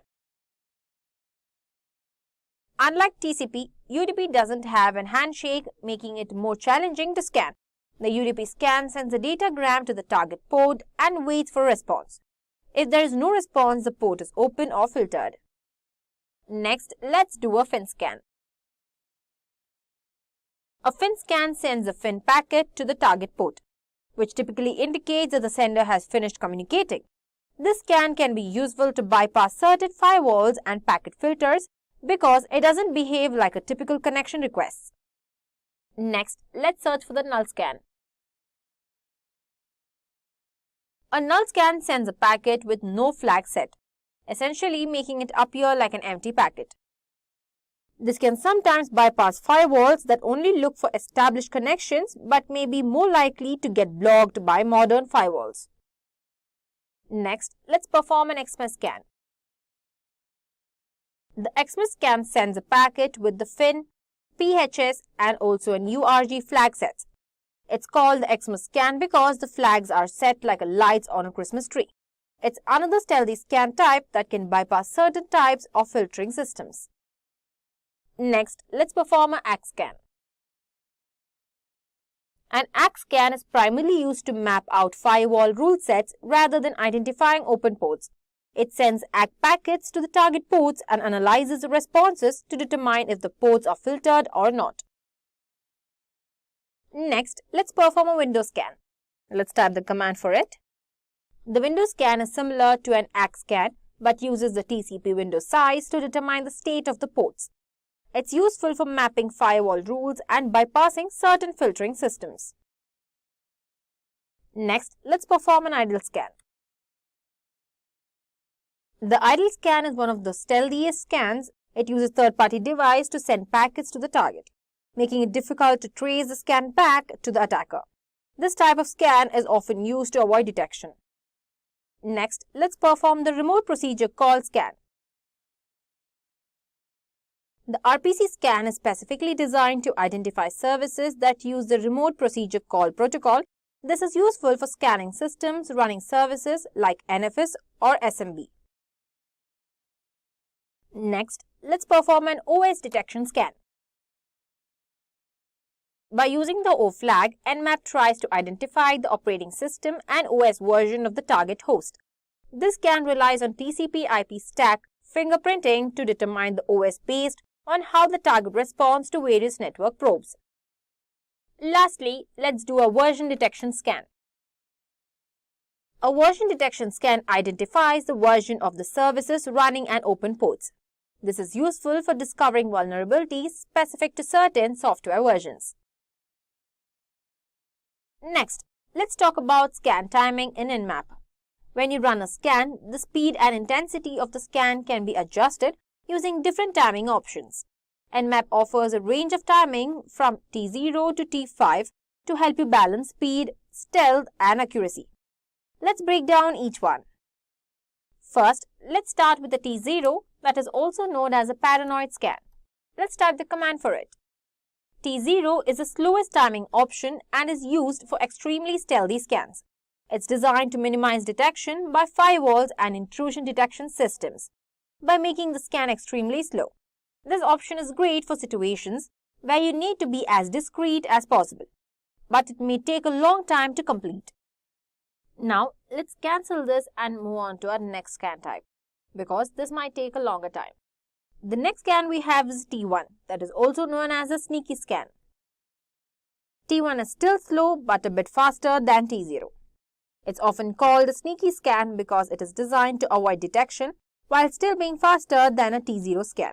It's useful for reconnaissance when you need to remain hidden but don't have time for a T0 scan. Let's cancel this and move on to our next scan type. Let's see the T2 scan, that is also known as the polite scan.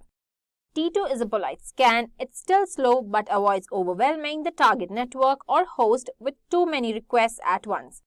This scan type is useful when you don't want to create too much traffic or disrupt the network. Similarly, we have another scan that is a T3 scan. T3 is the default setting for Nmap and provides a good balance between speed and stealth. It's called a normal scan and it's the best option when you don't need to be overly stealthy or slow.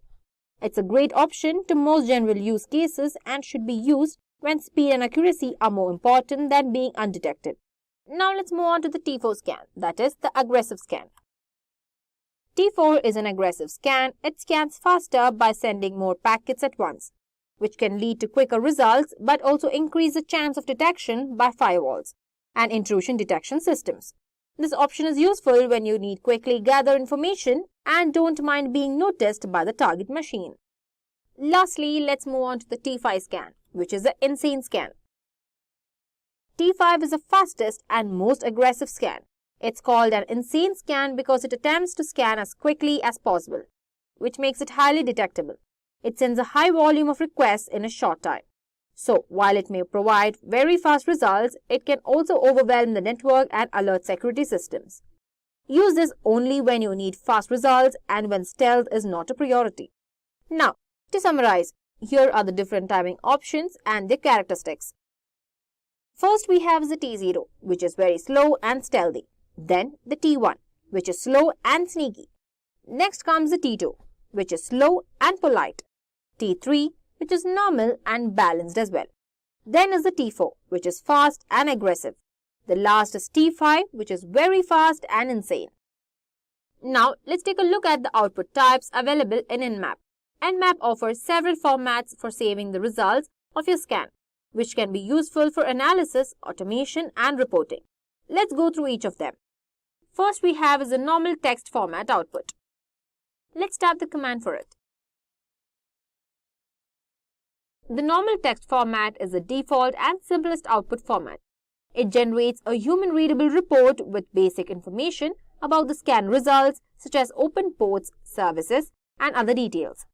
This format is great for quick, easy-to-read reports and is the most common format used by most Nmap users. Next is the XML format output. The XML format is used when you need to process the scan results further and integrate them with other tools. It generates a structured XML file that contains all the details of the scan, including host information, open ports, and service details. This format is ideal for automation and scripting, especially when you want to parse the results with other programs. Next is a greppable format output. The greppable format is designed for easy searching and parsing using tools like grep. It outputs scan results in a simple, line-by-line text format that makes it easy to filter or search for specific data. Although it's not the most human-friendly, it's useful for quickly extracting certain details from large scan results. However, Nmap does not recommend this format for serious analysis, as it can sometimes omit important details and isn't as structured as other formats. The next is the script kiddie format output. The script kiddie format is a very basic format designed primarily for people who aren't familiar with Nmap's detailed output. It gives minimal information in a simple format, and while it's not commonly used by experienced users, it may be useful for beginners or for quick checks. However, it's not recommended for professional or detailed analysis due to its lack of depth. Finally, let's talk about the Nmap script engine. NSE is a powerful feature of Nmap that allows you to extend its functionality with custom scripts. These scripts are written in Lua and can automate a variety of tasks, helping with network discovery and security auditing. NSE scripts can be used for a range of purposes, such as firewall bypass, which helps bypass firewalls, or IDS, IPS systems to avoid detection during scans. Next is the FTP enumeration. Gathers information about FTP servers, including user accounts and shared directories. Then comes the DNS enumeration. Extracts DNS records and identifies potential misconfiguration in DNS servers. Last is the HTTP enumeration. identifies web applications and hidden directories on HTTP servers, potentially exposing vulnerabilities. These scripts are located in the scripts directory of Nmap's installation. For example, on Parrot OS, you can find them at, type the command for it. As you can see, here we have all the scripts. The NSE scripts are incredibly useful for penetration testing and network analysis. They help automate complex tasks and provide deeper insights during security assessments.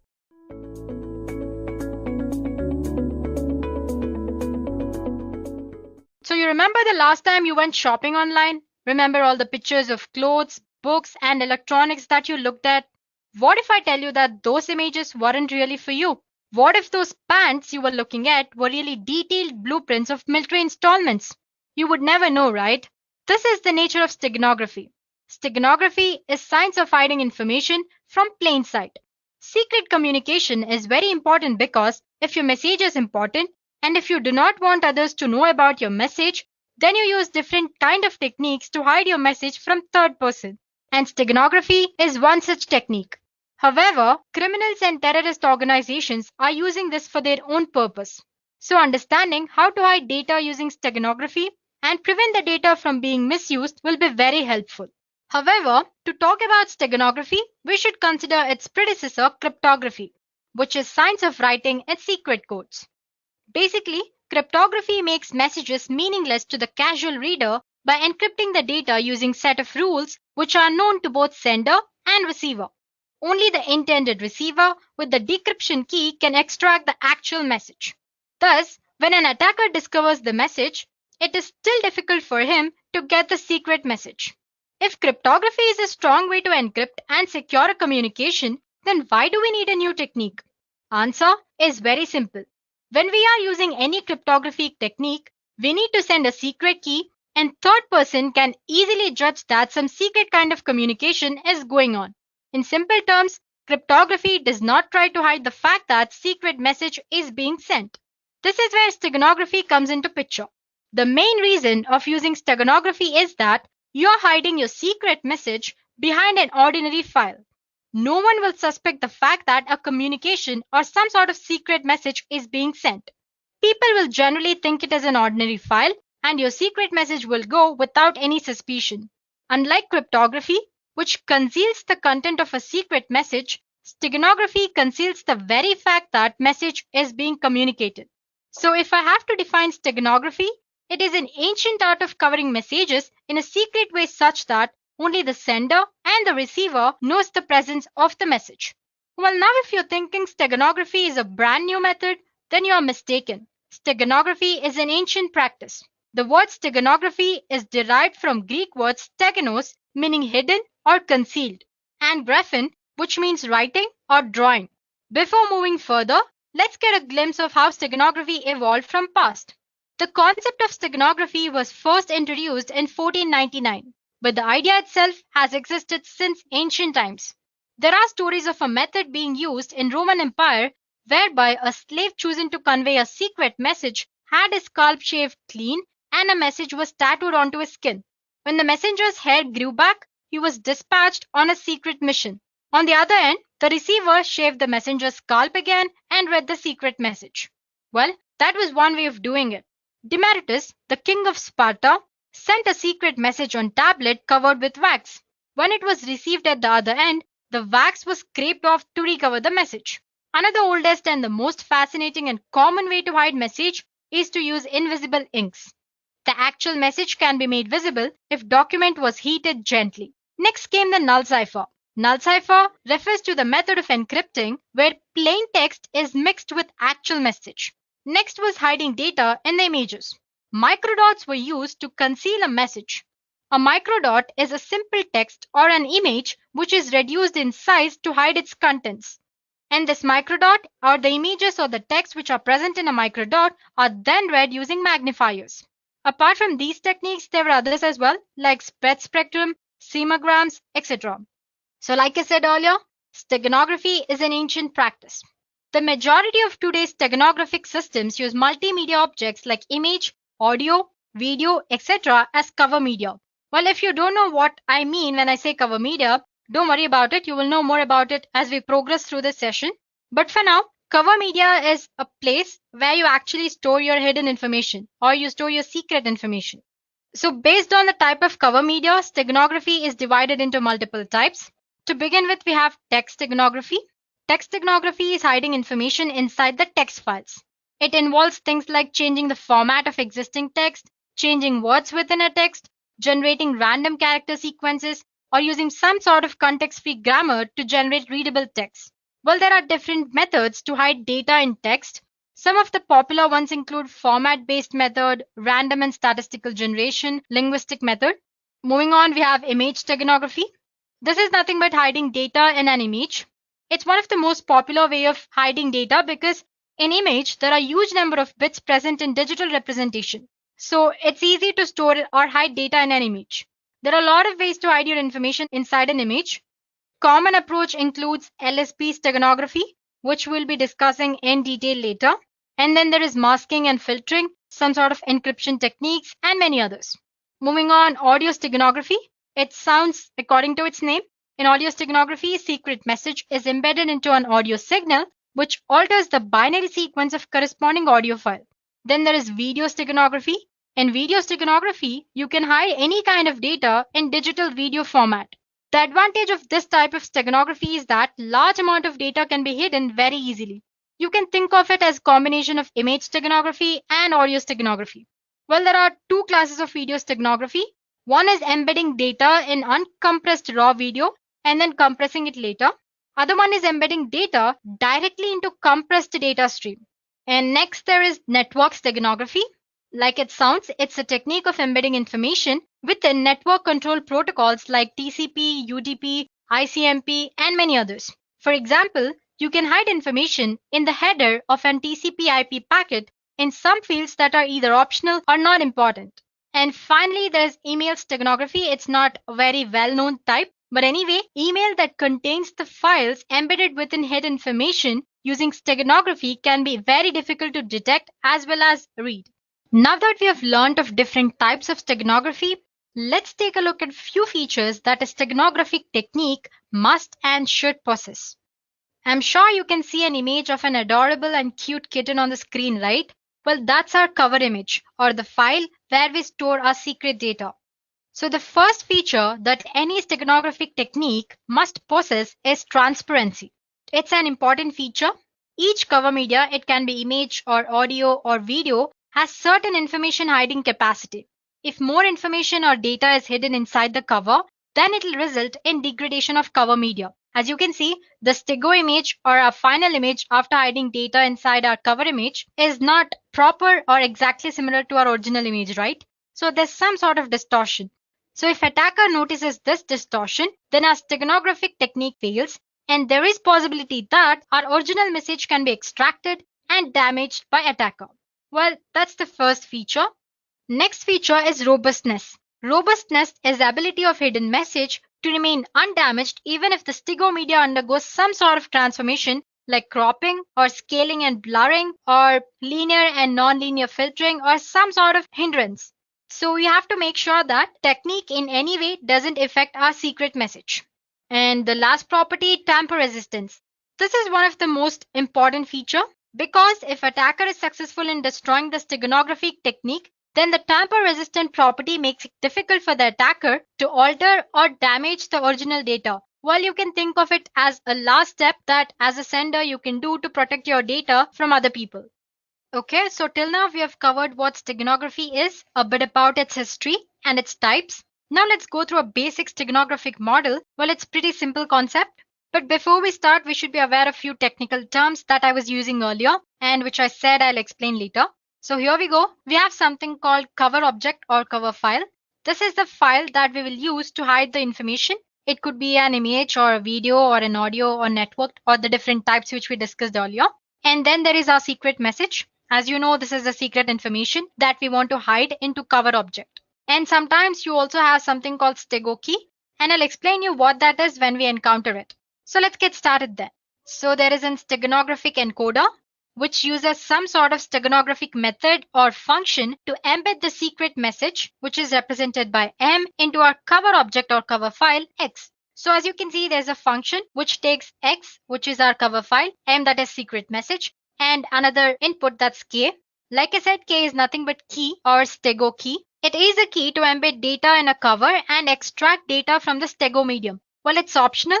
Using a key provides extra security, that is all. So basically, our steganographic encoder method or function takes this cover image, secret message, and key as an input and embeds our secret message into cover object. Embedding process generates a stego object, and the stego object looks exactly like our cover object. Now, this stego object is sent to receiver through the network without any encryption here. So this is where our steganographic encoding process ends. Now, if on the other end, receiver wants to extract the secret message, all he has to do is feed the stego object into steganographic decoder, which also takes key as one of its input, and then as a result, he gets secret message which was intended for him. So like I said, it's a very simple process, right? So if I summarize, you have your cover file, which could be image, audio, or anything, and then you have your secret message. Both of them, along with the key, if you want, are fed into steganographic encoder. As a result, you get your stego object, which looks exactly same as cover object. And this stego object is sent to receiver through secure communication channel with or without encryption. On the other end, if receiver wants to extract the secret data, he feeds this stego object into steganographic decoder and he gets cover object and secret message as an output. So this is how steganography actually works. Well, if I want to make this process more secure, I can add one more step, which is encryption. Let's see how to do that. So like I said, there's a sender. Before actually feeding the secret information into steganographic encoder, he encrypts this secret message along with an encryption key. As a result, he gets a ciphertext, or like we discussed when we were discussing cryptography, the meaningless text or the ciphertext. This ciphertext along with steganographic key or stego key and cover file is fed into steganographic encoder. Embedding process generates a stego object, and this is where our encoding process ends. This stego object, which looks exactly like our cover object, is sent to receiver using a secure communication channel. Now on the other end, if the receiver wants to extract the secret message, he feeds this stego object along with stego key into steganographic decoder.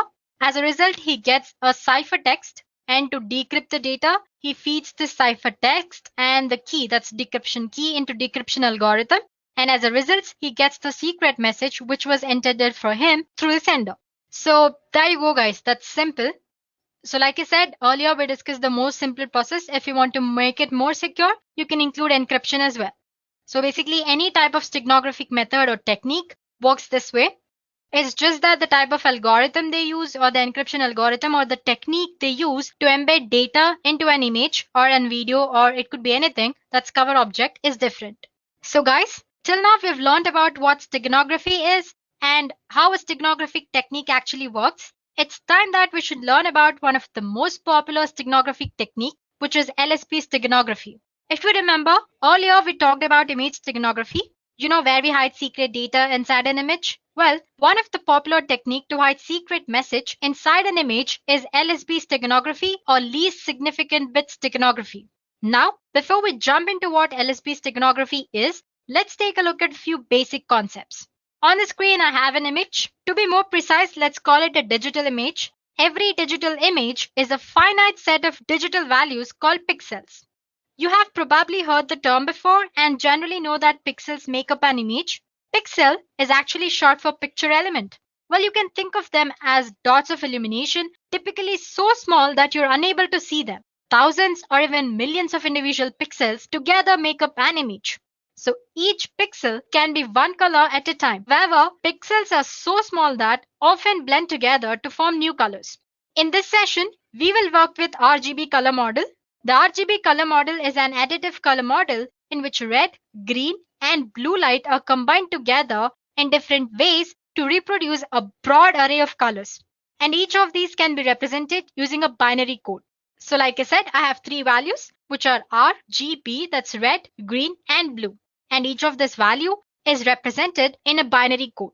So by mixing the 8-bit binary red, green, and blue values, pixel can be any color. And the color is usually determined by number of bits used to represent it. Well, in this case, we are using 8 bits. So we can display for about 250 colors. Moving on, when we are working with binary values, we have more significant bits and less significant bits. the leftmost bit is the most significant bit. On the other hand, rightmost bit is the less significant bit. Now, if we change the leftmost bits, that is most significant bit, it will have a large impact on final value. For example, let's say I have 255 and its binary representation, which is 8 ones in 8-bit representation. Now, if we change the leftmost bit from 1 to 0, the decimal value will change from 255 to 127. As you can see, the amount of change is very huge here. It has made a large impact on final value. On the other hand, the rightmost bit is the less significant bit. Now, if I change the rightmost bit, it will have less impact on final value.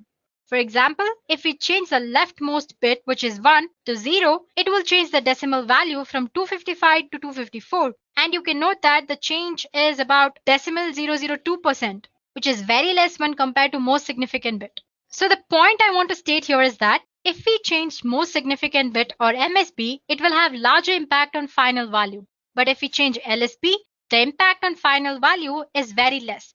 This very point is made use by LSB steganography.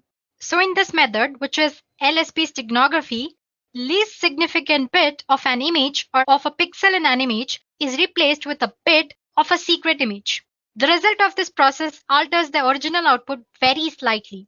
So your cover image and your STIGO image, that's your final result, after hiding the data, look exactly same without any difference. This technique works very good for image, audio, and video steganography. Well, let's consider a simple example. Suppose we want to insert letter A into an image. The binary representation of A is 1 followed by 5 zeros and again 1. Now, like I said earlier, we are using RGB color model here. So, and I'm using 8 bits to represent each of these values, which is red, green, and blue. So, I'll be needing about 3 consecutive pixels. That's about 9 bytes to replace all the least significant bits by the bits of the letter A. Well, don't worry about it. You'll understand once you see the next image that I show you on the screen. So, like I said, I'm considering 3 pixels, which is about 9 bytes. So, these are the pixels before insertion. I've picked like random pixels. So, as you can see, I have 3 pixels, 1, 2, 3, and 9. So, totally 9 bytes I have here. And now if we replace the last bit or LSB for each byte with a bit from binary representation of A, what we get is this. So as you can see, I have replaced the 0 with this 1 here. So as you can see, 0 is replaced with 1. And then I have 5 zeros, 0, 0, like 5 zeros followed by 1, 1, which is already 1, so I'm not replacing anything here. So as you can see, all the color bits have been replaced here. So once you're done with replacing, you'll find that the final result or the STIGO image is very much identical to your actual image. That's your cover object. On an average, LSB requires that only half of the bits in an image can be changed. As you can see, I've like left 3 or 4 bits unchanged here. For example, this one, and the 0 here. The 0 in the first line, in the last line, I have 2 ones left without changing it. So if need required, you can hide data in the least and the second least significant bits as well. And still, the human eye would not be able to discern it. So guys, that's all about least significant bit steganography. Well, that's the concept. So to summarize, every pixel can be represented using different color models. Well, in this demo, I've used RGB color model, and each of these values are represented using 8 bits. While you can use a different number of bits as well. And this number of bits used usually determine the color which pixel displays. Like I said, we have used 8 bits here. And in a binary format, we have least significant bit and most significant bit. Like I said, changing most significant bit makes more changes to our final value. But that does not happen when we change the least significant bit. So we made use of that point. So basically, the least significant bit steganography make uses of the fact that changing LSB doesn't make much change to our actual image. So it replaces the LSBs in the cover object by the binary bits of secret message. So there you go, guys. Now you know the theory part of the concept. It's time to perform a small demo. In this demo, we'll see how to use the concept of LSB steganography and hide secret text in an image. So here are the steps involved. First, to encode the text into image, the program loads an image and looks or considers each pixel hexadecimal's value. Then the program asks you for the secret text and converts it into its binary form. And then one by one, it stores the secret message bits into LSB of image pixels, which is our blue value bits of RGB model. After the message is embedded into an image, program adds delimiter to the end to determine when the text ends. So here ends the encoding process. Suppose you want to retrieve the data, then the program extracts all the zeros and ones from the STIGO image until delimiter is found. And there goes our secret message. So these are the steps we'll be performing in the program. So guys, this is what a program does. Well, to summarize, it takes our image, it converts that into hexadecimal values, it takes our secret text and converts it into its binary value, then replaces the LSB of cover image with the bits of secret message. Once it does that, it adds a delimiter at the end so that we know that this is where the text ended. So this is how encoding is done. Suppose you want to retrieve the message, all you have to do is extract zeros and ones from the string object and convert the binary form into string format. That way you can get your secret message, or the receiver can extract the secret message. Well, I'm using the code which I found in GitHub, and suppose if you guys want to experiment as well, please do post your email IDs in the comment section below and we'll get back to you with the code. Now let's get started with the demo. So guys, I'll be using my Ubuntu system here. So as you can see, I have a code. Let me show it to you guys. I have code here and I have certain images of different formats. I have one of JPG and one of PNG as well. Okay, let me delete this file, move to trash. So going back to terminal, let me show you guys the code first. The file name was hide py. Okay, I think I've misspelled it wrong anyway. Let me just check it anyway. It's HID. Silly mistake, hide.py. Here we go, guys. I already have code because I've already extracted it from Git and I'm using it here. So I'm just going to explain you the basic concept of how this code works actually. So like I said, we're going to convert our image into its hexadecimal format. So I have a code which converts RGB values to hexadecimal values. Before that, since we're using images here, we need to import certain libraries. We need Python library image or PIL, which is below. Well, if you're using Windows operating system, you need to separately download it. But if in Ubuntu, it comes by default. And suppose if it doesn't work, let me go back. Well, if it doesn't work, all you have to do is make sure you have Python 3 version installed. For that, check Python 3 version and make sure you have pip installed. Again, you can check using version command itself. Okay. So as you can see, I have pip installed. And suppose if you don't have, please do install it. The command is simple. All you have to do is sudo apt install python 3 pip. That's it. Just click enter and it'll install. I'm not doing it again because I already have it installed like you guys saw. And once you've done that, to install pillow, sudo pip install pillow. That's all. And then it'll work. That's just the way of installing pillow library. Let me clear the stuff. Let's go back to program. So since we're using images, like I said, we need to use certain libraries. Here we'll be using pillow library. So if you get an error while using this program, please do install pip and pillow. So getting back to program, like I said, here we're using an image and converting that to its hexadecimal format. And similarly, while retrieving it, we're using the inverse function of it. And our secret message, which is in string format, we're converting it to binary and binary to string. And then there is encode. Basically, it goes through the hex code and places the binary bit of a secret message into the hex code. Similarly, the inverse program is decode. It'll decode the hex format. First, it'll check if for the zeros and ones, and then it pulls the data from that. So basically, we have four main functions here, which is encode, decode, hide, and retrieve. Like I said, encode and decode. Like I said earlier, it checks for the hex code, hexadecimal code, and then replaces the bits. And decode, it checks if the hex code has zeros and ones, it'll extract the data. If hex code doesn't have any zeros and one, it'll return none. So there you go. Now, these are the basic functions, and then comes the complex function, which is to hide a message. I have a hide function here. Just go through it. It's very simple. So basically, as you can see, this hide function, it takes file name and message. It opens the image library where it gives the file name as input and then converts the message from string format to binary format and adds the delimiter as we discussed in the theory part of the session, so that while extracting, you know that you have reached the end of the text. So basically, first it checks if our image is in RGB format or not. If it doesn't, and then it converts to it. And then there it goes. And basically, it takes each and every bit, checks if the bit is in proper format, if the actual bit of the secret message can fit into this and all that, and then replaces the bit. And once it has encoded the secret message completely into our image, it returns a message saying completed. If the mode of the image or if your file doesn't exist, and for all that, it returns a message saying incorrect image mode, couldn't hide. Now, the retrieve function is as very simple, the most simple one.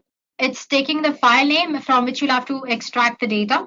If it checks first, it checks if it's in the RGA format. I mean, that's red, green, blue format. And if it's not, it's going to convert into it properly. And from there, it's going to extract the data. And then it retrieves all the zeros and ones until it finds delimiter. Once it has found the delimiter, it gets to know that it has reached the end of the text, and then it displays the message success. Otherwise, it will give you an error message. Finally, we have our main function. So basically, we're going to give like string. You have switch option while writing code, right? Either in Java or C++, anyway. Just like that, I'm going to give a code. Well, it's not going to display to the user, but anyway, it's in this code. According to the code, you need to use a command like Python, the file name, as in the file name and which contains the code, -e to embed the data, and the image and the text which has to be embedded and all that. Oh, we'll get to know when we actually perform the demo. So let me just summarize what we've learned in the code again. So just basically go through it. It's very simple.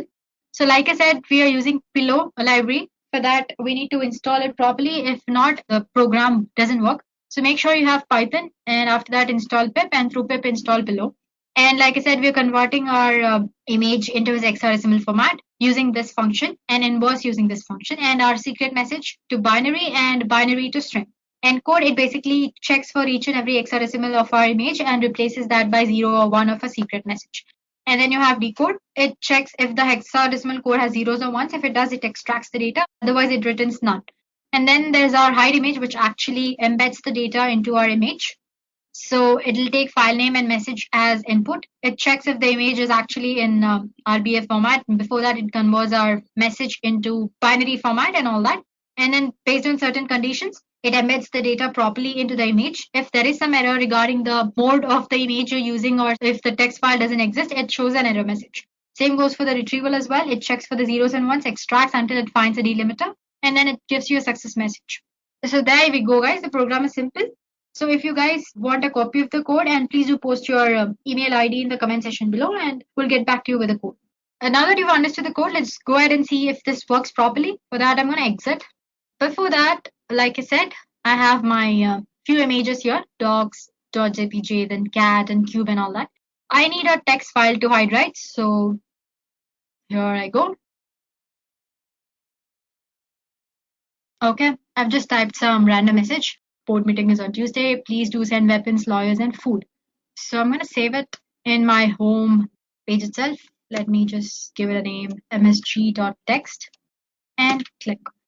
Let me close it. So now going back to files, as you can see, I have a file here which says msg.text. Now I'm going to use a docs.jpg, the image. Oh, sorry, I forgot to tell you this program only works for PNG images, so I can't use docs image. Let's take cube.png. So Python, because we are using the Python code. I meant the file is in Python format, right? Python, and the file name is py, e to embed, and the file name, which is cube.png. Enter a message to hide. Well, basically, this doesn't actually take a file which contains the message. It directly asks you to enter the message to hide. But don't worry, the file which we just created, I'll show how to use it for while we are discussing the steganographic tools. Anyway, getting back to what we were doing, hide a message. So it says it's completed. Now let's get back to files. Now, if in case I open cube.png, it's same as before. You won't find any changes here. Getting back to terminal. If I want to extract the message, -d and enter. Success. It says the message is extracted, which is hi, send your weapons to you know where. So that's easy, guys. Well, it's a very simple program. It's just taking an image. It's asking you to enter the message, and it's embedding in that. So, well, you can take this as a base code and create your own code, which performs many things, or advanced steganography as well. So basically, to summarize, in this program, what we did was we converted our secret message into its binary form, and we took the bits in the binary code and replaced the least significant bits, or the blue color bits of RGB color model, by these bits of secret message. So basically, we're replacing the least significant bits so that our cover image, that's cover object, as well as a stego object, both are same and look identical. Now let's get back to PPT. So guys, earlier we discussed about the ancient steganographic methods. There are various ways of achieving the steganography in this digital communication world. However, you do not need to perform coding to achieve this. There are various software tools are available for steganography. This software can hide your secret message behind the image file, or audio file, or video file, or any kind of file, basically. So we are going to take a look at few such tools, and I'm going to show you how to use them, maybe at least 2 or 3. So there we go. The first tool is 𝐐𝐤𝐿. Basically here you can hide any kind of text inside an image. Then you have 𝐐𝐤𝐻IDE. It hides a secret file in an image or audio file. Then you have 𝐓𝐶.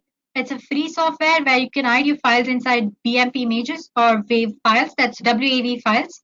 And then there is 𝐓𝐶, which works as in it's similar to other tools where you can hide data and images, but the way it works is slightly different. I show you how it actually works, so don't worry about it for now. Then there is OpenPuff, where you can conceal all the files in an image, audio, or flash files. And then Camouflage, tools that let you hide any type of files inside any other file. So these are very few. There are other tools outside as well. As for today, we're going to explore 3 to 4 tools, which is 𝐐𝐤𝐿, other one is 𝐐𝐤𝐻IDE, then 𝐓𝐶 and 𝐓𝐶. So there we go, guys. Let's begin with 𝐐𝐤𝐻IDE. Let's go back to our Ubuntu. So this 𝐻IDE is an open source steganography software that lets you hide your secret file, an image or audio file. You will not notice any change in the image or audio file. It is a command line software. Therefore, you need to learn the command line to use this tool. And therefore, I have come back to Ubuntu here. So I already have it installed. It's very easy to install. apt-get install 𝐸𝐻IDE. It'll install. Use the command just sudo apt-get install 𝐸𝐻IDE and click enter. I'm not doing it. It's going to take time. Since I've already done it, I'm going to straight away use it. So 𝐸𝐻IDE. Well, as soon as you enter the command 𝐸𝐻IDE, it'll show you the help command related to the 𝐸𝐻IDE. So basically, it says the first argument should be one of the following. That is, either you should embed the data or extract the data. And you have various options that you can add in commands to use your cover object or the 𝐸𝐻 object or your secret message.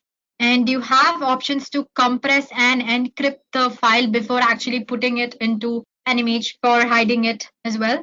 And then suppose if you want entire information about your file after encrypting it, you can use different commands as well, which, for example, you have info command here. If you use that command, it'll display all the information about your file. And when you're trying to embed data, it'll ask you for a passphrase. Basically, it's nothing but just like key. You can think of it as a key or a password. Basically, it's making sure that you're the right user who has hidden the data or extracting it. So, well, to make it easier for people using it, they also have given few examples here. So, usually the command begins with 𝐸𝐻IDE, the command name, and embed to embed the file. -cf refers to your cover object. It's the name of your cover object. And then you have your secret message. And for that, you're using -ef. Let's do that. So 𝐸𝐻IDE, embed. Before that, let me go back to files. So I'm using this docs.jpg and the message.txt, which we created earlier. Embed -cf. So that's docs.jpg and -ef, which is our msg.txt, right? Cool. It says enter passphrase, which let's say ABCD. It says embedding and it's done. Now to check if it's done that properly or not, let's go back to files. I'm going to move it to desktop. Click on enter. Cool. Now let's go back to desktop. Here is our file. Now to extract, I'm using extract command. Before that, I need to go to my desktop, right? Because that's where my file is stored. Here we are, and 𝐸𝐻IDE extract. SF is what you use to extract your 𝐸𝐻 file. You can see it in the help session. And the name was docs.jpg. It's asking for the passphrase, more for security purposes. So it says extracted to message.txt. Now to check the file, you need to go back to desktop because that's where our file should be. And if you open that with editor, there you go. We have successfully extracted the data from the image. Now let's try a few other commands. Let me come back. Okay, let me try it here. 𝐸𝐻IDE. What was that? Info command, right? Info. And let's say, so as you can see, it's extracted the information about the file. It's in format, its capacity, and it says you want to get information about the emitted data as well. Why? Could not extract any data with the data phrase because already extracted the secret message from that file. Well, if you hadn't extracted, then maybe it would have showed the embedded content as well. So that's how you use a 𝐸𝐻IDE. You have multiple other options as well. Like, for example, when you were trying to embed, it asks you for the passphrase, right? Instead, if you don't want it to ask like this, you can use -p command and enter the passphrase. You can add it in the command itself here. And then it actually skips that step and actually goes back to this embedding message done step. So yeah, that's all about 𝐷𝐸. Now let's go back to other tools. So the next tool we'll be using is a 𝐷𝐸. It is a free steganography tool which is written in Java. And with 𝐷𝐸, you can easily hide in confidential information and image files. So I have a file called sample here. I have certain images. It's in JPG format, it's a BMP file, and then there is a PNG file as well. So first tool that we're going to explore is 𝐷𝐸. So 𝐷𝐸, yeah, there we go. This is the 𝐷𝐸 tool. It looks very simple. Basically, there's nothing here. So click on File, Open, and select the file in which you want to embed the text or the secret data. Let's go back to sample, and here I'm using this PNG image. Open. Here it's ask you for the text which you want to embed in the image. So this is the secret text I want to hide.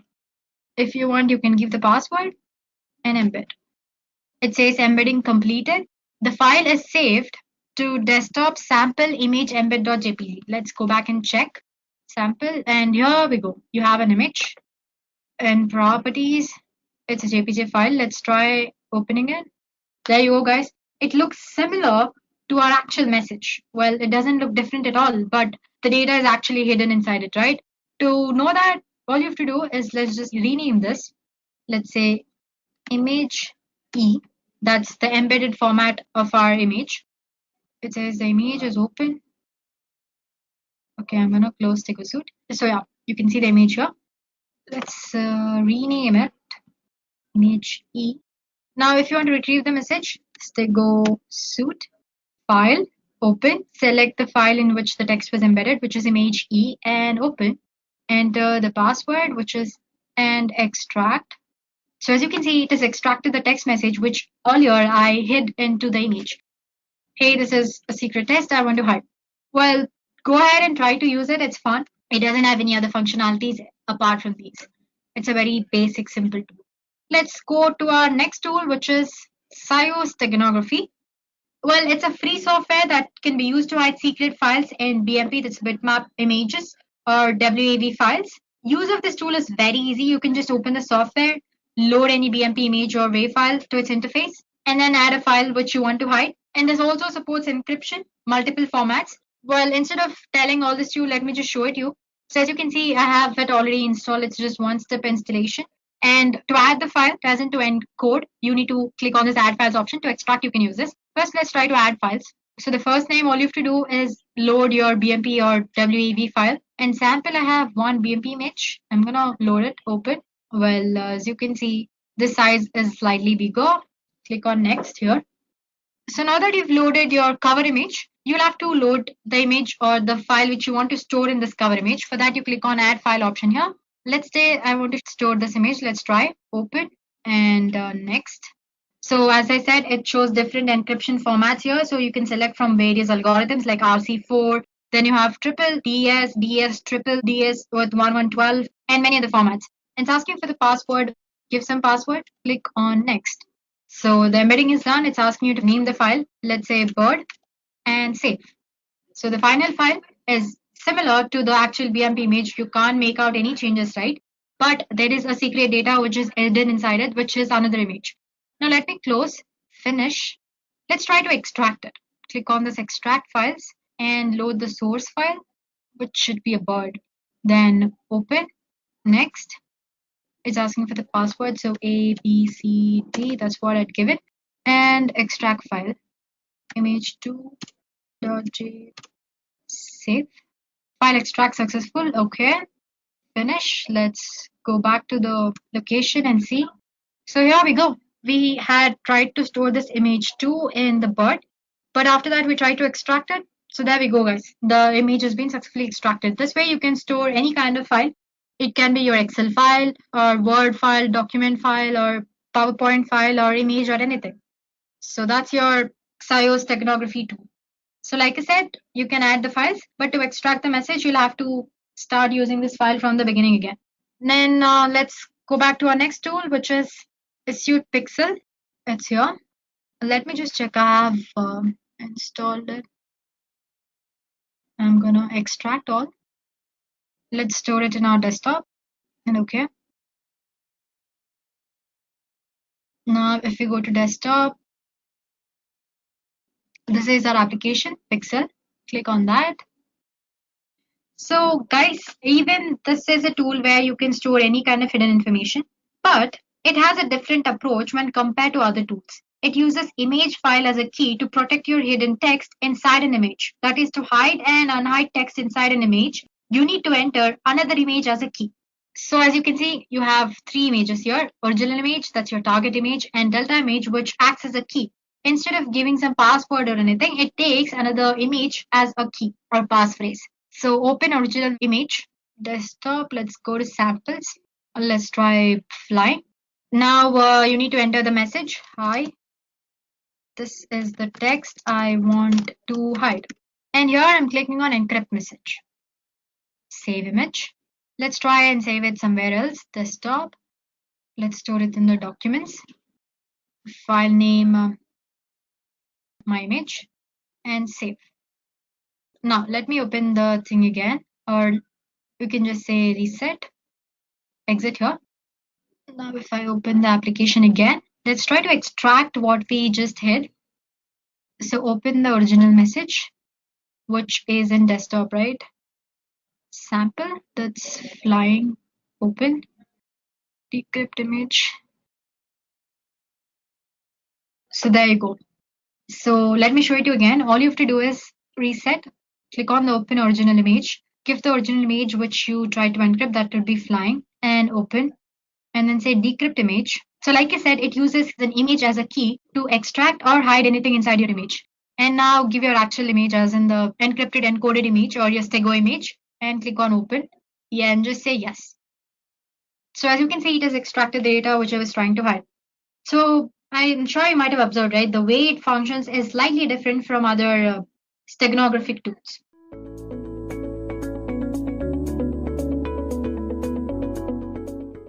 Did you hear about the recent crypto heist that happened a few days back?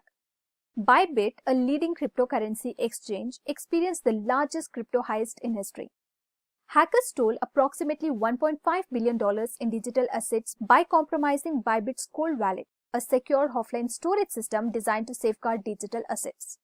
Once inside, the attackers swiftly transformed the stolen funds across multiple wallets and liquidated them through various platforms. Blockchain analytics firms such as Elliptic and Arkham Intelligence tracked the stolen crypto and linked the heist to North Korea's Lazarus Group, a state-sponsored collective known for orchestrating high-profile crypto thefts.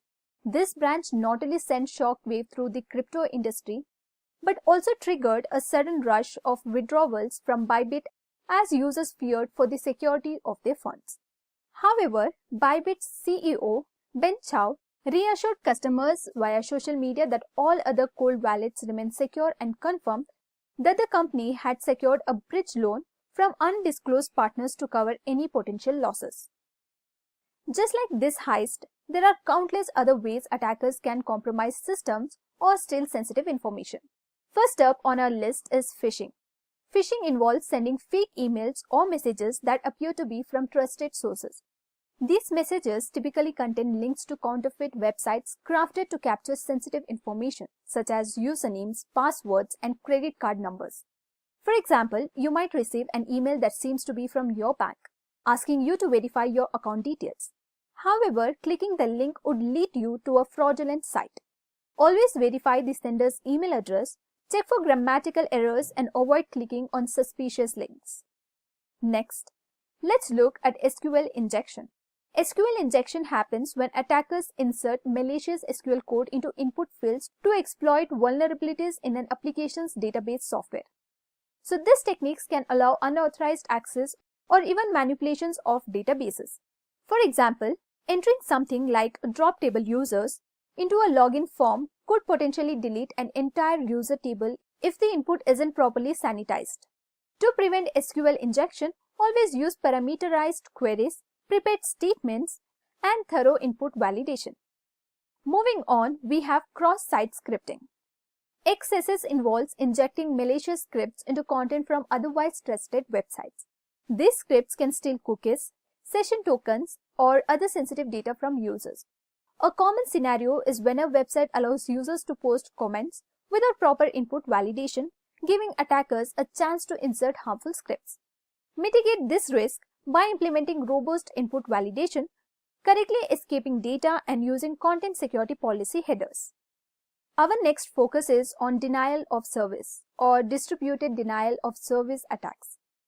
DOS attacks aim to make a network or service unavailable by overwhelming it with a flood of illegitimate requests. In DDoS attacks, multiple compromised systems target a single system simultaneously, causing it to crash or become inaccessible to legitimate users. So protect your systems by using firewalls, rate limiting, and dedicated DOS mitigation services to filter and manage incoming traffic. Next, let's talk about man-in-the-middle attacks. In a man-in-the-middle attacks, an attacker secretly intercepts and relays messages between two parties who believe they are communicating directly. This interception allows the attackers to capture and possibly alter the information being exchanged, such as data transmitted over unsecured Wi-Fi networks. So protect against man-in-the-middle attacks by using encryption protocols like HTTPS and employing strong authentication mechanism and avoiding unsecured networks for sensitive communications. Next, let's discuss password attacks. Password attacks involves attempting to gain unauthorized access by cracking or guessing passwords. Techniques include brute force attacks, dictionary attacks, and key logging. A brute force attack systematically tries every possible character combination until the correct password is discovered. Counter these threats by using strong, unique password for each account, enabling multi-factor authentication, and using password manager to generate and securely store complex passwords. Next on our list is social engineering. Social engineering exploits human psychological rather than technical vulnerabilities. Attackers manipulate individuals into diverging confidential information or performing actions that compromise security. Like for example, an attacker might pose as an IT support technician to trick an employee into revealing their login credentials. Prevent these attacks by educating employees on social engineering tactics, establishing strict verification protocols, and maintaining a healthy skepticism towards unsolicited requests for sensitive information. Another major threat we need to cover is ransomware. Ransomware is a type of malware that encrypts the victim's files, rendering them inaccessible until a ransom is paid to the attacker. Even if the ransom is paid, there is no guarantee that the files will be restored. A notorious example is the WannaCry attack, which encrypted files on infected computers and demanded Bitcoin payments for decryptions. To protect against ransomware, regularly back up your data, keep your software updated, and use reputable antivirus and anti-malware solutions. Moving forward, let's examine malware. Malware is any software intentionally designed to cause harm to a computer system's server or network. It includes viruses, worms, trojans, and spyware. A Trojan, for example, disguises itself as legitimate program but once executed, grants unauthorized access to your system.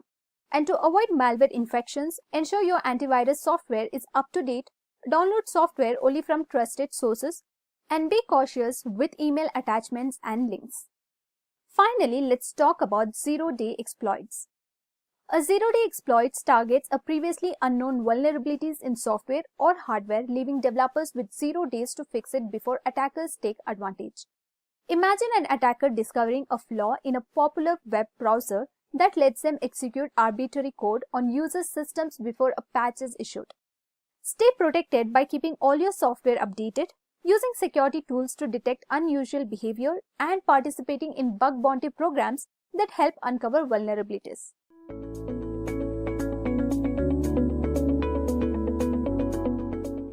Now, let us understand what's the importance of AI in ethical hacking. Ethical hacking is all about finding vulnerabilities before the attackers do. But in today's digital landscape, the threat volume is staggering. So traditional manual methods can sometimes miss subtle and emerging threats. So this is where the AI comes into play. Rather than replacing human expertise, AI is here to amplify our capabilities. With machine learning and deep learning, AI can analyze massive amounts of data, quickly spot anomalies, and even predict potential attackers before they occur. So imagine having a digital assistant that never sleeps and continuously monitors your network for suspicious patterns. That's the power of AI in ethical hacking. With its significance clear, let's dive into the innovative AI-driven tools and techniques that empower our defenses. And the first tool on the list is Sentinel AI by Darktrace. This tool uses unsupervised machine learning to detect real-time anomalies in network traffic. It can flag zero-day exploits even before signatures are available. Next on the list is Pentera automated pen testing. Pentera mimics real hacker behavior to scan for vulnerabilities automatically. It's like having a virtual penetration tester that works 24/7. Next is the IBM QRadar Advisor with Watson. This tool leverages natural language processing to help parse threat intelligence reports and suggest precise remediation steps during incidents. Next we have is CrowdStrike Falcon, an AI-powered platform that provides endpoint protection by detecting and preventing malware, ransomware, and advanced persistent threats. It offers real-time monitoring, behavior analysis, and incident response capabilities, making it ideal for enterprise environments. Next is the Cylance Protect. Utilizes AI and machine learning algorithms to prevent cyber attacks, including malware and ransomware. By analyzing files and behaviors before execution, it blocks malicious activity before it affects systems. Next is the platforms like HackerOne AI and Cynet 360 Auto XDR. These tools enhance bug bounty programs and offer integrated security solutions for smaller teams. Each of these tools automates parts of the vulnerability assessment process, reducing the time it takes to detect and respond to threats, so thereby significantly boosting the efficiency and accuracy of ethical hacking. Now, having examined these cutting-edge solutions, let's see how they translate into real-world success stories. So consider the example of a fintech startup that was struggling with traditional vulnerability scans, which took days to pinpoint issues. And by integrating AI-driven penetration tools, this startup was able to uncover a critical SQL injection flow in just a few hours, saving them both time and millions of dollars. So this isn't an isolated case. Industries worldwide are embracing AI to strengthen their security. From large-scale events like Microsoft's Zero-Day Quest, which incentivizes AI-focused vulnerability research, to smaller enterprises deploying AI-enhanced defenses. The trend is clear. AI is becoming a game-changer in ethical hacking. After seeing tangible results in action, it's time to address the ethical considerations and challenges associated with leveraging AI. While AI tools dramatically enhances our ability to detect and respond to threats, they can also be exploited by malicious attackers if they fall into the wrong hands. This dual-use dilemma calls for strong ethical frameworks and regulatory oversight. As ethical hackers, we must ensure that these tools are used responsibly, with continuous human oversight and rigorous training. Now, looking ahead, the future of ethical hacking is both exciting and challenging. Emerging trends include AI red teams, autonomous systems that simulate advanced persistent threats to test your security posture. Next is the zero trust security models, ensuring no one inside or outside your network is trusted by default. Next, integrations with cloud and IoT security. As more services move online, AI will be key to monitoring complex multi-cloud environments and IoT devices. Next, quantum-resistant encryption, preparing for a future where quantum computing might challenge current encryption standards. This innovations undergoes the need for a proactive and forward-thinking approach to cybersecurity. As we continue to harness AI, staying ahead of the curve with continuous learning and adaptation will be critical.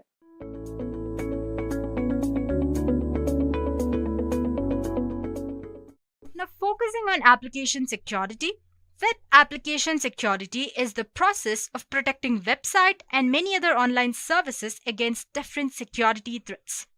Common targets for web application attacks are content management systems like WordPress, database administration tools like PHP-MyAdmin, and different kind of software as a service applications. Now guys, why do you think these web applications are the most preferred targets for cyber attacks? Well, let's start few reasons. Firstly, due to coding practices. If the code is poorly written, hackers can exploit application layer loopholes to initiate attack. Suppose if the code is complex, it increases the likelihood of unattended vulnerabilities and malicious code manipulation. Secondly, ease of execution.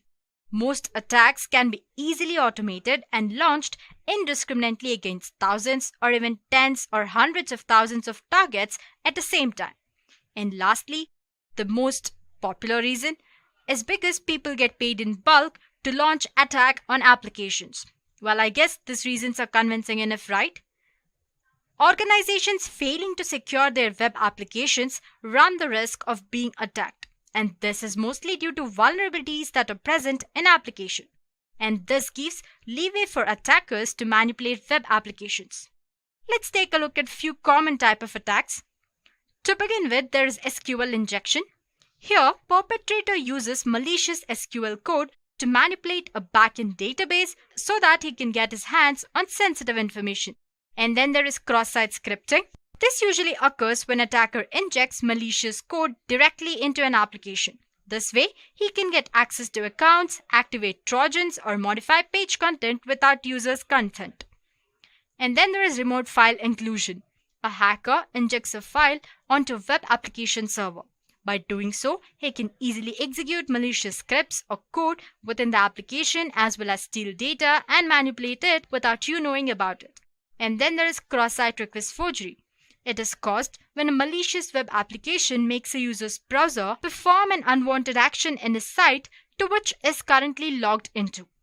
Most of the time, organizations have certain countermeasures to ensure safety against these attacks. Let's take a look at few such countermeasures. To begin with, there is web application firewalls. These firewalls are designed to examine incoming traffic to block attack attempts and thereby compensating for any code manipulation. And then there is information gathering. So you manually review the application, you identify entry point, client-side codes, server-side codes, you classify third-party hosted content so that way you can keep your application very safe. And then there is authorization. Here, you test the application for path traversals, vertical and horizontal access control issues, missing authorization, and insecure object and references, and many more. And then there is cryptography. You can use different kind of encryption and decryption algorithms to secure all your data transmissions. And finally, you can install antivirus programs, spyware detection programs, and removal programs to prevent cyber attacks. So guys, at this point, you must know what web application security is and why web application seems to be a favorite target for cyber attacks.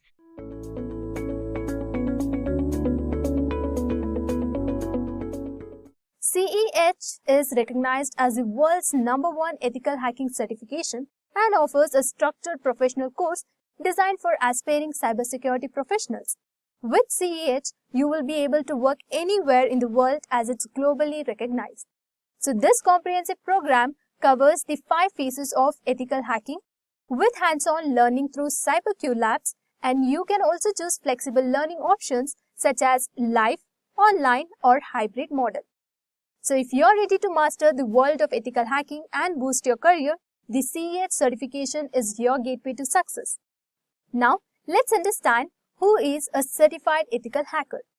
A certified ethical hacker is a cybersecurity professional trained to think and act like a hacker but with legal and ethical intentions. So their main role is to find and fix vulnerabilities in computer systems, networks and software before malicious hackers can exploit them. Now, why become an ethical hacker?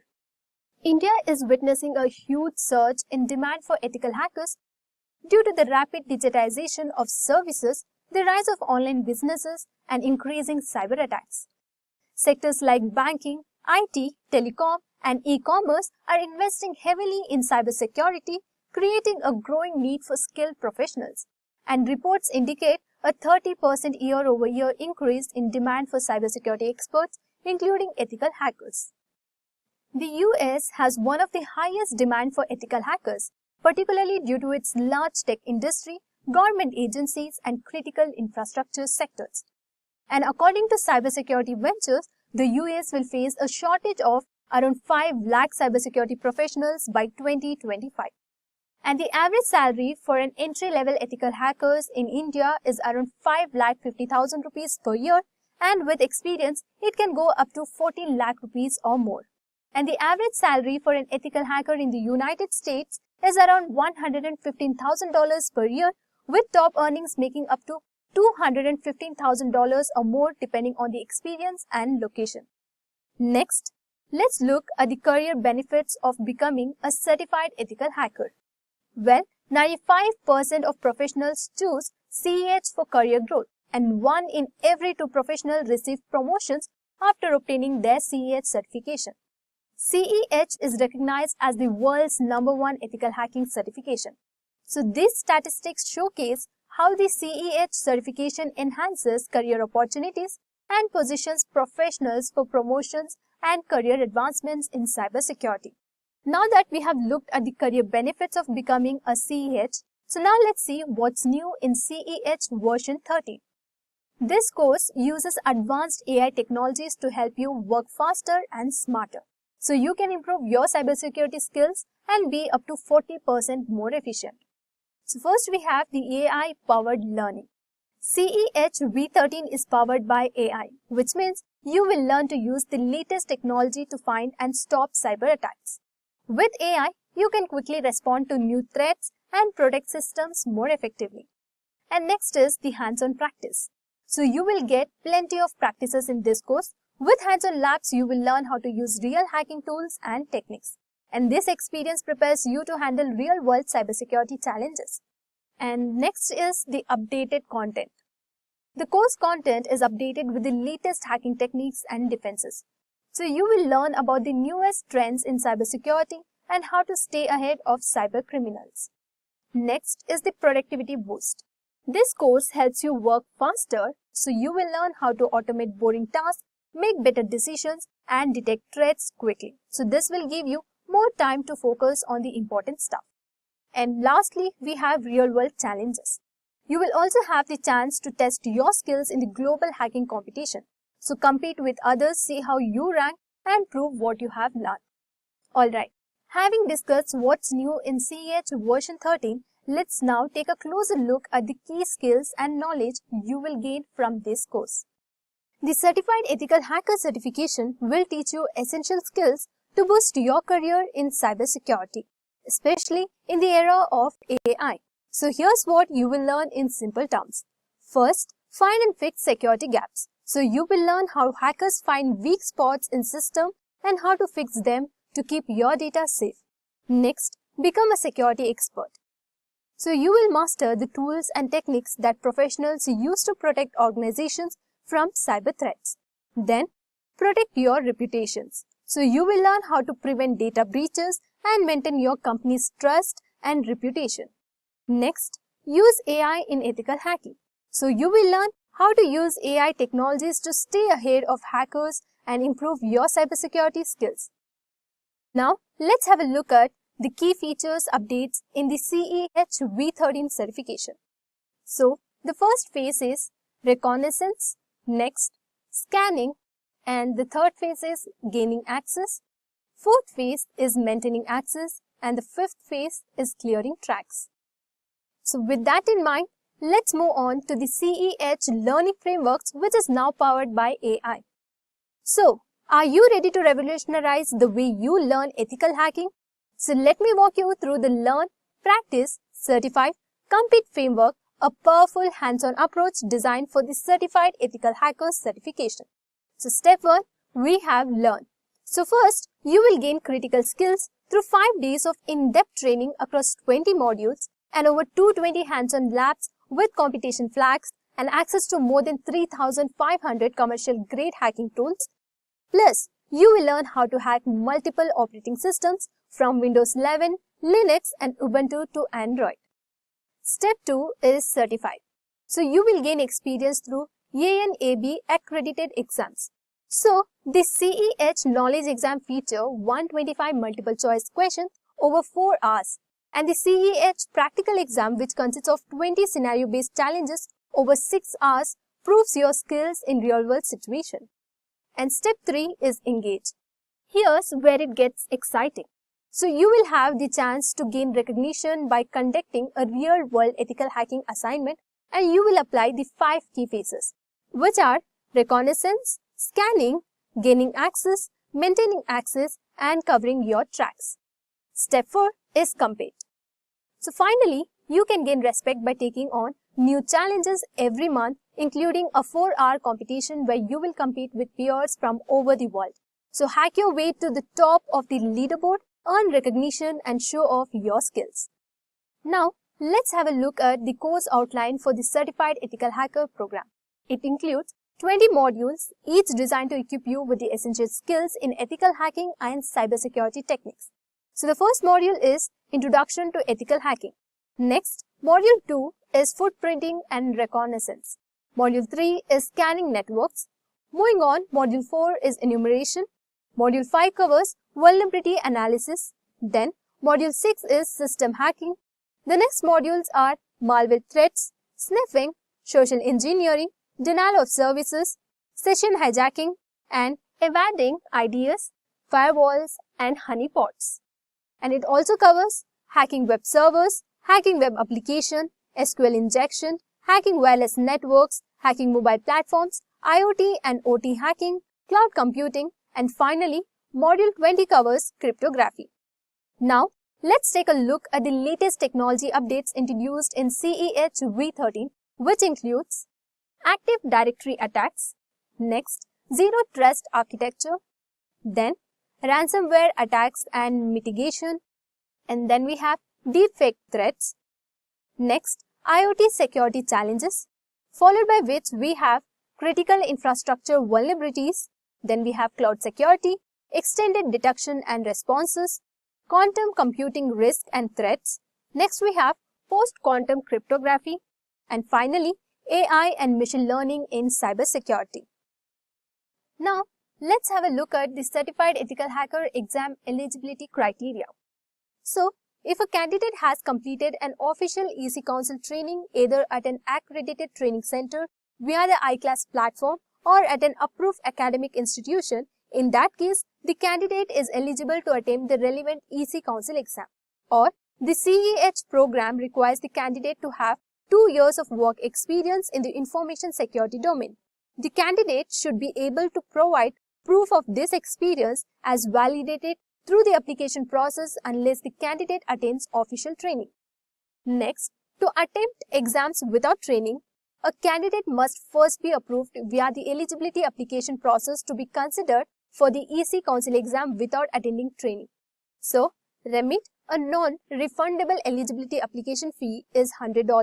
The exam voucher price for Pearson VUE voucher is $1,199. The ECC exam voucher is $950. Next, moving on to the 𝐶EH v13 exam details.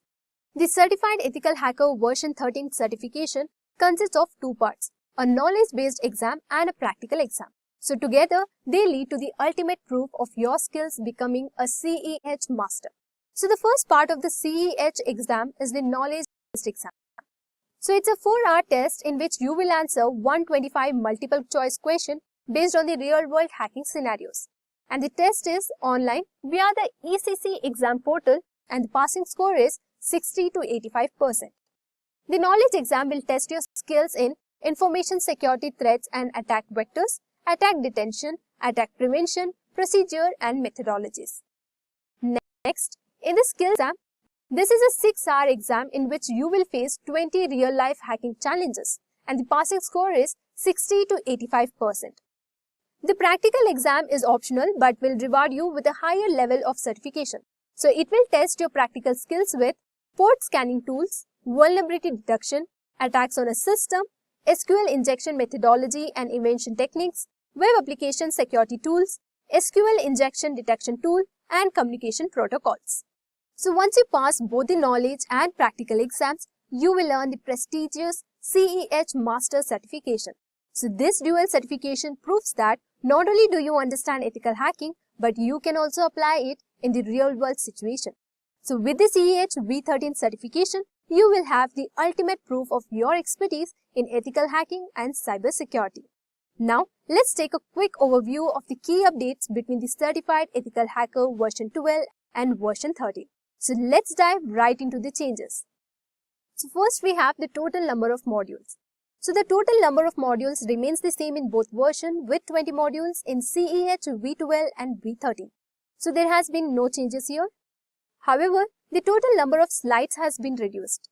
𝐶𝐸H𝐵12 had 1676 slides, while 𝐶EHV13 brings that number down to 1266 slides. So this suggests that the material is more concise in the latest version. Moving on to labs. 𝐶EHV12 offered 220 labs, while 𝐶EHV13 has added more depth by providing 221 labs. So these are broken down into 91 core labs and 130 self-study labs available as part of an upgrade. One significant update is the number of attack techniques. The Certified Ethical Hacker version 12 covered 519 techniques, but the version 13 increased that number to 550. That's a noticeable increase, giving learners exposure to more strategies. Next, we have the new technology added. So the 𝐶EHV12 introduced new technologies such as the Method Attack Framework for computing and techniques for evading NAC and endpoint security.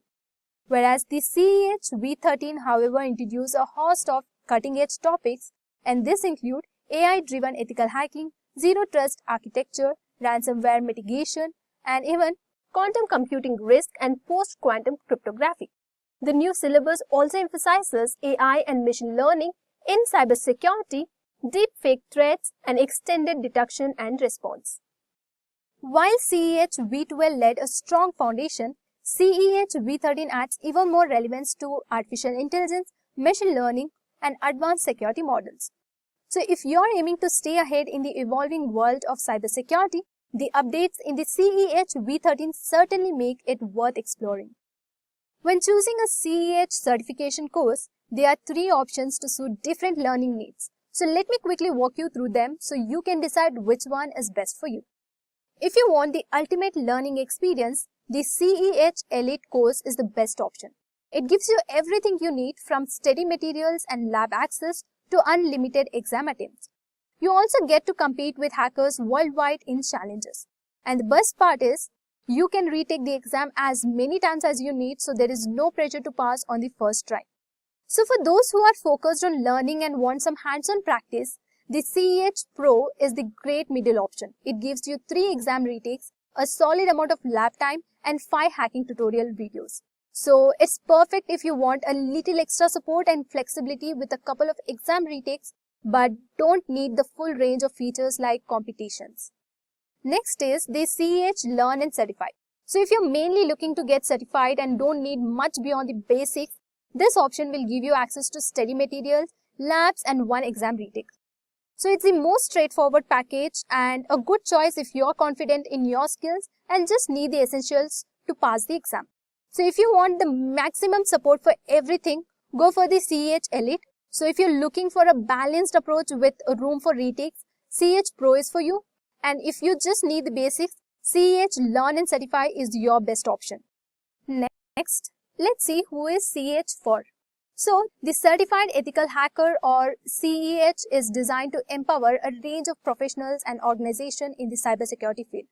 So, the first, CEH is perfect for cybersecurity professionals. It helps you drive your career forward with cutting-edge skills in ethical hacking enhanced by the power of AI. Next, for teams and organizations, CEH provides an opportunity to supercharge your team's knowledge. With CEH, your team is equipped with AI-powered ethical hacking skills. CEH is also trusted globally by government departments and military organizations. It's highly valued for its role in strengthening defense systems and cybersecurity initiatives.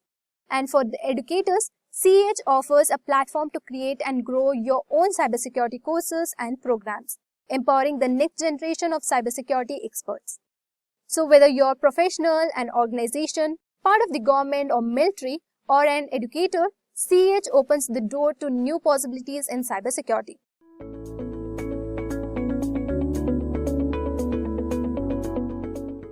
Let me now walk you through the roadmap to become an ethical hacker. How you begin your road to become an ethical hacker very much depends on your current field of occupation, study, or research.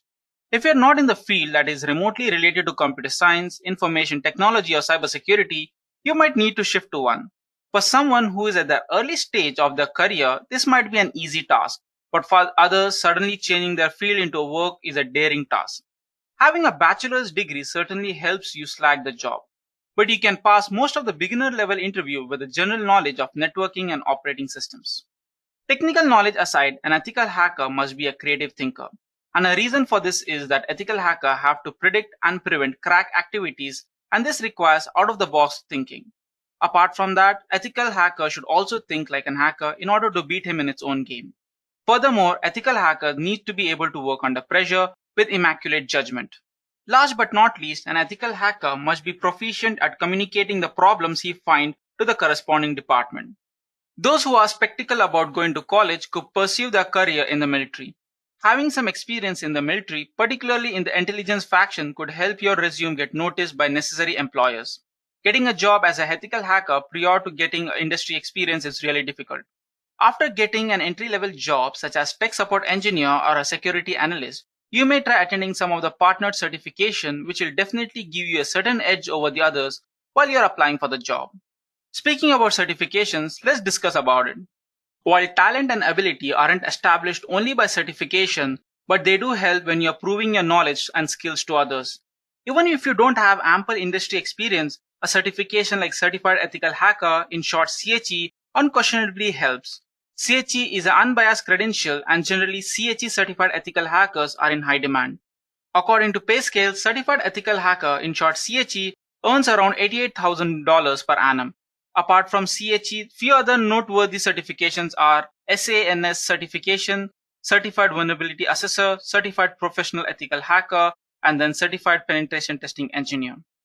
Alright, so moving ahead, let me now speak about few of the skills that ethical hackers should have.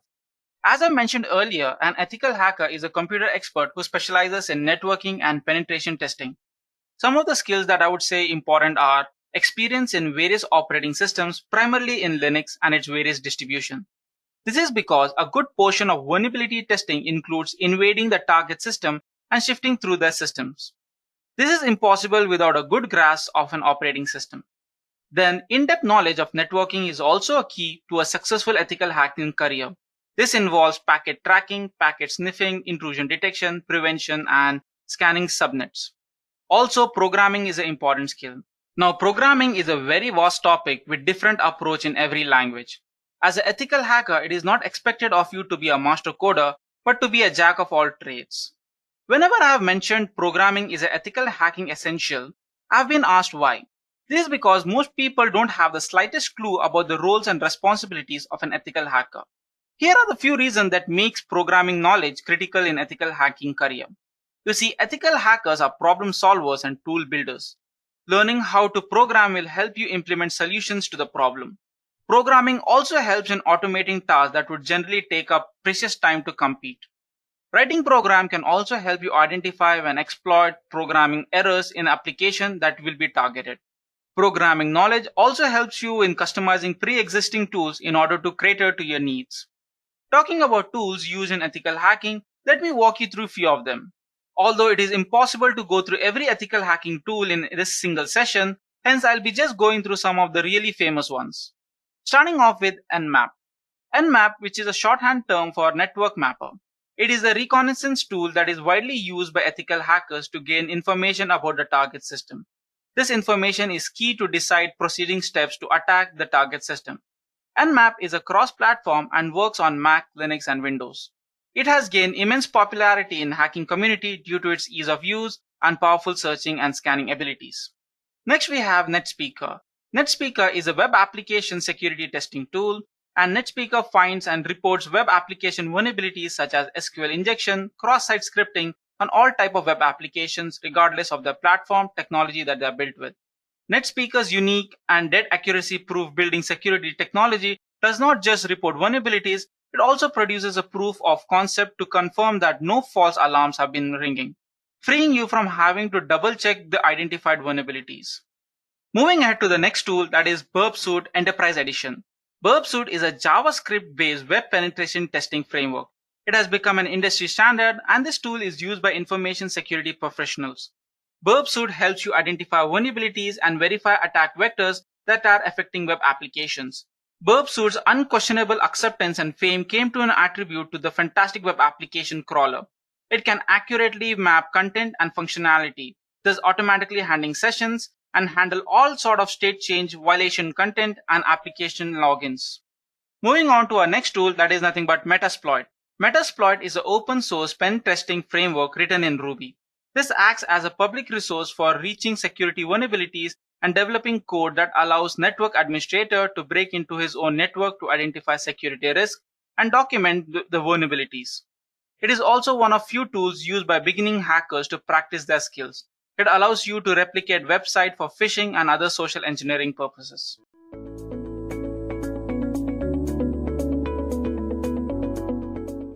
Now, let us take a look at the salary trends for an ethical hacker.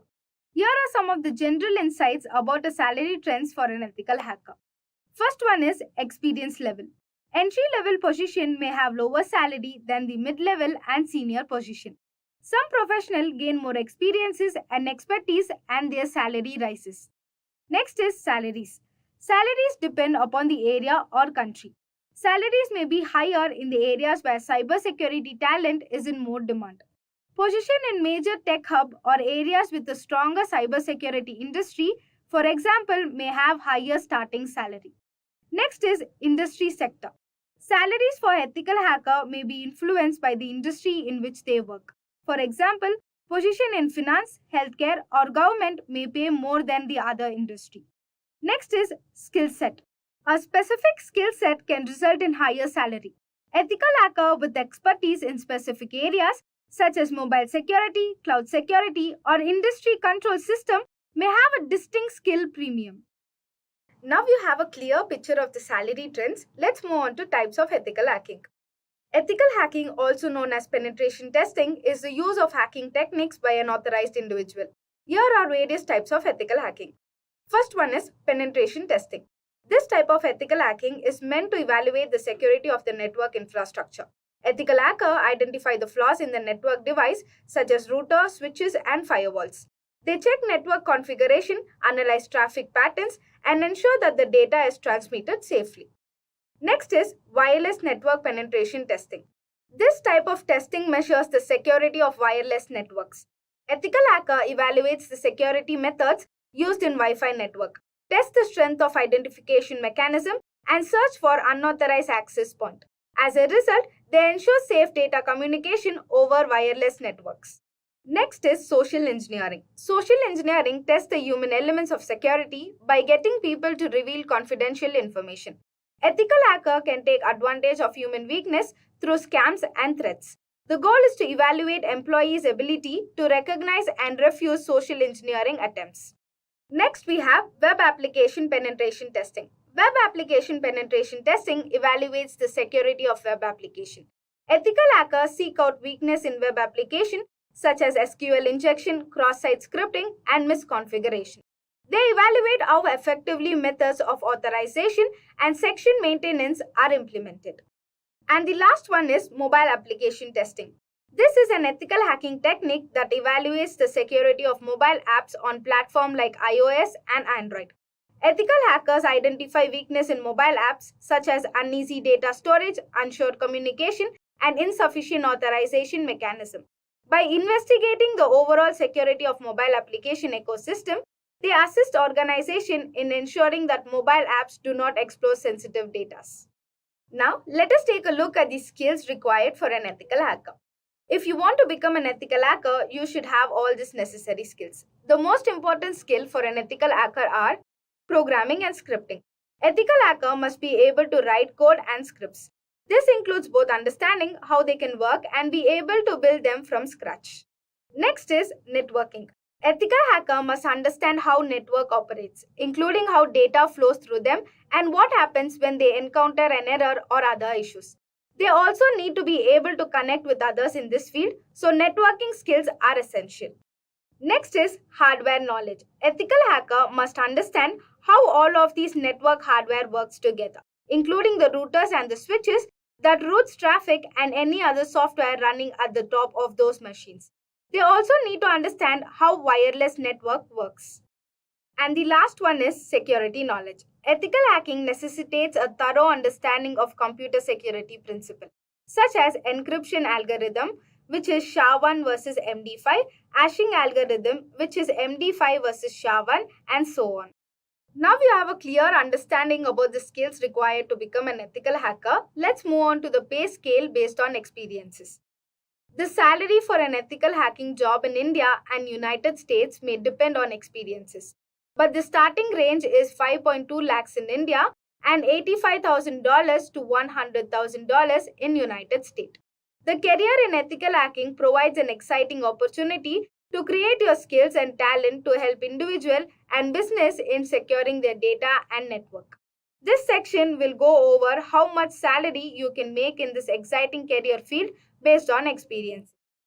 If you have less than 1 year experience, the annual salary in India is 4.9 lakhs and in United States it is $115,000.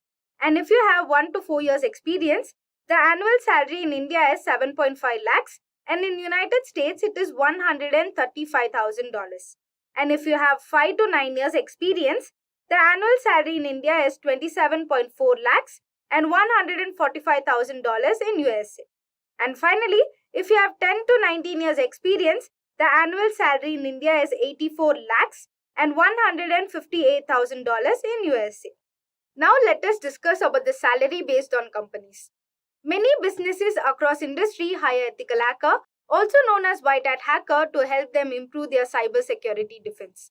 Some of the leading companies are TCS, which offers 5.54 LPA per annum.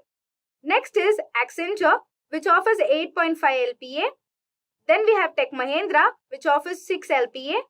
Microsoft, which offers 8.59 LPA. Then we have Google, which offers 5 LPA. And finally, Amazon, which offers 6 LPA. Now we will move forward by discussing the certification for ethical hacking. Several certifications are specially designed for people pursuing a career in ethical hacking. These certifications are widely recognized in industry and can help you gain trust. Some of the popular ethical hacking certifications are Certified Ethical Hacking Course, 𝐶EHV12. This is one of its kind official partnership between Edureka and EC Council, allowing you to obtain a globally recognized 𝐶EHV12 certification. This certification program focuses on core cybersecurity skills that are required for security and network analysts. And our next certification is Cybersecurity and Ethical Hacking Internship Program. This Edureka certification helps you to perform penetration testing on an e-commerce website such as Amazon using Kali Linux framework and other tools to find the hidden flags. Next we have Cybersecurity Masters Program. Edureka Cybersecurity Masters Program has been carefully developed to meet the industry standards and provide you with the necessary operationals and leadership skill to excel in the field of IT security. And our last certification is Cybersecurity Certification Course. This Edureka Cybersecurity course will teach you the fundamental of ethical hacking, computer networks and security, application security, and various business security practices through hands-on demonstration. So now you have become more familiar with the skills and the certification. Let's move forward with some of the tips to start an ethical hacker career. And the first one is Education Foundation. In order to start a career in ethical hacking, it is crucial to have a solid understanding of computer science and information technology. This knowledge will form a basic understanding of how computer system, networks, and application functions.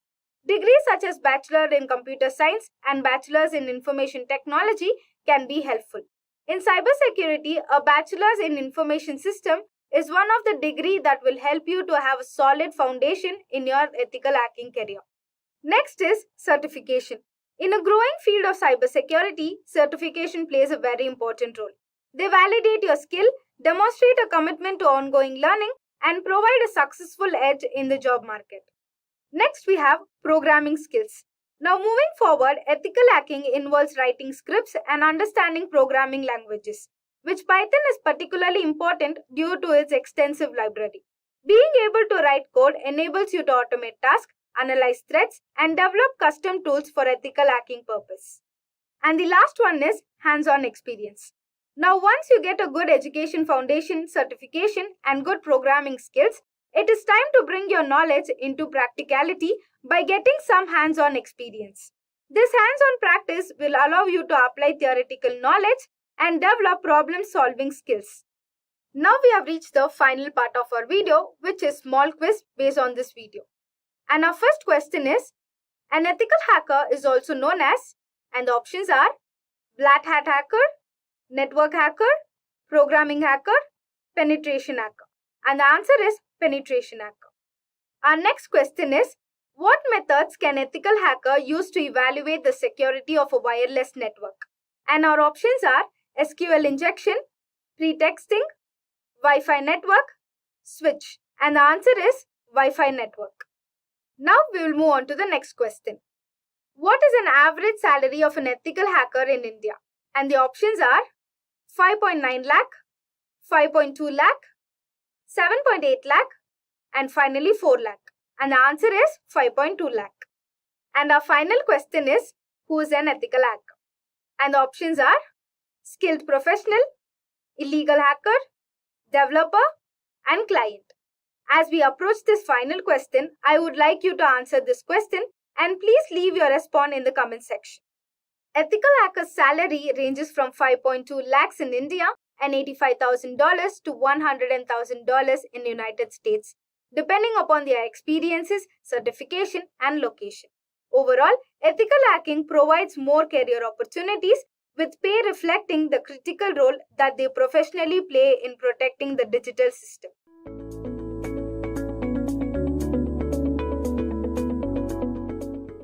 Cybersecurity is booming and the numbers speak for themselves. According to the graph, the demand size of cybersecurity in India is projected to grow from 4.7 billion in 2024 to 10.9 billion by 2029. Similarly, in the United States alone, there are thousands of job openings and these numbers are only going up. According to an article by Cybercrime magazine, there are projected to be around 3.5 million unfilled cybersecurity positions by 2025. Numerous reports highlight the growing job demand for cybersecurity professionals, but they also reveal a significant talent shortage and a huge skill gap in the industry. In fact, if you do a quick Google search for cybersecurity jobs, you will find leading companies looking for experts, often with impressive salary packages. These opportunities are out there and applying for them is easy, but filling the skill gaps to land these roles requires the right preparations and expertise. That's why we are here with these essential cybersecurity interview questions to help you build the skills and the confidence needed to succeed in this field. So, let's dive in and get started. Before we dive into the details, please subscribe to our YouTube channel and do not forget to hit the bell icon for the latest tech content from Edureka. Also, visit Edureka's website for various training and certification courses, the link to which is in the description box below. So first, let's get started with the beginner level interview questions. And the first question we often hear is, what is cybersecurity and why is it important? So here's an answer to this. Cybersecurity is the practice of protecting computer systems, networks, and the data from theft, damage, or unauthorized access. And it's crucial because it helps safeguard sensitive information, ensure privacy, prevent financial losses, and protect critical infrastructure from cyber threats. Next, a fundamental question in cybersecurity is understanding the differences between a threat and a vulnerability and a risk. So, let's break it down. A threat is any potential danger or harmful event that can exploit vulnerabilities and negatively impact security. Think of a threat as something that could cause damage like a hacker, a virus, or even a natural disaster. A vulnerability, on the other hand, is a weakness or a gap in our security measures that threats can exploit. Examples include an outdated firewall, weak passwords, or unpatched software. Finally, risk is the probability of a threat successfully exploiting a vulnerability combined with the potential consequences. It's about evaluating how likely it is that a vulnerability will be exploited and what the impact could be. So, in simple terms, threats are the dangers, vulnerabilities are the weaknesses, and risk is the likelihood and impact if the danger becomes reality. Another common question is, how do firewalls protect network security? So let's go over this. Firewalls act as protective barriers that monitor and control both incoming and outgoing network traffic based on predefined security rules. Firewalls work by filtering traffic and blocking any unauthorized access to prevent malicious data from entering or leaving the network. For example, they can detect and stop harmful connections like suspicious IP addresses or unsafe websites from communicating with your internal systems. Next, we have a question about VPNs. What is a VPN and why is it used? A VPN or virtual private network is a service that encrypts and secures your internet connections, making it more private and anonymous. VPNs are especially useful for three main reasons.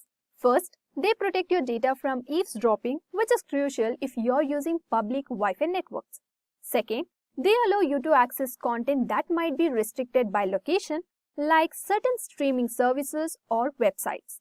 And the third, they provide an extra layer of security, especially when using untrusted networks, helping you avoid potential cyber threats. Now, let's talk about two-factor authentication or 2FA. A common question is, what is two-factor authentication and why is it important? Two-factor authentication enhances security by requiring two different types of verifications from the user. Usually, this involves something you know like a password and something you have such as a temporary code sent to your phone or generated by an app. So this additional layer is crucial because even if someone obtains your password, they still can't access your account without the second factor. 2FA significantly reduces the risk of unauthorized access and makes your accounts far more secure. Now, let's dive into two important terms in cybersecurity, that is, encryption and decryption. Encryption is the process of converting plain text data, that is, data in its original, readable form into a coded format to protect it from unauthorized access. Decryption, on the other hand, is the process of converting encrypted data back into its original, readable form. This allows unauthorized users to view the data as intended. Next, let's talk about SSL encryption. The question is, what is SSL encryption? SSL or Secure Sockets Layer is a security protocol that encrypts data transmitted between a user's web browser and a website server. Essentially, SSL protects sensitive information like login credentials, credit card numbers, and personal data when it's sent over the internet. This encryption ensures that data stays secure during transit, preventing eavesdropping and tampering by unauthorized parties. You can tell a website has SSL encryption if you see HTTPS at the start of the URL with a padlock symbol next to it. Next, a common interview question is, what is the difference between IDS and IPS? IDS stands for Intrusion Detection System. It's designed to monitor network traffic and detect suspicious or unusual activities, generating alerts when it finds something that might be a threat. IPS or Intrusion Prevention System goes a step further. It not only detects potential threats but also takes immediate action to block or prevent suspicious activity. Now, another common question in cybersecurity interviews is, what are cookies in a web browser?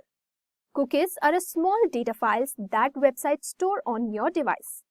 These files hold information like your preferences, session details, and login status, which helps website remember you and provide a more personalized browsing experience. For example, when you add items to an online shopping cart and come back later to find them still there, it's because cookies have saved that information for you. They track your session information, so you don't have to start over. Similarly, cookies enable websites to keep you logged in or show content that's relevant to your interest. Next, an interesting term you might encounter in cybersecurity is honeypot. So, what exactly is honeypot? In cybersecurity, a honeypot is a decoy system or network set up specifically to attract cyber attackers. While attackers focus on the honeypot, security professionals can watch their every move and learn about their tactics, techniques, and goals. This setup helps organizations understand real-world attack strategies and vulnerabilities, enabling them to strengthen their defenses accordingly. Now, let's move on to the intermediate level interview questions. One fundamental concept in secure communication is public key infrastructure or PKI. So, what is PKI and why is it important? PKI is a system of cryptographic techniques designed to enable secure communication over insecure networks like the internet. At the heart of PKI is a key pair, a public key which is shared openly and a private key which is kept confidential by the owner. So these keys are used in various operations such as encrypting and decrypting data, creating digital signatures, and verifying the authenticity of a message or document. PKI uses a certificate authority to ensure that a public key is legitimate and belongs to the correct entity. Certificate authorities validate public key by issuing digital certificates, giving users confidence that they are connecting to a trusted source. Another interview question you might face is about rootkits. So what exactly is a rootkit and how would you detect one? A rootkit is a malicious software designed to give attackers hidden, unauthorized access to a system. Unlike other malware, rootkits are particularly dangerous because they work in the background, often evading standard antivirus detection. Attackers use them to control a system remotely, monitor activities, and steal sensitive information, all while remaining hidden. Detecting a rootkit can be challenging due to its stealthy nature, but there are ways to spot one. First, specialized anti-rootkit tools are built to scan and detect this type of malware specifically. Additionally, monitoring the system for unusual behavior can help, such as unexplained system slowdowns, unexpected processes running, or changes to critical files. This can all be signs of a rootkit operating in the background. Now, you might also get asked about zero-day vulnerabilities in a cybersecurity interview. So, what exactly is a zero-day vulnerability? A zero-day vulnerability is a security flaw in software or hardware that has yet to be discovered or disclosed by the vendor. Because no patch or fix exists at the time of the discovery, these vulnerabilities are highly dangerous. Attackers can exploit the vulnerabilities immediately before developers have any chance to resolve it. For example, zero-day vulnerabilities have been used in major cyber incidents like the WannaCry ransomware attack causing widespread damage. Next, in cybersecurity, digital signatures are an essential concept, especially in securing communication and transactions. But what exactly is a digital signature? A digital signature is a cryptographic method for verifying the authenticity and integrity of a digital document or message. So here's how it works.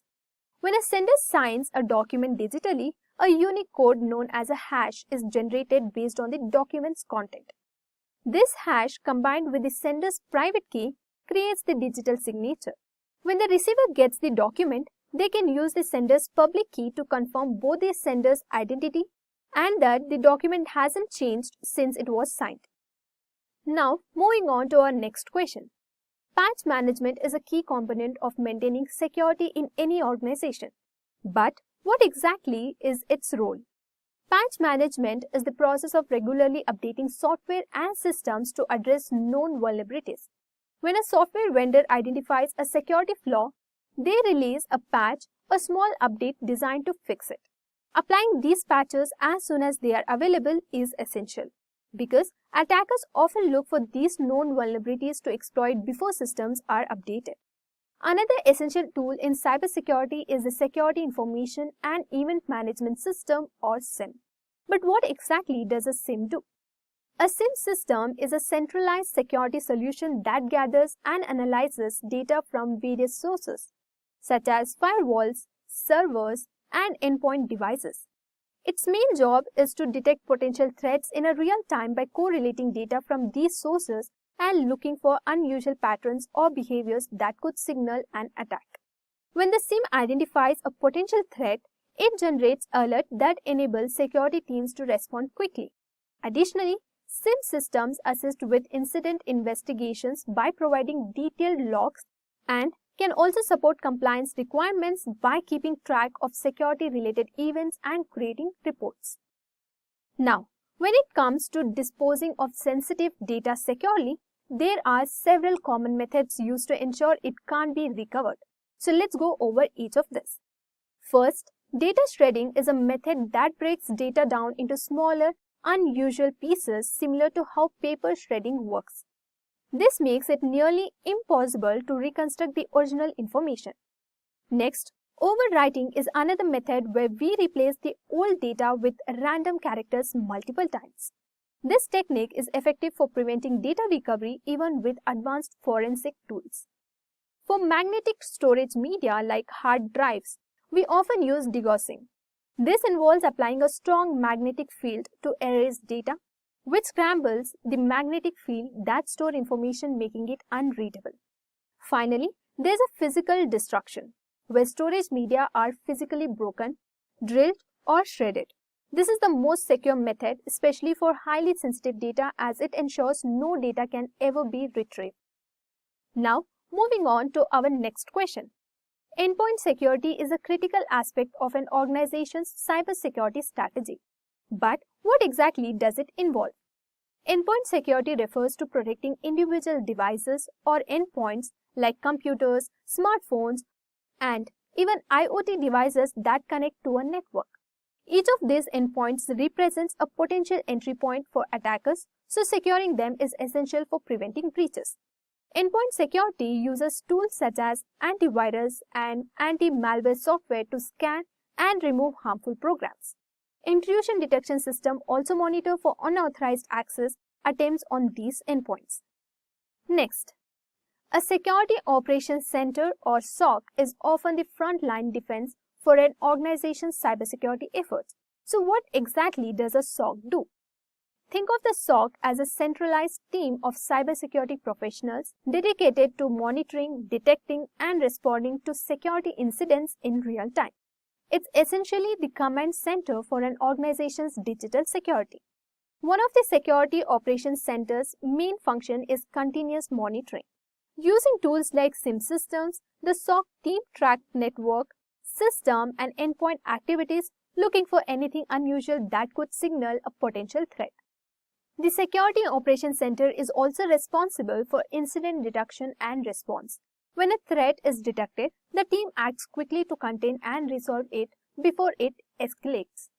Beyond responding to incidents, the Security Operations Center also works on threat intelligence, gathering information on emerging threats and developing strategies to mitigate them.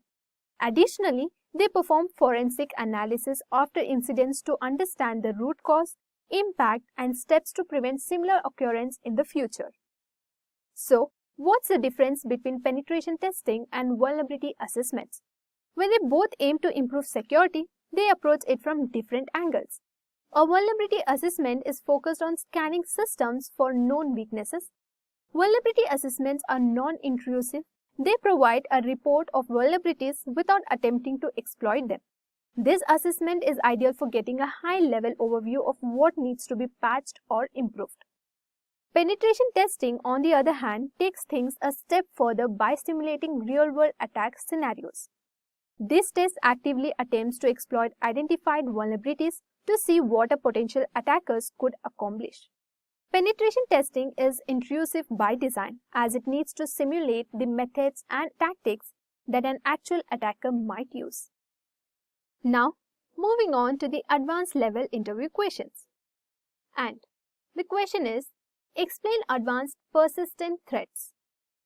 The advanced persistent threats are long-term, highly targeted attacks carried out by the skilled adversaries, often with substantial resources. Unlike regular cyber attacks, which might be opportunistic, APTs are designed to maintain ongoing access to a network without detection. They are sophisticated, stealthy, and persistent. APTs have a few defining characters.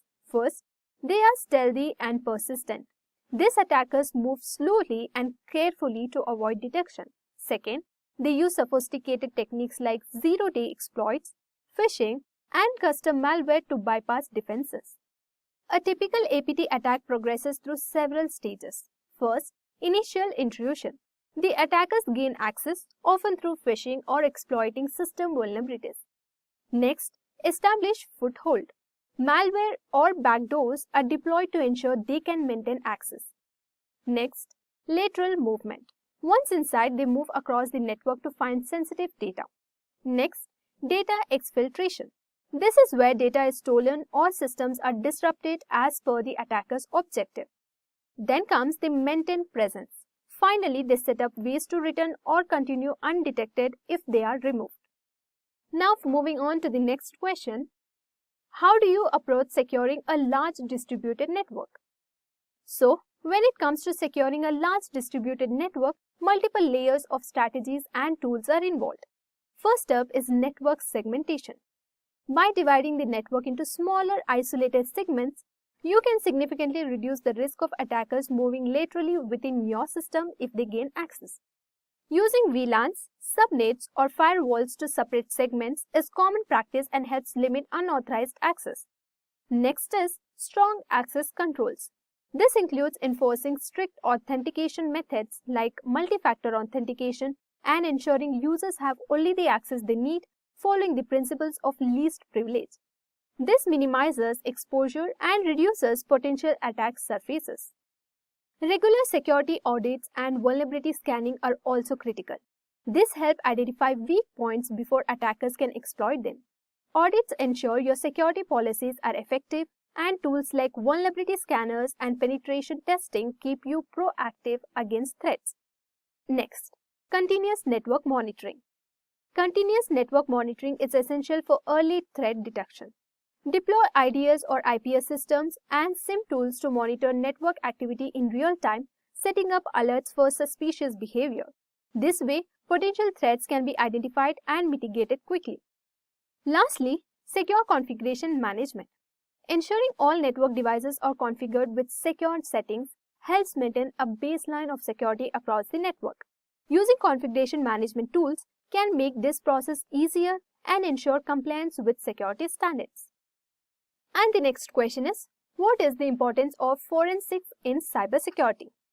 Digital forensics is a critical aspect of cybersecurity, providing vital insights during and after a cyber incident.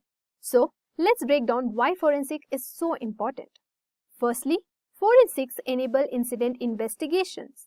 So, when a breach occurs, forensics specialists work to determine the root cause, the attack vector, and which systems or data were impacted. This information is essential for understanding the scope of the incident and ensuring all compromised areas are addressed. Another core aspect is evidence collection and preservation. Forensics follows stringent methods to gather digital evidence, making sure it's authentic and has integrity.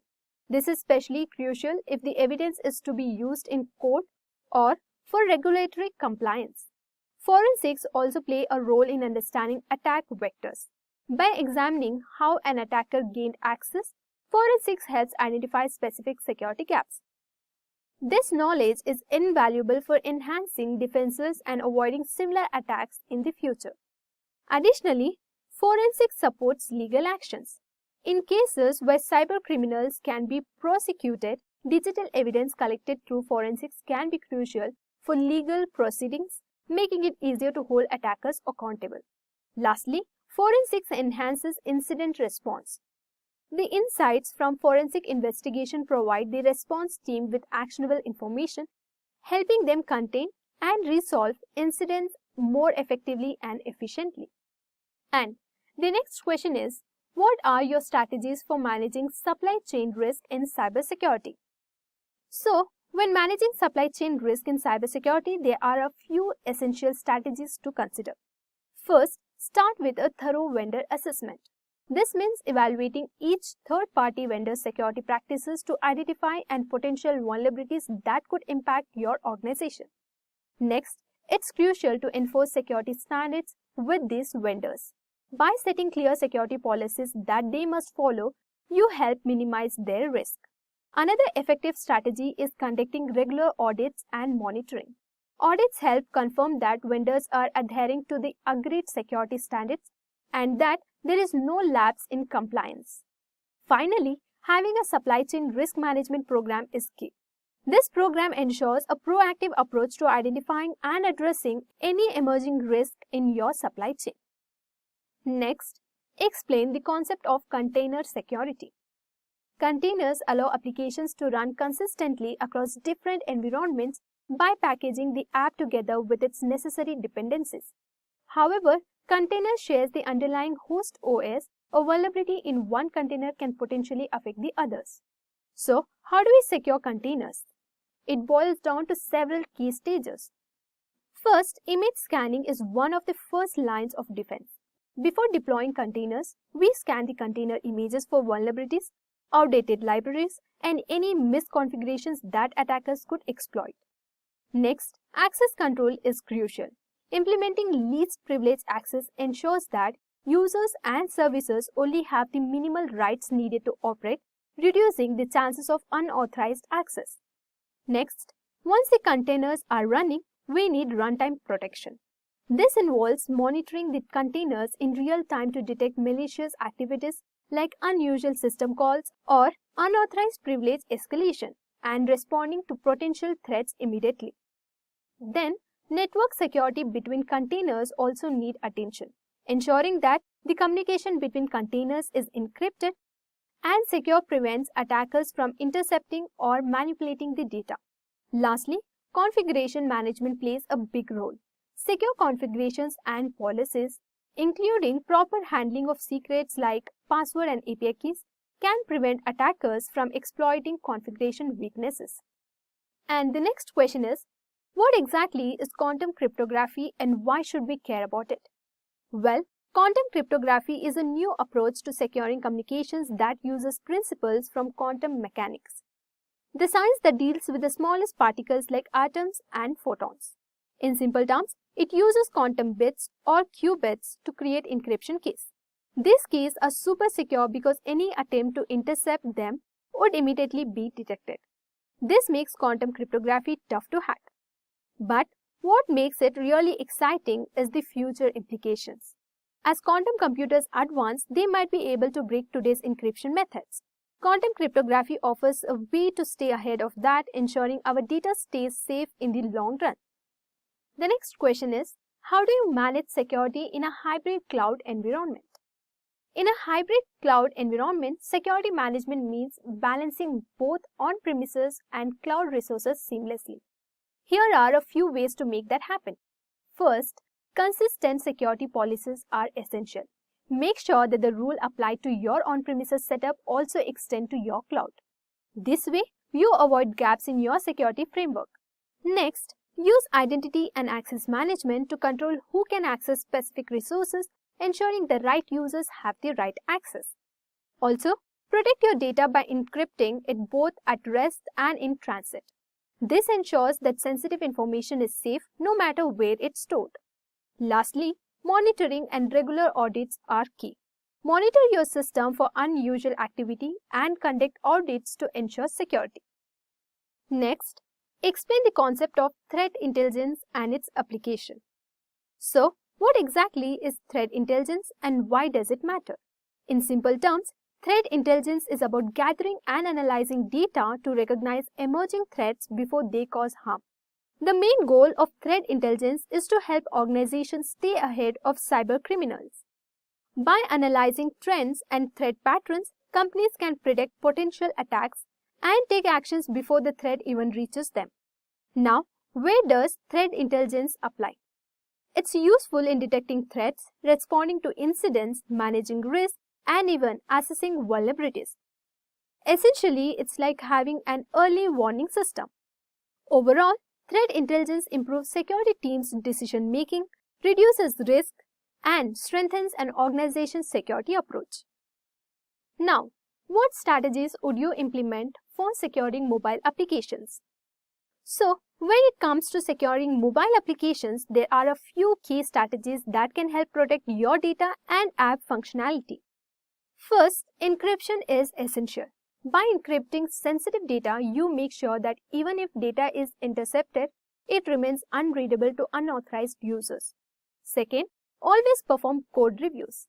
Regularly reviewing your code helps you spot potential weaknesses early on so you can fix them before they are exploited.